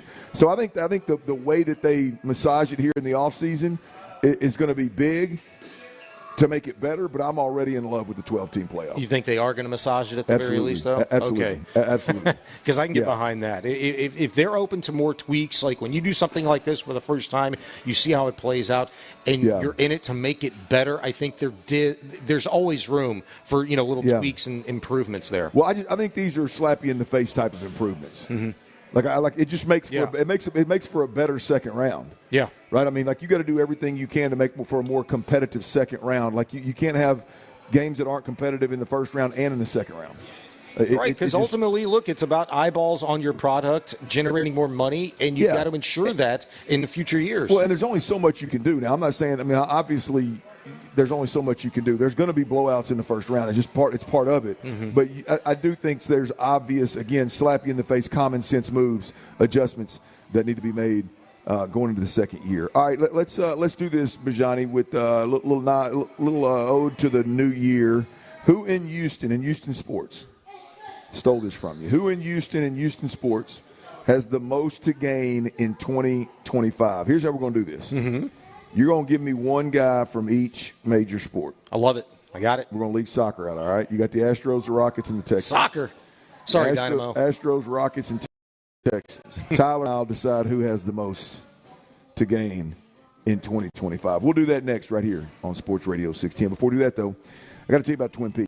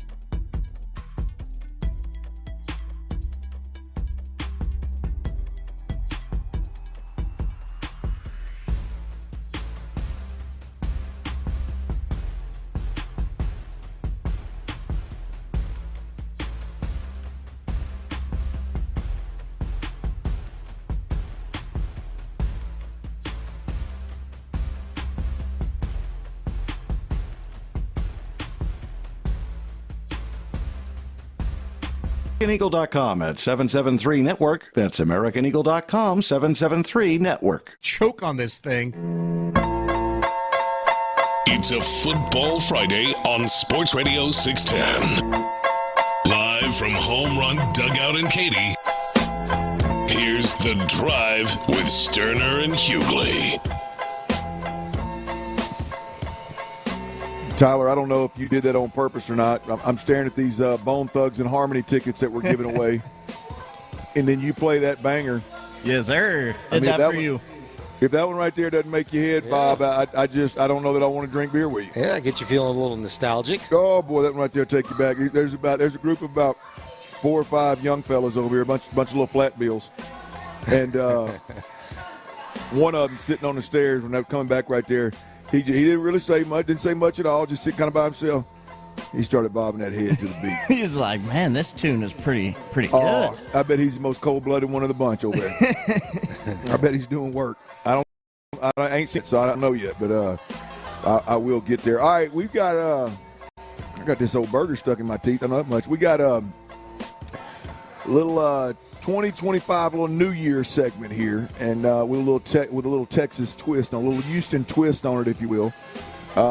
It is a new year, and hopefully it's full of great moments for all of us. Yeah, including our sports franchises. I think it's safe to say it's a good feeling in the city, especially in our business. But being just a fan of the sports franchises, to now have 3 legit sports franchises that it wouldn't shock you if they make a run in the playoffs. It wouldn't shock you if they're discussed in the midst of some of the better teams in their respective leagues. Highly competitive, yeah. Yeah, it's a good time. Now, look, we can talk about the Texans and where they're at right now. It's a rough spot. It's been a rough run over the last month to 6 weeks, but nonetheless, they're still in a really good spot relative to this conversation. So, Bijani, you put something out there. In 2025, what Houston athlete has the most to gain in the year 2025? Mm-hmm. You got to narrow that down. That's broad now. We got to narrow that down a bit and figure out who we're going to land on here. Yeah.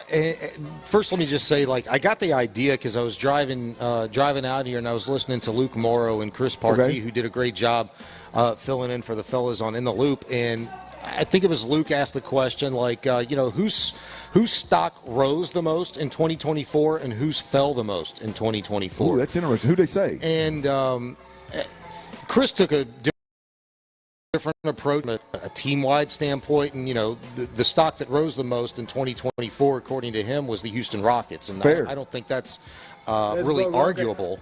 And the individual whose stock fell the most, according to Luke, was Bobby Slowick. And I started thinking about that, and I was like, stock was high, boy. The rise and fall in 2024. What about who has the most to gain versus the most to lose in 2025? We can focus on who has the most to gain here. But if you have some thoughts on, who you think has the most to lose, I've got some thoughts on that as well. But we're winners, man. We're talking about winning, bro. Let's talk about all winning. We're doing winning. I don't need anything else to bring me down. Who's we're talking got about winning. The most to gain? Yeah. There was one guy particular on the Texans that I feel like has the most to gain because, I agree with Luke. His stock fell the furthest in 2024, and that's maybe Bobby Slowick. Is he going to be around? I don't know. He's got the most to gain, right? And if he has the opportunity to convince you one way or the other, he's got 2 more opportunities at least to prove to his employers and the rest of us why he maybe should stick around. And I think that's Bobby Slowick. He had the biggest drop-off in the last calendar year in 2024, but an opportunity with a franchise quarterback and some weaponry, an added tool in his arsenal, and Deontay Johnson to get you at least thinking about what could be in the future. Well, could he? The thing is, can he save? Which I'm not real sure that. I'll be honest with you, I'm not real sure Ryan's in the same spot where a lot of fans are in terms of I know he's not right now because he's got a playoff run, but I'm not real sure that he's as disappointed with the job Bobby's done as a lot of folks are when it's all said and done. But he's got a chance to change the narrative, that's for damn sure, in the next couple of weeks. I'll throw in a kind of an alternate, and maybe this is a better one. Tyler, you tell me what you think, but we talked about him a couple of times the last few days. Deontay Johnson.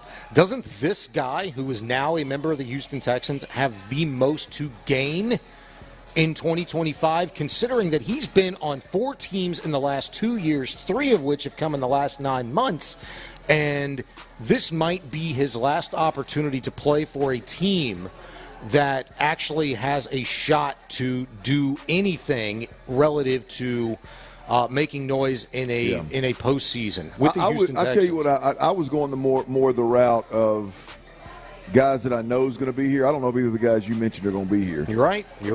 I know C.J. Stroud's going to be here. Mm-hmm. And after an unbelievably good rookie year, I'll put it nicely, like I think he's backslid and failed to meet expectations, even reasonable expectations. My expectations for C.J. Stroud this year were a little bit more reasonable than most people, and he's fell below that, right? Yeah. Like, I'm at a spot where I don't know, if we're being completely honest, like, who is C.J. Stroud? Is he the guy that we saw last year, the quarterback and the leader that we saw last year, or is he more of what we saw this year? I'm sure he'll land somewhere in the middle, but you know, the third year, we're no longer talking about the sophomore slump, right? We're probably no longer talking about, boy, how great year one was. It's where he can settle in and really become himself. So I think CJ is one that we know is going to be here, and I think we as fans will know a whole lot more about CJ in the year when 2025 wraps up than we do right now. Yeah, I think it's a great question. It's almost like a microcosm of the way that I evaluate teams from a historical standpoint. The Texans are very much a part of that. Teams that have gone from worst to first, what do they do in that pivotal third year? Well, we're in that pivotal third year. They're actually in the minority of teams that, gone worst to first and then went to the playoffs again in that pivotal third year. They're there. What does C.J. Stroud do in his third year? We'll have to wait and see. This is a big offseason for C.J. Stroud. All right, what about the Astros? I thought about Lance McCullers. The guy who says, bury me in the H, people literally want to bury his ass in the H like right now, like yesterday. They're sick and tired of the coffee Bury me in the H. Is this guy ever going to pitch for the Houston Astros again? I thought, who has the most to gain? It's Lance McCullers. He's throwing at full speed right now on flat ground. That's the last report that I'd heard. I'm so tired of hearing Lance McCullers throwing on flat ground. Anything other than the damn mound and the rubber and at the whatever distance they throw at Major League Baseball. Come on, man. 60 feet, man. You wait until February when spring training starts to have anything to feel remotely good about. But doesn't he have the most to gain among all of the Houston Astros? The guy that has not pitched for this team in 2 years, doesn't he have the most to gain? Because he was electric and gave you every reason to feel great about a situation when this team was in the postseason a few years ago. Who doesn't remember the 22 straight curveballs? There's some real. The Yankees don't. Yeah. There's some real options in the Astros clubhouse. There is. I would probably go with Hunter Brown. I think Hunter Brown's got a chance to establish himself as well. I mean, if they end up moving Fromber at any point in time, obviously he's their de facto ace. The ace here. Okay, that's mine. And I'm sorry to interrupt, Clint. I love both the arms y'all just chose. I was going to say Framber because, man, he has the most to gain financially anyway. What's going to happen with Framber this year? I'm watching that very closely. What's crazy, Tyler? We never had this conversation as that whole Framber thing was popping. I think I was probably out, and you were out, and Ron was out. The thought that Framber Valdez has more to prove in order to get a second contract or another contract here, a big contract here, is laughable. I don't know that he does have more to prove. I think according to Dana Brown, he does. Hell, he said it.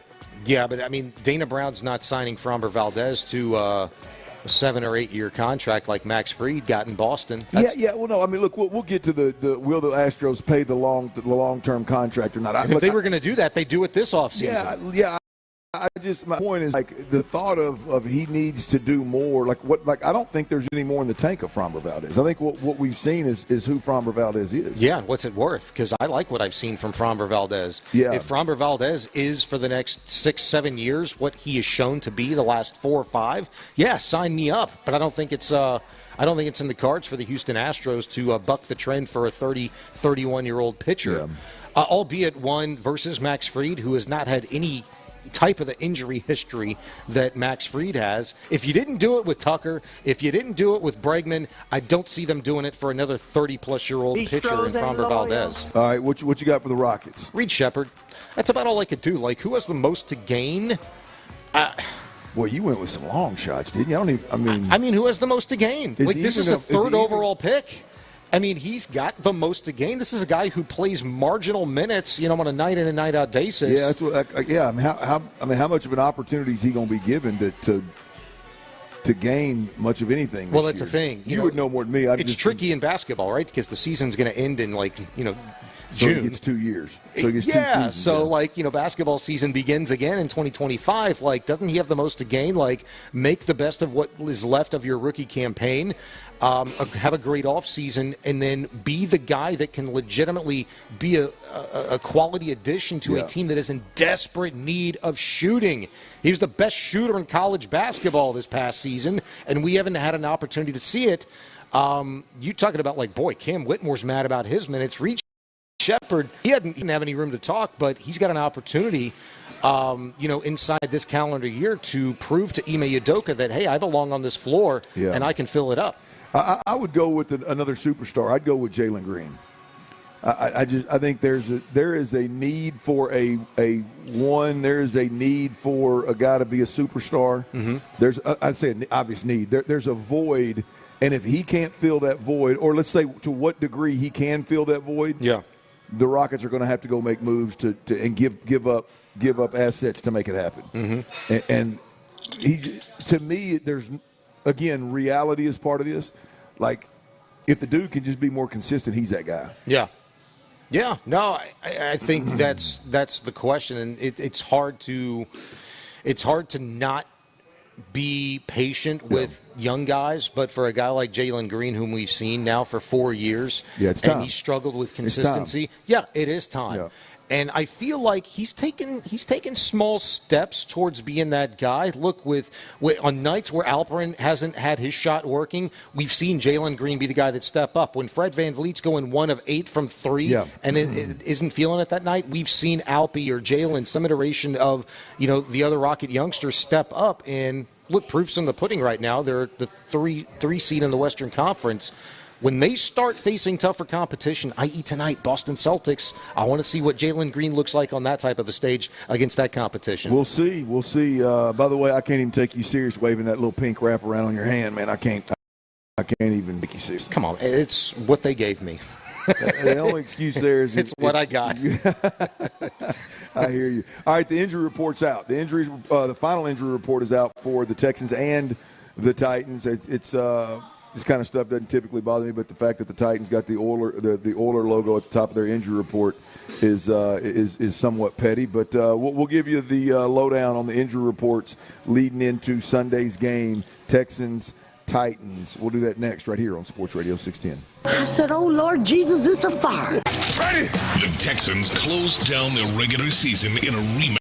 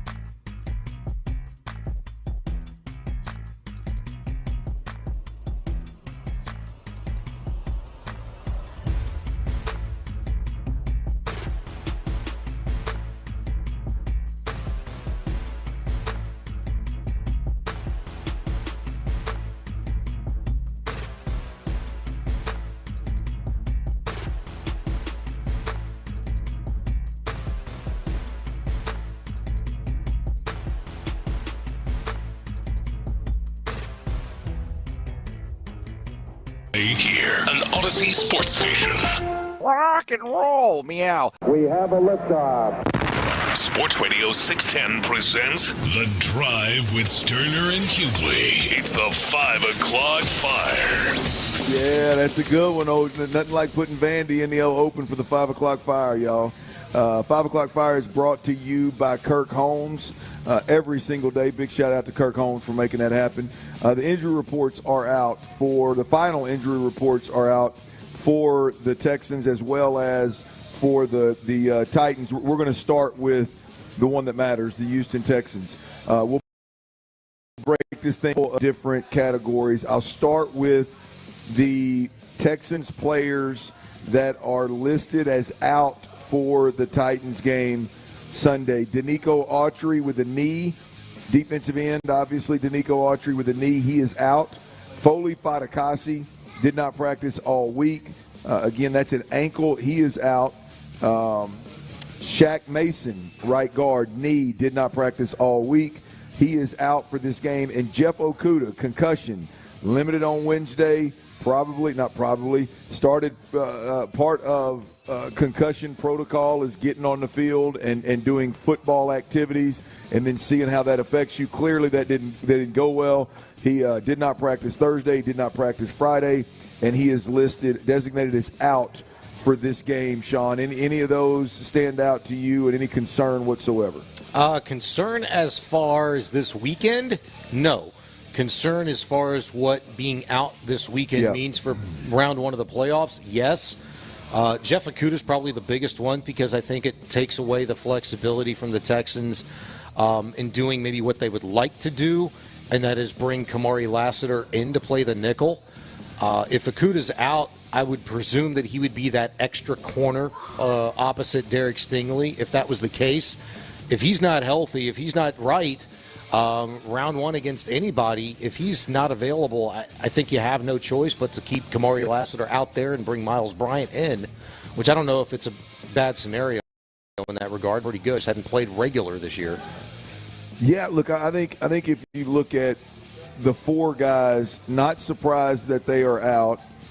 Jeff Okudah being a concussion is and not practicing and having tried to practice early on gives you a little bit of hope. At least they were trying it. Mm-hmm. But you're right. I mean, when you start talking about flexibility in your secondary with no Jimmy Ward, no Jalen Petrie, they need to be able to move those pieces around. Yeah. And those pieces include Jeff Okudah at outside corner, Kamari Lassiter inside, and maybe not for the whole game, but definitely that being an option for D'Amico, and that's clearly the issue. But being a concussion and the fact that he tried to come back Wednesday, I think that bodes well for him being back next week. To your point, it hadn't meant a whole lot all year long because guys have missed at least 2 weeks with concussions all year long. But that would be a guy that you just flat out need to get back. Danico Autry is also a guy that you need to get back. That is obviously a very deep position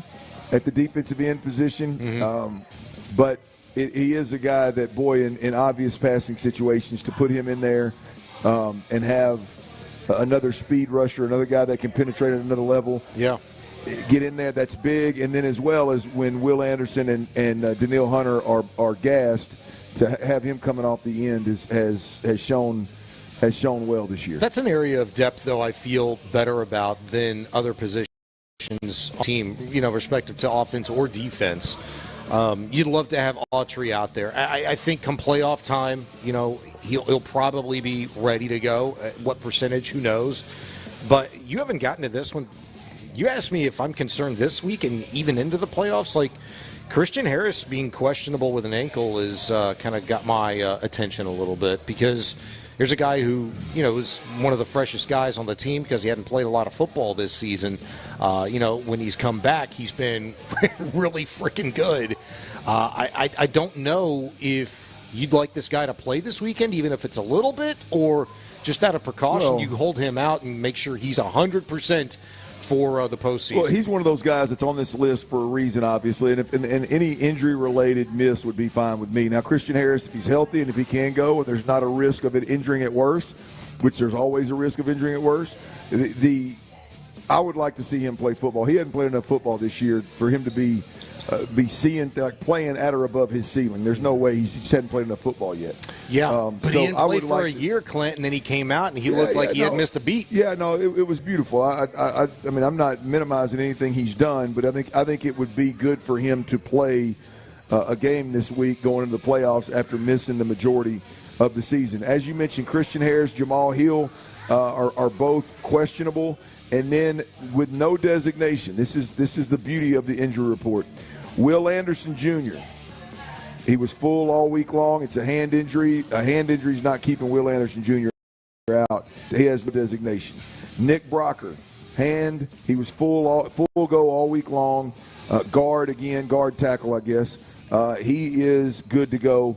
Kamari Lassiter, who did not practice Wednesday, was limited Thursday, and was full go Friday. He has no designation. He is good to go. And I mean, hell, that's, thankful for that, given that Jeff Okuda is not going to go. And then Juice Scruggs. This is the one for me. Juice Scruggs is back. He was limited Wednesday, Thursday, full participant Friday. He is back. And with Shaq Mason being out, that guard situation, they're going to shuffle that offensive line around. If not from start, they're definitely going to do it at some point in the game. Yeah. Having Juice Scruggs back and him being involved in that shuffle is big. Yeah, and I want to see what that shuffle looks like. If the Texans decide to maybe try something a little unconventional this weekend against the Titans, maybe Scruggs gets a little time at right guard.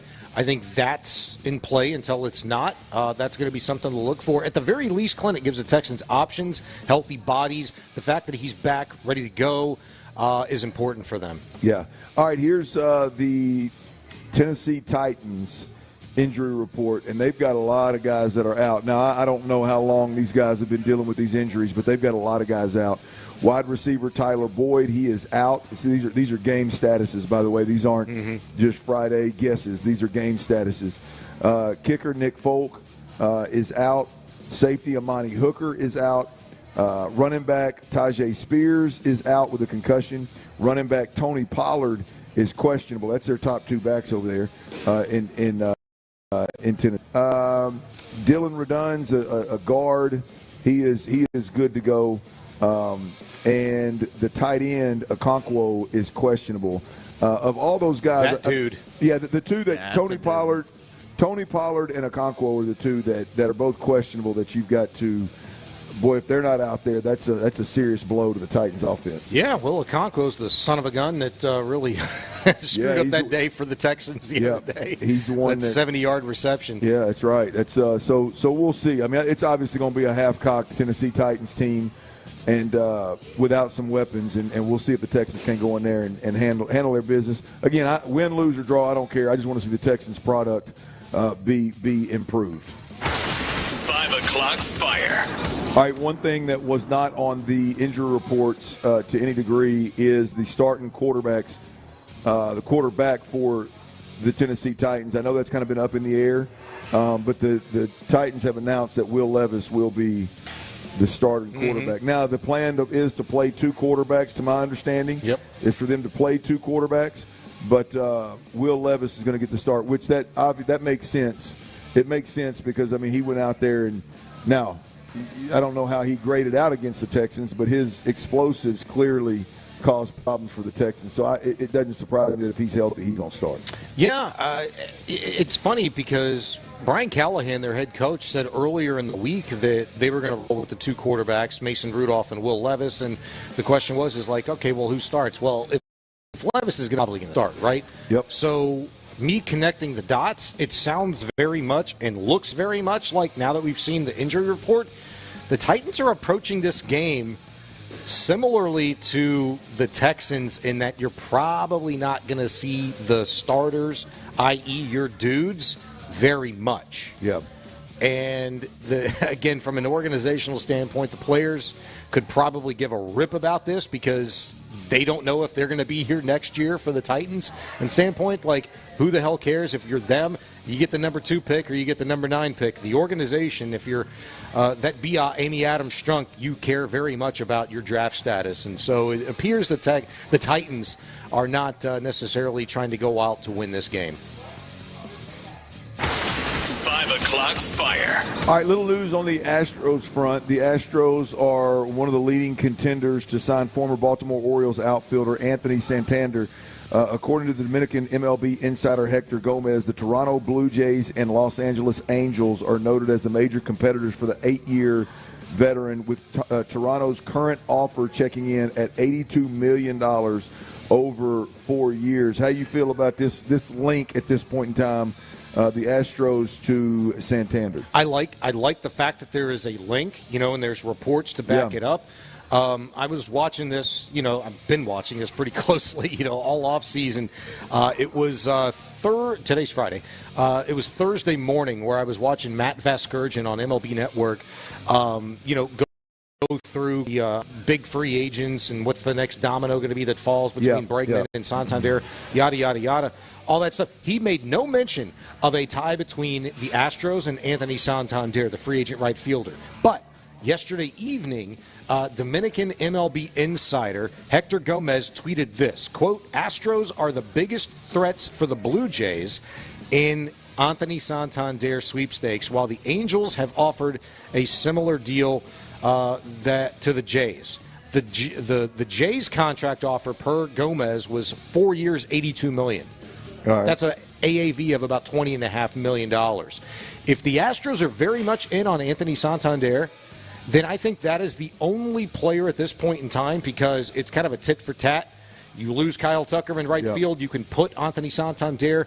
You got marginal, big time better at first base, and you're not losing so much at third base. That's the only guy that they can sign at this point in time if the Astros are going to sell to the fan base that, hey, that World Series window that we've been talking about still being open is still open. That's the only guy on the market right now, in my opinion, the Astros can go out and get to keep that a reality. How confident are you in Santander? In signing him? No, and that's how you pronounce his name. Very, very confident. Very confident. It's not Santander, it is Santander. And you got to go like, hoi. Oh, do you really? Yeah, absolutely. See, just like that, like Tyler does. Well, you got to say it, and then, so it's He's got that chili picante to it. Santander? Yeah, Santander. Santander. I kind of like Santander. You think I can call him Tandy? I think you, out of anybody else, can pull off Santander better than anyone. Well, I don't like the fact that I said it like that, and you just took it in stride. Didn't even turn your nose up. You didn't laugh. I didn't want to interrupt you when you first said it. I'll be damned, man. I thought I would have. I thought I heard them guys earlier talking about it on The Loop, and I thought I heard a Tander. I thought I heard a Santander. Gosh, damn it, man. Well, it doesn't mean they were correct. You with that Texas twang, I wasn't going to get in有 way. No, look, I've become desensitized to Clint Cerner's mispronunciation of ethnic names. Well, don't ever get there. Don't ever get there, man. No, it's no disrespect. It's just the old hayseed in me, boys. It happens, man. It happens. 5 o'clock fire. Go get that Santander fella there. Yeah, Santander. To add insult to injury here, I think I've mentioned multiple times that Daniil Hunter being a Pro Bowl alternate just doesn't sit well with me. And I understand the guy's ahead of him. I get it. But it just doesn't sit well. I feel like the guy has earned a Pro Bowl nod here. To add insult to injury, he had $1 million incentive to be named to the Pro Bowl. It felt he's an alternate. No, it was apparently he missed out on this payday here. So he's an alternate, like him being an alternate, like somebody has to go down for him to be like, boop, like okay, you're a Pro Bowl. And I don't know how the incentives, how the contract's written. Obviously, it'll happen. I don't know that getting bumped alternate to now all of a sudden you're a Pro Bowler if that affects the payout. I don't know. Ask Matt Shaw, because he once upon a time was like the sixth in line to become a Pro Bowler. Yeah, look, not probably had an incentive for it. Sixth in line with all them pick sixes. That adds up. Well, I mean, hell, not the same year. Mac Jones was an alternate and somehow got in. I think he was like a fourth alternate and somehow got in. Yeah. So, that sucks for Daniil, man. Oh my gosh. $1 million, man. That's when you earned it. I mean, if it was just kind of one of those like, okay, but I just feel like you think Cal and Hannah are like, dude, you've been badass. Like, we'll take care of you. I think he's got nearly a $50 million contract. He don't give a damn about that Pro Bowl. That's what I think. Fair. Forgot about that. Like, he's good. That's it. All right, this Sunday, man. That's a little gambling money, a little fun money. There's a lot of reasons to turn your nose up at this game this Sunday and say, what the hell does it matter? I'm going to tell you, Deontay Johnson's going to be in uniform, and this is something that could possibly be a huge get for the Texans. We'll let you hear from Bobby Slowick, the Texans offensive coordinator, on the new wide receiver, and we'll chop up the potential of Deontay Johnson here in Houston beyond just this Sunday with the Titans. We'll do that next right here on Sports Radio 610. But, Clint, what if I'm thirsty and I want a very cold adult beverage? Hey, if you're thirsty, damn it, do you like respect? Do you like to chill? Do you like to surround yourself with greatness? Then I suggest that you choose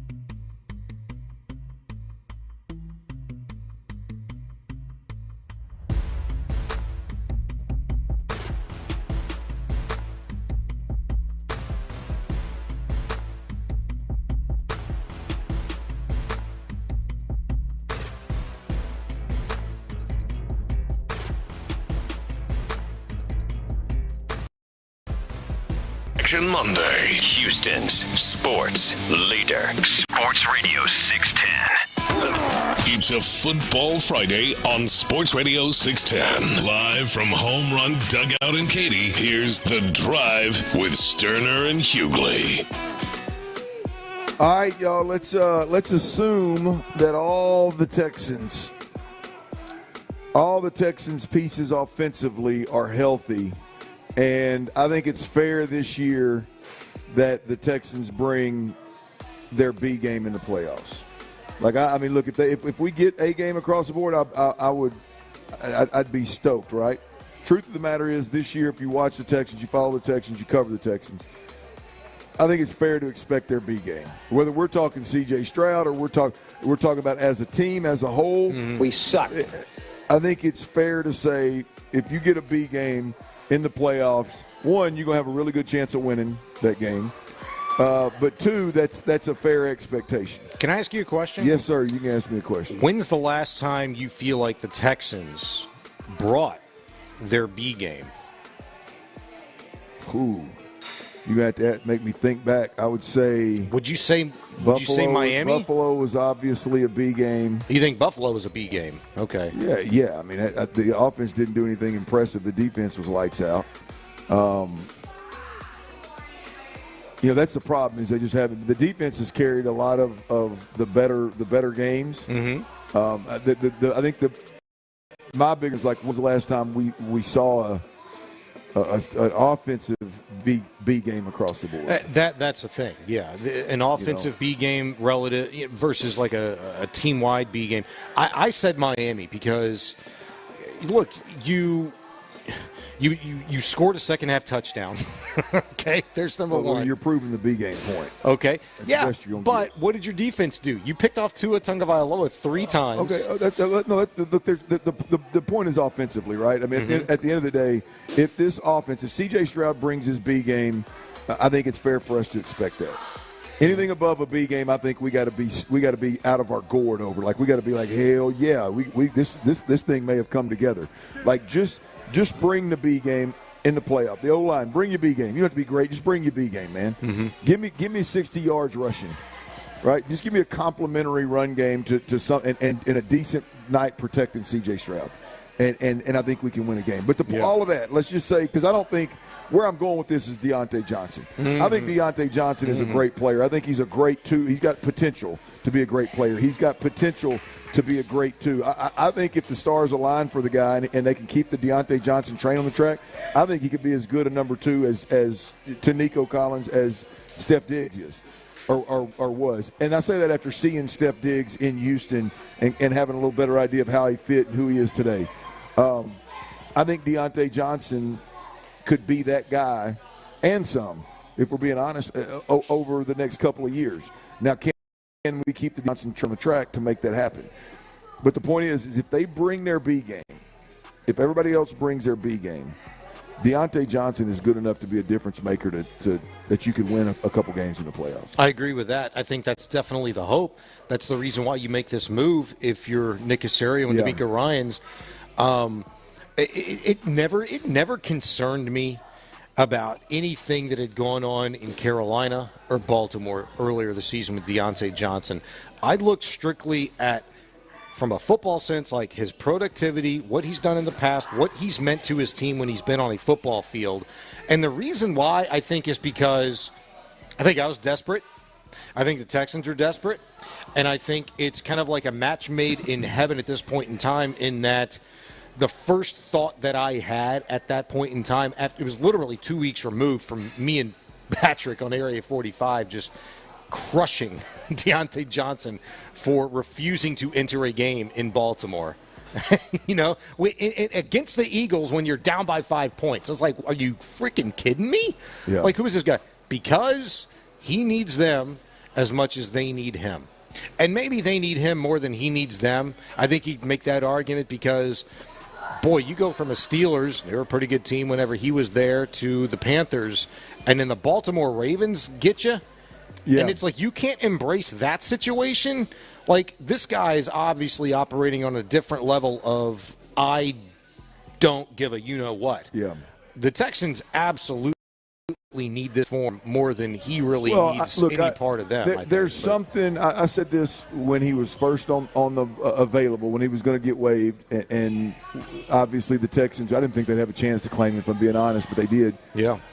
I said this from jump. Like, I've been around a lot of guys like this, and there's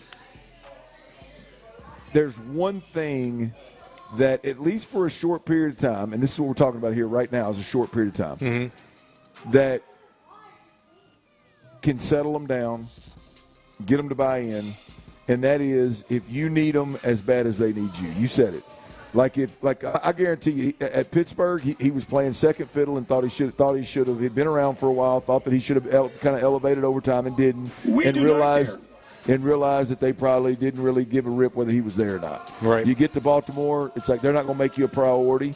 They got a bunch of dudes that are wrecking shop right now. They're going to make you a priority. You're just going to be a depth player, right? The Texans were in a situation where they needed a wide receiver desperately. Like, they needed him as much as he needed them. And that, again, over the short period of time, we'll get guys to buy in. We'll get guys to act right. We'll get guys to work hard. We'll get guys to be accountable, be on time. Whatever their vices are, put them to the side. Yeah. And so I'm less concerned about that, or at least I have a little bit of a hope, I guess, because of that. Do you think this signing of Deontay Johnson lights a fire under guys like Xavier Hutchinson and John Robert Wood's ass at all? I think all those guys have a fire lit under their ass. I just don't think they're that good. Like, they're just not tier 2 guys. They're not tier 2. They're not on the same playing field as Deontay Johnson, and they're not definitely. They're not guys that can fill a 2 role on a playoff team. The guy that I was really thinking of was John Mechie in this regard. He's coming. The last few weeks he's been targeted more in that time span than he had as a Houston Texan in his NFL career, and he's shown, I'd say precipitous, improvement, right? Like steady, what does that word mean? Steady improvement, right? Like, he ain't taking big jumps up, but he's certainly not like stagnant. Well, right? let's see what Bobby Slowick has to say about Deontay Johnson real quick before we get out of this thing. This Deontay Johnson conversation is I think could mean a lot more moving forward in the playoffs and long term. Here's Bobby Slowick on what Deontay Johnson brings to the table. Yeah, Deontay's been a separator through his career in the NFL. I mean, he's played at an extremely high level, really at every stop he's been at when he stepped on the field. And you're saying, hey, you're watching the tape. Who's a guy when you watch that team who separates like Deontay always jumps out, and that's evident when we're out on the practice field these last few weeks. Like, you could tell he knows what he's doing in routes. He's savvy. He's explosive. He's quick. He has great snap down and acceleration. So, like, route-wise, he can do anything you ask him to do, and it's really just hammering in on our. He's done a great job of so far, and we got to help him in regards to that, just making sure that he's in a spot where he can feel comfortable in what he's doing and how to do it, and also our quarterback can feel comfortable with what he's doing, how he's doing it. The other receivers around him can. So that's always really the starting point and emphasis for us right now. But as far as the receiver, he can do anything you'd want him to do. Deontay Johnson, I'm telling you, Houston, this is a guy that could end up meaning a lot more than just a late season claim in a desperate situation where you need a wide receiver. That right there from Bobby Slowick confirms to me. These guys, whether you're talking about D'Amico or Bobby or CJ, they stroke each other and they stroke the players way too much, and so I'm not going to put a ton of stock into how great a player is based off of one of the coaches talking about him. But Bobby Slowick, when he gets in his football mind and he starts talking about acceleration, deceleration, and getting in and out of cuts and separating and all that, I think that's just real talk of what he's seen on film and real talk of what he's seen from the players. So I'm even higher on Deontay Johnson than I was before I heard that audio from Bobby Slowick. That's good stuff. I don't know. I'm with you. Yes, 100%. I was probably a little bit higher even before Bobby Slowick, because I think that's something that we were all anticipating him saying anyway. Yeah. Just to kind of confirm why the Texans make this move. Of course, like, they understand this guy's level of skill set, talent, productivity, history in the NFL. That's why you go get him. He's available because he's been an knucklehead. Yeah. If there is ever a point in time where you would expect this guy to not be a knucklehead, it's for a team that is headed to the postseason, and this is your last shot, big dog. Yeah. You know, you've screwed things up in Pittsburgh, Carolina, Baltimore. Like, here you are with Houston, and apparently it's one of those destinations that you've been looking at and you wanted to play for, so here you are. Well, you said it earlier, man. I mean, the dude, not only does he have a high ceiling, is he super talented, he's played in 3 playoff games, 2 of which he caught a touchdown in, and the other one he had 11 catches in. Yeah. So, I mean, at the end of the day, I mean, you're talking about a dude that's been productive in the playoffs when given the opportunity. Yes. And so all I'm saying is, whether you're talking about short term in the playoffs for the Texans, or long term and potentially replacing however long Tank Dell is out, and assuming they don't re-sign Diggs, this guy could be a Texan longer term. We'll see how they make that work. It's going to be. They got to make it work. Deontay Johnson is plenty of reason why you need to sit down and watch this game this Sunday, although it doesn't mean anything in the standings. All right, that's Deontay Johnson. That's the Deontay Johnson piece. I've got 2 or 3 other things the Texans can get accomplished on Sunday versus the Titans need to get accomplished before the playoffs start the following week here at NRG Stadium. That's next right here on Sports Radio 610. The best football breakdown is here.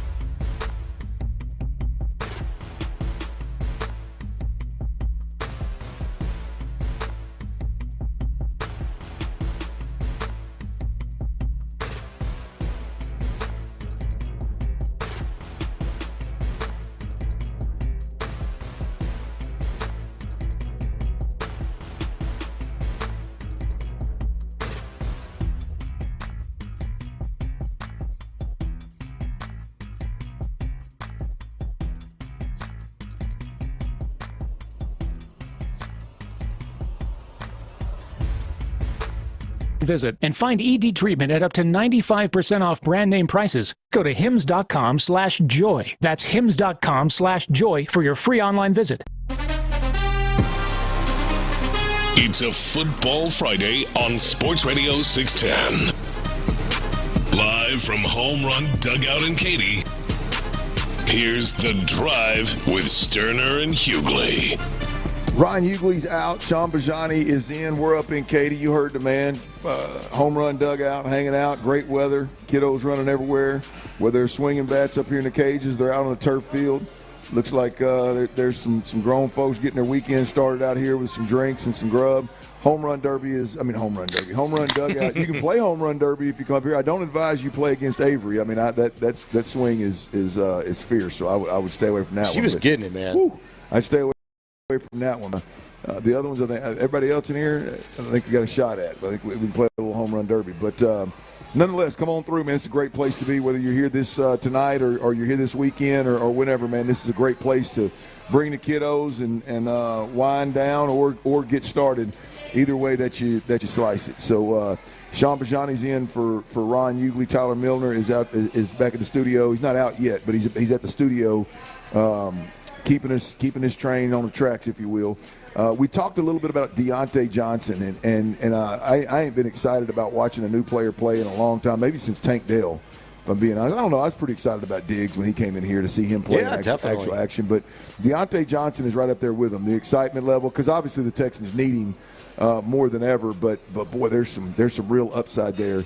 And I'm anxious to see if he can actually help us in a game this Sunday, which will lead to obviously him helping us in a game in the playoffs. But that's not the only he's not the only player that I think has got a little something to either show or prove or earn this weekend against the Titans. The Texans have several different things that they need to get cleared up, and they may already have it cleared up behind closed doors. I just don't know exactly what they're going to do. We got to see it. Yeah, we'll see it unfold, right?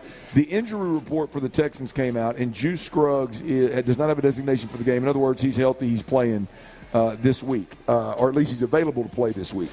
Kendrick Green has been starting at right guard. Titus Howard has been guard. So the problem there is Shaq Mason, the starting right guard, typically is out again. So do we see more Kendrick Green at right guard? Do they move Titus Howard to the right side of the line? He's been playing the right side all year at tackle. Is that a better fit for him? Do they use Juice Scruggs at left guard or right guard? What do they do with that interior offensive line? It's been a mess all year long, and the reality of it is if they think that Juice Scruggs can play the right side, Juice Scruggs is a significantly better player than Kendrick Green. But can Juice Scruggs play the right side? They got to get all this stuff worked out this Sunday against the Titans. I think this interior offensive line, with these guys being healthy again, I think there's a real question. I do think the jury's still out on exactly what they're going to do if Shaq Mason's not healthy. Yeah, I was going to say whatever they do, it's going to be the first time that they've done it all season long, but I'd forgotten that Kendrick Green has started 2 games now. Yeah. Or at least played significant amount of snaps in 2 straight games for the Texans at right guard. And he's played well. Yeah, he has. I mean, relative for a reserve offensive lineman, and definitely for what we saw from him in the past, he played really well. He's played extremely well relative to what we saw from him earlier this year when he stepped in at left guard. Now, I think that maybe has something to do with like a matchup-to-matchup basis, just given a guy's like size, somebody who's maybe better suited to be a center in the league. Yeah. I told you this earlier, listening to Seth Payne kind of break Kendrick Green down and why we've seen success and why he struggled. It's given, the matchups and what the guy opposite him is like athletically.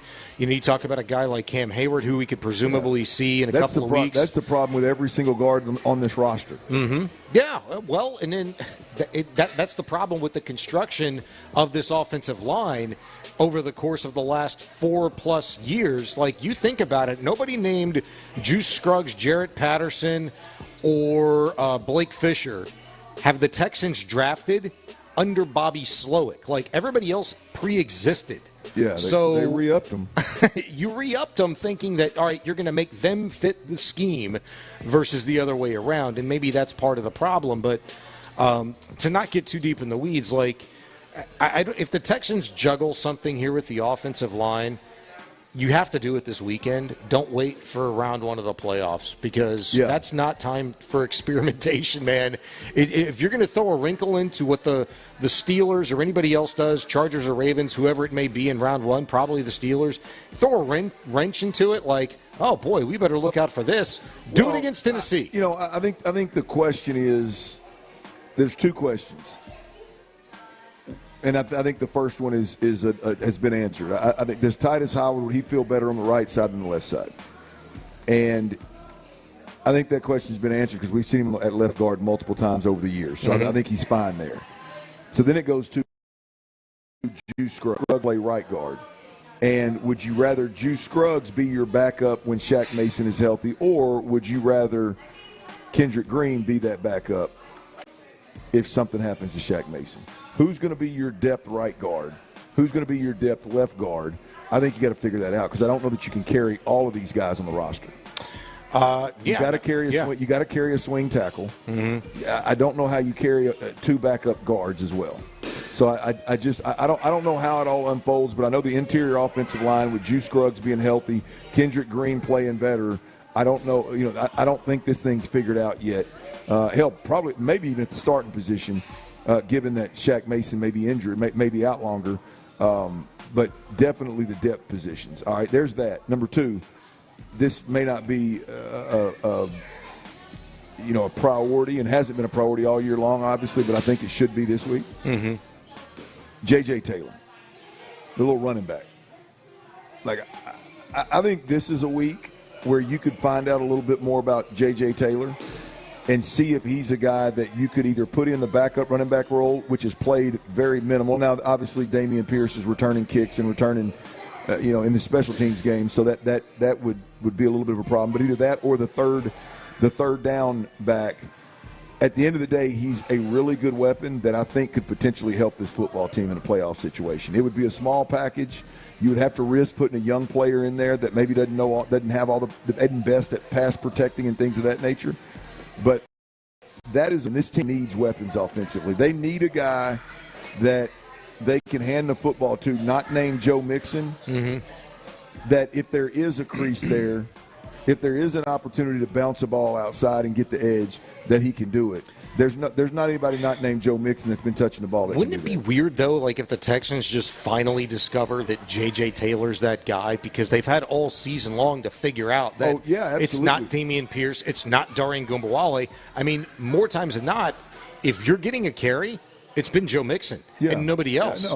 It would be. It's definitely a long shot. There's no doubt about it. And you got to factor in with both of the backup running backs being so important in the return game or in the special team game, how does J.J. Taylor fit into that as well? So, I mean, it would be a guy that you would have to see something and go, okay, well, this guy, it's worth keeping a fourth running back. That means we have to put one of the receivers down, and this guy, we're going to build a package around this guy. I just think that there's a desperate need for that on this offense, and I think the place to do it, and the guy that we've seen a small sample size of that has that explosive twitch is J.J. Taylor. I would like to – bottom line, I'd like to see him in the Tennessee Titans game to see what we got. I think you could see him in the Titans game, but beyond that, like, I don't know. I would be shocked if he was a part of anything the Texans are doing in the postseason. The value for a guy like Taylor in the Titans game, in my opinion, is to save Joe Mixon, because that's the guy that you're going to be giving the bulk, all of the carries to, let's be honest, in the postseason and beyond.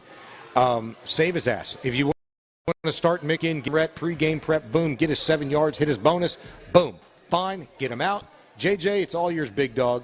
Yeah. I think that's kind of the way. I think that's probably the way that it goes. Maybe even Dameon Pierce, gets a little wrong. Let me ask y'all something. This is going to sound silly, but I can't get it out of my head. Mm-hmm. How much noise do you think it would create if Davis Mills gets a bunch of run and they move the football and score points? Somebody asked that question earlier this week. Like, would it be demoralizing, for C.J. Stroud, a shot to his confidence if Davis Mills went out there and moved the ball and was badass? Like, Demoralizing? No. Even a boost of confidence? Not for anything that Davis did, but because of what those receivers and tight ends and running backs were doing.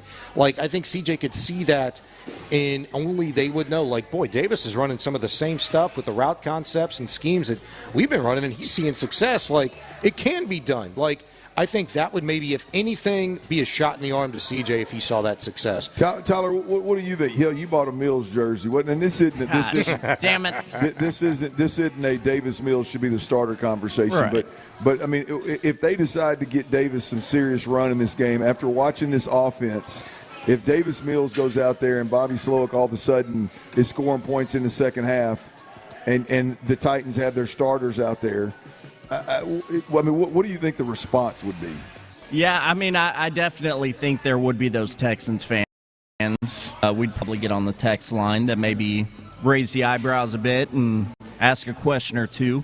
I get the point and the idea behind the question and the thought here with if Mills went out there and did something good, but I think it's just given where we are in the year and it being Week 18 and the playoff thing already locked in and the Titans, just sucking royally all of 2024. I think the more reasonable fans, like myself, wouldn't think too much about it. Yeah, I just it's less about like. Because I think when I first asked the question, I think a lot of people probably said, "Oh, no, quarterback controversy." No, it's not. It's not about the quarter. To me, it would be more about Bobby Slowick's offense. Like, what is the real problem? Like, where it would become. It wouldn't become a quarterback controversy by any sense, of any stretch of the imagination. But it would be more about. Boy, now it's really confusing. Mm-hmm. How did CJ have the year he had last year with this offensive coordinator, his quarterback coach? Now we're talking about his footwork and his mechanics, and he's not executing, he's missing throws. And now you add in, Davis Mills went out there and in this offense played pretty well. Yeah. Like it's just a strange. It's been a strange year offensively for a group that had so much promise, I think is the best way. And Davis Mills going out there and throwing for $130 in the second half and 2 touchdowns would make the conversation more interesting. Yeah, I don't want